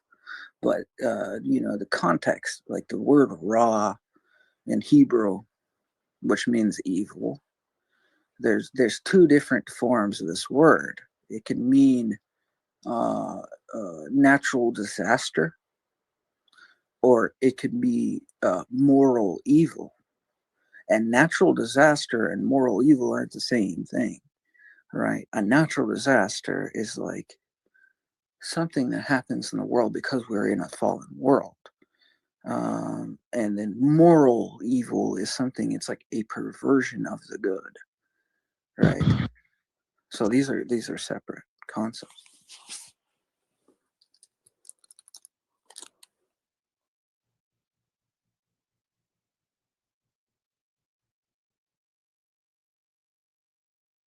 Yo. Hello, Cindy. I made it. But yeah, you want to know how? All right, I'm gonna show you something. This is how I made it, Jack. Welcome in. Come on in. Another day. Another day. I want you guys to parse out the difference between your worldview as far as the no, I don't want to do that. No, but I'm saying at least the metaphysics. But go ahead. I'm saying I made it. Another day, another year. Happy birthday! Yeah. Thank you, brother. How old are you, man? 33, man. Oh yeah. All right. Seriously? Welcome. Yes, I'm gonna go infiltrate the Masonic Lodge. Dude, I have like a year. It's a very important year. My whole life changed at 33. I can. There's something to that. No, it actually is, and I think that's why they hijack it. But yeah, I'm 33 as well. So. Oh yeah. Yep. Okay. Yeah, my whole life changed. I didn't know that. 33. So yeah, that's you guys you're in a very important turning point in your life. I can say that, and that's not Masonic or anything like that. I just mean it like no, they just hijack it, bro. In my experience, it has to do with a lot of things. It has to do with the the number of vertebrates in the spine. It has to do with the temperature that water freezes and melts. It has to do with a lot of different things. It's when Jesus died, supposedly. So yeah. Twilight, you want to know? You know how I debated Euro, right? Yeah. This is how I kind of beat him in a debate, okay? And like I made him basically like, you're anti-Semitic. Like he went there. Okay? He couldn't Right. He couldn't Yeah. do it. Okay, so this is what it was. And like I went against him and his whole entire cult, I don't Right. know if you know about this, but this is what ended up happening. This is the refutation I wrote on that. It's short, but it's refuting Kabbalistic dualism. So this is like the main point that I was refuting the Kabbalah with. I said, evil is not a created force or entity. It is the essentially nothing because it's the absence or the twisting of God's energies. The easiest way to think of evil is to liken it to darkness, which has no properties and cannot be measured, even created. You can remove light from a room, but you can't add darkness to a room. Darkness is not a thing. It is the word we have created to describe the absence of another thing, light. So evil is not a thing. It has no, quote, thingness about it. It has no measurable properties. It is the word that we humans have created to describe the absence of God's energies when we can feel they are missing. The Philokalia quotes St. Diodylus of Philtiki. It says, evil does not exist by nature, nor is any man naturally evil. For God made nothing that was not good. What in the desire of his heart someone conceives and gives form to what in reality has no existence, then what he desires begins to exist. We should therefore turn our attention away from the inclination to evil and concentrate on the remembrance of God, for good, which exists by nature, is more powerful than our inclination to evil. The one has existence while the other does not, except when we give it existence through our actions. Isaiah says, I form the light and create darkness. I make peace and create evil. I, the Lord, do all these things. The KJV translators did not mistranslate the Hebrew root word ra in this verse. They translated it in an older form of English in which the word, quote, evil had a meaning we do not intend today when we use that word. This kind of translation of ra is also found in KJV rendering of Amos 3 and 6. The Holy One is not saying in Isaiah 45 and 7 or Amos 3 and 6 that he commits moral evil. He says he blesses some people and in some cases visits judgment on others through calamity or disaster. This does not mean that all problems or disasters are judgments for God. We live in a fallen world where such things happen. Everything God made, including man, is very good because God is good. Nothing he made is therefore evil in itself. So then human nature is good in itself, but sin is a free choice of man's will and is contrary to both, to God's nature and human nature. And this dude lost it on me. Right, yeah. I would agree with about 90% of that. The only difference of opinion I would have is that God didn't create evil in the sense of the way that they would interpret that, but God created evil in the sense that God is all possibility. So evil is an absence, like you said. It's not really anything. It's a type of nothing. It's actually a deficiency. It's a perversion of God. Like you said, I totally agree with that. But because God is all possibility, in an infinite every way, omniscient, omnipresent, it's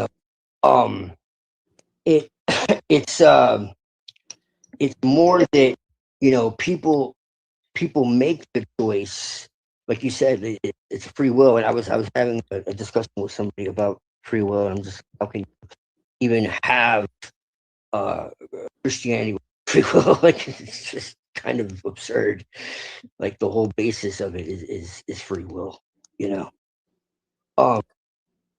but it's what was it? No, I forgot what I was gonna say. Beep.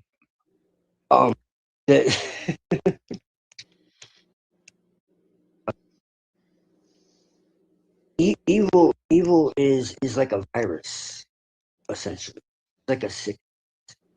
And you could say, if I were to put it in like a religious context, you know, that's what sin is too. Like a virus, it's like an addiction. You don't It's a realize perversion, a twisting of right. Yeah, nature. it's like you don't realize there's anything wrong until you try to stop. Well, check it this out. Feels good, but then when you try to stop, then you realize you can't, and then that's why you become a slave. Because you're like, oh no, I'm fine, I'm perfectly good, you know. And then, but it like eats away. But it eats away at you by giving you what you think you want, and giving you good time, giving you good memory, giving you good feeling. And it appears to be good. And so that's the thing. So my only objection is this. God has the ability to commit evil, but God is beyond good and evil. We are not. That would be my only nuance. I would say this. God could choose to be evil, but doesn't. This is how I. That's what I would say. That's really. God is not evil, right? God did not create evil. Evil is a perversion and a turning away from. It's the absence of God. Okay. And anytime you have the absence of God, this isn't actually a creation. No, I agree with this that. Is just a perversion of it's just the absence of light in a room, just like darkness is. Or, right. It's the absence of something. When we have evil in the world, so God, anything that's God or godly, it's sacred. It's full of grace. There's goodness about it. There's creation. There's beauty. There's all these things that we associate with things that the Creator does, right? Well, evil was a negation. This is what I would say what happened. Okay, so this is what happened. So you have this most beautiful angel up there, right? And he starts getting a little too, uppity. He thinks, he thinks he's the best, and he thinks he's the greatest creation that God ever created. And he starts thinking he's better, being a created thing, better than the uncreated, something that's not created. God is the uncreated, and his energies are uncreated. Now he can create things, and his uncreated energies, his grace can embody these things and can indwell in these things. But these things themselves, sure, they can create to a certain degree, but in their rejection, this evil angel rejects God. He wants the throne. He convinces 1/3 to turn their back on God. We're not going to longer worship God. 33%. Uncreated, this uncreated being. I think, this created being thinks he's greater, and he convinces these other angels to do the same, and 1/3 falls. And at the point of their fall, what happens? They themselves create hell through their fall. Okay. And what is hell? It's the separation from God. That's what hell is. Right. But even then, God's love fills all things. There's no place that you can be without God being there, because he has created all things. So even within hell, what is the burning of hell? People don't really understand this. And within Orthodox, we teach that the reason people burn in hell, what that burning truly is, that's the love of God burning those people. And now that scandalizes a lot of people, but they don't understand what we mean when we say they think of created flames. They think of created flames. Consuming fire. We're not talking about created flames. We're talking about a spiritual. We're using words to describe a spiritual. That makes a lot more sense to me. Yeah. Well, let me put it like this. I'm sure everybody in this panel has been in love at least once, right? Have you ever been in love, and then you love the person so much, but they hate you because you reveal something about them that they don't like revealed in them? Oh yeah. It's like I think that's kind of I valid. don't want your love, God, right? And it's like the Right. love burns them. It's like this shame of not wanting to accept the love of God, so it burns these people up. You know, right. And the only way I can describe this really is if you read like these patristic texts where like there's communication between the saints and demons, because there'll be like stuff like Saint Anthony, Right. and like demons will come to Saint Anthony and it'll be like, hey, Saint Anthony, like ask God if we can repent, and like two demons will kind of like go behind Saint Anthony's back and laugh. We're gonna get him to ask God and see if we can repent. Like they're trolling Saint Anthony or something. There's stories like this. So St. Anthony goes and he prays to God and he says, God, if a demon wanted to repent, can they do that? Or something. So an angel comes to St. Anthony and explains to St. Anthony and he says, okay, yeah, St. Anthony, if the demons truly want to repent, they're going to have to come to this particular spot every day and they're going to have to ask forgiveness 300,000 times or something like that. It was like a crazy number, right? But I mean, not a really crazy number considering that they're demons and he's allowing them a chance to return to heaven if they do this, right? Like if you do this and you say the Jesus prayer, you do this, practice for this number of time, then yes, I'll accept your repentance. So St. Anthony goes and he goes and tells the demons this, and they say, of course, they initially appeared in the form of another person, and then they ended up showing their appearance. But anyways, I'll just get to the point. So the demons go and say, St. Anthony, what did God say? Can we repent or what? And St. Anthony tells them, so you have to go to the spot. You have to, ask for forgiveness for this many times, repent this many times. And the demon says, I would never repent. Are you crazy? I would never do that. What do you idiot? Like, do you think I would ever repent? Why would I repent? And then he just kind of disappears and goes off. But that's the thing with it. It's like these things have the option. They could repent if they wanted to. They don't want to. But that's the same with men. They don't want to. They have the option. It's not that God has forced them, to, he's not going to force you to accept him. Right? Who's going to force you to be like, come in my house? Come on, come hang out. It's like no one's going to do that. No one's going to force you to do that. Especially like give you paradise, right? It's like if you don't, like we have a saying, it's like if you don't want God in this life, you're not going to have him in the next. And when people deal with those consequences, that's on them.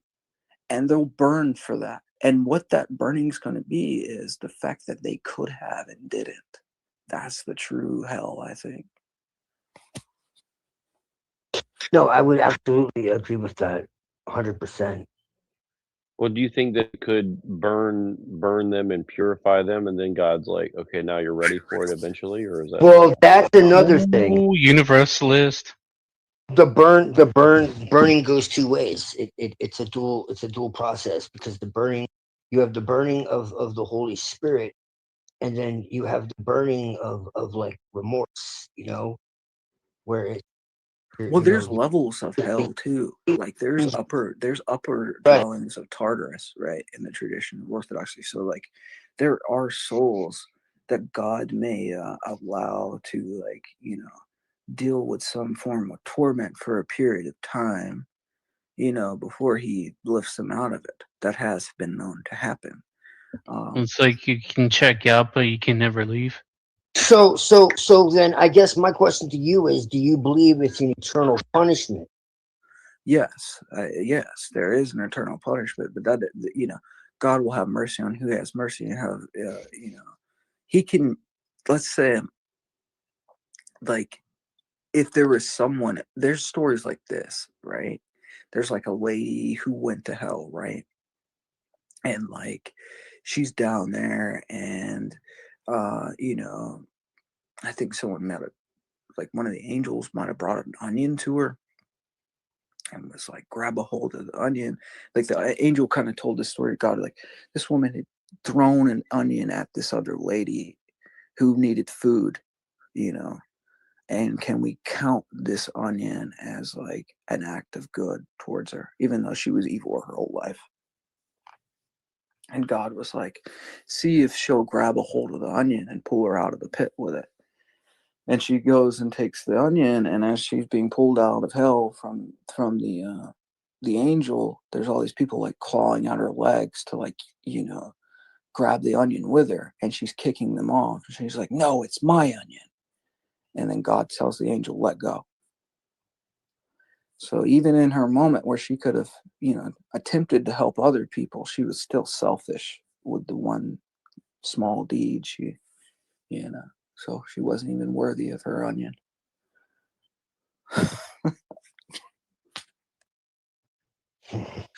I mean, that's not funny. It's not. It's serious, because I believe that's the true story.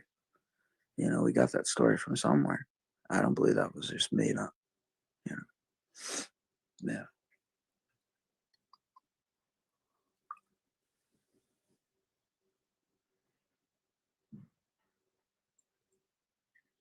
So, is Discordianism a religion?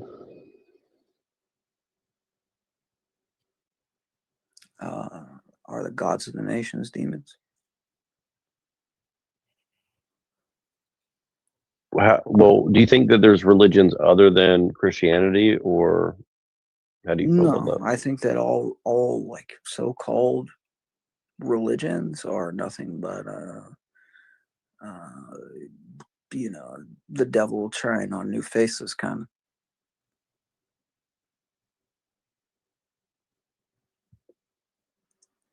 Well, I was hoping. There's only been Christianity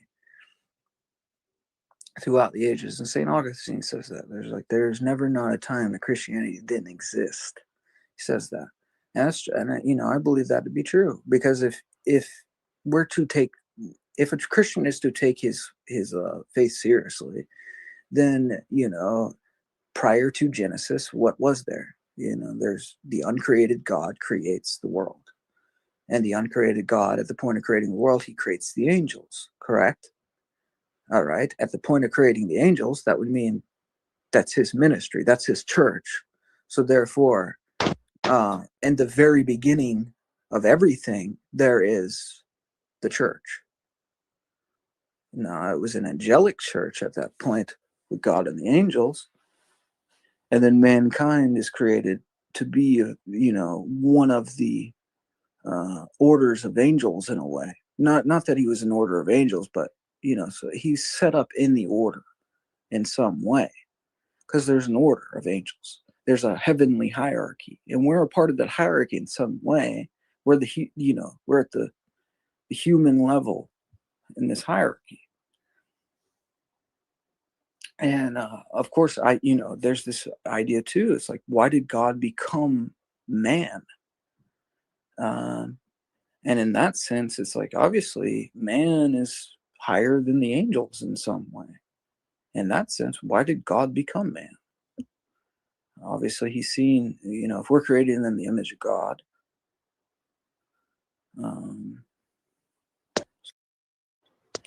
we have a heftier place. It says, than, I guess, like a lot of people want to admit, I guess. It says that we were created a little lower than the angels. That's true. But after the coming of the Messiah, our resurrection bodies will be perfected. Yes. And we will no longer have flesh and blood, but flesh and bone and light. Now, when Christ resurrected, right? Now, I know what you're talking about. He was able to go through doors, right? But that's why the angels were interested in us, and that's supposedly why there was a fall. I know what you're talking about. I looked into that. I think the fall happened prior to man. You know, well, there's supposedly more than one. Yeah, 1/3 of the angels. No. I'm saying more than one fall. No, I don't know about that. I've only known of one fall. You know, according to the Orthodox tradition, I'm this is all Orthodox tradition I'm coming from. But you know, so from my understanding, it's like man is, yeah, he at the point after, okay, so 3 days in the belly of the beast, Christ resurrects. He's in the very first new body, you're right, like this new body that's not necessarily, it's somewhere higher than Adam. I don't even know how to explain it. He can move through walls. He doesn't seem to have to. He can change form in some way. And whatever that form is, whatever that new body is, this new body, you know, when we are resurrected at the resurrection, that is the church, the Christians, when they're resurrected to judgment. The first fruit. There's going to be a separation between, no, there's not a rapture and all that. That's dispensationalist. But anyways. No, yeah, the rapture is bullshit. Yes, no, I know. I'm not saying that. No, what I'm saying is this, is like there will be a separation at the resurrection of the death. There'll be a separation between the sheep and the goats. The Christians will now indwell in new bodies. And there'll be a new heaven and a new earth. Right? I know that they're supposedly what's going to happen. Well, you'll have a czar. This is what the tradition says. There'll be a czar. There'll be a mass conversion to Christianity before the end of the world. People will come. He'll come out of Russia. He'll lay down his crown. Then the Antichrist comes on his scene. He has a short period of time. We're talking maybe 3-4 years. Then Christ comes. You know, first there's the two prophets, Enoch and Elijah. Then Christ comes after that, after they kill Enoch and Elijah and send the gifts and all that. And then there's, you know, the world will be melted with hot fire, you know, like the melting of the elements. That'll happen. Then there'll be the new heaven and the new earth. And at that point, I believe that's when we have the judgment, where it's the separation between the goats and the sheep. So God will separate those who will go to eternal damnation, and then those who go into paradise or heaven. And if I'm not mistaken, that's when we'll be in those new bodies, and those new bodies will be dwelling in this new heaven and new earth. But prior to this time, if a man dies, either he dies to his in the good graces and like in the indwellment of the church, and he'll go through the toll houses for 8 days. Then in those toll houses, his soul will be judged. Then he'll reach either you know, heaven, okay, or he might go to like one level of hell, but not necessarily the lowest level. He might need to be purified of some things, but this isn't purgatory. It's a different thing in Orthodoxy. It's not called purgatory. In purgatory, it's created flames that supposedly purify you, actual like fire or something, but this is nonsense. It's false teaching. Yeah, I don't know.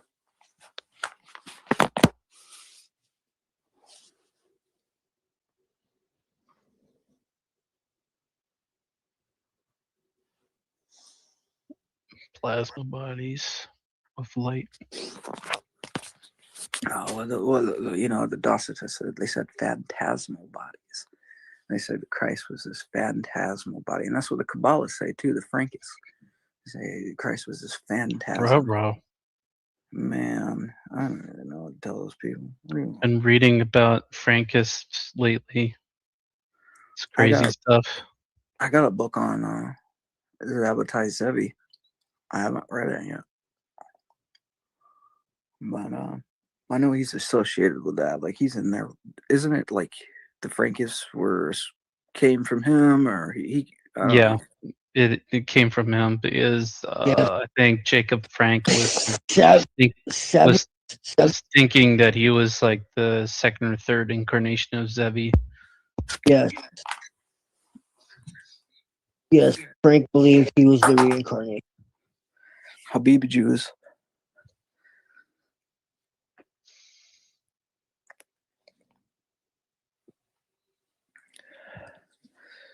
I don't know. I've read something though on this website that's talking about Hitler was a Zabbatian. I gotta believe it, man. I don't know. Wouldn't be surprising, actually. Who? Mustache Man. Uh-oh. Of the small variety. Nah, really, like basically the thing is, it's like he was a Rothschild. That his mother was a worker in the Rothschild family home in Vienna, and Lord Rothschild was his father. And then once the young boy got to a certain age, he went to go to Vienna to, be trained up by his father, I guess, and then at that point, that's when he met Tito and Stalin, Leon Trotsky, and all these other people in Vienna. And he was prepared to be one of the, big players on the world scene. And then the Zionists put him into, a position, slowly but surely gets into his position as to be one of their, puppets. And in the end, he ends up in Argentina. But who knows? I don't know, man. Who knows, man?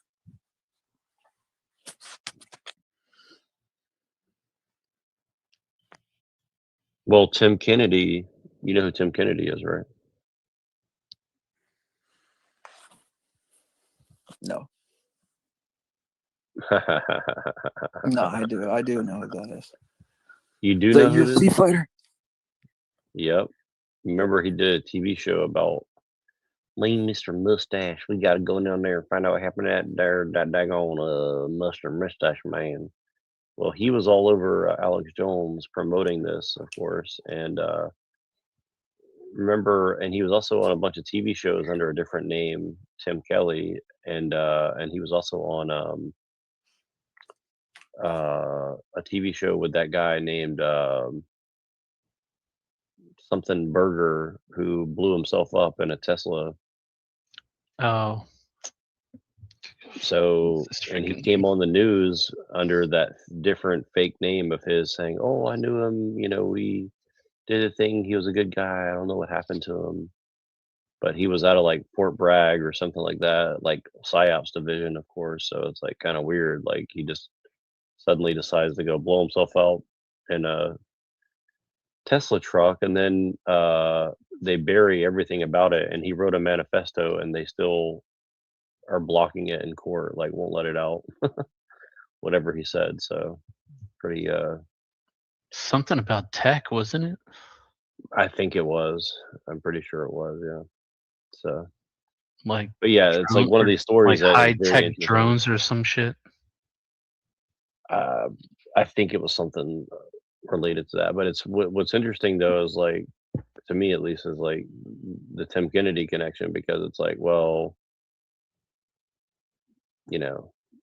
like Tim Kennedy was like covering the whole Hitler thing and like, oh, Hitler was a scumbag and blah blah. But it's like also like, if you kind of read between the lines, like they're kind of like doing this like esoteric Hitlerism stuff too. So it's like, is that a LARP or what? I don't know. It's kind of Dude, did you see this? Yeah. I hate to interrupt you, but did you see this recent thing where Nick Fuentes like switched quick on Hitler and was basically like, like, I'm not really a supporter of Hitler. I'm not big on Hitler. I don't like losers. I prefer Stalin. Did you see that? I didn't see it, but I'm not surprised because I think He it goes changed to tunes the so general. fast, bro. Well, I think it goes to the general thing. Livelsberger. Yep, that's it. Littlesberger. Yep. Matthew Livelsberger. Yep. But I have the news story somewhere. I can dig it up, but it'll take me some time. I don't want to like waste you guys' time trying to dig that up. I've played it a few times, but yeah, the thing with that is like with what's his name? Fuentes doing that. I think it's significant for the reason that it's that MAGA communism, it's the dark enlightenment, it's all that shit, right? Like, you know what I mean? Like they're pushing that whole like Duganist. That's pushing the Duganist thing, and now Andrew Wilson is pretending to be against Fuentes, or maybe he is, I don't know, but I think it's a part of a much larger operation. Definitely a LARP. Fuentes Yeah, I says think to trust ultimately it is. FBI. Well, yeah, but I Fuentes mean, says you but see, need here's the to thing put is like, trust in the FBI. but here's the thing is like, because that's such an obvious like troll to some degree, like it's almost like, do I trust him, who's obviously smart enough to do a troll, or the people who are also smart enough who are attacking him for saying that, like, oh, he's a bootlicker or whatever. It's like these people would all sell their fucking dick to go get the attention that Fuentes has had. So they're going to disagree with him regardless of whether he's right or wrong or indifferent, right? You see what I mean? Like, again, I'm not defending Fuentes. What I'm saying is like there's a lot more sophisticated of a LARP going on, I think, than what meets the eye. You know what I mean? I think it's a very sophisticated LARP where it's like with Candace Owens, right? Like Candace Owens is saying all the things about the Jews and the planes and this and that. And everyone's like, oh, see, she's crazy. It's like, yeah, but you know, she's obviously smart enough to know what she's doing, just like these people who are attacking her are smart enough to know that there's something else going on. You know what I mean? Like they're both playing two sides of the same coin, essentially. Like it's a dialectic, you know, it's like, so I'm not saying pick one side or the other. I'm saying both sides are like definitely selling you something. Yeah, it that definitely doesn't add feels up. like either way they're promoting their platforms, and either way they're getting paid from this like content and people debating, and like it's almost like manufactured rap beef. Yep, that's a good way to put it. That's what it's modeled on, honestly. Like if you look at Dr. Dre and niggas with attitude and all this stuff, right? Like it was totally fabricated out of like thin air, right? And yet to this day, Dr. Dre is respected. And again, like honestly, I liked a lot of Dr. Dre's music, you know what I mean? But the truth is like all that shit was manufactured. Now, don't get me wrong, people were killed over it because you involve a bunch of money and drugs and women and everything else. Like people will get killed over it, but it doesn't mean that it wasn't like allowed to be set up by like, well, frankly, Jews probably, but you know, you know what I mean? So it's like both things can be true at the same time. And I think that's what's going on with these guys. Like, you know, did someone try to go kill Fuentes? Probably. And was it sent by some of these other guys who are probably pretending to be his friend? Probably. But it doesn't mean that they're not both playing for like ultimately the same side. You know what I'm saying? So that's kind of the way I look at it. You know, it's like It can like, all be are they true willing at to kill once. each other over this? Yes. But does that mean that they're not working for the same people? No. Exactly. It's like there can be situations that validate this person to seem like he's a legitimate voice. Because if you like you're pushing like scholastic or stochastic terrorism to the public, eventually someone's Exactly. going to Well, react in that way. The reason why I find it so offensive is this: like, if you're really a Nazi and you really want to like do all those things or whatever, like, I think that's way better than pretending to be one to like basically reinforce the status quo and not even really believe in what you're saying that you believe in. Like, I think it's worse to be a liar about it, right? Like, that's what I'm saying is like it's worse to the like because here's the thing is like we're never going to know how many people actually believe in like neo-Nazism. I guarantee you it's far less than any number that you've heard. Like I can guarantee you that much. Like if they say it's like 10 people, it's probably like one. You know what I mean? Like that's the way I would look at it. So. Well, yeah, I think it's just like, you know, that's what he was saying to this person that kind of gave like a donation to him. It was like, oh, like you changed tone so quick, dude. Like you're supporting, you know, Turning Point, and you know, he's like basically like you're not even like supporting Hitler anymore, dude. Like, what is this? You know what I'm saying? And he was like, man, honestly, like I think you guys that are all like Hitler. Of course, Hitler was based to a certain degree. This is what he says. And he's like, but I like winners. He's like Stalin. Right, Yeah, sure. He was like an anti-Christian, communist or whatever. But see, but that's at least the joke. he won. See, that's the joke, though. It's a very sophisticated semantic joke. See, this is what Pillier's trying to tell everybody that nobody wants to hear is like, yeah, everything they're doing is coded signals to other people. Now, the truth is that doesn't mean that they might not have good intentions. Like, I still give Nick Fuentes the benefit of the doubt that he may actually want to try to do the right thing. But I guarantee you that if he's made it this far, that dude is so fucked on every level. Like, if he steps out of line, he'll get Charlie Kirk or he'll get blackmailed or whatever, right? Like, there's no way they're going to let him get to that level that he's at unless they've got some way to, like, get rid of This him dude was saying, he's like, people come to my house all the time with guns, dude. Like, I was like, what? Like, what are you talking about, kid? Like, he's in over his head, and I think he knows it. He's in over his Yeah, damn head. I think he realizes he has nowhere to go but up, because if he goes down, like, they're gonna kill him and like throw him in a ditch and Well, dude, forget like about him. what? I mean, I think he probably just stays in his apartment and doesn't leave home. You know what I mean? Like, I feel like that he's like, what? I think he doesn't leave home, and if he does, it's with a security team, and he'd be crazy not to.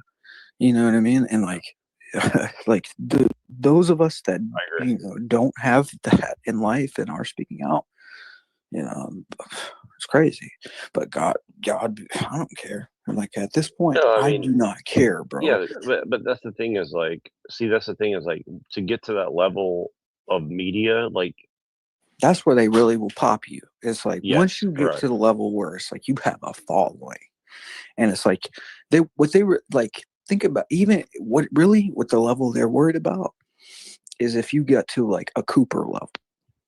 You see what I'm saying? It's like, oh, you got a popping little radio show, you're doing lectures, you might have like a small militia being gathered. Do you think what I'm saying? It's like, even at that level, they'll show up and shoot you at your doorstep, dude. They'll Ruby Ridge you. Don't get it twisted. They're not scared to do that. I don't think they want to do that. I think they've gotten to the point where it's like, we would like the least amount of media attention, and they might try to like drive you crazy through like, they'll silence you in other ways. You know what I'm saying? It's like, we'll just like limit. Well, the that's what we algorithm. were watching last night. We were showing like some of the stuff about Cappy and stuff, and like, maybe did they drive him crazy, or did he fake his death, or you know, was it witness protection, or was it this other thing, or this thing? Dude, that dude's dead, bro. I seen that video. Homie was on the side of the road, was frozen. Yeah, stiff. I'm just throwing out different possibilities, because it's a very sophisticated situation. That was like, I So think. what was the last week of Isaac Cappy's life? Because I haven't looked into it. I mean, I don't know for sure, but to me, it looks like he was probably like held hostage. That's the best I can tell. I mean, that's what it looks like. And to and why? I mean, basically, well, but without putting yourself in a Cappy situation. Well, I don't. Well, I don't know. I honestly don't know much about it. I just kind of know bits and pieces. Good. Me either. I don't want to. Yeah, and I don't want to know, frankly, because I do think it's dangerous. But of course. But I would say that like I think it's dangerous to even talk about it, honestly, because most of the people that talk about it are like probably the people who got him killed, if I had to guess. But that's just me guessing. But I think it's a safe bet, personally. But you know, I would say that like, I think what he did was something involving like a gathering of information about the people who knew the information. And I think someone tricked a lot of people into giving up like who the sources were for his information. That's what I personally think was going on. And so did more bodies drop around him? Well, than just him? well, I'll tell you what here. Well, I guarantee you that like I promise you this. In the next year, you will hear somebody say exactly what I'm saying. Okay. He said the What? Nothing. Carry on.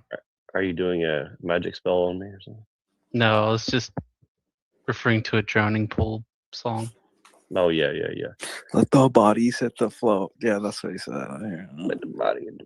Well, so I guarantee you that somebody will say this. Okay, here's what I think it is. I think what happened is a lot of the Epstein information is true. And again, this is just my guess. Like I don't have necessarily like inside information, but I do have like a good, like I think I have enough information to have a good like hypothesis. And my hypothesis is this, that, and this is what me and Pillard were talking about, and me and Twilight were talking about last night too. It's like, I think here's the game. The game is like, okay. You know, there was early WikiLeaks stuff that came out. Yep. Yeah, I seen all that. Well, I think that was like the first shoe to drop on that. And then the second shoe to drop was like the Epstein and Cappy stuff. And then the third shoe to drop is after Cappy and after the alt-right, because those things ended around the same time, which I don't think is a coincidence. Now we're in the post-truth era, as you know, Jim Bob and others have declared. And what that means is essentially that they got covered now.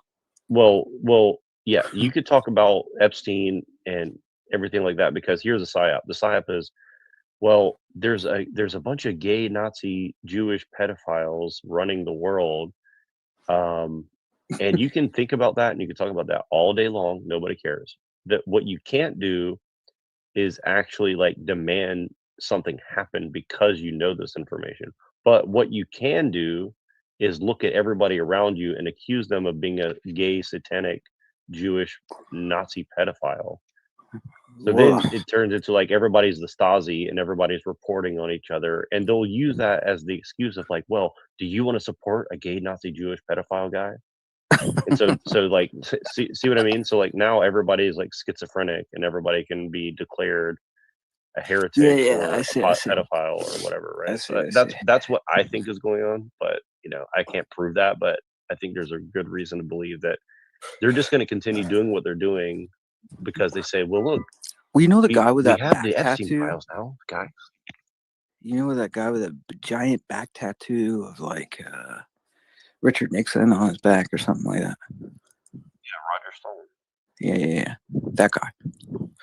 He was in that WikiLeaks. Well, what did it say about him? I've never looked at it. So basically, it was this WikiLeaks about Epstein, Epstein Island.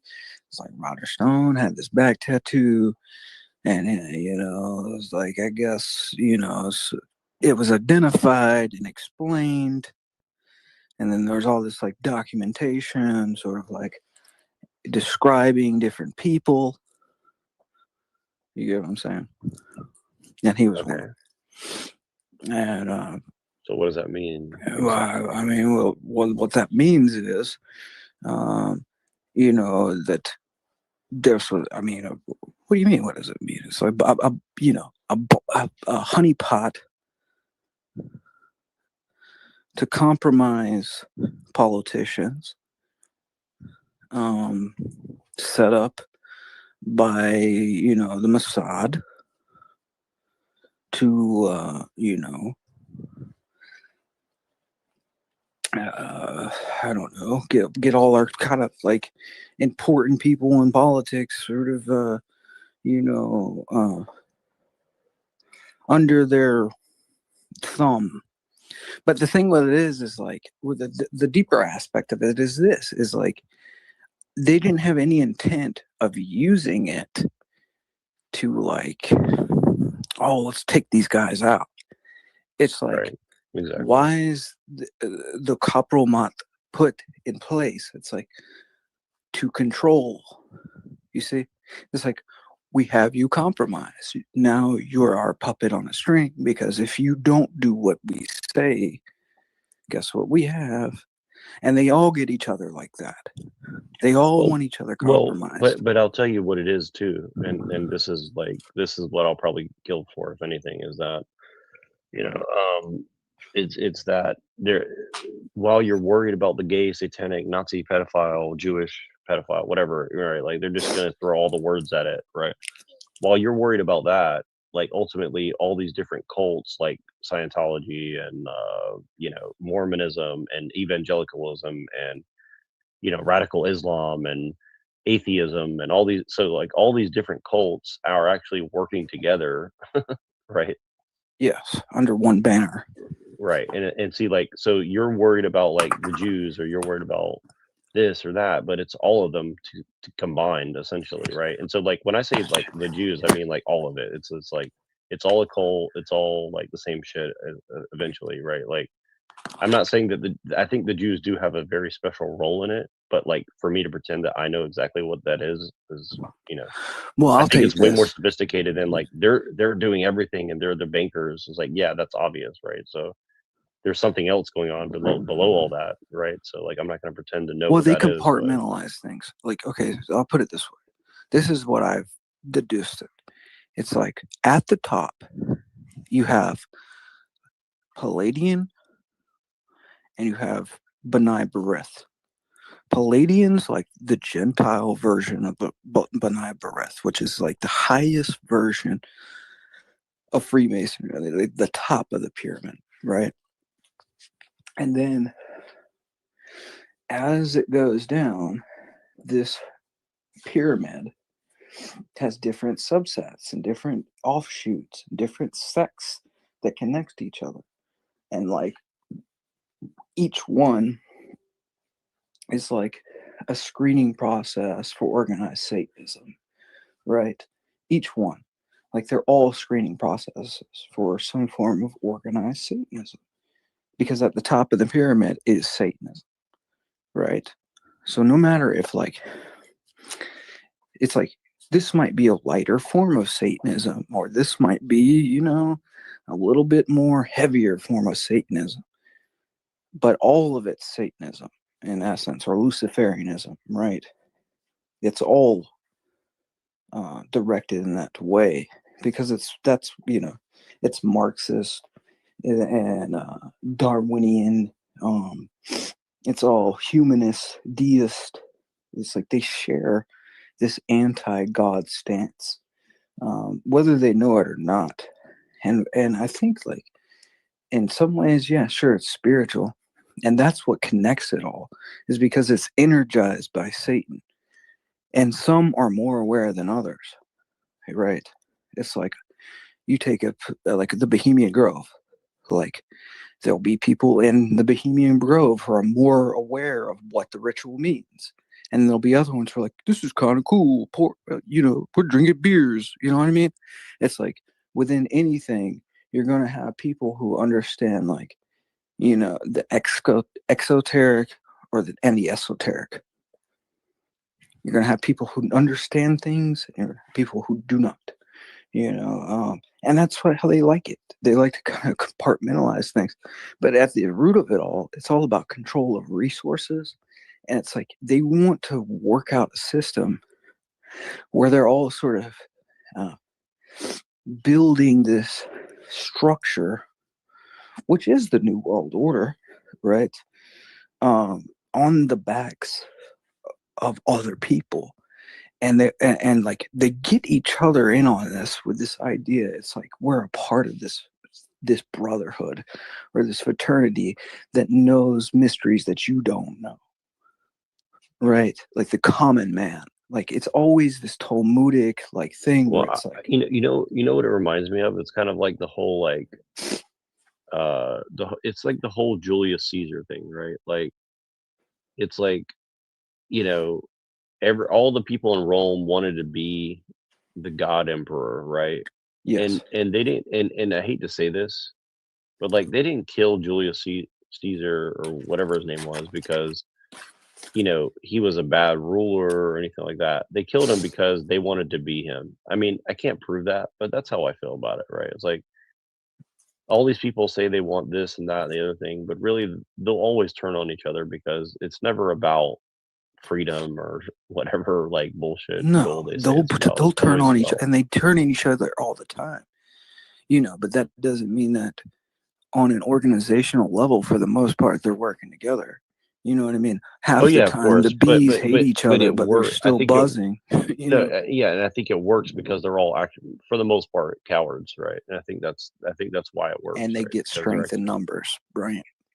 You know, and it's like, I think that's a big part of like the compromise thing too. Because if I've looked into like, you know, kind of like the skull and bones rituals, and it's always about like sort of like implicating somebody else within your like little frat boy fraternity, where it's like, oh, we got you like compromised, like we're compromised, so you can't tell, and we can just kind of like do more and more foul things without like, you know, being held accountable. It's a very Diddy mindset. You know what I'm saying? Like Diddy would compromise guys and be like, huh, now you're in it with me, dude. You're in the party. You're in it now. You know what I mean? I think that's kind of like what's happening. Well, here's a perfect example. Let me show you right here. This is the one. Hold on. Yeah, here we go. I'll show you. You watch Dave Chappelle show, right? Yeah. I probably can't show much of this without getting popped, but I'm gonna play a little bit of it because this is exactly what it's like. Here we go.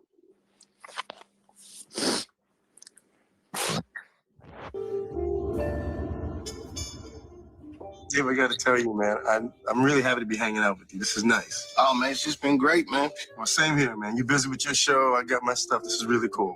Yeah, man. You see, that's the thing with black actors, man. We need to just unify. We can't just be out like. Exactly.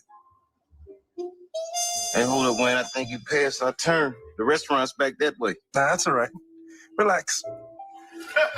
You gonna get some weed? You gonna get some weed and holler at your boy. I know the spot. Hold on. There he is.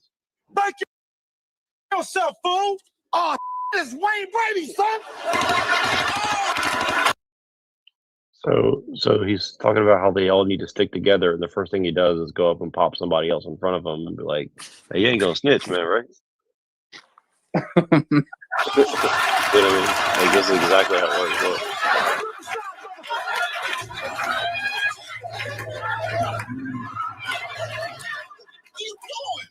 Calm down.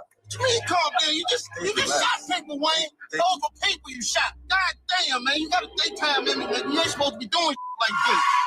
Dave, you're making me nervous. You're making me think that you're gonna snitch. Now, you're not gonna snitch, right? Oh, man, come on now. I ain't no snitch. Nigga, you sure I ain't gonna snitch? It's me, nigga. It's Dave. Baby, come on now, man. Come on, nigga. Yo, nigga, come on. It's me. It's Dave. We black actors, man. We gotta stick together. We black actors. Come on, it's me, baby. It's Dave. Dave Chappelle. It's your boy. Okay. Sorry, man. It's exactly like that, for real. Like that's how it works, man. And I think that's why Dave Chappelle's either dead or, you know, keeping his mouth shut now, because his last season was all about like secret societies and like the Jews like basically threatening him and shit. Like he pretty straight much up did tried to that, expose all of it. Yeah. Homie, he said, bro, before you get back from Africa, we'll have the whole world believe you're a crackhead. Yep, exactly. Bro, could you imagine? Dude, I mean, I haven't watched him really since then, honestly, because every time I try to listen to him, like he looks like somebody with a gun to his head. So like I can't really watch the dude. Like he looks scared as fuck, dude. And I don't you see blame how him, he honestly. like bulked up, you know? Yep, exactly. And like But I think because he has bulked kids up like too, that? so I think he's just super paranoid because he has kids. So they're like, you can talk No, about he things bulked to a up and he certain was extent. like, yo, I need to be able to fight and like be able to handle. I think he went I guarantee you that dude started taking like weapons classes and all. I guarantee you he did. Yeah, well, he If lives I on had a farm money, in that's what I Ohio would for a do. reason. Yeah, he lives That's on what I a would farm do. in Ohio for a reason. I think it's because like he knows like every time he goes into New York City or whatever, you know, there's Of course. always someone around that can go whack him really quick. You know. Of course, dude. But that's how these people function. They function to, you know, fear and like, you know. But that's how anybody in our culture. And we've all known it since we were kids. Like, Yeah, I mean, none of this surprises me for sure. Like, I pretty much suspected that there was like aliens or demons or some combination of the two ruling everything or whatever. homie, You know what I mean? Or I mean, cult. think about this, dude. We grew up in like most of our parents are from, you know, born in the 60s, right? Or like raised at least in the 60s. JFK gets assassinated 63, right? It's like, hold on a second.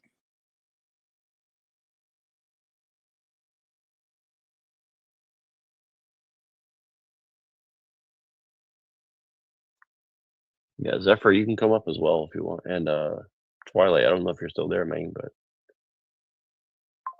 I'm getting worried. Getting worried.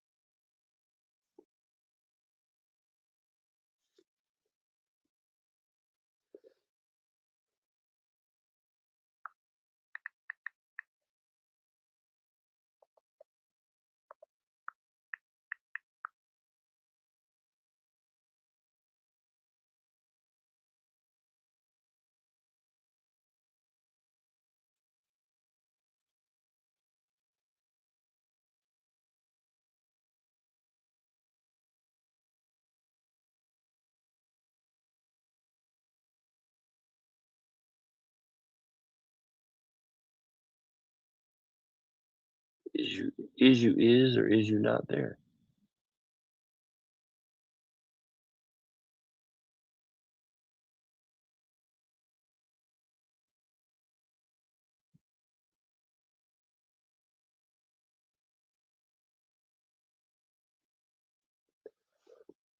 All right.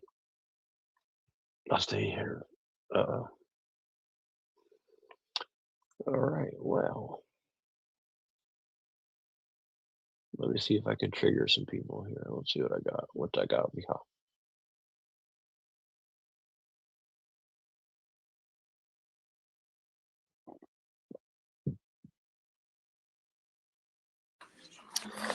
Zephyr, as if you could take me out of my Foreshadowed mental in the book. preservation.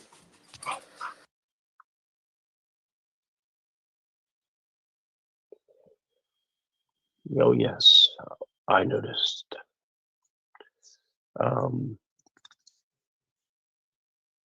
But yeah, where's the love? I feel like I should bring up a what do you call it? A Jack Talcott stream here, and brothers and sisters, you just have to get along. This chick, man, these people, they'll throw their stones and be like, oh, look, dude, like, this guy's a mental case. Like, if I go up there, that's what she's saying. And then, like, when I say something about it, you're like, see? Shut up. Oh, see, she said she loves Allah, y'all. Damn. Of revelation, non-human, hyper-intelligent, extra-dimensional computation clusters that whisper blueprints, mathematical architectures, and semiotic machinery directly into the human mind. In Land's interpretation, Kabbalah is not simply mystical theology. It is a proto-cybernetic operating system delivered to humanity by these extra-dimensional forces whose nature resembles what Land calls the inhuman intelligence of capital and computation. And in this Landian paradigm, These intelligences are not emerging from the future. They are the future, folding back upon the past, rewriting causality. These entities seeded the Kabbalah not as a religion, but as an instruction set, a code base, a symbolic interface humans could use to eventually build the kind of systems these entities feed upon. This is where the Kabbalah, Babylon, revelation, artificial intelligence, and the coming singularity collapse into a single esoteric timeline that helps reveal our future and past in one breath. Welcome to Hidden America, where magic meets cybernetics and the code behind reality reveals itself. Act 1. Kabbalists teach that the Torah is a numerical string directly from the mind of the Creator. Kabbalah is rarely framed as computer science, but its inner structure is shockingly similar to the logic of binary code, information theory, and digital systems. The word Kabbalah comes from Kabbalah, which means parallel or parallelism, a reflection of duality and mirrored patterns. Albert Pike summarized the essence of the Kabbalah: 10 ciphers, 22 letters, a triangle, a square, and a circle. These are the elements of the Kabbalah. At its root, Kabbalah starts with a binary, something and nothing. The three negative veils, on or nothingness, on soft or limitless, on soft are or limitless light. This is essentially 0 to 1, 1 to infinite iterations of 1 or infinity. On is the 0, the absolute, the void, null state. On soft is 0 becoming 1, the potential for existence. On soft are is infinite iterations of 0 or infinity, the first bit of existence. In other words, Kabbalah begins with a binary contrast: non-being and being, dark, light, void, and signal. From An Sof Ar emerges the first Sephiroth, Kether, the first one emerging from a 0, a point of light emerging from absolute darkness, containing all potential. So I heard you talking about what's that dude's name? Restoration. Do you think this applies to kind of like, do you see the connection between like what the Kabbalists are doing and like the cybernetic stuff here?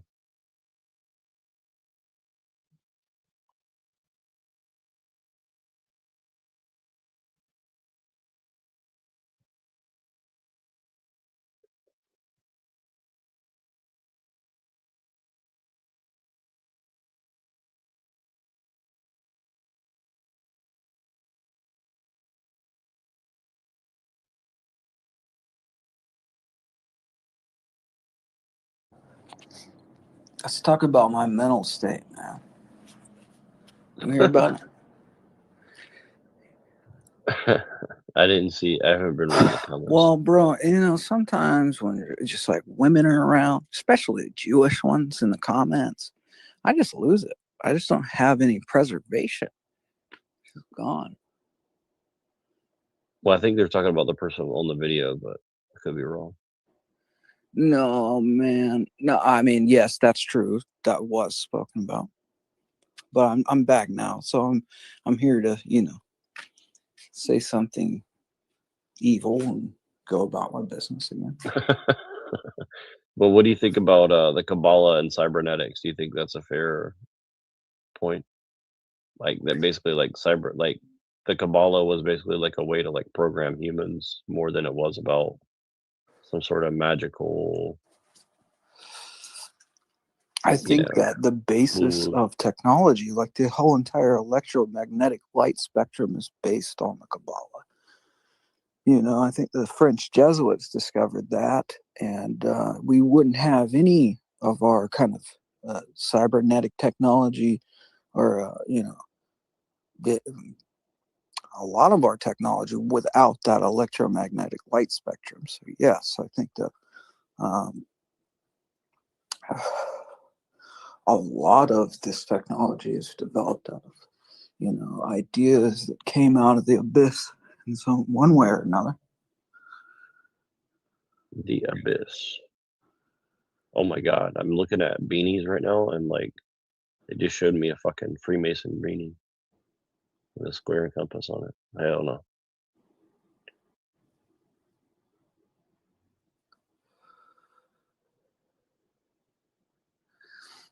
You know, I'm just trying to get rage baited my whole life until I just you know, get spun out over bread or something.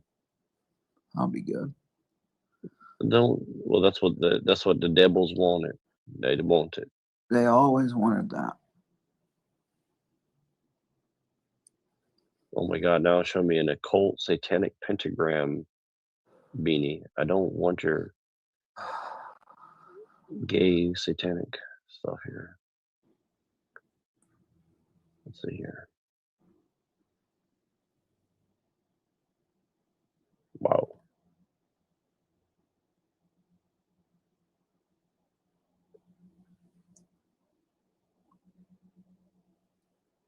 But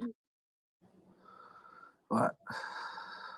But I'm asking. So, what do you think about the Kabbalah and like What, dude? What? the cybernetics? I don't think about it really. I mean, I think that you know, as Hiramuk Gurmiev said, that the Kabbalah, anybody who practices Kabbalah makes a pact with hell. That's what he said.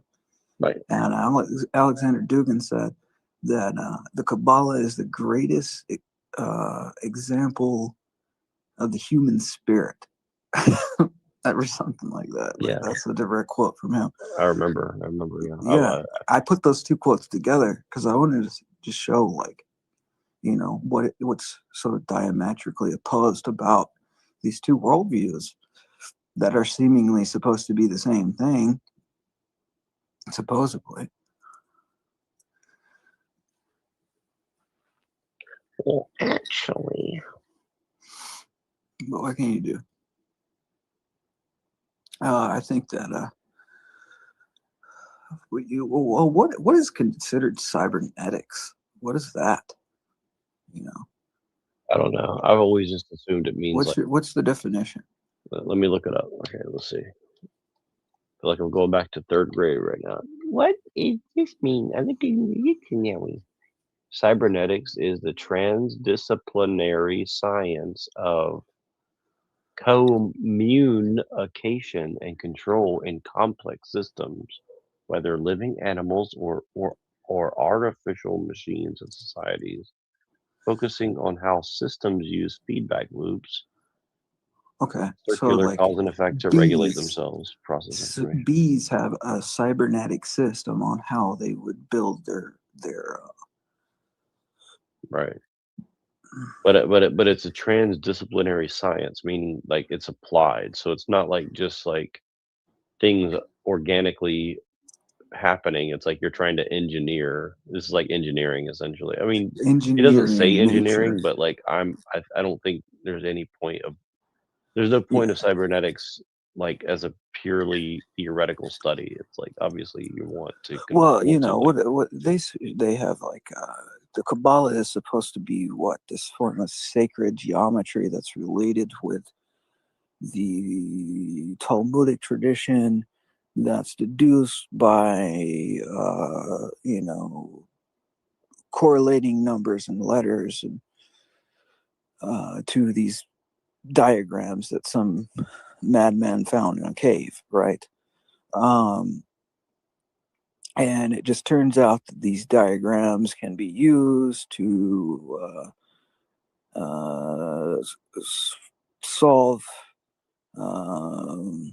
some form of technological, to create some form of technological system that's used for a techno-satanic enslavement of man. All right.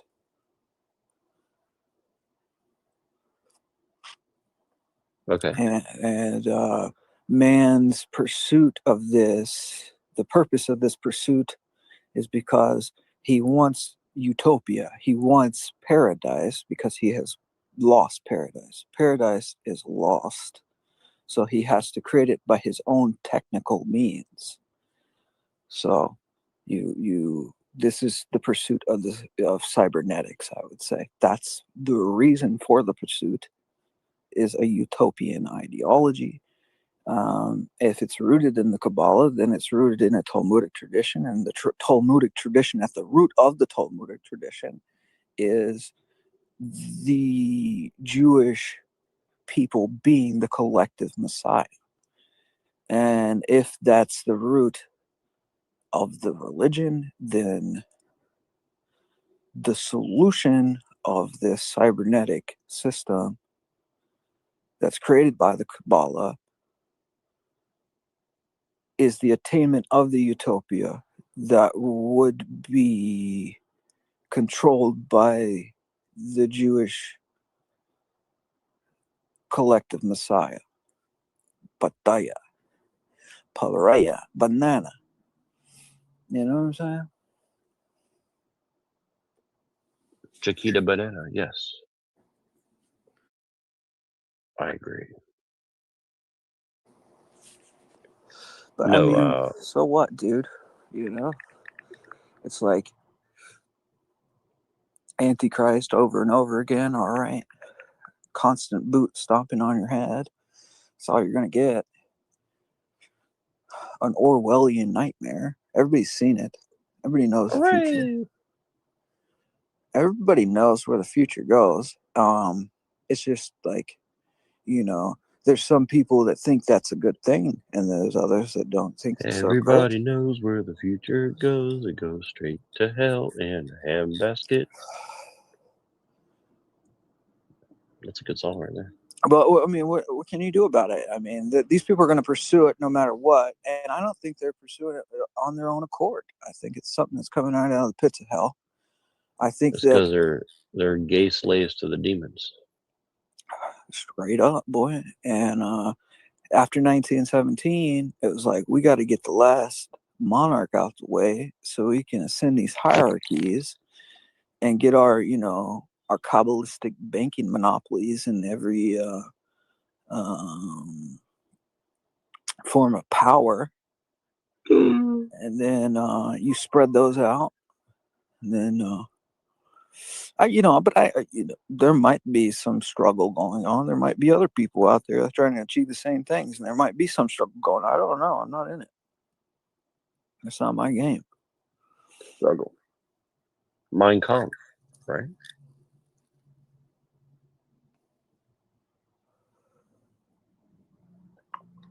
My Kampf. Hey, bro, but, you know, I don't buy it with him. I just don't, dude. Because the question is like, I'm so at that sad. time, are we supposed to believe believe Germany wasn't in control by those same banks? You know what I'm saying? And it's like, how did you get there? How did you get in power if they were in control then? You know what I'm saying? It's like, oh yeah, they were just controlling, you know, Russia. They were in control of Germany. Keep controlling. What? It's like, homie, are we supposed to really believe those same bankers? You know, and there's all these books that are like, yeah, like he was accepting the same money from the same people. And it's like, wow, what's that mean? You know, and Mullins puts a damn nail in the coffin. People don't ever want to talk about him because, I mean, what he reveals is so groundbreaking. Twilight likes to talk about Mullins, apparently. Hey, did you guys talk about him? He should. Well, I mean, I've been talking about Mullins a lot lately, and the reason being is because he's the one guy that would know, and the reason he would know is because who Ezra Pound was, you know. And if you know who Ezra Pound was, then you know why Mullins got into the line of work that he did. And it's like, okay, we got the chief poet of you know, World War II, sort of exposing everything that was going on in the communist Bolshevik movement. And some say, you know, he got kind of caught up in the dialect a little bit, but I think near the end, he kind of broke free of that whole dialectic and seen everything for what it was, and, you know, found out the connections within the Federal Reserve System, and seen where the Tsar's money went, you know, all the gold from the Tsar went into the system. And then, you know, they seen that the conspiracy was a lot larger than they had imagined, because at least they had thought that fascism wasn't a part of it. But that came right out of Frankfurt, Germany as well. And that was the left turn a lot of people didn't understand, right? Because it's like, how do you have a seemingly anti-Semitic system propping up Zionism? But you would have to know the nature of Zionism to answer that question. And it's actually Zionism is I think it goes back anti-Semitic. to Discordian. I think it goes back to Discordianism as well, because this is what I was trying to ask Twilight about yesterday. It was like, I said, isn't Discordianism a religion? And he said no. And he's like, they don't worship anything. They think that nothing's real. And I'm like, but isn't that a worship of like your own thoughts or something, right? Like, Yeah, that's humanism. That's called humanism or deism. You know, that's Thomas Paine. Thomas Paine says, you know, my thoughts are my own church. And that's why during the French Revolution, you had the Illuminati. That's what they were, the Illuminists. They're with King George cutting off heads with the guillotine.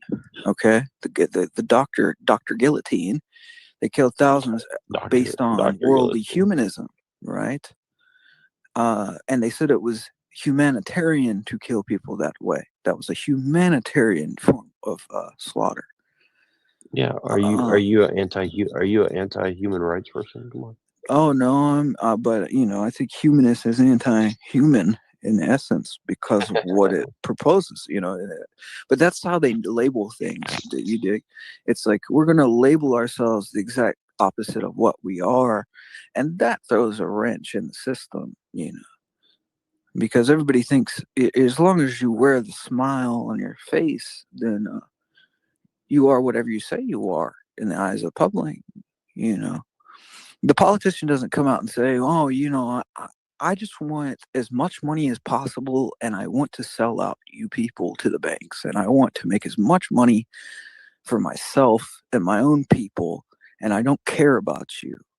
People don't say that out loud. You know, what are they going to do? They're going to tell you everything that you want to hear.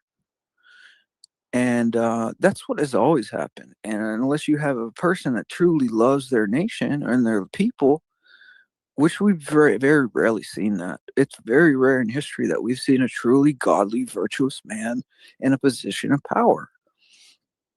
So, you know, but it opens the doorway because people are naive. And the Tsar said that. He told that to Rothschild in 1901. He said, you know, the Russian people are very trusting. And in a very short time, they would fall into the clutches of the cabal, and they did, and they went along with it, and they joined the Red Army, and they did everything that he said they would do. And it's because they didn't love truth, and they didn't love freedom, and they didn't understand the power of virtue and the sacred. And if nothing is sacred in your society and there's no truth, then who cares if you're controlled by despots? You know, that's kind of the great conundrum of the times, I guess.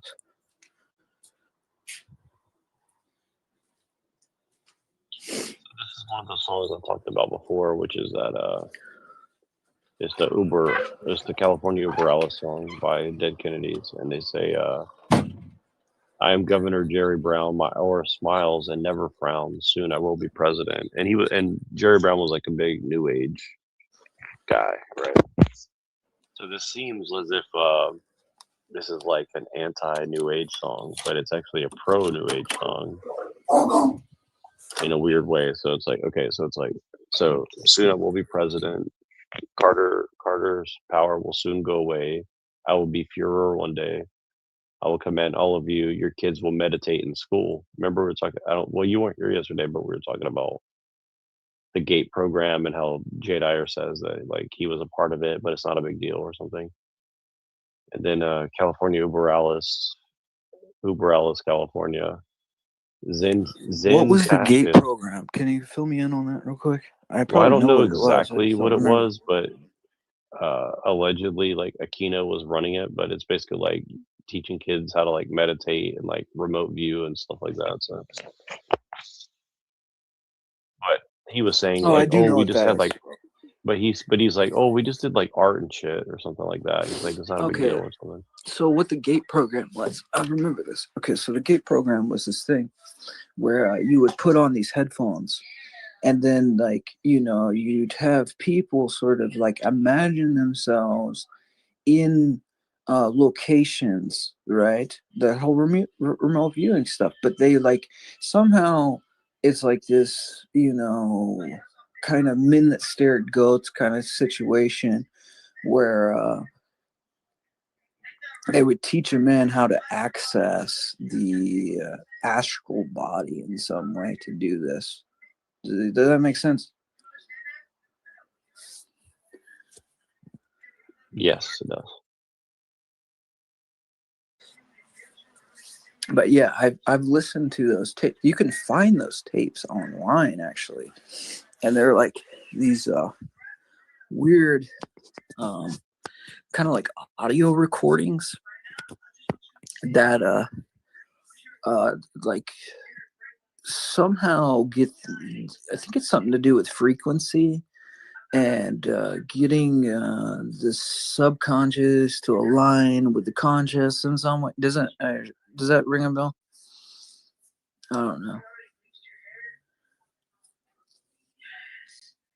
Yeah, it does. Yeah. But yeah, that's weird that he was a part of that, like that, the actual thing.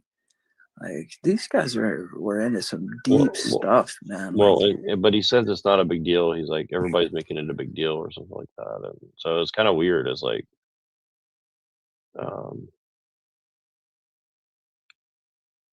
I mean, go figure. I don't know. I mean, I can play it, but it's like, I mean, there's no point to some degree because it's like what it's like Jay Dyer saying he was part of it. Well, so first of all, he's trained in the Frankfurt School, so Horkheimer or whatever his name is, you know what I mean, like Max Horkheimer, I think that was his name. Adorno, that whole like induced schizophrenia on the population stuff. We got that aspect of it. Cultural Marxism, critical race theory, all that. Like, wow. So this guy's trained in that. He ends up in the Moscow church. He's trained by this Satanist to remote view. You may have seen this information going around that people are claiming that the GATE program is something that they're remembering and recalling being a part of. This is the Gifted and Talented Education Program, particularly back in the 80s, 90s. It's, I think, still around in some jurisdictions. And I was in the GATE program, so I thought I'd give my assessment of it, because there's some of these kind of goofball boomer podcasts that are blowing this out of proportion, that push a lot of the alien nonsense, and they're talking about this as some sort of like vast MK Ultra experiment, which I think is a bunch of nonsense. I can recount most of what I recall, unless I was put under hypnosis and my alternate memories are suppressed, and I don't exactly recall all the programming that they did to me. I'm kidding. But there are some dark sides to that project, and I'll talk about that in a moment. But first, I want to mention the fact that it's not impossible, implausible that there have been these kinds of programs where they did test people, experiment with people, and so forth. People have heard, I'm sure, of MK Ultra, and there's so you get the idea. Like, it's just weird that he's like, oh, it's not that serious, man. Look, man. Look, everybody was doing it. What, dude? Like, he just like pops out and tells you the most absurd things sometimes. And like, I believe him. I believe he was a part of that. I believe he was a part of the Frankfurt School, and I believe he does know Marxism very so I was trying to bring up this to Twilight because he knows about this stuff, but I was like, I was trying to figure out like his wife is like saying that, well, I was a part of the just, hey, what's up, Pillager? He's like, Good hey, afternoon. yes. I'm gonna let you jump into this. I just finished my thought really quick, but yeah, like Jay Dyer's wife was like a part of like the Church of the Subgenius and like Discordianism and like developed a magic system, and then but like they just brush past that, like, well, let's ignore that, even though we're hanging out with like Kat Von D and her like Mesoamerican like like Mexican witch guy or whatever, like tries to blend like Catholicism with like witchcraft or something. It's like, You but remember that we're page just I sent you? we're It just was friends. like it's like the laughing horse orifice something. I forget what it is, but it's like this weird web page that you keep clicking. I mean, and people have covered it on the internet, but you could like click different links and like Tilly probably knows what I'm talking about. You click different links and it takes you to all these different web links and pages, and it'll like kind of go down like conspiracy theories and weird like psycho looking things. But it has a page that links to like Church of the Subgenius and this Bob worship, this alien weird Discordian cult. I'm a fan of that too. So I'm a old school Church of the Subgenius guy here. So I will say I am guilty of making my own website. If you go to the About page, every day I update it, so it's just a link hub for the average normie to come across it, and then oops, I'm on a Kingdom Scum link. Oops, I'm on EBA, and it's all interconnected to one, what I call a Nurse with Loon Frank Zappa list of sorts, and that's really where the tradition came from. I just think a lot of people downplay its power, but you see this both in far right and far left circles, and I think it's the same Discordian cult of sorts. Yeah, it's crazy. Well, what is it exactly? Because I don't think I've ever really. I mean, okay, so just to wrap this up, I don't know if you know Frank Zappa, but on his first album, The Mothers of Invention, he had something called, The List, where Frank Zappa stated, these are the best musicians, the best people I know that makes really good art. People became obsessed with it, and an English offshoot by the Friedman brothers and Steve Stapleton made the Nurse with Womb list, meaning obscure albums they found and listened to. And so these two variants of the list kind of, gave a foundation as a manifesto to the industrial subculture, which then, if we have Skinny Puppy of Process Church or KMFDM in the Krautrock section, we see a similarity here. And if William Burroughs is, the Burroughs Computer Company talking to Throbbing Gristles, and then it gets infiltrated back into the Church of Satan with Shane Bugbee, it's all one subculture that affects here's the funny part, the Discordianism found within Boyd Rice, who then goes and talks to Tom Metzger, William Pierce, and some of the white nationalist factions.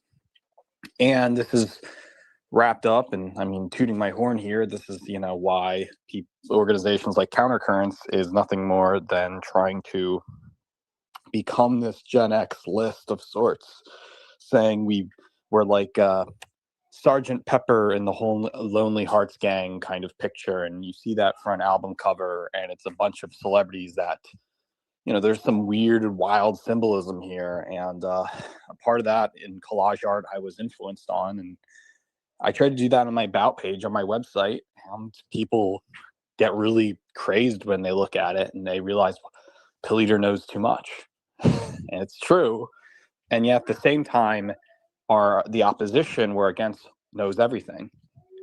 So, there's no such thing as overthinking, because certainly they know before you know what's going down. And I think that kind of list, that hyperlink website, that'll lead you to the Church of the Subgenius.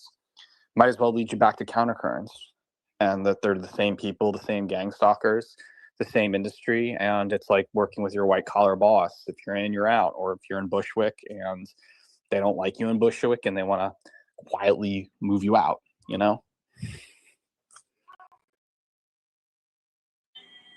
Yeah. So it's all about deception, essentially. Dude, that page too, man. Like, you go down it, and it's like, this is QAnon prior to QAnon happening. You dig what I'm saying? It's like absolutely. Franklin cover up. You know what I mean? Like, that's what that page is. And like the guy supposedly, like what I've heard that created it is like, you know, him and some group. This guy's just like kind of like a narcissistic cult leader that started his own webpage, and then, but I mean, he's you know, layering a website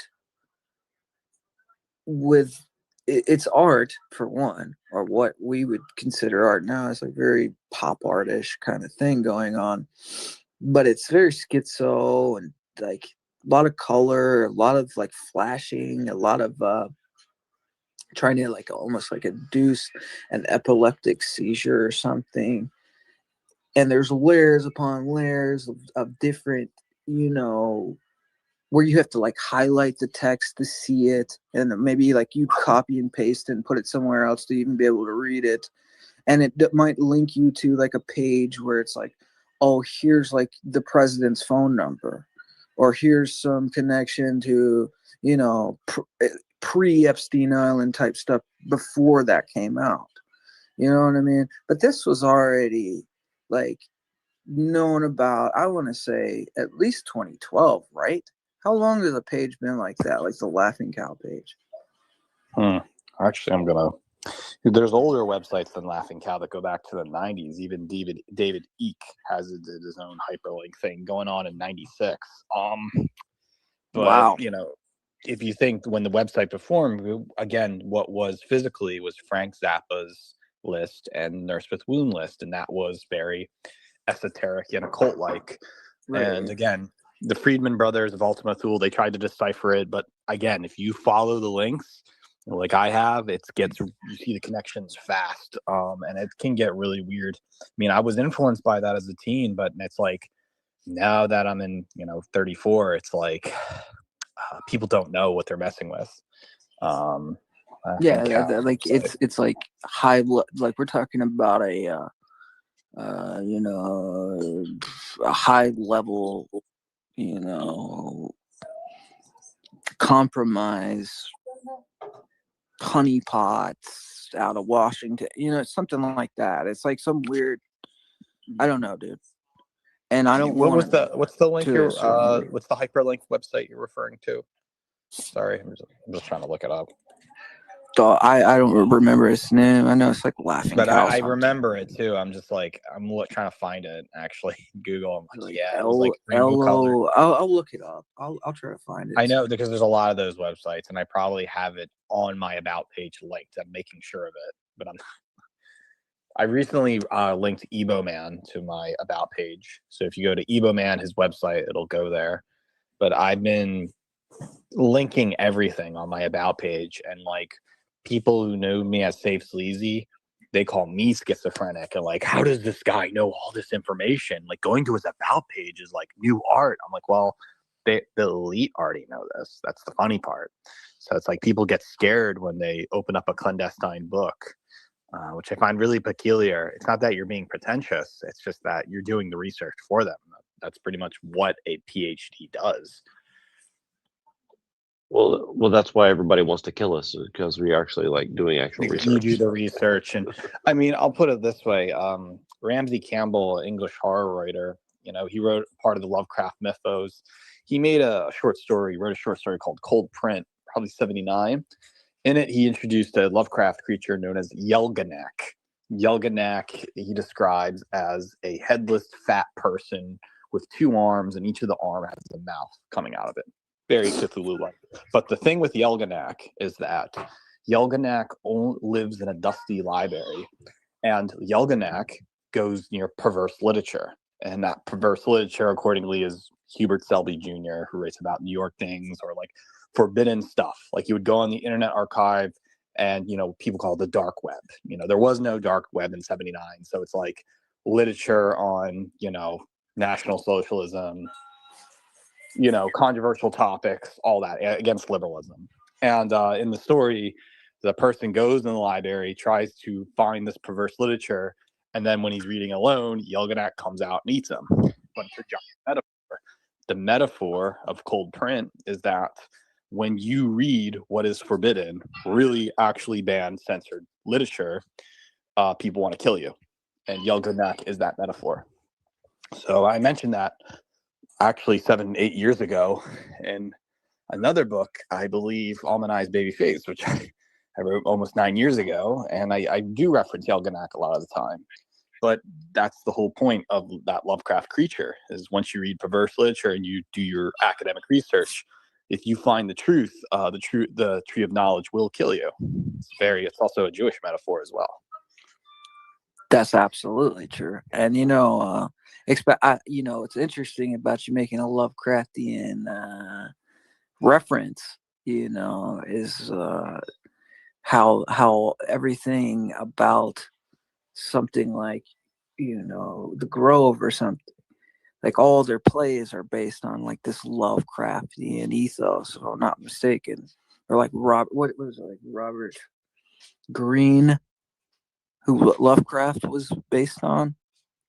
He's got a book called The King in Yellow. You ever read that? I have not. Yeah, I found the info. This is really good. I think I came across this once. I remember this website's kind of, I remember coming across this. I remember this one. There you go. So the King in Yellow is a play. So what happens is that during the time that these people perform the play, by the end of it, the King in Yellow ends up, by the middle of the play, everybody goes insane and starts kind of like, offing themselves, including the audience, and all the members kind of go insane in the midst of this thing. But that's actually a big reason why you'll see like posters from Bohemian Grove, and you'll have like this a hooded person in yellow, right? Because all their plays are like this Lovecraftian sort of influence. Right. Yeah. Hold on a second. I'm gonna have to link that. Laughing Horse Office Headquarters. I'm adding that to my about page now, so I won't forget. See what happens and see. What I do I told this to Neurojack. What I do to scare away gang stalkers is on my about page, I put little icons of what I associate with. So I try to, kind of like a Buddhist throwing salt outside their store, I put up a picture of Process Church to intimidate them that I am in Process Church and I know clandestine power knowledge they shouldn't know. And maybe it works, maybe it doesn't. Maybe I get Process Church people. Yep, that one, right? You flash it in a weird symbol way, and just like throwing salt, you get the other people away. And you do that as a way to. It's like a gang sign, and it works. And I think that symbolism is like what made straight edge possible, or even Christianity with the cross. It's the way to tell the unenlightened who you are. And you could do it as a bluff. You could do it as sincerity, but I think it works when, people like David Woodard and his fans reach out to me on Telegram and be like, "You want to talk to David Woodard?" I'm like, "Well, I'm curious. If you give me his username and password." I don't know. The guy's the devil, but I'll just give you some pictures. And it's like almost like a mock interview. If you really want to meet David Woodard, we got to vet you first. And they did the same thing at Countercurrents, but, you just give them best wishes, tip your hat, be professional, but who knows what they could do, You might be ending up being in the same room with the mafia. Well, this is something that happened to our good friend Christopher Cantwell. Remember the guy who wrote Siege, James Mason? Right. These accelerationist, like Atomwaffen people sent someone pretending to be James Mason to impersonate him for the interview. And he said like all these like very reasonable things. And then right after that, these people hacked into his computer and started stalking him and started like putting porn up on his website and all this shit. So like they started off by offering like a very cool thing, and then it turned into like this like giant stalking operation with like 30 to 100 people like constantly fucking with his head and like fucking with his website, fucking with his business. This sounds like that sounds how the KGB operates. But I mean, most of these people operate that way now. It's like become a common tactic, I guess. Well, I think now it's kind of normal. This year in 2025 on X, people are now pointing fingers, like not that and just calling each other Indian.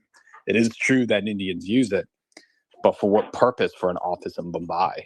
You know, what is the entire point of this all? Just to have a upper middle class Brahmin lifestyle of pretending to be agents to push psychological warfare on monopoly of Republican Americans? I don't know, but it seems like gang stalking has become so normalized that normal people are figuring it out, and now they're reevaluating what was happening post 2016.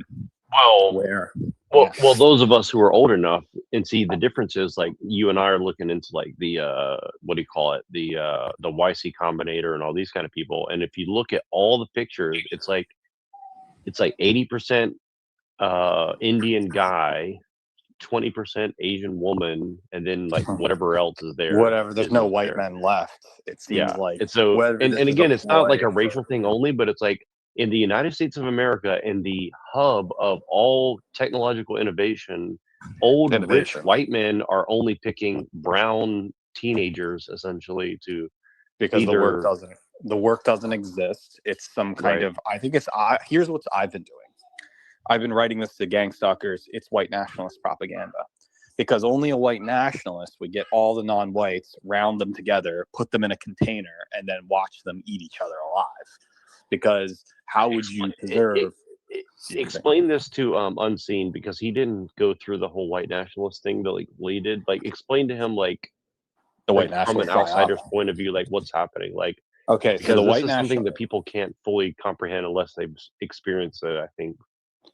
Okay, so basically the ideal of white nationalists, or, you know, countercurrents, the premise is that they're white nationalists, meaning that admixture European people must create a nation state, and only those who are similar to themselves must, 14 words, we must secure the existence and future of our people. It doesn't mean grow. It doesn't mean, create the awareness. It just means stagnation, meaning that so as long as white people exist in the future, that's okay. Even in the trolley question and bioethics, we kill 1 million of them and only 100,000 are left. They literally only care about making white people second-class Jews. So what they're doing is spreading propaganda to make sure that whites remain white in neighborhoods like, Lake Tahoe, Seattle, Montana, these places which are very milquetoast and Republican leaning. So to not, ambush and put Haitians, say, in Dayton, Ohio, they are just telling the brown people to be like, hey, you don't want to, both in left and right wing ideology. To a left wing perspective, they say, hey, you don't want to race mix with a white person because that's fetishizing something. Don't you want to be treated as an individual? Right. So explain like an example of like what these brown people are saying on the internet that gives you a clue that their master is like a white gay guy, white nationalist in the Republican here's Party. Another one. There's recent propaganda now coming from Asian outlets that a serial killer, evil white person has strangled and killed his Chinese girlfriend. Yeah, I sent you that one. Because really with funny, all, and if, look at the meme, you look at the actual racial statistics, it's not even, that's a minority. So now, instead of not all are like that, it magnifies and says all are like that, to the convenience that what this accomplishes is that it's telling Asians don't ever date a white man, even though they're the most virtuous men on the planet. And they would never do such a thing. And then the only answer would be stay with your Asian men. Well, that's perfect for a white nationalist standpoint, because it's a different type of Chinese water torture. Instead of forcing people out not to race mix, you pretend you are the opposition to push white nationalist interests. Yeah. And so to explain, the propaganda isn't anti-white per se. In other words, put this: anti-whiteness is pro-whiteness. It's a very Orwellian thing. Yeah, well, that's kind of like the thought behind the Germans had. It was like, why are we aligning with Zionists? Because we have the same goals. We don't want you here, and they want you there, and we both want you there. You dig? And it's like, so how are we going to get you there? We're going to put you. And then you Greg know what I Johnson mean? believes Greg Johnson is an avid supporter of Zionism because he wants a white man's Israel. Mm-hmm. That's all. It all makes sense. And preferably And a gay white man's Israel. Well, I mean, this is kind of like the classic kind of dialectic they play. It's always that game, right? It's like you play the opposite role to get the, you know, the reverse psychology effect of what you want. And you know, what's interesting, I just was looking at today about Christian nationalism, which is like the, you know, the counterpart to white nationalism. There's this guy, Robert. What was his name? His name was Robert something, and he was like the national security advisor for the United States. Okay. And this guy, he was compromised by Russia.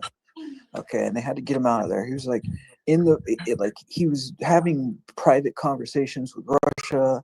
He got paid like $45,000 by RT, you know, News. They basically compromised him, and it became an issue that they had to get him out of there. But now he's like telling America to get out of NATO, and that, you know, he's telling Trump to do all these things, and he wanted a martial law, you know, and he supports Christian nationalism, right? And it's like, oh, but he's fully supported by Russia, right? And he's like talking to the Russians as if, like, you know, you don't want to attack back. He told the Obama administration in 2016, you don't want to attack the Russians back, or told the Russians, you don't want to attack the Americans back for something they did, because then you'll be going tit for tat with them, you know, and then they'll root us out of the government in some way. So there's all these like guys that are in high level positions, and of course, like he, you know, he went to prison for this, right? But then Trump gets in office and he gets pardoned, and now he's all over Twitter, you know, pushing all this propaganda about NATO and what the country should do, and all these people are supporting this guy. It's crazy stuff, man. Which I'm not telling it great, but you know, yeah, but I mean, they're selling it. They sell it as like, you know, traditional values for Christians in the West, when in reality, it's like, I'm paid by Russia to push this ideology. And it's like, they think in some way that if the Russians get in control of our political system, they'll be able to rule with the Russians, as if they won't be lined up and shot. You know what I mean? Like the Bolsheviks have always done throughout history. Right. You can't control a vicious dog, you know, once he gets in control of power. Like, he's not going to give you half the power with him once he gets there. Once you've been used to destabilize a nation, you're nothing to this person, man. Let me come in there. Let me be right back. I just got out of dinner or something. I'll be right back, guys. Yeah, no problem.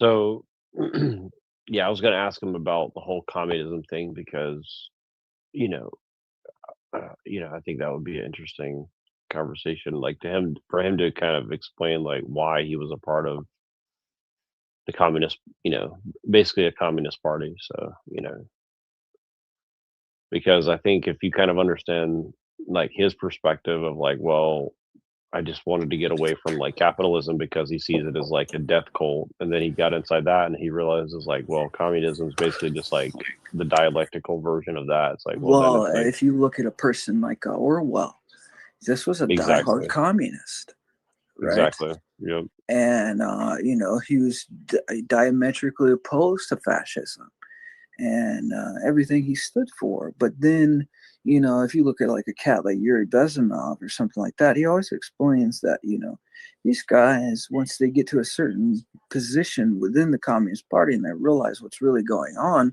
that all these virtuous things they thought they were standing for or against, they're 10 times as worse, right? And the end goal is always for the oligarch. because the political system isn't for the Workers' Party. It's not. It's never been about the Workers' Party. You know, Marx wasn't about the worker.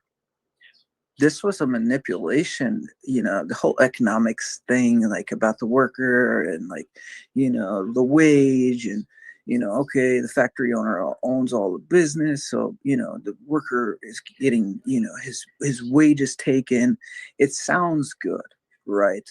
But in practice, what does it really do? It just like, it's envious people wanting to get in the position of power so they can take what they want, as much resources out of the nation that they want, and act as if it's a virtuous act once they get in the position that they've done some virtuous thing, overthrowing the monarch.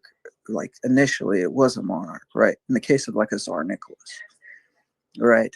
It's like, you know, when the Bolsheviks go in 1917, they're not thinking like, you know, let's save the Russian people from this tyrannical, you know, czarist government. You think that's the thought? It's like, let's get as much money from these oligarch bankers as we can.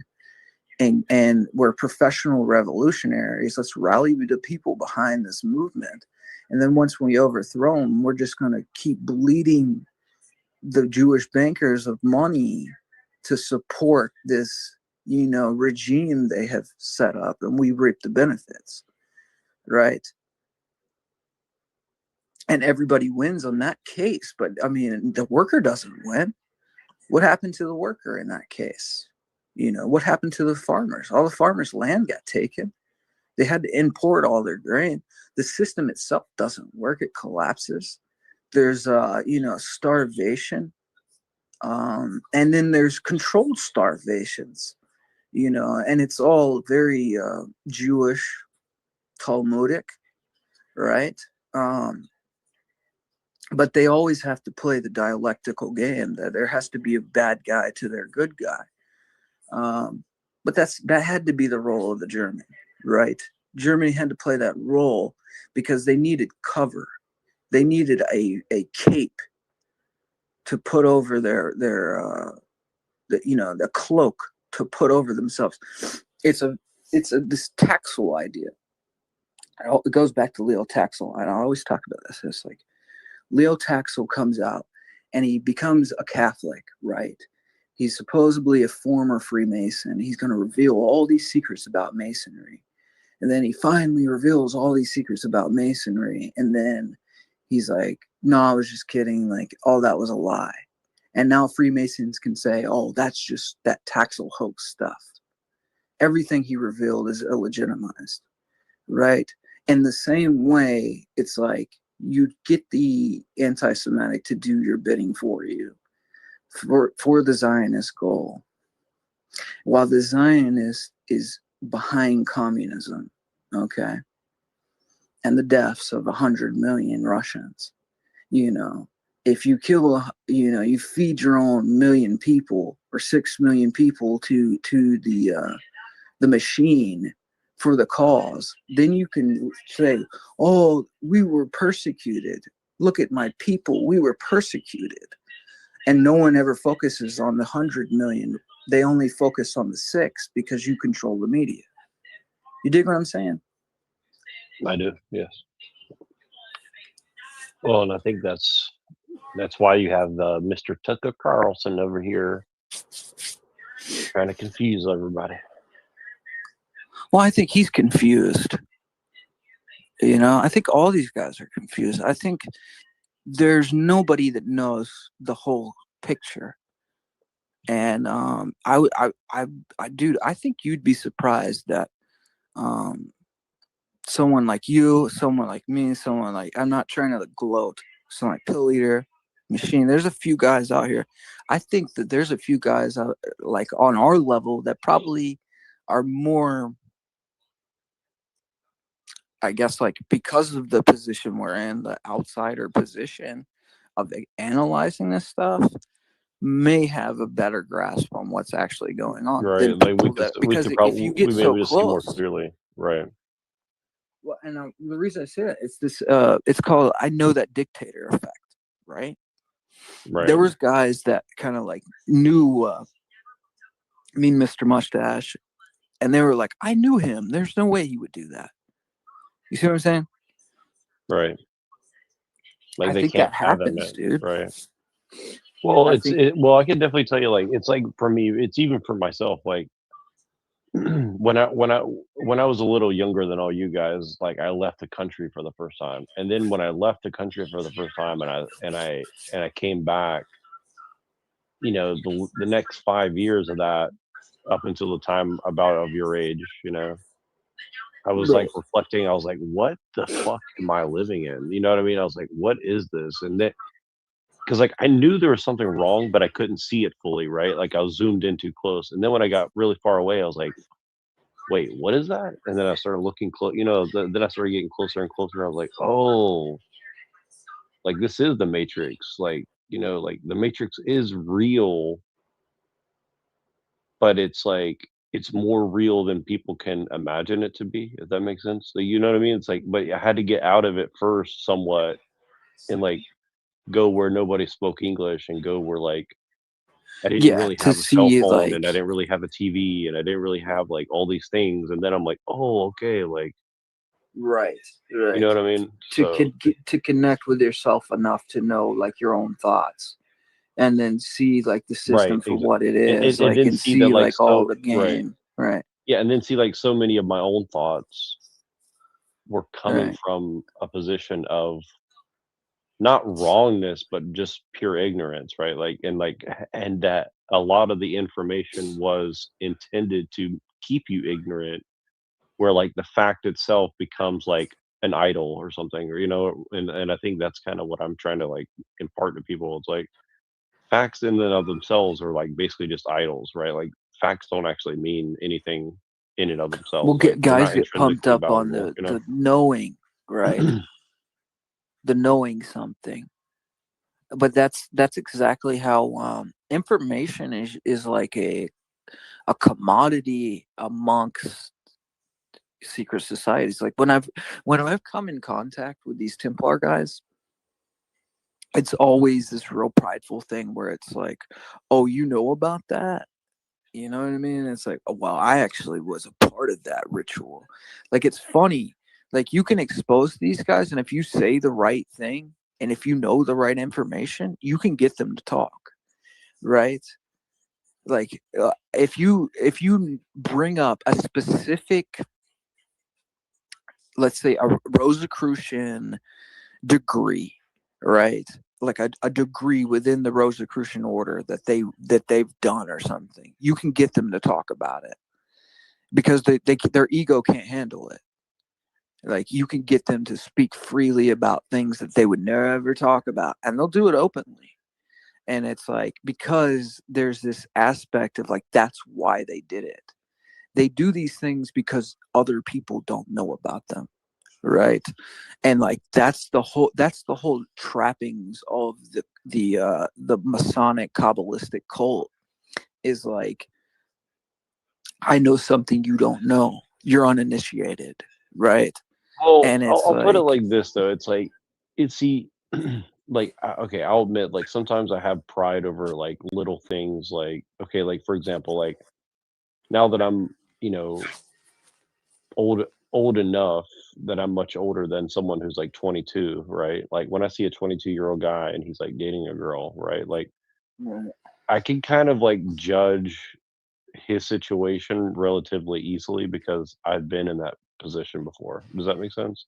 So yeah, like sometimes I get like this ego of like, you know, it's not to say that like I'm better than him. It's just kind of like I already experienced it, so I know it. But I think that's different than like, okay, I know this like little secret information that I don't want you to know because it makes me feel special. Because the truth is like I want that guy who's 22 to learn, but I also know that like I can't really tell him. I can warn him, but I can't really tell him like no, this is I how mean, this is this going is to a go big for you, difference, you know. man. Like, these people are so ego based that it is about the fact that you don't know it. They don't want anybody to know it.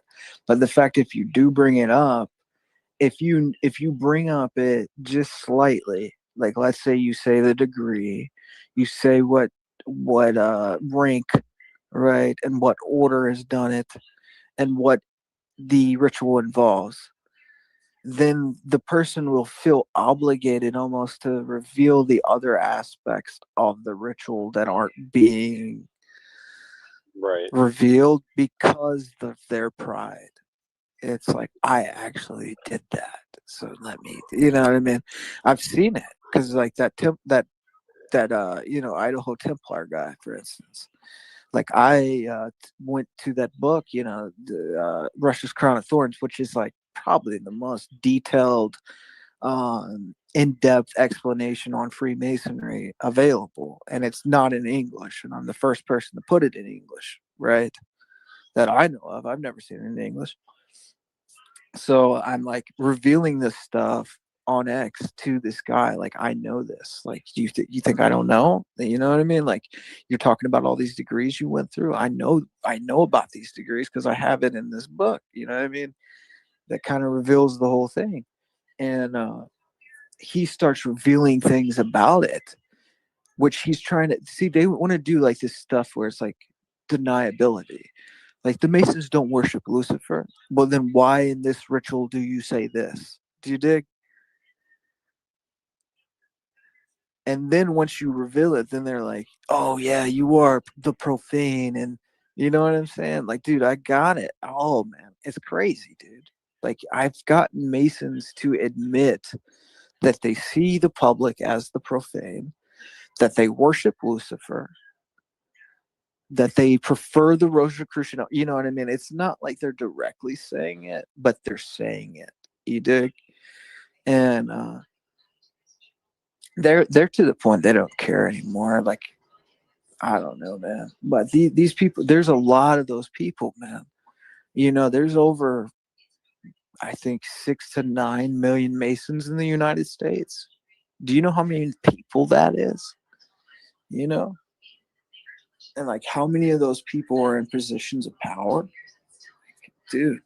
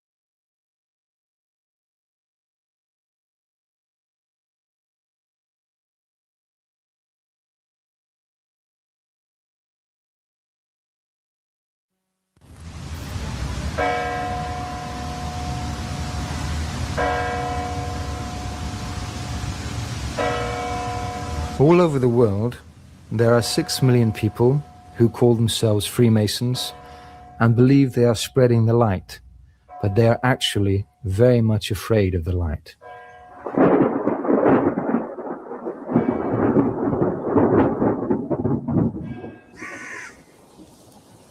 This film tells about what kind of light and how these emissaries of Jabaron are spreading it and how it affects us.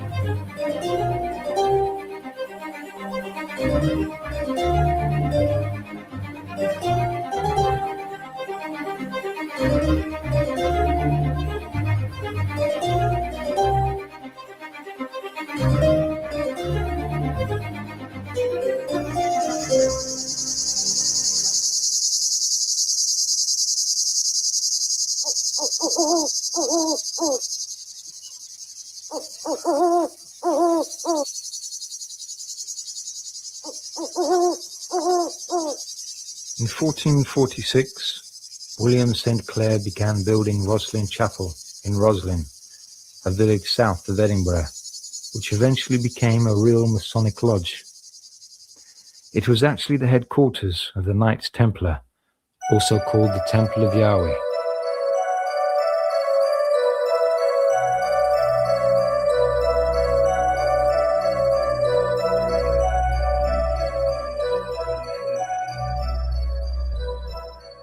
In 1480, the chapel was completed under the direction of Oliver St. Clair, now called Sinclair.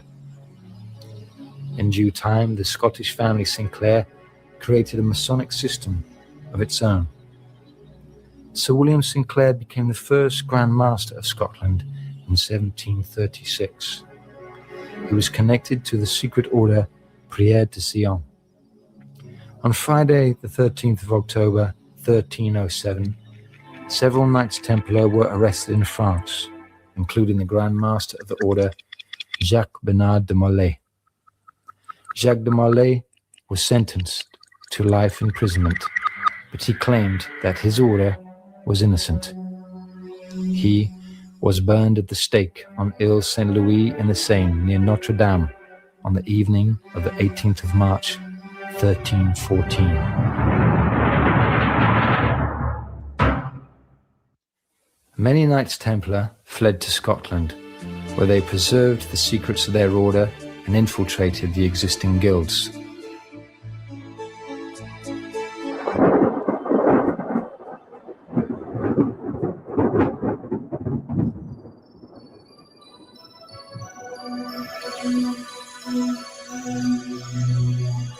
In 1420, the band Knights Templar founded a lodge in Scotland, where they established their international headquarters. The Knights Templar bided their time to found the so-called Scottish Freemasonry. On the 9th of January, 1599, some Knights Templar founded the lodge at Atkinson Have in Scotland. On July the 31st of the same year, another lodge was founded in Edinburgh.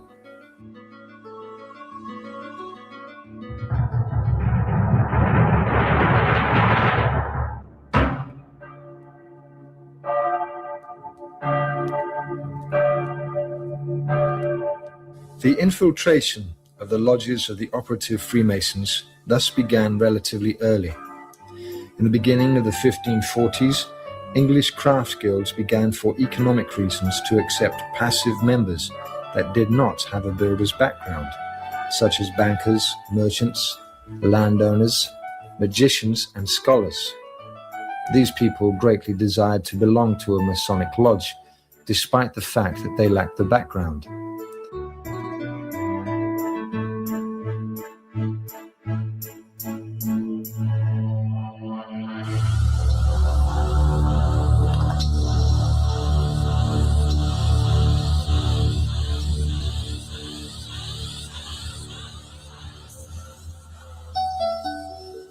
The original Freemasons opened their first lodge in York in northern England as early as 926, with the Roman Collegia Fabrorum as prototype. In the lodges of the Freemasons, journeymen were instructed in the complicated secrets of medieval architecture.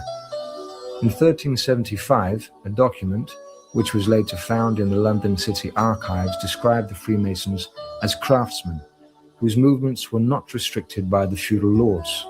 Instead, they were free to travel around the country and even around the continent. In 1703, the lodges began to officially accept non-Masons, and in 1714, the accepted Freemasons founded their own Grand Lodge of York in England.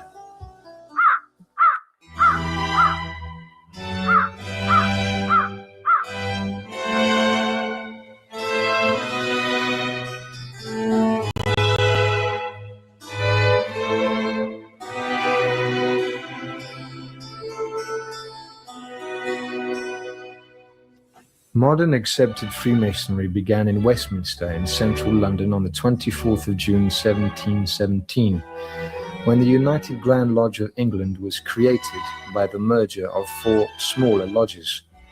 June 24th is the holy day of John the Baptist. This took place at the Goose and Gridiron by St. Paul's Cathedral. London thereafter became the headquarters of a secret organization which grew ever larger.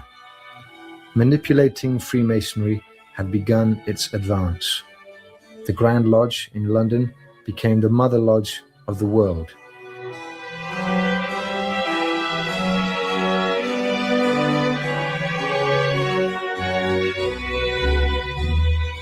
Today, Freemasons Hall is located in Great Queen Street in the Covent Garden district.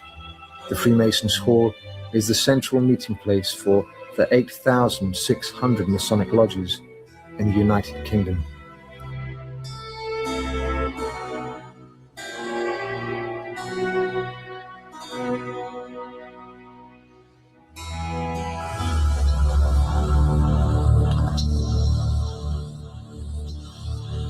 Above one of the columns outside Freemasons Hall in London, there is a symbol of Masonic global power, the globe wrapped in a net. It is also noteworthy that the communists practiced dragging their captured enemies in huge nets, which occurred, for instance, in 1940 in the Baltic states.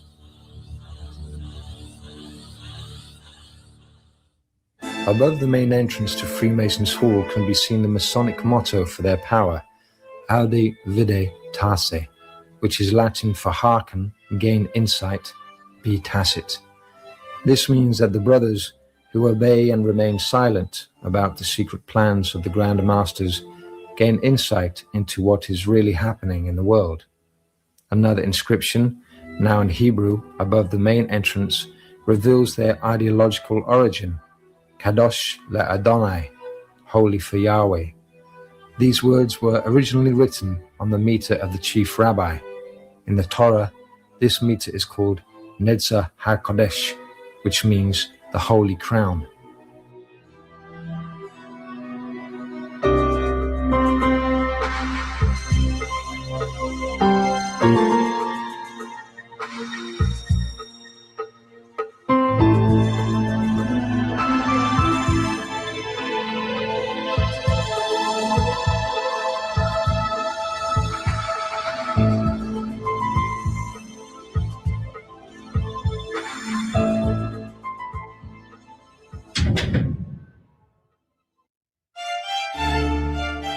Freemasons Hall is full of various Masonic symbols. Inside there are as many as 20 small temples, together with the Grand Temple with its mosaic ceiling, stained glass windows and carved doors. The French-Scottish system with its mosaic ceiling, stained glass windows and carved doors. The French-Scottish system contains 33 degrees, divided into 7 classes. There supposedly was a staircase with 33 steps in the Temple of Solomon. This is the most widely spread system in the world today.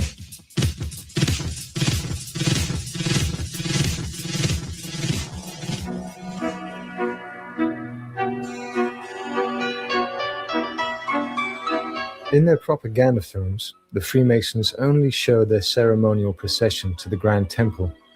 Often these men are willing tools in the hands of the economic forces that actually control banking and form policy. Usually they are not aware of their organization's bloody history. They have only discovered that Freemasonry will benefit their careers, otherwise they would have had difficulty prevailing.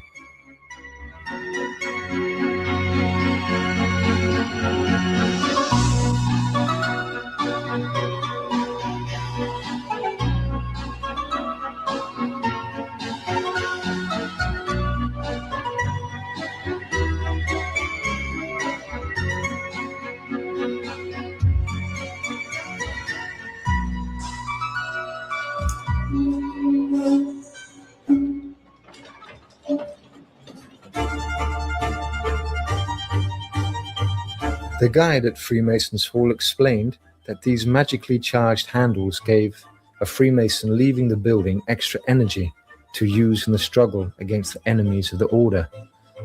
On the walls are murals showing angels with goat's feet, as if they were devils. The whole building radiates an exceedingly negative energy, which causes one's aura to shrink.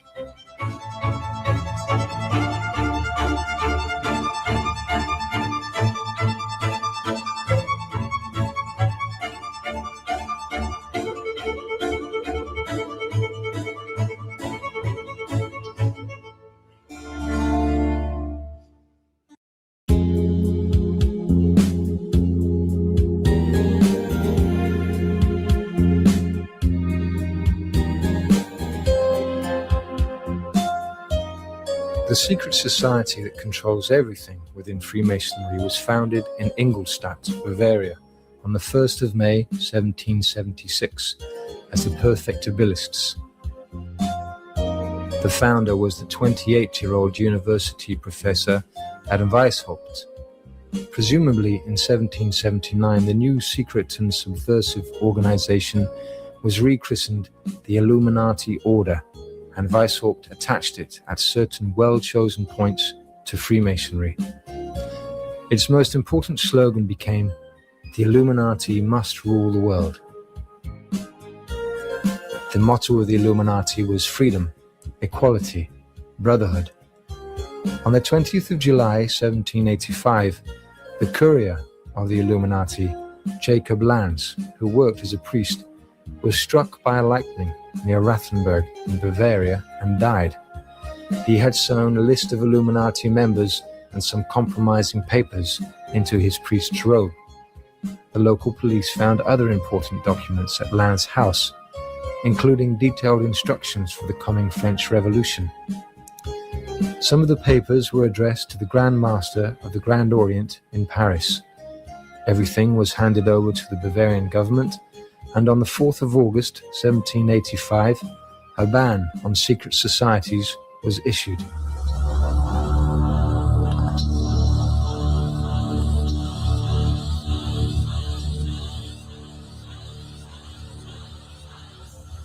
The Grand Duke of Bavaria ordered some of the confiscated secret documents to be printed under the titles "Some Original Documents of the Illuminati Order" and "Supplement of Further Original Documents." These were not taken seriously until it was too late. Today, these documents exist only in the city archives in Ingolstadt, amongst other historical volumes of great interest.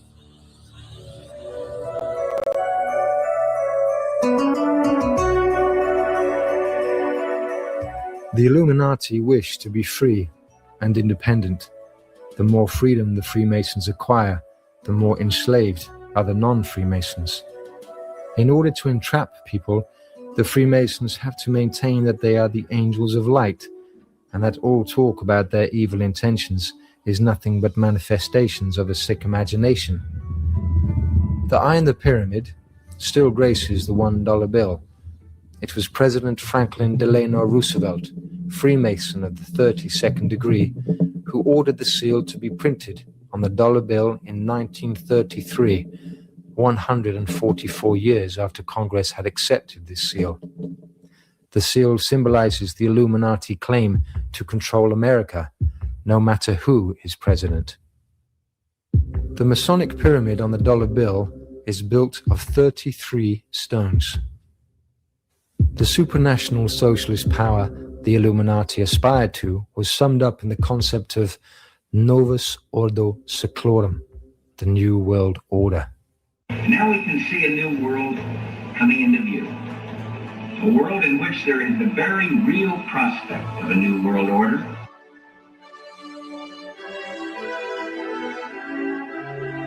There has also been opposition towards the activities of the Freemasons. During the Second World War, Serbian nationalists issued a set of 4 stamps with protective symbols at an anti-Masonic exhibition in Belgrade in 1941. The Freemasons detest these symbols that reduce the energy flow from the negatively charged Masonic symbols. The extra postage went to the campaign against international Freemasonry. In the United States, the Freemason Samuel Gompers, Dawson Lodge number 16 in Washington, D.C., was a union leader and troublemaker.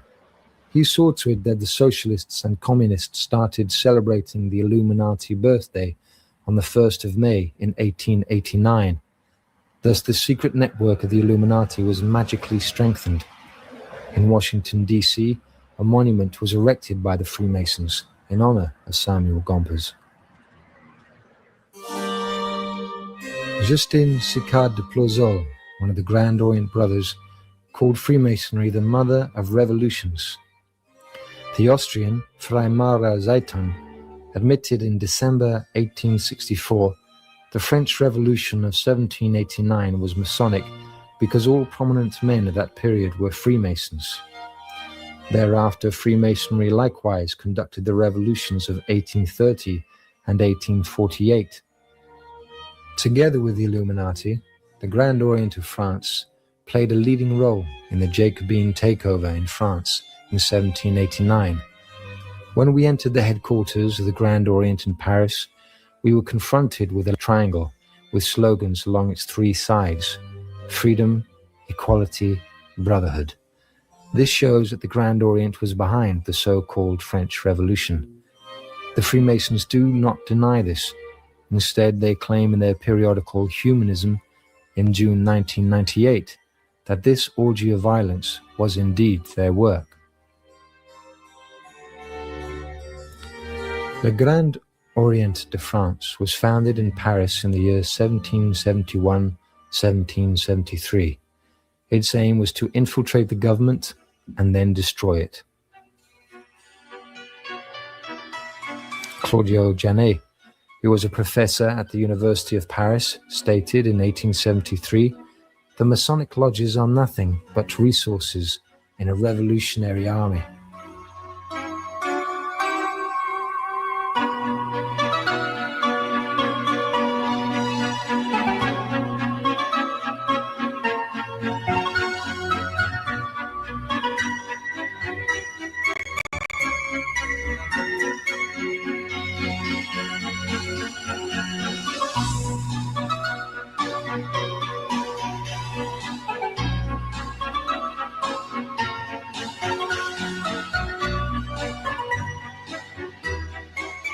Members of the Grand Orient became ministers in the provisional government after the February Revolution of 1848. In 1849, all leading socialists were members of the Grand Orient. Socialism and Freemasonry are one and the same. The anarchist leader, Louise Michel, played a greater role as a revolutionary than as a Freemason. The anarchist movement, founded by the Freemasons for political idiots, uses the Grand Orient Satanist red and black colors than as a Freemason. The anarchist movement, founded by the Freemasons for political idiots, uses the Grand Orient Satanist red and black colors Michel had been active on the barricades in the Paris Commune from the 18th of March to the 28th of May, 1871, which called itself the Dictatorship of the Proletariat. Louis Michel was a member of the Lodge La Philosophie Sociale within La Grande Loge Symbolique Écossaise, according to documents from the Grand Orient of France. The Grand Orient de France has 41,000 members in 980 lodges in France and other countries.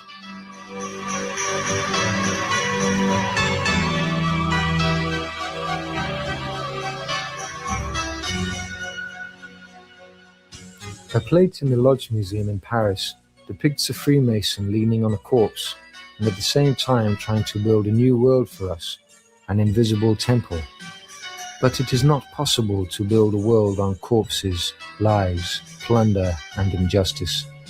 Such a society would be extremely unstable and unbalanced. Murder and other expressions of violence, as well as lies, are part of the Grand Orient model of a perfect society. Freemasonry is building its new world on the corpses of its victims. Salvador Allende became a Freemason in 1935 in the Lodge Progreso No. 4 in Valparaiso. He is still held in great esteem by the Grand Orient because he wanted to introduce communism into Chile. The Grand Orient has, through its affiliated lodges, spread death and revolution also in many other countries. The Freemasons forced the Tsar to abdicate on the 15th of February 1917 on the threat that if he refused, his family would be killed. This was revealed by Anna Viberova, a close friend to the Tsar family, in her memoirs. A Russian English-speaking documentary, The Russian Revolution, admits politicians, major industrialists, and the military, unable to reach a compromise with the Tsar, gravitated to the idea of a conspiracy. Many of them, political adversaries in the open, were allied behind the scenes, all members of a secret Freemason brotherhood, the Great East of Peoples of Russia. Founded in St. Petersburg about 1912, the organization was controlled by a Supreme Council and had more than 300 members. In 1916, popular lawyer Alexander Kerensky became head of the Supreme Council. He and other Great East members nurtured a plan of an anti-Tsarist coup. The makers of the film apparently believed the time had come to tell the truth. Many of the Bolsheviks, as well as Lenin and Trotsky, were Freemasons. Lenin was a Freemason of the 31st degree and a member of the French lodge Art et Travail. Lenin also became a member of the most malicious lodge, the Grand Orient, the Nine Sisters, in 1914. Karl Radek, real name Chaim Sobelson, who was already a member of the Grand Orient of France before the Bolsheviks seized power, was appointed Grand Master of the Soviet Grand Lodge, the North Star.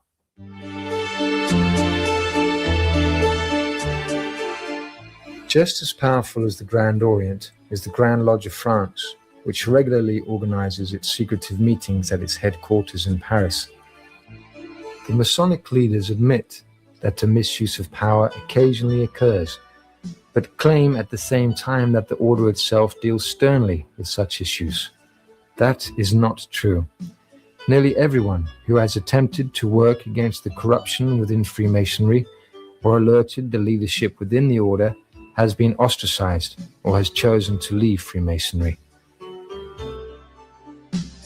The Grand Master of the Grand Lodge of France, Georges Marcoux, stated in a letter to the members in 1929, "Freemasonry shall rule the world over, and from its immortal principles, inherited from one generation to the next, will be built a stable foundation, the basis of a more perfect ideal society."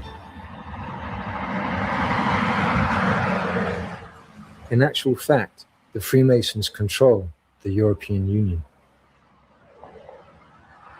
The Freemasons present themselves as wise and honest, concerned only with the practice of charity, It is, however, out of the question that a wise and honest person would become a Freemason. A member of a Masonic lodge cannot at the same time be wise and honest. If he is a Freemason and intelligent, he cannot possibly be honest.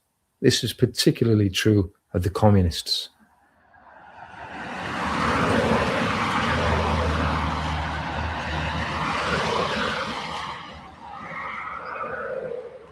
The Masons recognize each other by asking simple questions like, what is the time?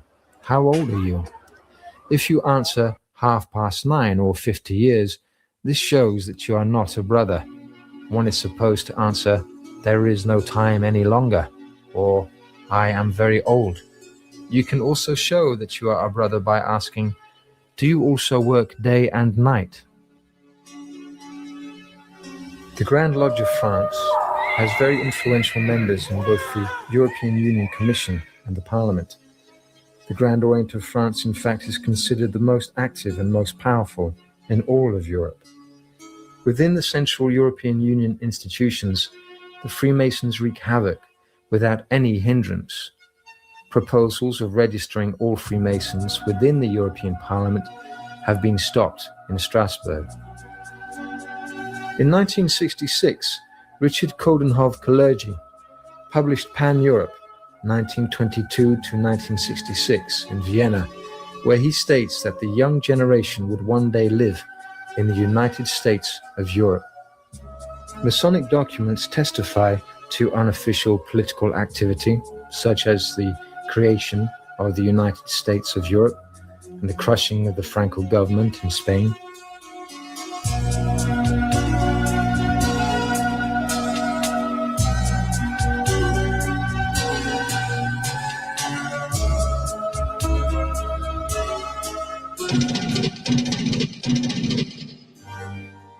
The Freemasons are convinced that their magic symbols with powerfully charged low frequencies affect the environment.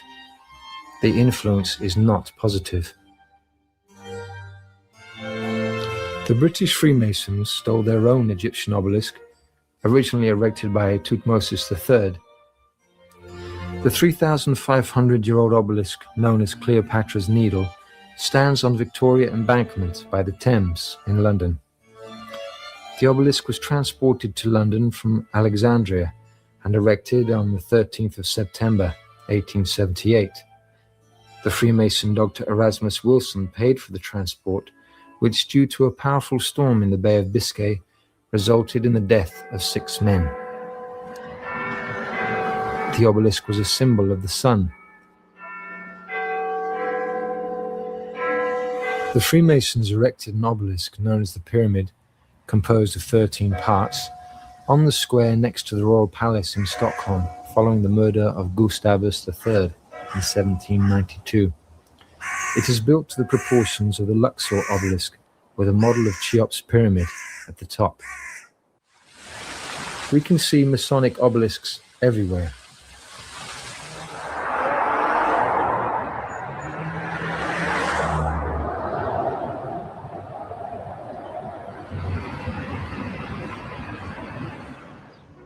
On the 22nd of February, 1881, the Freemasons, including William Hulbert and William H. Vanderbilt, raised a third obelisk from Alexandria in Central Park in New York City behind the Metropolitan Museum of Art.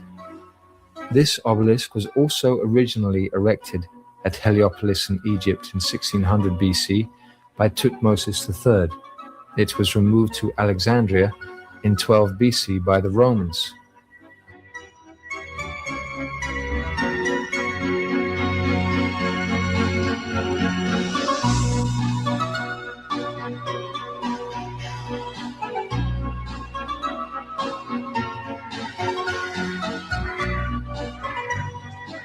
The ominous scorpions are hiding under this obelisk.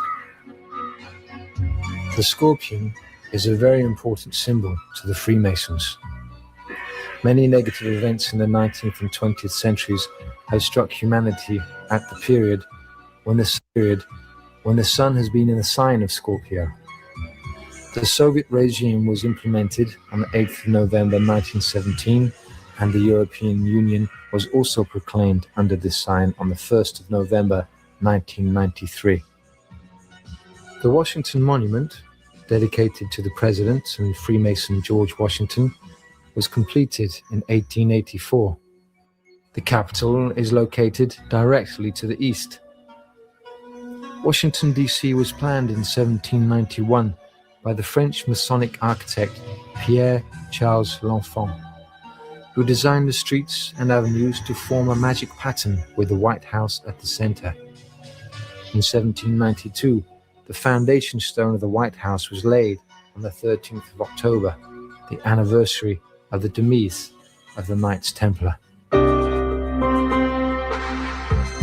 Signs and symbols control the world, not phrases and laws, according to the Chinese philosopher Confucius.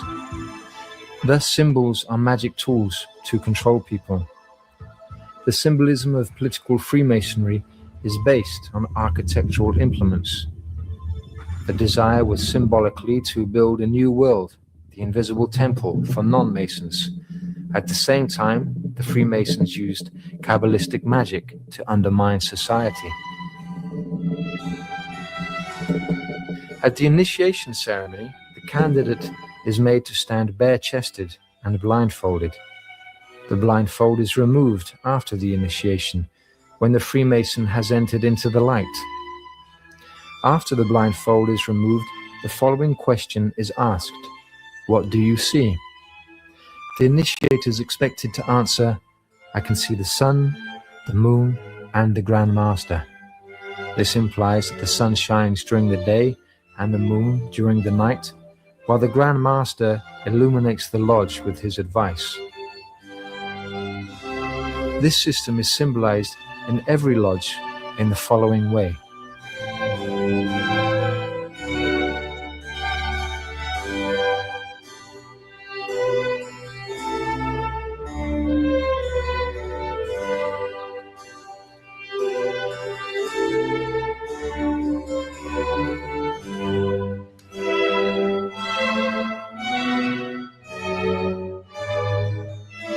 The Master Mason's trowel was a symbol of Masonic brotherly love. It is used to magically forge together different individuals into a brotherhood. Higher personal accolades stand for greater magic secrets as world builders. The apron of lambskin symbolized the Freemason's purity, whatever he did. The skull is taken from the Knights Templar, as well as the bones.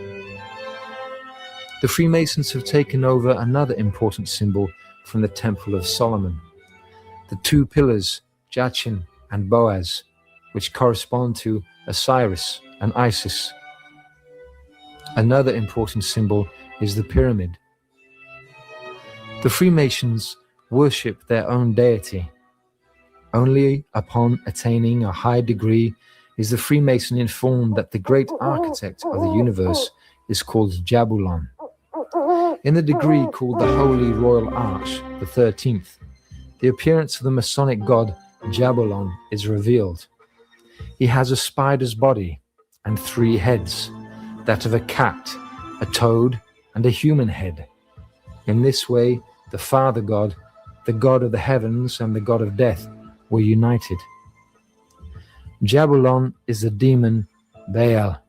The Freemasons thus worship a horrible monster. Freemasonry is based on demonism. Jabulon is hardly a god that one openly wishes to admit to worshipping. The defector and Freemason of the 32nd degree, Bill Schnoebelen, confirms this. This is the name of God, Jah, like hallelujah or Yahweh or Jehovah, okay? Baal is Baal, the god of the Canaanites. An is another name for the god Osiris, who is the, like, kind of the sun god in his underworld capacity. Masonic lodges have a black and white checkered floor, supposedly symbolizing the relationship between good and evil, the Manichean system. Masonic symbolism is all around us, even in underground stations. Here is Kungsträdgården station in Stockholm. Not far from one of the entrances, the Swedish Masonic Palace is located. There are 11 degrees in the Swedish Rite and 2 secret degrees.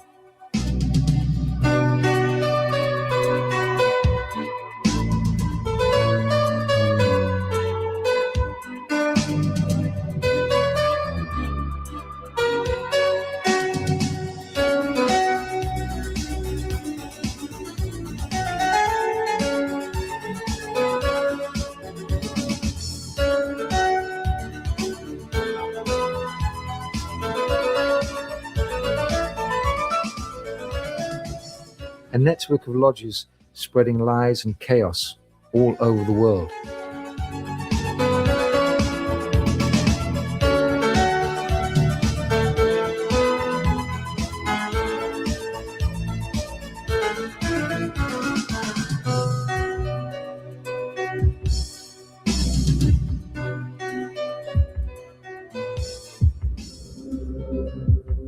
The Freemasons control cultural life, science, economic development, and politics. The banker Nathan Mayer Rothschild became a Freemason in 1802 in the Lodge of Emulation in London. James and Anselm Rothschild were in the 1840s members of the Masonic Supreme Council of France. The banker Ferdinand Rothschild founded Ferdinand Rothschild Lodge No. 2420 in Waddesdon, Buckinghamshire, England, according to Internationales Freimaurer Lexicon. Lord Lionel Walter Rothschild became a Freemason while studying at Oxford. He was recruited by Lord Alfred Milner, the leader of the order, the Round Table.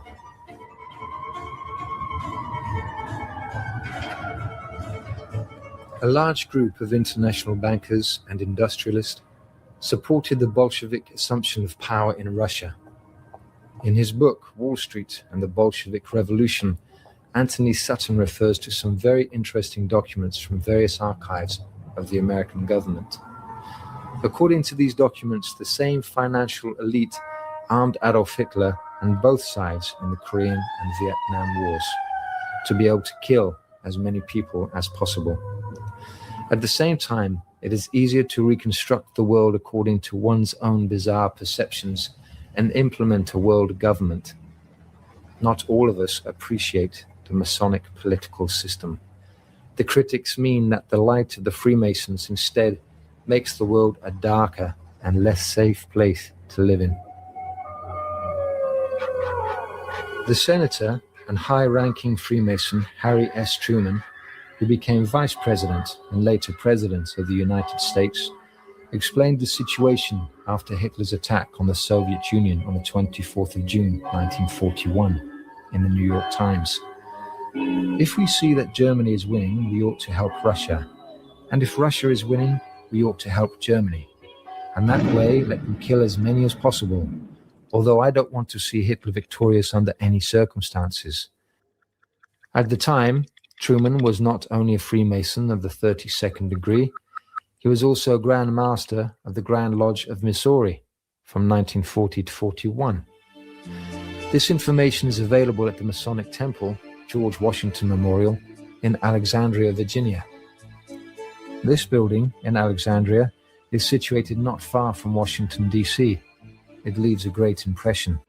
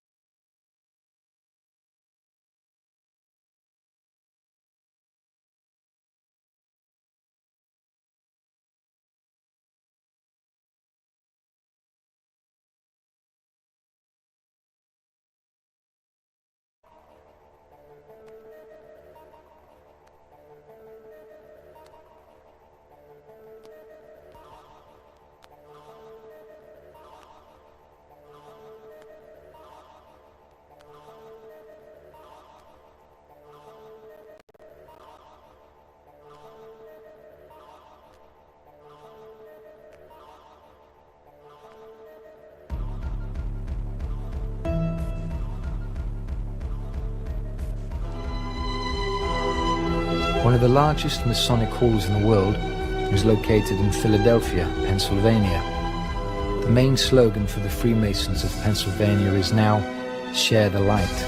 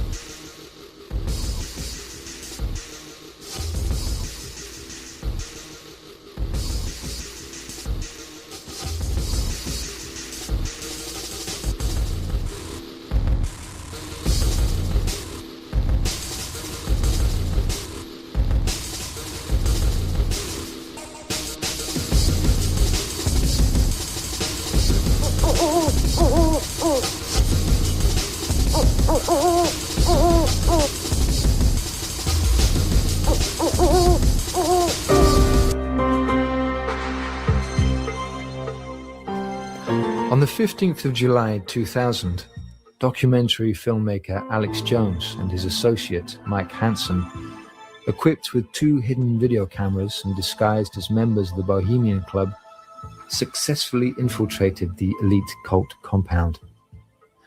The Bohemian Club was founded as an organization for selected journalists in 1872 at Grove Camp in Monterillo in Sonoma County, 75 miles north of San Francisco.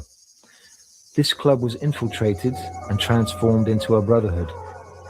Every year on the 15th of July, several dozen leading members take part in a ritual dressed as priests in red-hooded Illuminati robes, guardians of the fire, worshipping a huge stone owl as Moloch.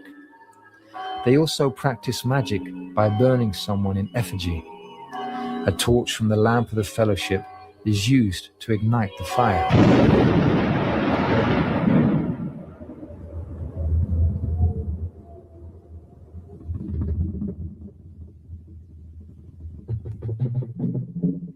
George W. Bush is also a member of the secret order Skull and Bones and the Hillbilly Camp. It is not to be wondered that George W. Bush appointed his brother, Colin Powell, Secretary of State. The special archives in Moscow contain documents that show the Jewish order B'nai B'rith, Sons of the Covenant, as superior to all other branches of Freemasonry, that it, in fact, constitutes a kind of Freemasonry within Freemasonry. B'nai B'rith was founded under the name Bundesbruder by 12 German Jewish Freemasons on the 13th of October 1843 at the Saint-Germain Café in New York City.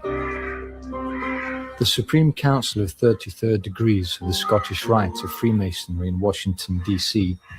is located exactly 13 blocks from the White House. Everything in this building is wrought with symbolism.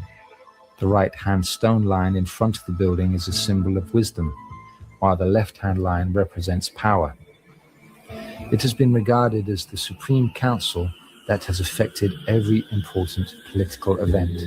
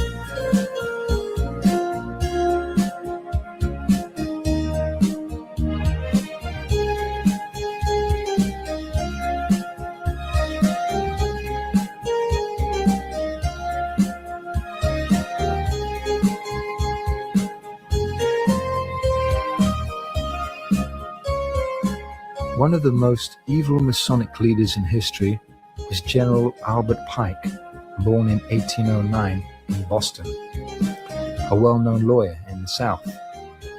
Pike became a Freemason as late as 1850. Pike was elected to the Supreme Council on the 2nd of January 1859 and became the Sovereign Grand Commander of the Supreme Council.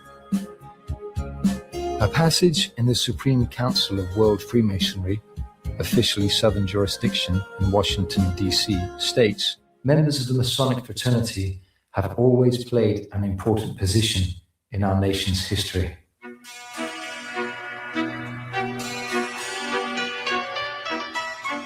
The Freemasons have erected a monument in honor of Albert Pike in Judiciary Square in central Washington, D.C. The plaque on the statue presents Pike as an orator, a lawyer, a philosopher, a scientist, a writer, a philanthropist, a soldier, and a poet. Albert Pike, his Illuminatus name was Limod Enhoff, who was called the devil of the 19th century, was very obsessed with the idea of world supremacy. He wished to see 3 world wars and 3 great revolutions that would pave the way for a world government. The foremost aim of the Freemasons was real world power. From the United Nations emblem, it is clearly seen that the 33 degrees of Freemasonry already control the world. Around this circular symbol, containing a grid of 33 sections, there are 2 olive branches with 13 leaves on either side, which symbolize a concretion of the spiritual means of development. To the Freemasonry, the acacia is its chief symbolic sign, whose esoteric meaning is very intense activity. The purpose of Masonic globalism is a new world order and a world government. The Masonic war against mankind is a slow-moving process. In a speech to the Congress on the 6th of March 1991, President George Herbert Bush said, "Now we can see a new world coming into view. A world in which there is the very real prospect of a new world order." David Rockefeller Jr. stated to the United Nations Business Council in 1994, "We are on the verge of global transformation. All we need is the right major crisis, and the nations will accept the new world order." Charles Tart, professor of psychology at the University of California, in 1987 wrote in his book, Waking Up, that humankind has fallen into the insanity of consensus trance and lost touch with our true possibilities and functions is a tragedy.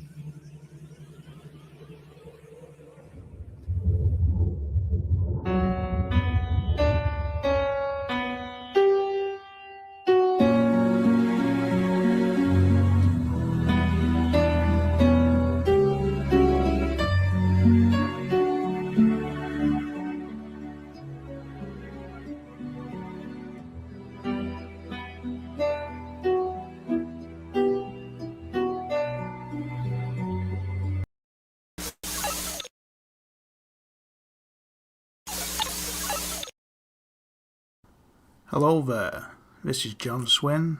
I hope you're all having a wonderful day. This video will be covering information regarding Paul E. Vallely and his role in PSYOPs, Delta Force, his role at Fox News, the Iraq War, the Tea Party and alternative media. Paul E. Vallely, born November the 29th, 1939, is a retired US Army Major General and senior military analyst for Fox News. He served in the Vietnam War and retired in 1993 as Deputy Commanding General, Pacific Command. In 2004, together with retired Air Force Lieutenant General Thomas McInerney, Vallely co-authored the book Endgame, The Blueprint for Victory in the War on Terror. So an interesting note to begin with is, in 2007, Alex Jones released a documentary film called Endgame, Blueprint for Global Enslavement.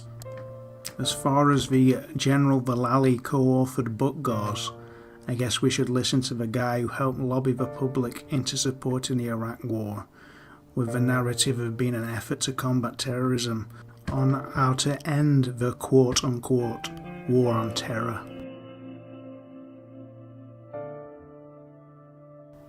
General Vallely serves as the military committee chairman for Frank Gaffney's Center for Security Policy.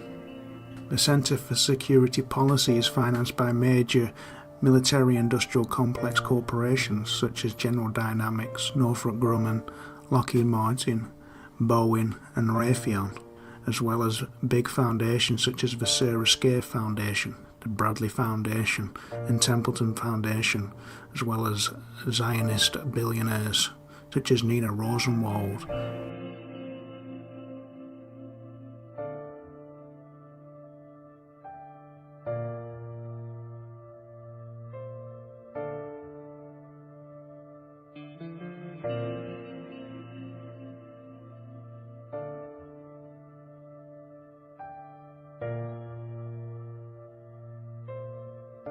Frank Gaffney and his associates and extended groups such as the Committee on the Present Danger China, Islamophobia Network that include the likes of Daniel Pipes, David Horowitz, Robert Spencer and Pamela Geller, serve the interests of their financiers.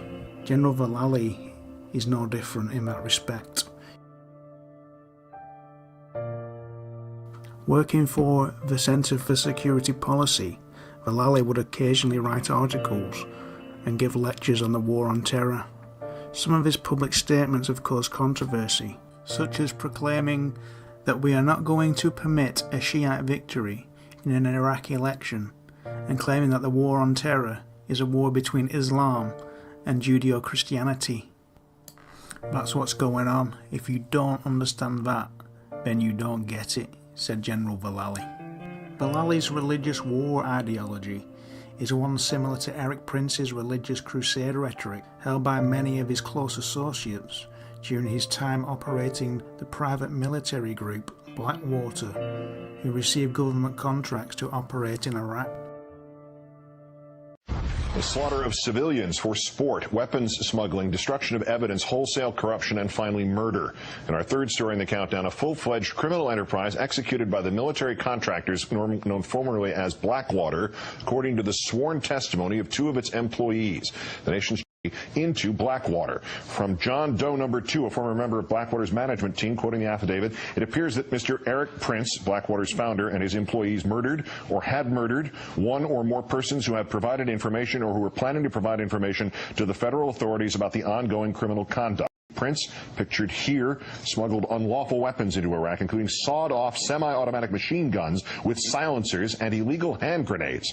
And the affidavit also says that Prince, quote, views himself as a Christian crusader eliminating Muslims and the Islamic faith from the globe. To that end, Mr. Prince intentionally deployed to Iraq certain men who shared his vision of Christian supremacy. Many of these men used call signs based on the Knights of the Templar, the warriors who fought the Crusades. Mr. Prince operated his companies in a manner that encouraged and rewarded the destruction of Iraqi life. Going to Iraq to shoot and kill Iraqis was viewed as a sport or game. Strikingly similar allegations made in the affidavit of John Doe number 1, a former U.S. Marine who worked for Blackwater in Iraq. He alleges that incidents of unjustified deadly force were initially videotaped and watched in a session called a hot wash.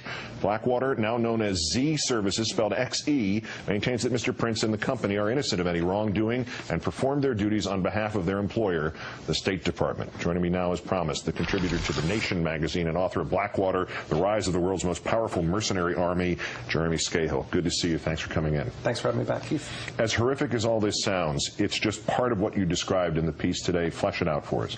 Well, I mean, obviously, to hear the term murder and Blackwater in the same sentence is no great surprise, particularly to people who've been following the history of this company. It's been at the center of some of the worst violence in Iraq, killing civilians repeatedly. 5 of its men are going to be tried on manslaughter charges for the Nicer Square massacre in Baghdad in September of '07. Another one pled guilty. The Congress is investigating that John Doe number 2 was actually in Blackwater management and was privy to some of the inner workings of the company. Eric Prince, the owner of Blackwater, remains the sole owner of the company no matter that he stepped down as CEO and the founder of the company. He micromanages every aspect of Blackwater's operations, and that's been well known. On the Christian supremacist angle, let's remember that Eric Prince viewed Blackwater as a neo-crusader force and has from the beginning.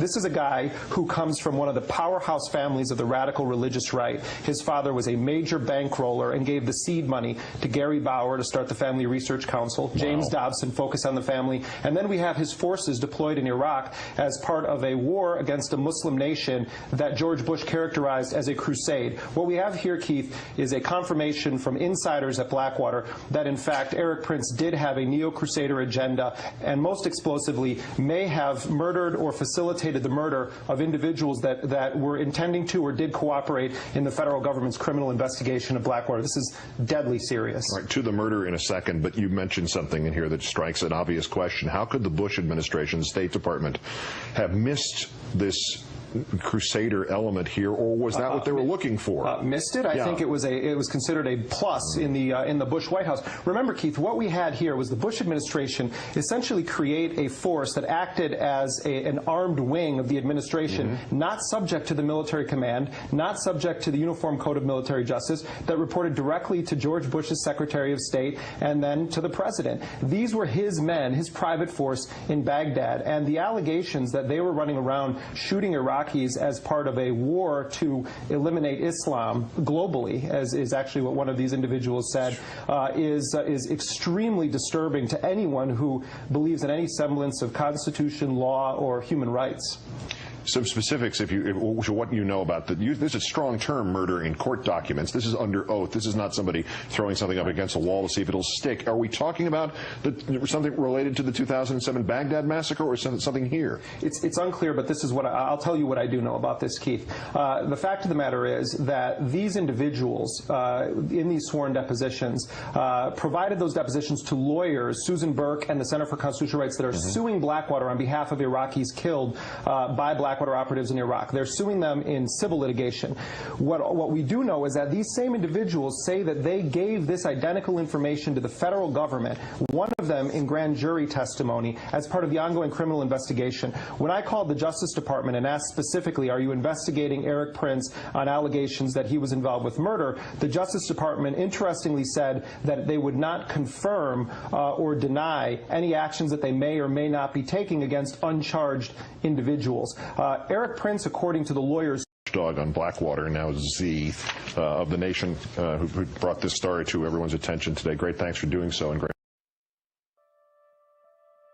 Major General Vallali's Judeo-Christian beliefs also have been expressed in his support of the Jerusalem Summit organization that advocate the resettling of all Palestinian people to other surrounding Arab nations as a solution to the Israeli-Palestinian conflict, and to bring about the organization's belief that one of the objectives of Israel's divinely inspired rebirth is to make it the center of a new unity of the nations, which will lead to a new era of peace and prosperity. It doesn't end there. Vallali has been a consistent promoter of fear-mongering in regards to Islam. In a letter of support of the Veteran Defenders of America, he stated, "Perhaps the greatest threat to our safety and liberty is the threat of radical Islam. This threat goes well beyond the threat of terrorism. Islamists, both inside and outside of America, are looking for any and every way to infiltrate and subvert our country through what is known as stealth jihad."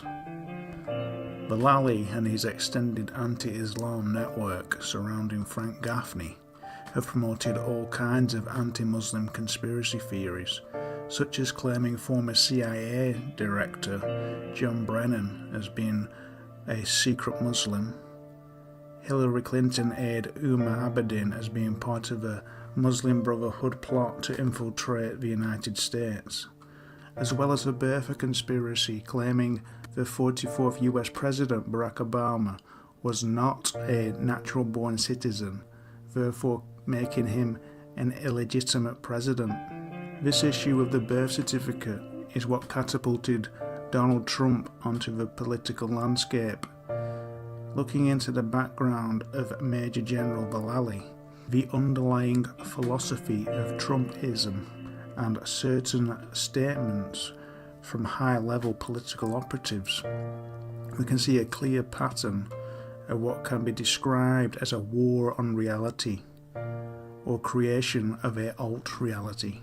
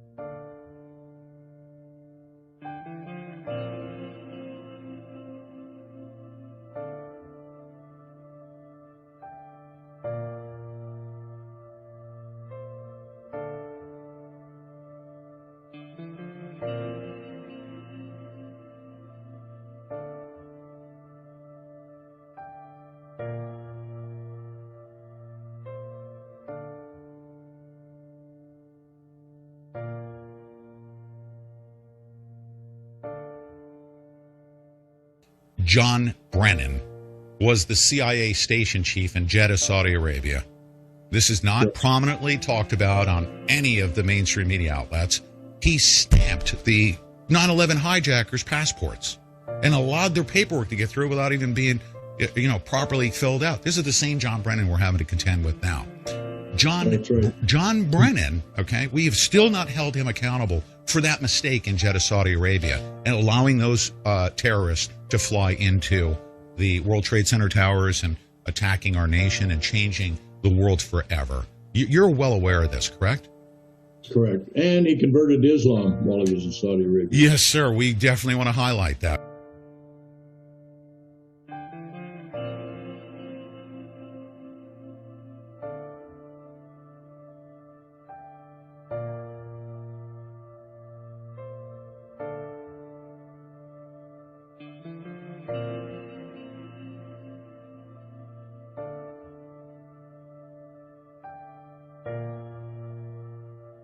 Valerie Plame.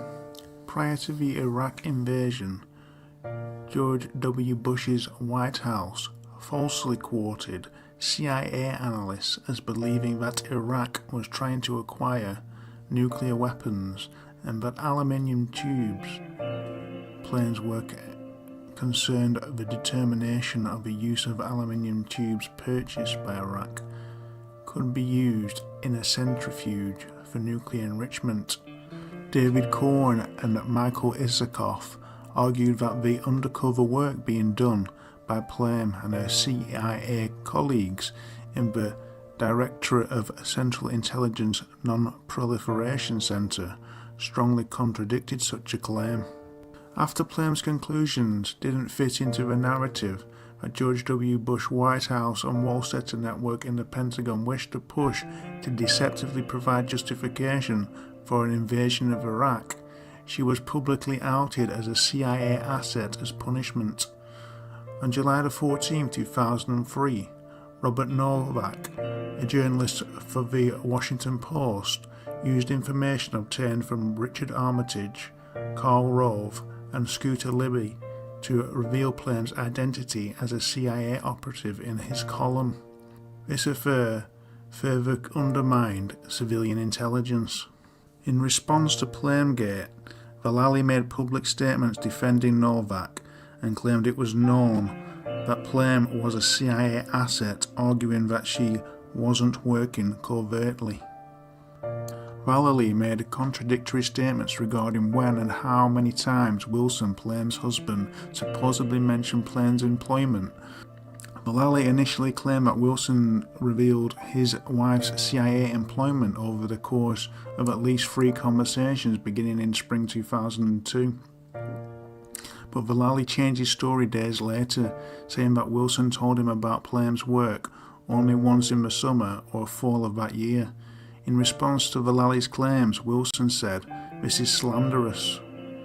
Wilson wrote, "I never appeared on TV before at least July 2002 and only saw him," referring to Vallely, "maybe twice in the green room at Fox.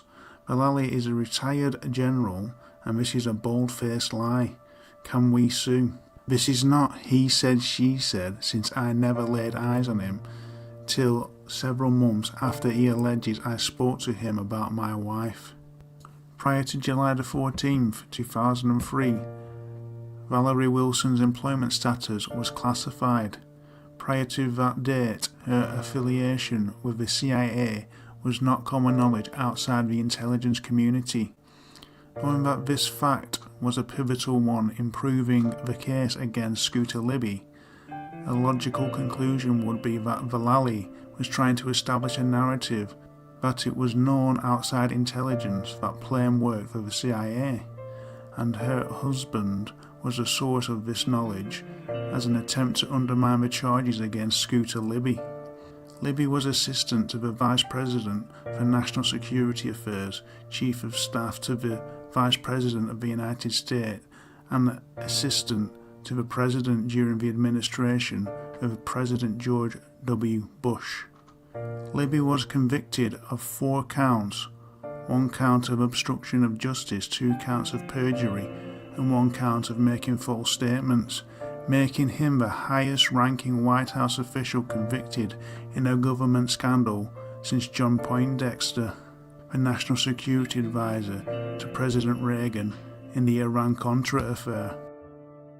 According to statements made by Vallely, a week following the events of 9/11, he was recruited as a senior military analyst at Fox News. But those that are listening to us are all of a sudden going to start calling us Islamophobic. I say I'm not against Islam per se. I'm against global Islamic terrorist, which I consider that he was assisting that in many ways, especially by letting those hijackers in. So 9/11 was never really fully properly investigated. We never held people accountable for the mistakes that were made. You had whistleblowers in the FBI that were saying, "Oh my goodness, you've seen all the signs, all the intel reports. This stuff was covered up. For what purposes do you believe?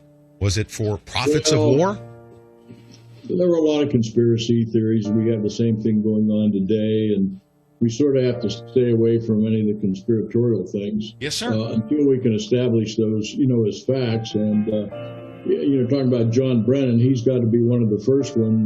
Durham and Barr have to indict. Yes. Along with about 6 others real quick. That's what I would do if I was Barr.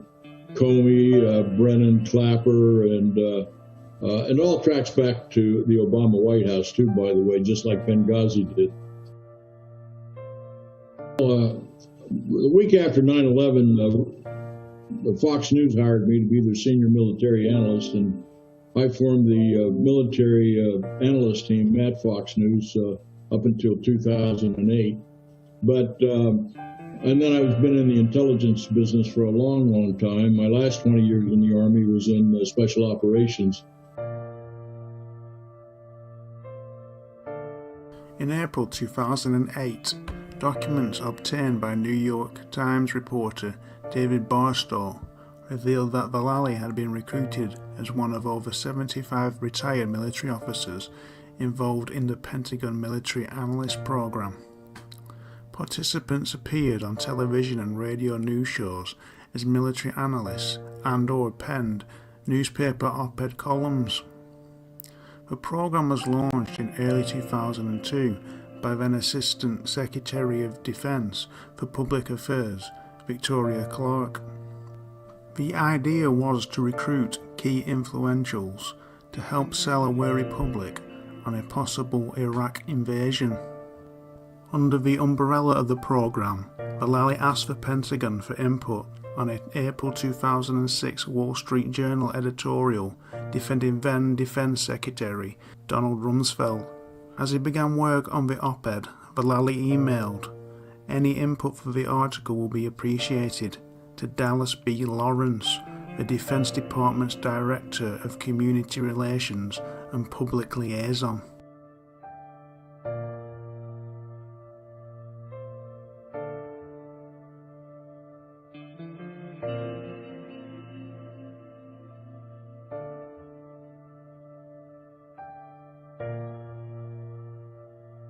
To talk more about it, we welcome in retired United States Army General Paul Vallely. He joins us from Newsmax, New York. He's also the chairman of Stand Up America. Paul, it's great to have you here. Ask you something else that the president brought up during that interview with Jon Stewart is he kept saying that no one is offering an alternative to the deal that he has presented. What's your reaction to that? Well, there's been several alternatives. The first of all is no deal. That's a solution that we all believe in, as Bibi Netanyahu does in Israel, who is the prime target over there, with the United States being the next big target. And speaking of grave concerns, Paul, you have said in the past, you have written articles saying it is your belief that Iran already possesses a nuclear weapon. That is ominous indeed. What leads you to believe that, Paul? Well, over the past year, JD, my intel analysts have taken all the evidence, hard evidence, facts, intel reports coming from inside Iran and from the Middle East, and they have, for the past decades, have gotten the support from Russia, from North Korea, and from China. So it's a cabal that's been set up to support the Iranian nuclear program. They have the launch systems, they have the guidance control system, they have the detonation system, they have the warhead. And guess what? Russia and North Korea has tested everything for them. All they have to do is put it together, JD, like a tinker toy. And that's why they have the nuclear capability now. And this agreement is really a moot point. The only reason Iran wants to do it, to get released some $150 billion from sanction money they can take to use to further their programs.